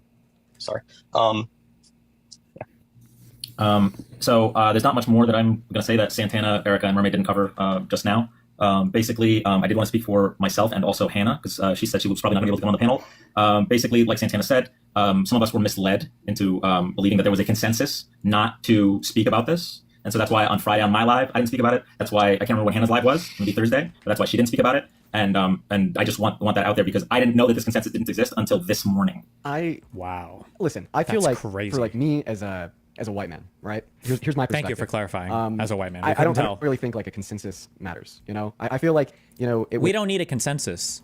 We just need some of the black people to tell us what to think. Please, God, just tell us black people what to think. Please absolve me of my racism, please. It was wrong of me to not speak about this prior to the tour, specifically about the organizers. Once again, for all the people in the comment section saying what's going on, I'll reiterate. The organizer of the tour went on a TikTok live like 2 or 3 days before we were boots on the ground in Texas and was being microaggressive to the black women on the panel. And then, yeah, specifically before like. Do people like Dean actually believe in this soy way of talking, or are they just doing it for clout and pussy? No, I don't think he's doing it for clout and pussy. There's this concept, honest to God, I think it's bullshit now, but there's this concept called people first language. And I think it started off with good intentions, but I feel like, I don't know if it actually works or if it fucking matters. What happened is you get people that will call people like, oh, blacks, or gays or homos, right? You get people that say words like this and it becomes kind of, it becomes like a signifier or a vernacular of somebody where it's like, oh, that guy might be like racist or homophobic, right? A guy saying, blacks. Guy sounds like he could be racist. And then I think what happened is people went and like retroactively tried to analyze this language and they're like, okay, why is blacks bad? Well, because blacks is not people first. It reduces them to some singular concept. So how about a black person? A black person, that's like they call it people first language. A person with disabilities, or I don't even know if they say disabilities anymore, right? A person with special abilities, who knows? That sounds way cooler than it actually is. So they have like all of these like advanced vernacular ways to tackle literally every single, way that you speak. But I think the issue is that it just doesn't matter that much. It doesn't work. Like I think you can use people first language and still be like not like you can still signal you're kind of racist. Like, oh, he's a colored person. A what? Colored person. You could say like a person of color, I guess, but like a gay person doesn't feel. You wouldn't say like he's a person of homosexuality. I don't know. I just think it's all bullshit. But they have these like super intricate ways of speaking, and now it's just kind of become the signifier or the like these little cultural handshakes to let them know that they're not racist or they're not bigoted. But it all feels like incredibly performative and stupid to me. I don't know, but that's just my take on it. like once again, I'll just repeat this for all the new people coming in here. The reason why I still went on the tour, even after that occurred, was because individuals had already bought plane tickets to go to Texas from Oklahoma, from Chicago, from Florida, and at the time, I was like, you know what, I'm just still going to do it. But in retrospect, what I should have done, and I didn't do this, what I should have done is I should have used my position as a larger influencer to basically say, no, either you hold yourself accountable, you boot her out, or I don't go. And I didn't do that. And that's wrong, right? And that's what I said at the beginning of the stream, and that's what I'll say again. But insofar as like what the actionable steps were, once we got back from Texas, well, there was a couple things that we had to consider. One of the big, this is a big thing, and I want to make sure to bring this up, is the PAC fundraised $100,000 from the event. And a big part of navigation when we got back. That's a decent chunk of change for events like this. Like, it's crazy that they're kicking out the lead organizer. Holy shit. Was I want to make sure that all of the creators are on the same page, right? So we could almost unionize and say, you guys have to either get a new organizer, or the current organizer has to show real actionable steps towards accountability. And in days past, there was no real actionable steps towards accountability. I can put concrete on the ice. So that's to why build? we're all here today, because shit. we've agreed that essentially this will not continue with PAC as it stands with the organizer Z. Either the organizer Z will step down, or we will, digress from the PAC and find other means to continue the movement. And that's basically, what we're all here to talk about. Yeah, and again, I just oh, go ahead. If you'd like to go. I just want to finish what I was going to say, so you go ahead and I'll finish. I'm sorry, actually, real quick. I'm half memeing when I'm laughing about the fact that they're cutting out the organizer. I don't really know much about these people or much about like everything that's going on, so maybe it's not as big of a deal as I'm assuming it is in my mind. Like, if the organizer did as much work as it seems like she did, and she's being cut out from this because of this small thing, this is bullying. It is extreme bullying. And just because you're black doesn't mean that you can't be like an actual piece of shit, like bully motherfucker who just happens to have found, some new advanced way to unlock extra forms of bullying. Like, unless I'm missing something that happened, and I don't think I am, because I think somebody brought it up. Like, this is easily a situation that could have been discussed. Cooler heads could have prevailed. Maybe get somebody older than the age of 19 to have this conversation. It's like, hey, some people got triggered or ticked off or whatever. Like, let's just chat it out and be cool. And you're done with it. You move on from it. I don't feel like I heard anything here, kill me, that would require like a total cutoff of this person from everything that they were involved in terms of organizing. It seems really cringe, but whatever. Are there really no resources out here? Wait, so I can't actually... I brought all this bullshit to build a space platform to mine materials. Am I not able to mine any materials out here in space? Is it all just ice? Absolutely. I just wanted to again say, like, everyone, like, please, right, listen to the people involved, listen to the people in the tour, listen to everyone on this panel right now. It's really important to do that. Also, like, hold us accountable. It's really important to hold people like Dean and I accountable. And there were a lot of people in the Discord, right, engaging in racist microaggressions towards black women, like, within the context of our Discords. And we just want to say that we do not support that. We think that is horrible. And we want people within the Discords also to be able to hold themselves and us accountable. Use the recipe to convert ice into other asteroids. Oh, fuck.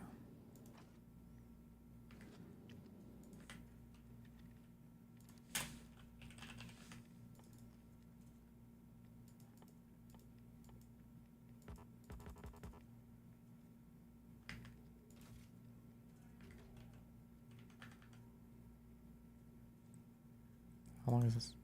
Resolve the issue. And I mean, even when I DM'd him, I was like, please keep this private. I don't want this to be shared publicly. I just want you personally to maybe share this information with me so I could try to help resolve it, behind the scenes and take care of that, just because I definitely think that would be really wrong and bad. And then he DMs me back and he basically says, nope, I'm not going to tell you. You don't get to know. And yeah. So that was really concerned. And that's my point about when people say that they're actually advocating for certain people when they don't actually do the work, but yet they want to get the attention. That's what we're talking about. Not good. So guys. They had the opportunity to reach out to the black creators. They had the opportunity to answer Dean's question. They had the opportunity to actually put action behind the words, and they didn't do that. And one other quick thing that I want to touch on before I pass it over to Pickle is to Dan's point. I want to be very, very clear, because Dan said the reason why he didn't speak on certain things is because, he was told specifically that he shouldn't. And, the message that a lot of creators were given was follow the direction of the black creators, right? They were told, follow the direction of the black creators. And someone specifically weaponized that message and told everyone else that the message should not be communicated, that there should be no apology pushed out, that people should put it on ice and not talk about it. And we should not address those things. while at the same time telling the Black creators, I have your best interest at heart, and I'm going to take care of this. Trust me, believe me, I got it.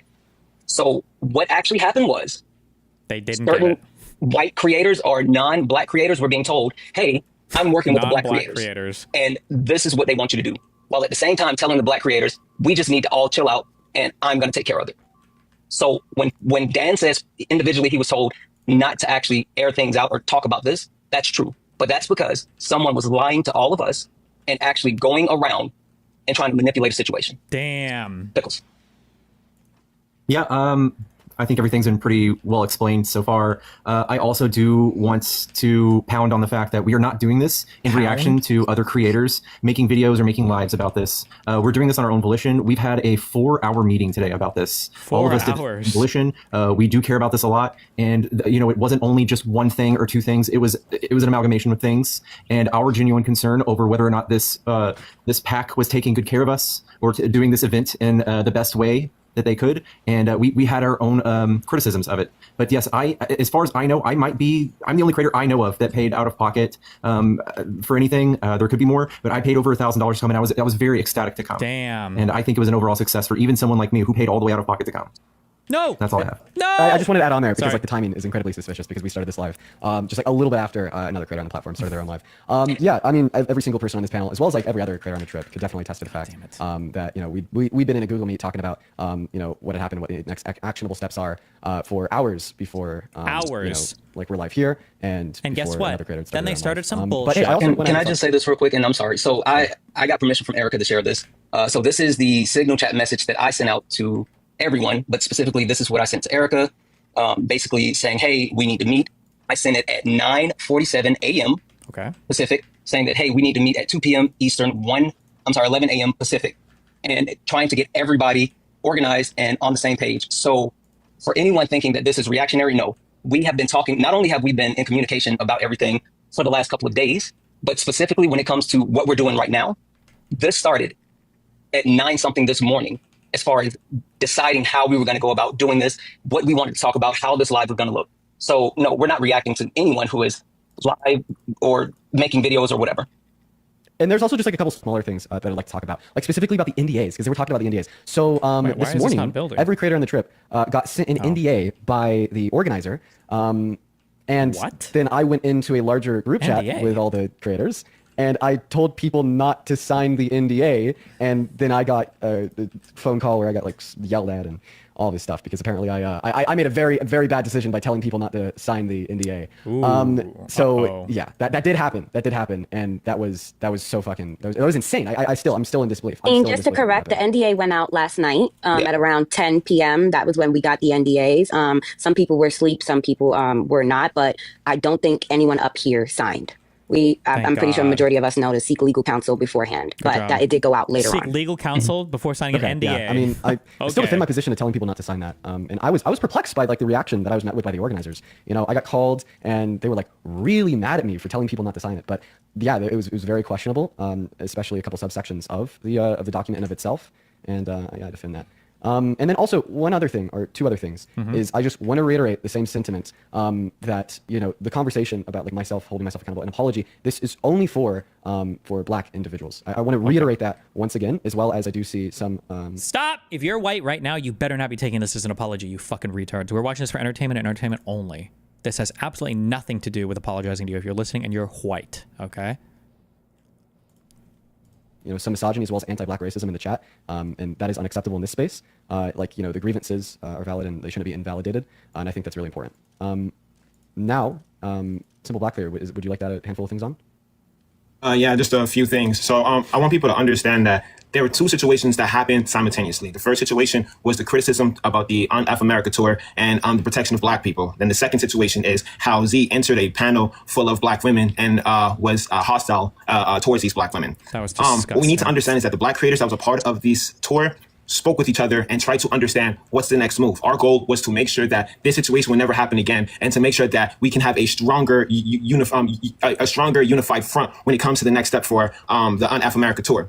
So to see people coming here and try to belittle a few of the individuals that was on the tour, such as Mermaid and Erica, bashing them as black women, or even me calling me a mediocre, or even Chris calling Chris and I mediocre black men, or even saying that we were DEI hires. These were the things that was being said to the people that claimed that they were protecting. So I ask you, how is that protection? How is that protecting individuals if those same individuals are being attacked by those same individuals?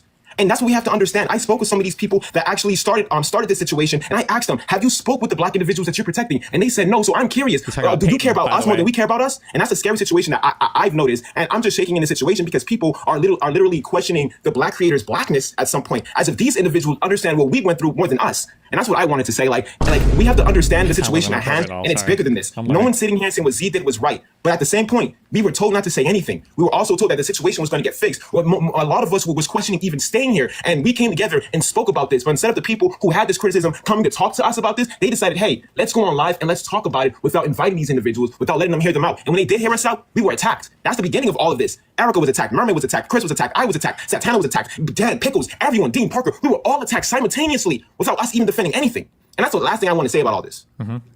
One thing that I want to kind of mention and call out, because again, I want to be very clear. There's a difference between bad faith actors and people who had genuine concerns. And there were some people who had genuine concerns, right? And the one thing that I want people to understand is that every black person that decided to join this tour and to go to Texas A&M understood what we were doing. We absolutely understood that we were not welcome. In College Station. There we go. Got it. I figured we understood that we were going there. I got it. And we were putting ourselves at risk. Damn. So for anyone to say that... In case you guys didn't know, College Station is one of the most lethal places in the entire United States to try to do events at as a black person. It's insane. The amount of physical violence that they'll get you with. Proper things aren't being done, or the proper steps weren't being taken, or you're not caring or thinking about the black people that are going. To Theory's point, like, we care about ourselves, and we were fully aware, and we made sure that we were going to be protected. So there was some misconceptions or even lies about the access to security or whatever the case may be, protection while we were there. We were assured that security was going to be in place, that we were going to have private areas that we had access to, and private areas. We're going to have black only areas. Is that what that means? I'm sorry. We did just that, whether it was private areas in our hotel, whether it was private places to eat dinner, whether it's police officers on campus. Whether it's just places to get a drink at a water fountain. With us, all of those things happened, and we knew what was happening. So having those concerns about black people, thank you. Yes. But also spreading misinformation and lies about what is happening or what didn't happen, that's not beneficial. It was harmful, and it continues to be harmful. And I just want to also say that true. King. I just want to also say that those the bad faith actors that Santana had spoken about here, I think I genuinely saw through said targets put on the backs of the black creators on this tour, and it just when everything came out and I saw I'm boiling with rage, and I want to say that on behalf of them, because genuinely they received messages because of misinformation that was coming out by white boys. I just want to say this. If anyone just wants the actual proof of what happens, if anyone in the chat can, just put that YouTube video of what happened between everybody that was part of that live and with Z. Not only are you going to see Z become microaggressive against these black women, but you're also going to see other outcomes of what's happening, and you also get a bigger story. Jesus. Listen, here's what I want to say. I think that like good faith, critical dialogue and criticism is not only a good thing, but it's necessary. It is so incredibly necessary. If I didn't have a conscious attitude where I'm wanting to be accepting of like, it's not enough to be racist, guys. You're to be anti-racist. Real criticism from good faith actors. I would not be the man I am today. I mean, over the course of the last couple of years, I've heard constructive criticism on so many things, and I've genuinely tried to stay conscious about it, and it has helped me become a better person. And I think that does apply now, right? And we spent some time talking about some like the bad faith actors involved, but I want to talk about the good faith actors involved. And I think that there has been like legitimate criticism, and we've kind of already covered a little bit of that. I know that I have, like, when I, for instance, started opening up, and just know that like I take it seriously, and I always have, and I always will. At least I'll always try to. I guess that's what I should. I guess that's what I should say. Now, if did anybody else on the panel want to add anything in here? Yeah, Erica, that's something. Erica? I think my mic is like pretty staticky. I think you guys can hear it. I don't know. Yeah. It is. Oh, yeah. It's really not good. I just want to. Okay. All right. Hold on one moment. Yeah.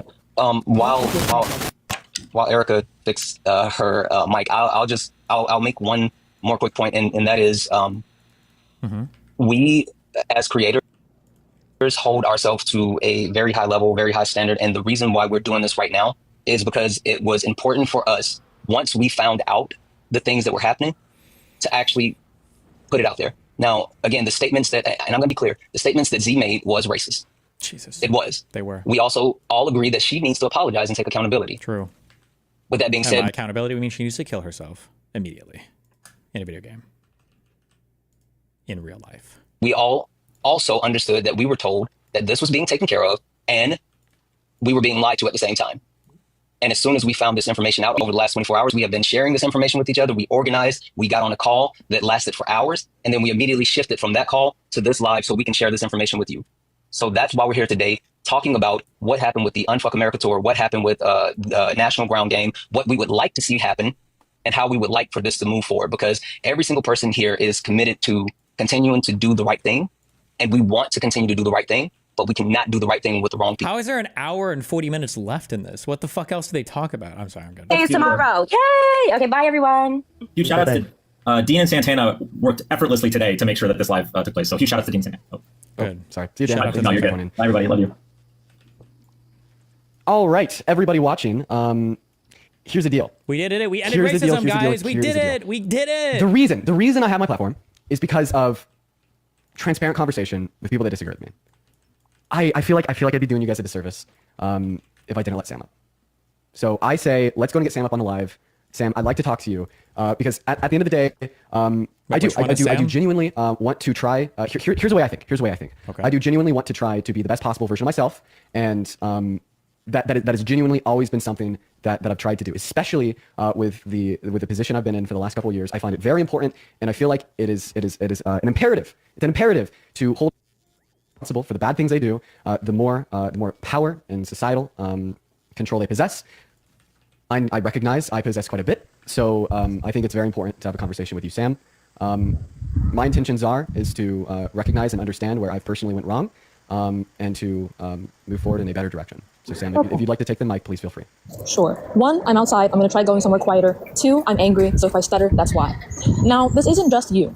But for the last week, directly after Z said the racist bullshit that she said to those people, I immediately negativity, and that he wanted to focus on the people that might lose their Medicaid and their food assistance, as if I'm not actively affected by Medicaid and food assistance. So first of all, Johnny, if you're listening to this, you betrayed the fuck out of me. And what does she mean when she says, as if I'm not actively affected by Medicaid and food assistance? What does she mean exactly when she says that? Because that sounded like the wildest equivocation I've ever heard in my entire life. You think cutting food stamps doesn't mean anything to me? Excuse me? Do you know how many fans email me who have had family members who have known people who are on food stamps? And you think it really doesn't impact me at all? Do you know what the mental health burden is of reading their cries? And black people. And if you call yourself an advocate, me and Ray are owed an apology. Number fucking 1. Number 2. If you called who an advocate? What? So first of all, Johnny, if you're listening to this, you betrayed the fuck out of me and black people. Oh. And if you call yourself an advocate, betrayed all black people. Damn. Me and Ray are owed an apology. Number fucking 1. Number 2. Moving forward, the day that man came up on your live to tell you about what Z did, I sent both you and Parker links to the live stream where Z said what she said. And I also posted when Johnny shut me and Ray down, and posted the live linked YouTube video in my Discord with timestamps. And after that, the day before yesterday, when Dan did a 7-hour live about Alina, Jaden and me told him in the comment section that Z was racist, and Dan went out of his way to say that he didn't want to talk about that out loud. Ooh. And he wanted to talk about that off camera. Oh, how convenient for Dan. Dan, sounds like a white name, gonna be honest. How convenient that Dan gets to deal with racism offline when these people deal with racism for their entire lives online, because that's where they live. But it's a lot, because they look for it. Now, as far as... And they see it in everything. Any other thing that happened, I can't say anything about that. But what I will say is, when me and Ray and other creators have been talking about this for over a week, trying to tell you all, especially to your faces sometimes, what she did, and you treated us like we were fucking crazy. Ooh, that felt crazy awful. Making. So you know what? I can't tell you what you knew. I'm not in your brain. I can. Okay. But what I'm going to say is, when we try and tell multiple people who were part of this tour what happened, and you shut us down, that was disrespectful as fuck and also racist. That's what I wanted to say. Ooh, and racist. God damn. Can I tell you a little bit about like what I knew and when I knew it? And then also I like how he asks permission to speak. Thank you. Thank you, Deanie. Thank you. I want to thank you for coming up here and sharing your thoughts. I listen. Like at the end of the day, even if it's like not for my personal self-interested advantage, I will always think that transparent and clear conversation is a good thing. And fuck, I'll stand 10 toes down in that. I'll stand 10 toes down in that. All right. So Sam, here's what I have to say. You asked me when I knew about this. I knew about this the day after it happened, and I listened to a clip of Z on the live, giving microaggressions against black women, and that's a fact. And that was before I left on the trip to Texas, and that's also a fact. The reason why I still decided to go on the trip to Texas and my thought processes after listening to the clip of Z being perpetuating racist microaggressions to the black women in that space were as follows. First and foremost, I heard about multiple fans that had bought plane tickets to go into Texas, so I felt as if I owed it to them to ensure that I was there.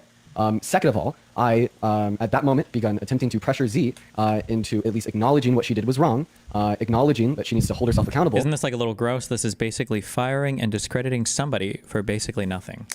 Looks like you're getting an IP ban for 3 days for being racist against black women. See ya, Duke men. So hopefully she can deconstruct her racist microaggressions, regardless if they were intentional or unintentional. The impact was clear. Okay. In retrospect, I think that was. If I was a white person, no. If I was a black person, no. But Z's not a black person. What is she? Is she Asian? Is she? What is she?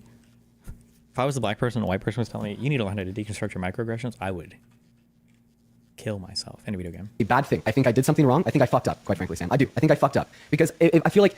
In order to be willing to go the extra mile, you have to be willing to break the status quo. Yes, and you I feel like in that circumstance, I didn't break the status quo. I went with the status quo. You did. And what I should have done instead though. is I should have leveraged the fact that I have a large platform to either say that she needs to hold herself accountable or I need to leave the tour. And I didn't do that, and that was wrong. And I realized that, and I think that moving forward, I need to do better, Sam. Okay. While I appreciate the transparency, I have to ask, because this was my main contention, if you had this knowledge, why didn't you tell anyone else? I did. So, I mean, like the first thing I did when I heard about this was I went to Parker, also talked to Santana, and I feel like my immediate response was to specifically talk to the BIPOC creators that were on the trip and have discussions with members of the BIPOC community. I love how BIPOC just fucking means black people. Can somebody lick me a single time? Oh, I have a bunch of BIPOC friends showing up, and it's like 90% Native Americans. Like, bro, show me this ever happening fucking ever. Oh my God. We're going to talk about BIPOC issues today. So on the agenda, we were talking about the Cherokee tribe. We've got the Wet'en Wahoo or whatever from fucking Canada. We've got, it's like, excuse me, what?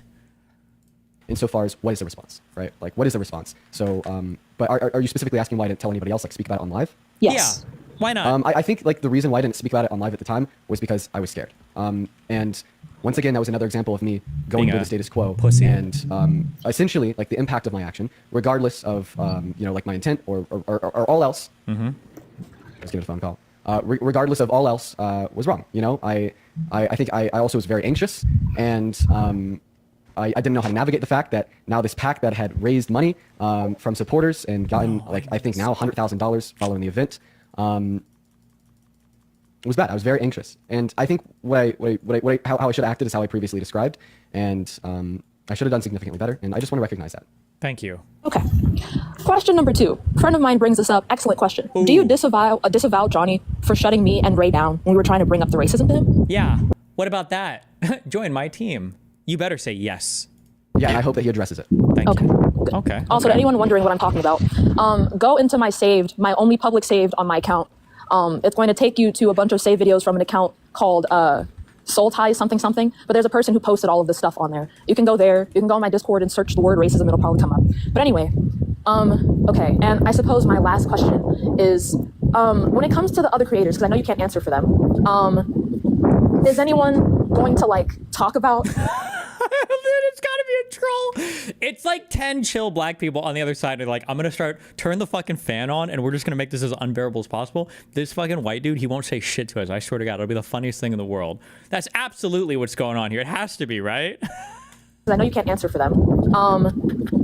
Is anyone going to like talk about how they just ignored the fuck out of us and like treated us like we had no proof and had no basis for what we were saying? So I'm unaware of like certain dynamics between you and other creators, but I think like it should be addressed. I like, even though like I'm unaware of like the specific dynamics and this is like my first time like hearing about it, I think it should be addressed the same way I'm addressing it now. And the reason why I'm having this conversation with you, the reason why I'm trying to do my best to be honest and to hold myself accountable is because this is what I say other people should do every single day. And I'd be a hypocrite. I'd be a fucking hypocrite if I didn't apply it to myself. And so yeah, in other words, yeah, I do think it should be addressed. I do think it should be talked about because if it's not addressed and if it's not talked about, then all of a sudden it'll happen again. People will think it's okay, right? It's not okay. And I don't think it's okay to ignore legitimate concerns in good faith critique, especially as it applies to black women in America today, as black women in America today are one of the most marginalized groups of people in this country. Thank you, King. Okay. Another question, because I'm looking in the comments. If Johnny is here with the utmost respect, could you please add him? Because I would love to know what he has to say about this. Ooh, uh-oh. Yeah, for sure. We'll go ahead and add Johnny, and that's fine by me if he does happen to be here. And he is here. I would like it to be known that, in this circumstance, Johnny's speaking for himself. Hello. Hi. First off, before I speak, I want to hear from you. Oh no, I'm sorry. I don't know why I just said, oh no. I had heard there was literally no reason for me to do that. I'm sorry.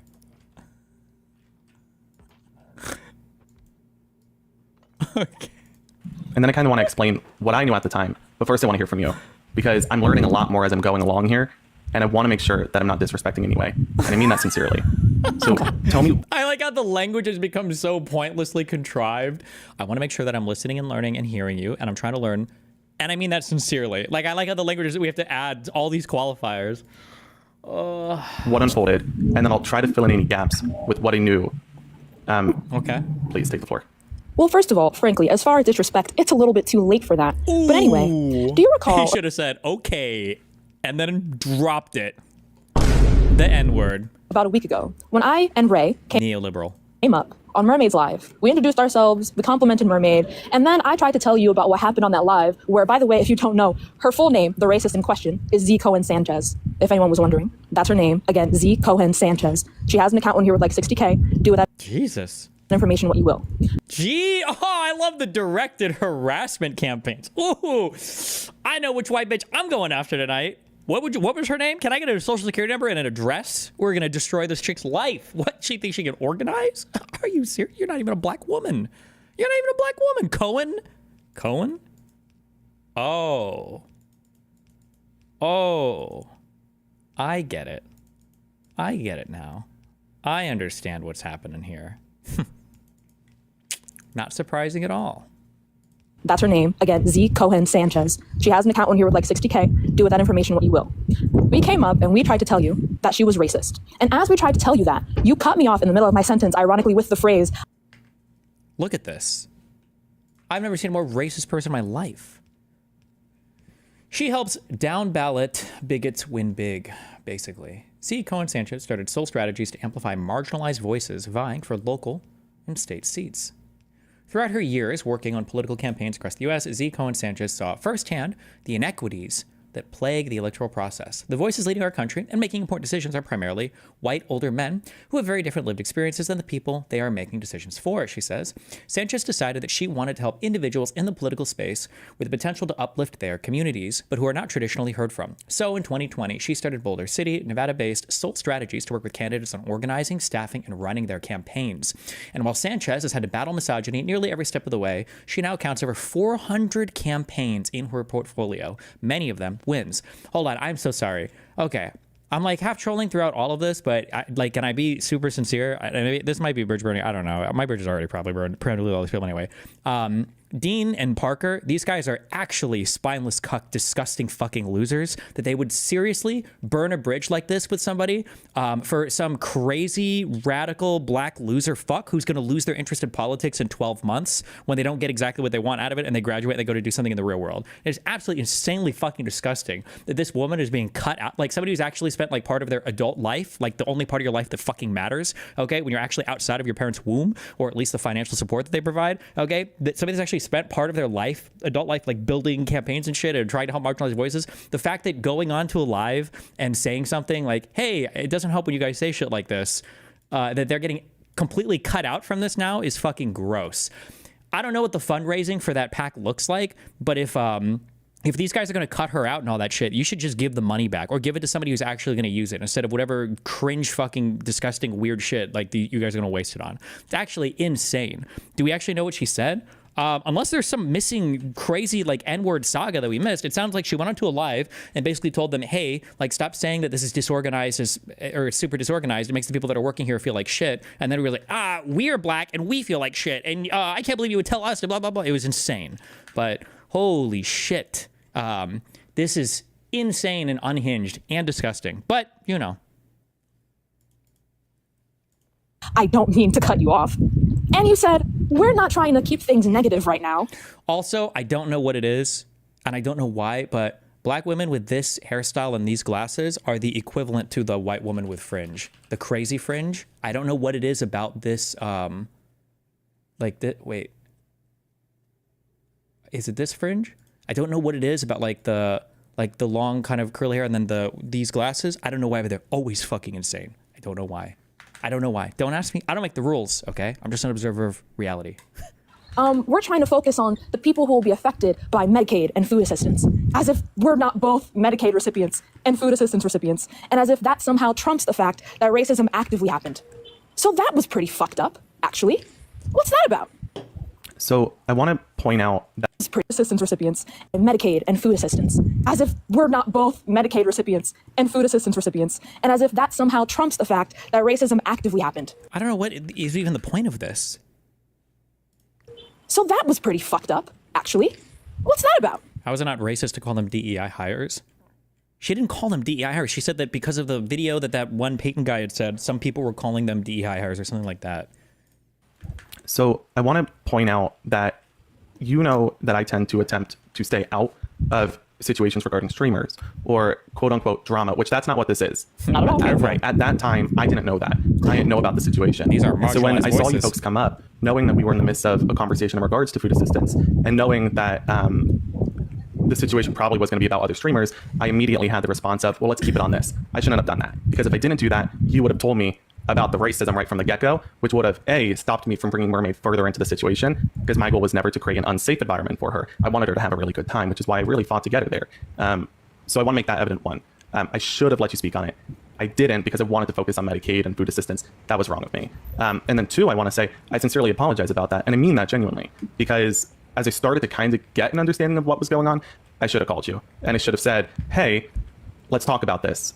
In part, I decided not to, and I decided just to cut myself out of the equation altogether because I saw that you had a live stream with a couple other streamers, and I know that you folks were really unhappy with me, and I felt as though if I stepped up and showed my face, that would only inflame more division between folks during the midst of this event in Texas, and I didn't want to make the situation about myself in any way, shape, or form. Wow. So I kind of just cut So myself out of brave. it altogether, Wow. which again was definitely not the right way to go about it because that created more of an issue and a lack of transparency, which is my fault. Once says, Sam, how the hell did you get a flag? Dude, TikTok It's sucks. okay to me. I don't know. Are you okay with remaining up here on this account, or do you want to switch accounts? If so, My other account's banned too. They don't like black people, which seems to be an ongoing theme. But anyway, what's it called? Do you want me to drop for now, or because No. I want you to stay up here for as long as you want. And I mean, even after you're done talking to Johnny. As soon as you're done talking to Johnny, as soon as you're done talking, sorry, I'm You're as soon good. as soon as you're done talking to Johnny, I'd like to maybe have a little bit of a further conversation with you. But go ahead, you guys. Okay. Ray's texting me right now. Ray told me she sent you the live in question. Mm-hmm. I got more information afterwards, and as I learned this information, I should have connected with you too.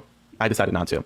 And I also spoke to Ray and I explained that you and Ray and anybody else who felt a certain way about the situation has the right to express their feelings and their thoughts and their concerns, and that it's my job to Thanks, listen. And white I've spoken man, about that. for the my goal overall permission. is to attempt to do some good here.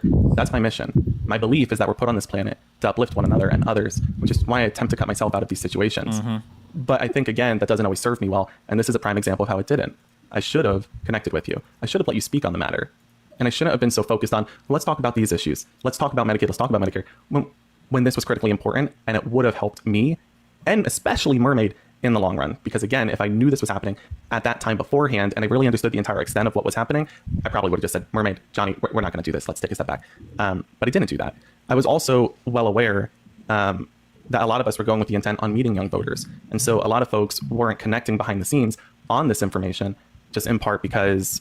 Can't believe you entered the TikTok sphere earlier. This is a content goal that can lead to the next big arc. Bro, I would get canceled from everything. If I were to start arguing with these people, it would be the end. And my audience Unironically, I would probably foster a lot of racism in my audience because these people are fucking unbearable. We were so focused on, well, here's what we're going to create there. Here's what videos we're going to make here. Who's here? This is what we're going to talk to and who we're going to talk with. And we had conversations about who we're going to debate and what kind of issues we want to talk about. My issue I wanted to talk about was food assistance. So we spent more time on that. And I think that, again, this is an example of why trying to cut myself out of an equation doesn't serve me well. It didn't here. Okay. I have to ask, because I feel like a lot of the time people just think racism is saying slurs and stereotyping. But do you acknowledge that when a person of color says the word racism and they're immediately cut off, that that's racist? Absolutely. What the fuck? Please, if you're a black woman and you were down for, I'll fully fund you and 3 black friends. I just want to, I'm so curious how far you could get. I'm so curious how far you could get. No, because we shouldn't be trying to destroy our own side. I think you could fully bring down entire progressive orgs, but with just 4 dedicated black women, just creating the most insane fucking rules everywhere. I bet you could do it. Jesus Christ. Okay. But I also want to make clear here, my intent was never to cut you off in the manner to stop you from speaking on this issue. It was that I didn't know what the issue was. And so I wanted to talk about the issue that was already being discussed at hand. I shouldn't have done that. I should have given you the opportunity to speak more on the subject. And I am sincerely sorry for that. And I hope you know I mean that. This is a good learning opportunity for me in the sense that, 1, instead of trying to cut myself out of an equation, I shouldn't do that again. And 2, I need to ensure that to properly offer transparency, because overall this situation, like across the board with the tort, lacked it. I need to be doing my part. That part, especially in that moment, was to let you speak. I didn't do that. Okay. All right. Well, that aside, whether or not I accept that apology, I don't know. I doubt that we're ever going to speak again. So. Sure. Well, Dude, she is in her queen arc. She's like, do I accept that apology? Maybe, maybe not. I'm never talking to you again, bitch. Oh my God. Whether or not I accept that apology, I don't know. I doubt that we're ever going to speak again. So. Sure. Well, I want to add here. I think it's also critically important that communicating on this going forward. She's like, turn up the fan. Turn up the fan while I do this bit. Is at the forefront of the actions we're taking. Because a lot of this could have been avoided through communication. When that situation unfolded, the first messages I'd received were from Ray. And Ray had explained that you folks were expressing your beliefs and your emotions over the situation.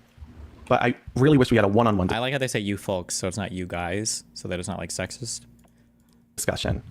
I think it's important to just express that we could really communicate in a transparent way to offer more, I suppose,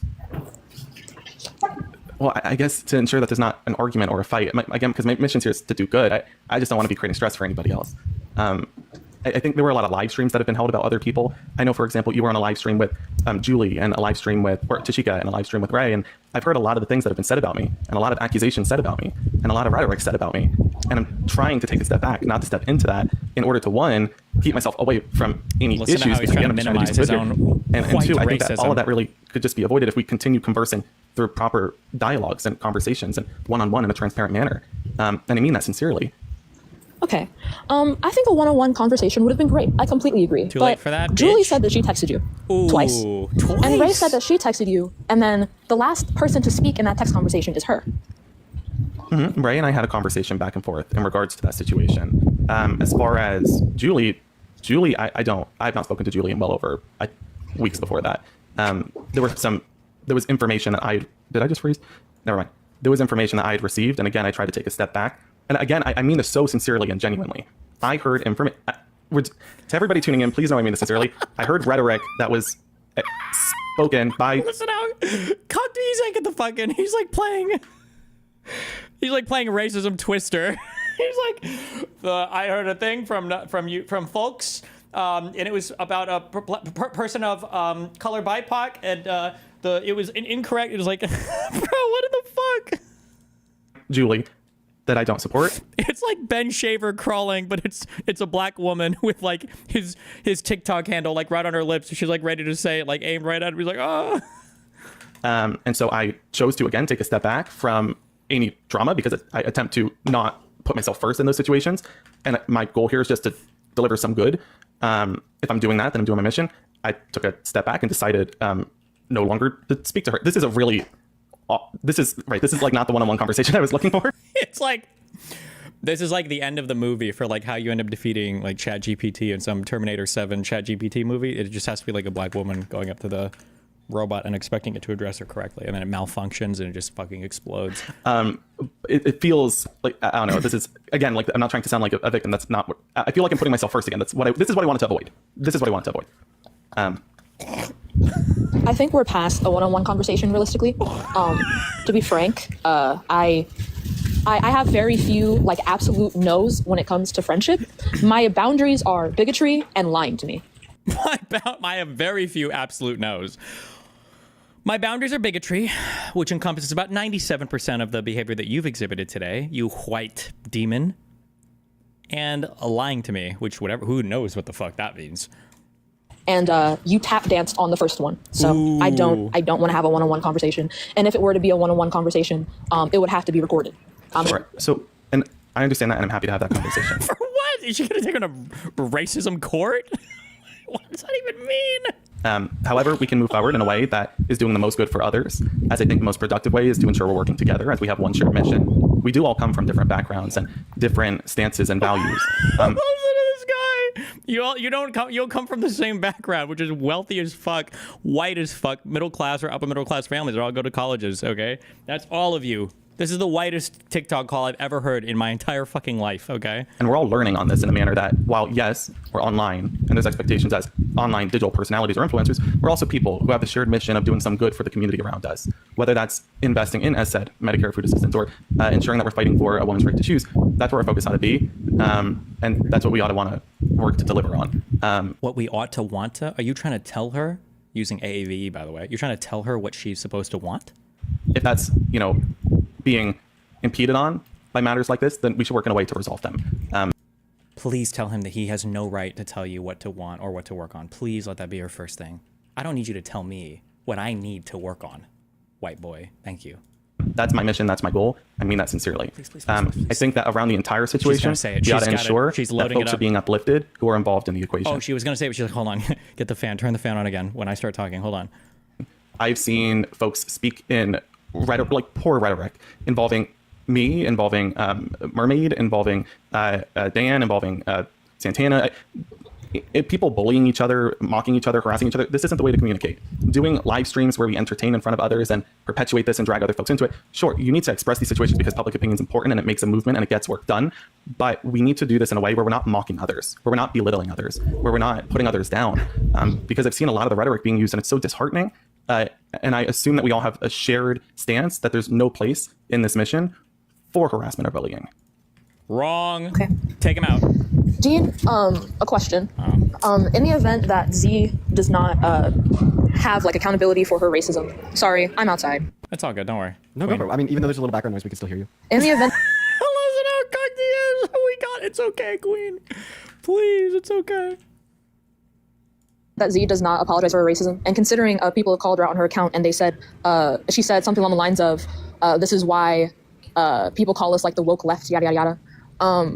What's if you don't know this question, like answer this question, that's fine, I don't expect you to. What's going to happen with the tour?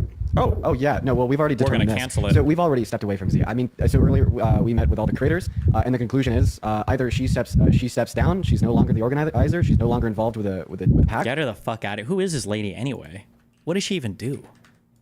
Or we move on from the pack. That's it. So okay. Yeah, that's a simple answer, and that's the unanimous consensus that we've seen.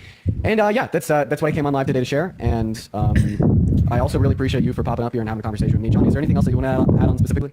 Yeah, I think last part is just it's important to understand here that the creators who are involved are people. I'm a person. Dean's a person. We are people. Mermaid's a person. Santana's a person. Sam's a person. We are all people. No one cares. So the way that we really ought to deal with these situations is with more transparency, accountability, speaking through communicative manners that offer real dialogue. And we do so in a way that doesn't mock or harass one another. No. And we do so in a way that creates more of a educating environment. You should be harassed. Because again, there were a lot of informative. You don't get to police how black people respond to trauma and racism, white boy. A lack of transparency in some situations. There were lies, outright blatant lies. And a lot of moving pieces and not a great communicative structure for like how folks were learning about these situations. I don't know. I take it as what it is, folks who are listening in or don't. Some folks get entertainment out of this, but for a lot of folks, these are parents. These are folks who have 9-to-5s just like you. These are folks who are just trying to do some good in their community. And there's situations like this along the way, which is a learning opportunity for so many. Please treat it as what it is. Let us learn from this. Let all of us learn from this on the tour. And please, please, please, please don't mock or belittle these people or send hate in the way of somebody. Like, try to educate here. Try to educate. I think that we're people. That's true. But I also think that, like the Black women who are affected by, like the racist microaggressions used are Black people. And then even in a larger conversation of, racism used against Black women in America today on a whole are people. And I mean, that's why these conversations are important. True. That's why I need to do better. But Johnny, I guess I'm going to go back just to talk to Sam. Yeah, thank you for having me up. Some of the things that she had to say. I guess that was the last thing I wanted to say, aside from this, and you can do what you want with your platform. But considering he's the only person until today that has done anything to support the Black women that microaggressed and just straight up aggressed, that were microaggressed or aggressed toward by Z. And also, speaking of, when one of said women, Emma, tried to talk about her experience in one of the comments of Mermaid's videos, Chris actively told her that, quote, the burden of proof is on her to prove that Z was racist, even. Are you fucking serious? I didn't know about that. My bad. That a Black woman was asked to prove something? What the fuck? What? Chris actively told her that, quote, the burden of proof is on her to prove that Z was racist, even though there are already clips and whatnot circulating. That was fucked up, Chris. That's anyway, crazy. Before I leave. Really? Go to Mermaid's page. You're going to see on her page. Deadass. She posted her debating someone while she was on the tour. Go down into the bottom of the comments. There's going to be a comment thread with like 30 comments in it. And she literally said, prove it. Like her being Black and speaking it didn't cause it to become reality instantaneously. Don't worry, they're coming back. Hold on, guys.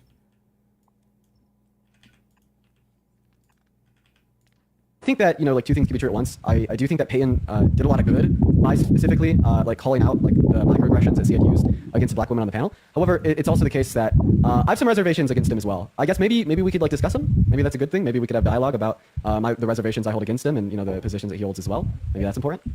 You said like discuss him? No, discuss them. Like whatever he wants to talk about, as well as like the reservations that I have with him as well. Okay. All right. Well, Sam, is there anything else you want to go over?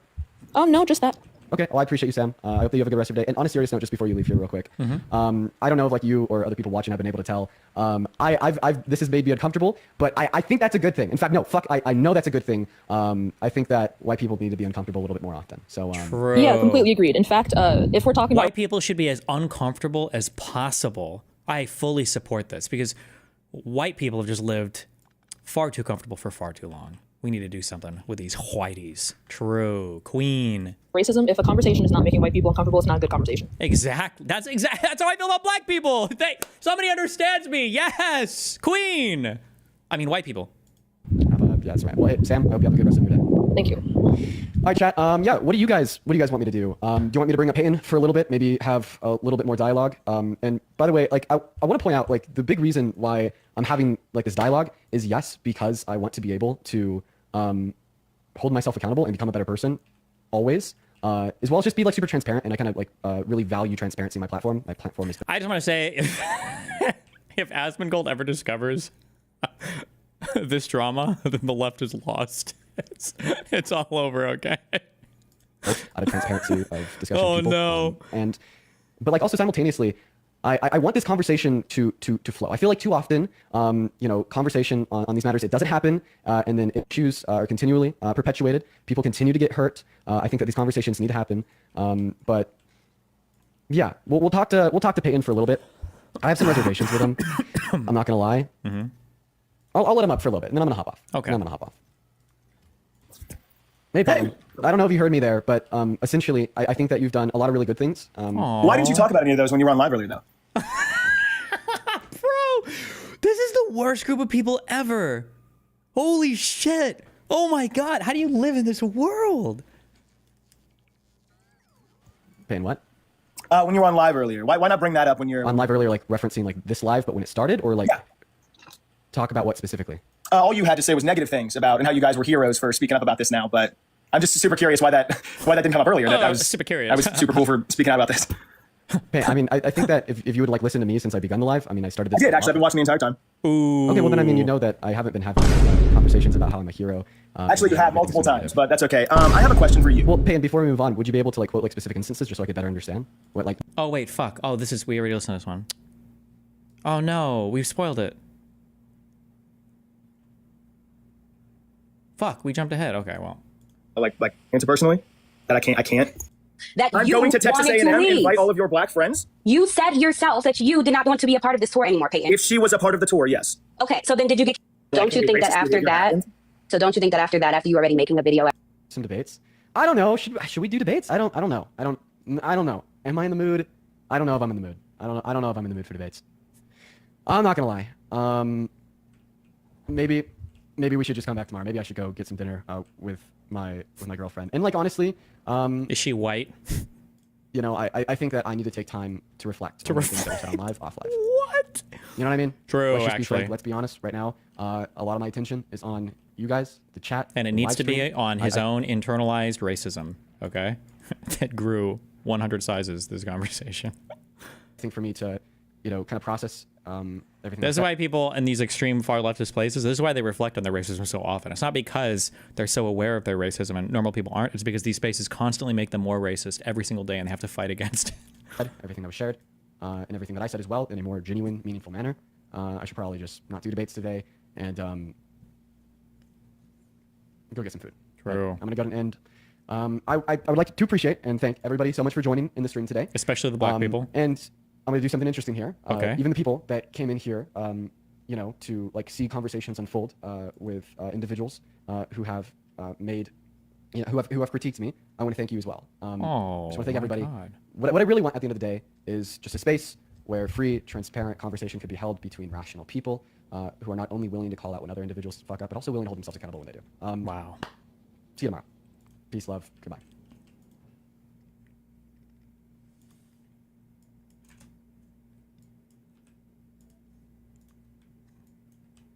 Just freaking beautiful. Okay. Freaking beautiful. Wow. Well, how fucking cancer AIDS was that? Jesus Christ.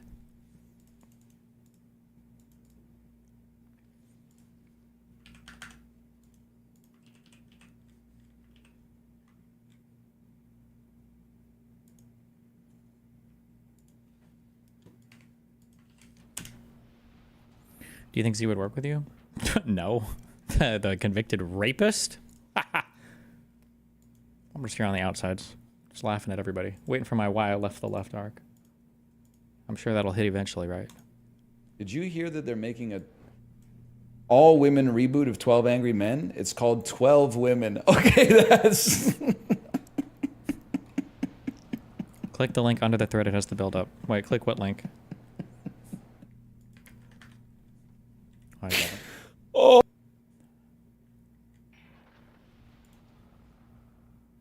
They just don't care.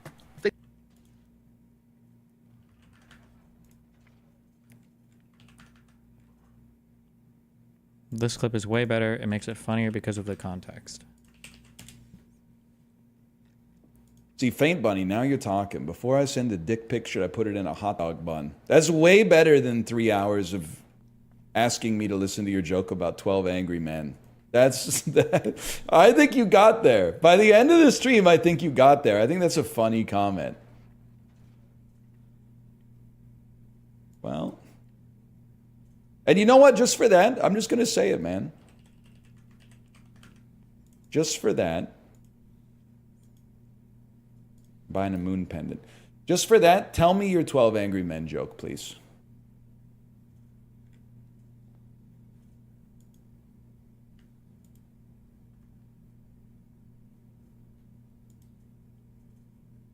Did you hear that they're making a all-women reboot of 12 Angry Men? It's called 12 Women. Okay. Okay. Wow. That made it way more epic. The New York Times finally cropped out that insane message from Hassan's chat in their puff piece. Wait, what message? Mr. Piker, who fasts daily as part of his fitness routine, usually has his first meal around 2 p.m. Wait, if you fast every day, is that considered fasting?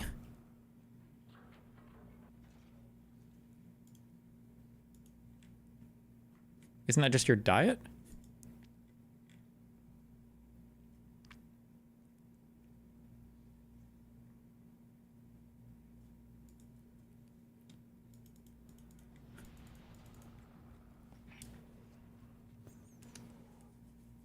People are saying intermittent fasting, but nobody, literally nobody, everybody that is saying intermittent fasting right now has never done intermittent fasting because nobody speaks that way. Nobody talks about intermittent fasting that way. Oh yeah, I fast every single day. That doesn't make any sense. Who says no? You would say I either do intermittent fasting or I think in the research they call it time restricted eating. You would say one of those two. You probably say I do intermittent fasting. That's it. You would say, oh, I fast all the time. I'm always fasting. That's retarded. Fuck you. Stop. What is the message?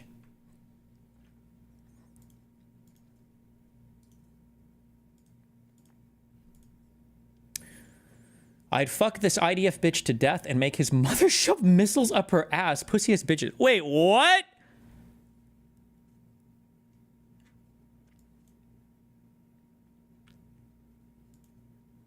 Was that really there in the New York Times thing?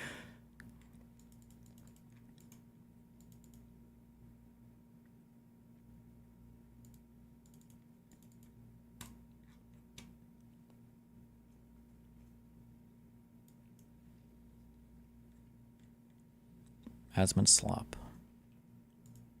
Believes this too. Oh my god, combine Hassan Asmund slop together? Believes this too. Believe Abrego Garcia's hand tattoos were code for MS-13 until his wife censored his hand tattoos on her TikTok account. I checked her account and confirmed that this was real.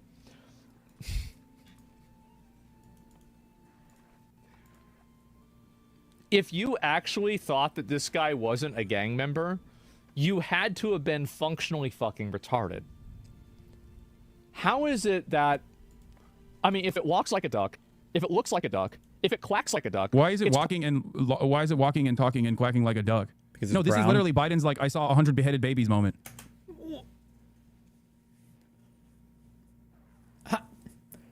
Why when you're looking at a right-wing guy talking about a right-wing quasi-fascist administration who deported an illegal immigrant or some, I don't even know what the qualified thing was, a guy who was allowed to be here, okay, deported him to a fucking slave labor camp, to the one place the court said he wasn't supposed to be deported to. Why would your go-to thing be like, this is like Biden and Israel?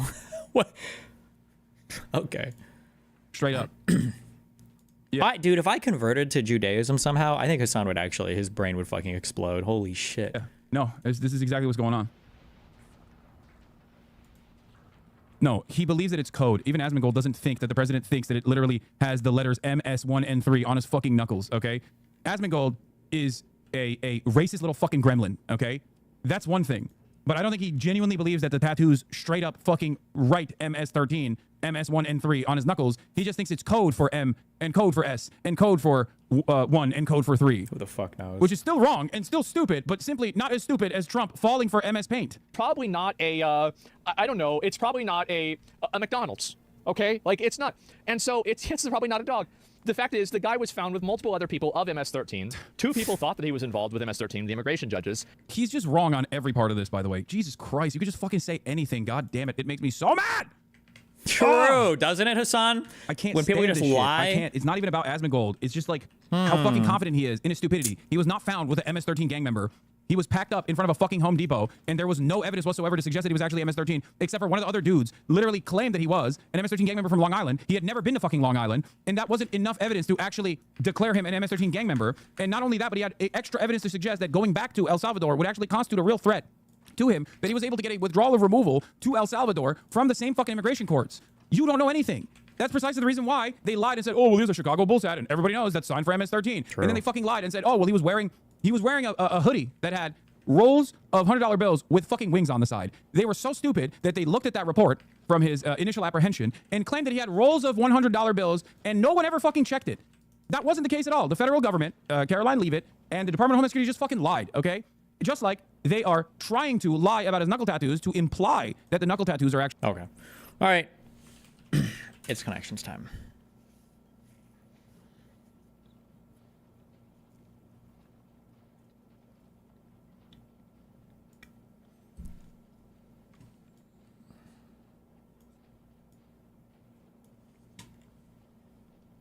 Oh wait, one more meme. What is this?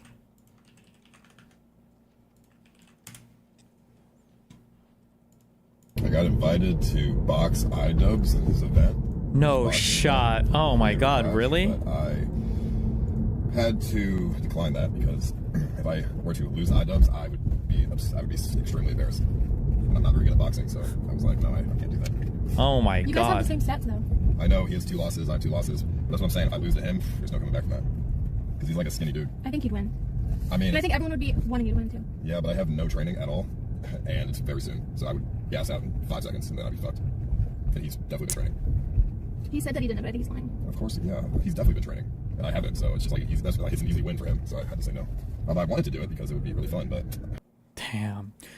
Ladder, batter, suit, candlestick, infield, rope, paste, pitcher, gemstone, mountain plate, mixture, tree, dough, rhombus, and placemat.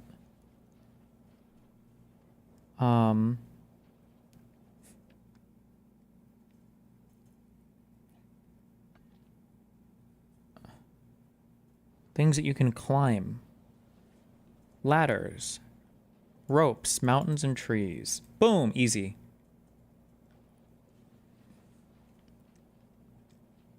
Okay, things that are like things. Batter, dough, paste, and mixture. Okay. Oh wait, this is...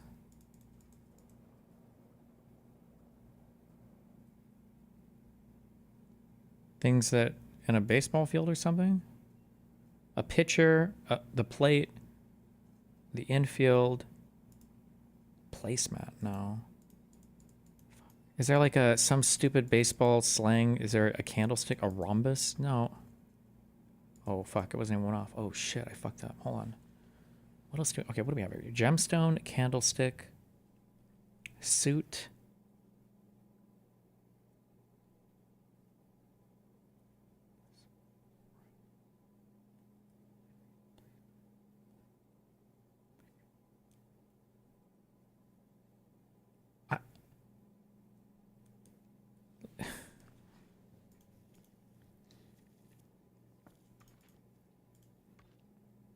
I don't even know what I guessed that for. I don't even know what was one off before. I fucked up. I fucked up hard.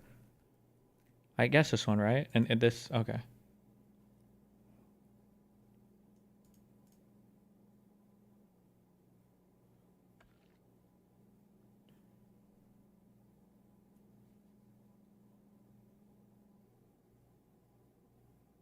Wait. Am I making... No. Like things on a card? Like there's a suit. Does like the jack hold a candlestick? Am I making that up? Rhombus, infield. Plate. Placemat. Are these like shapes? I don't even know what the fuck a rhombus is shaped like. I'm gonna be honest. I don't remember. Pitcher. Plate, infield. I have no idea. I'm never guessing this.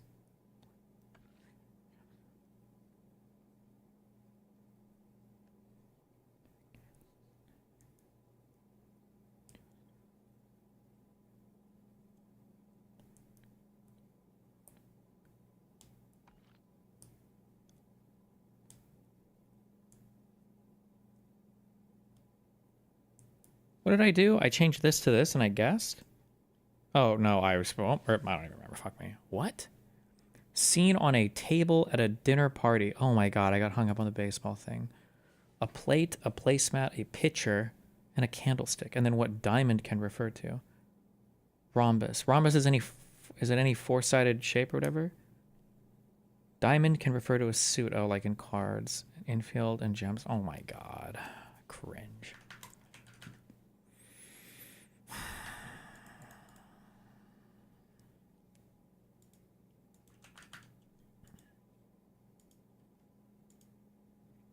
Okay, be careful. Ripper, cappuccino, cappuccino, cappuccino, cappuccino, cappuccino, cappuccino, cappuccino, cappuccino. Catch you guys next. Stream right now. Don't die.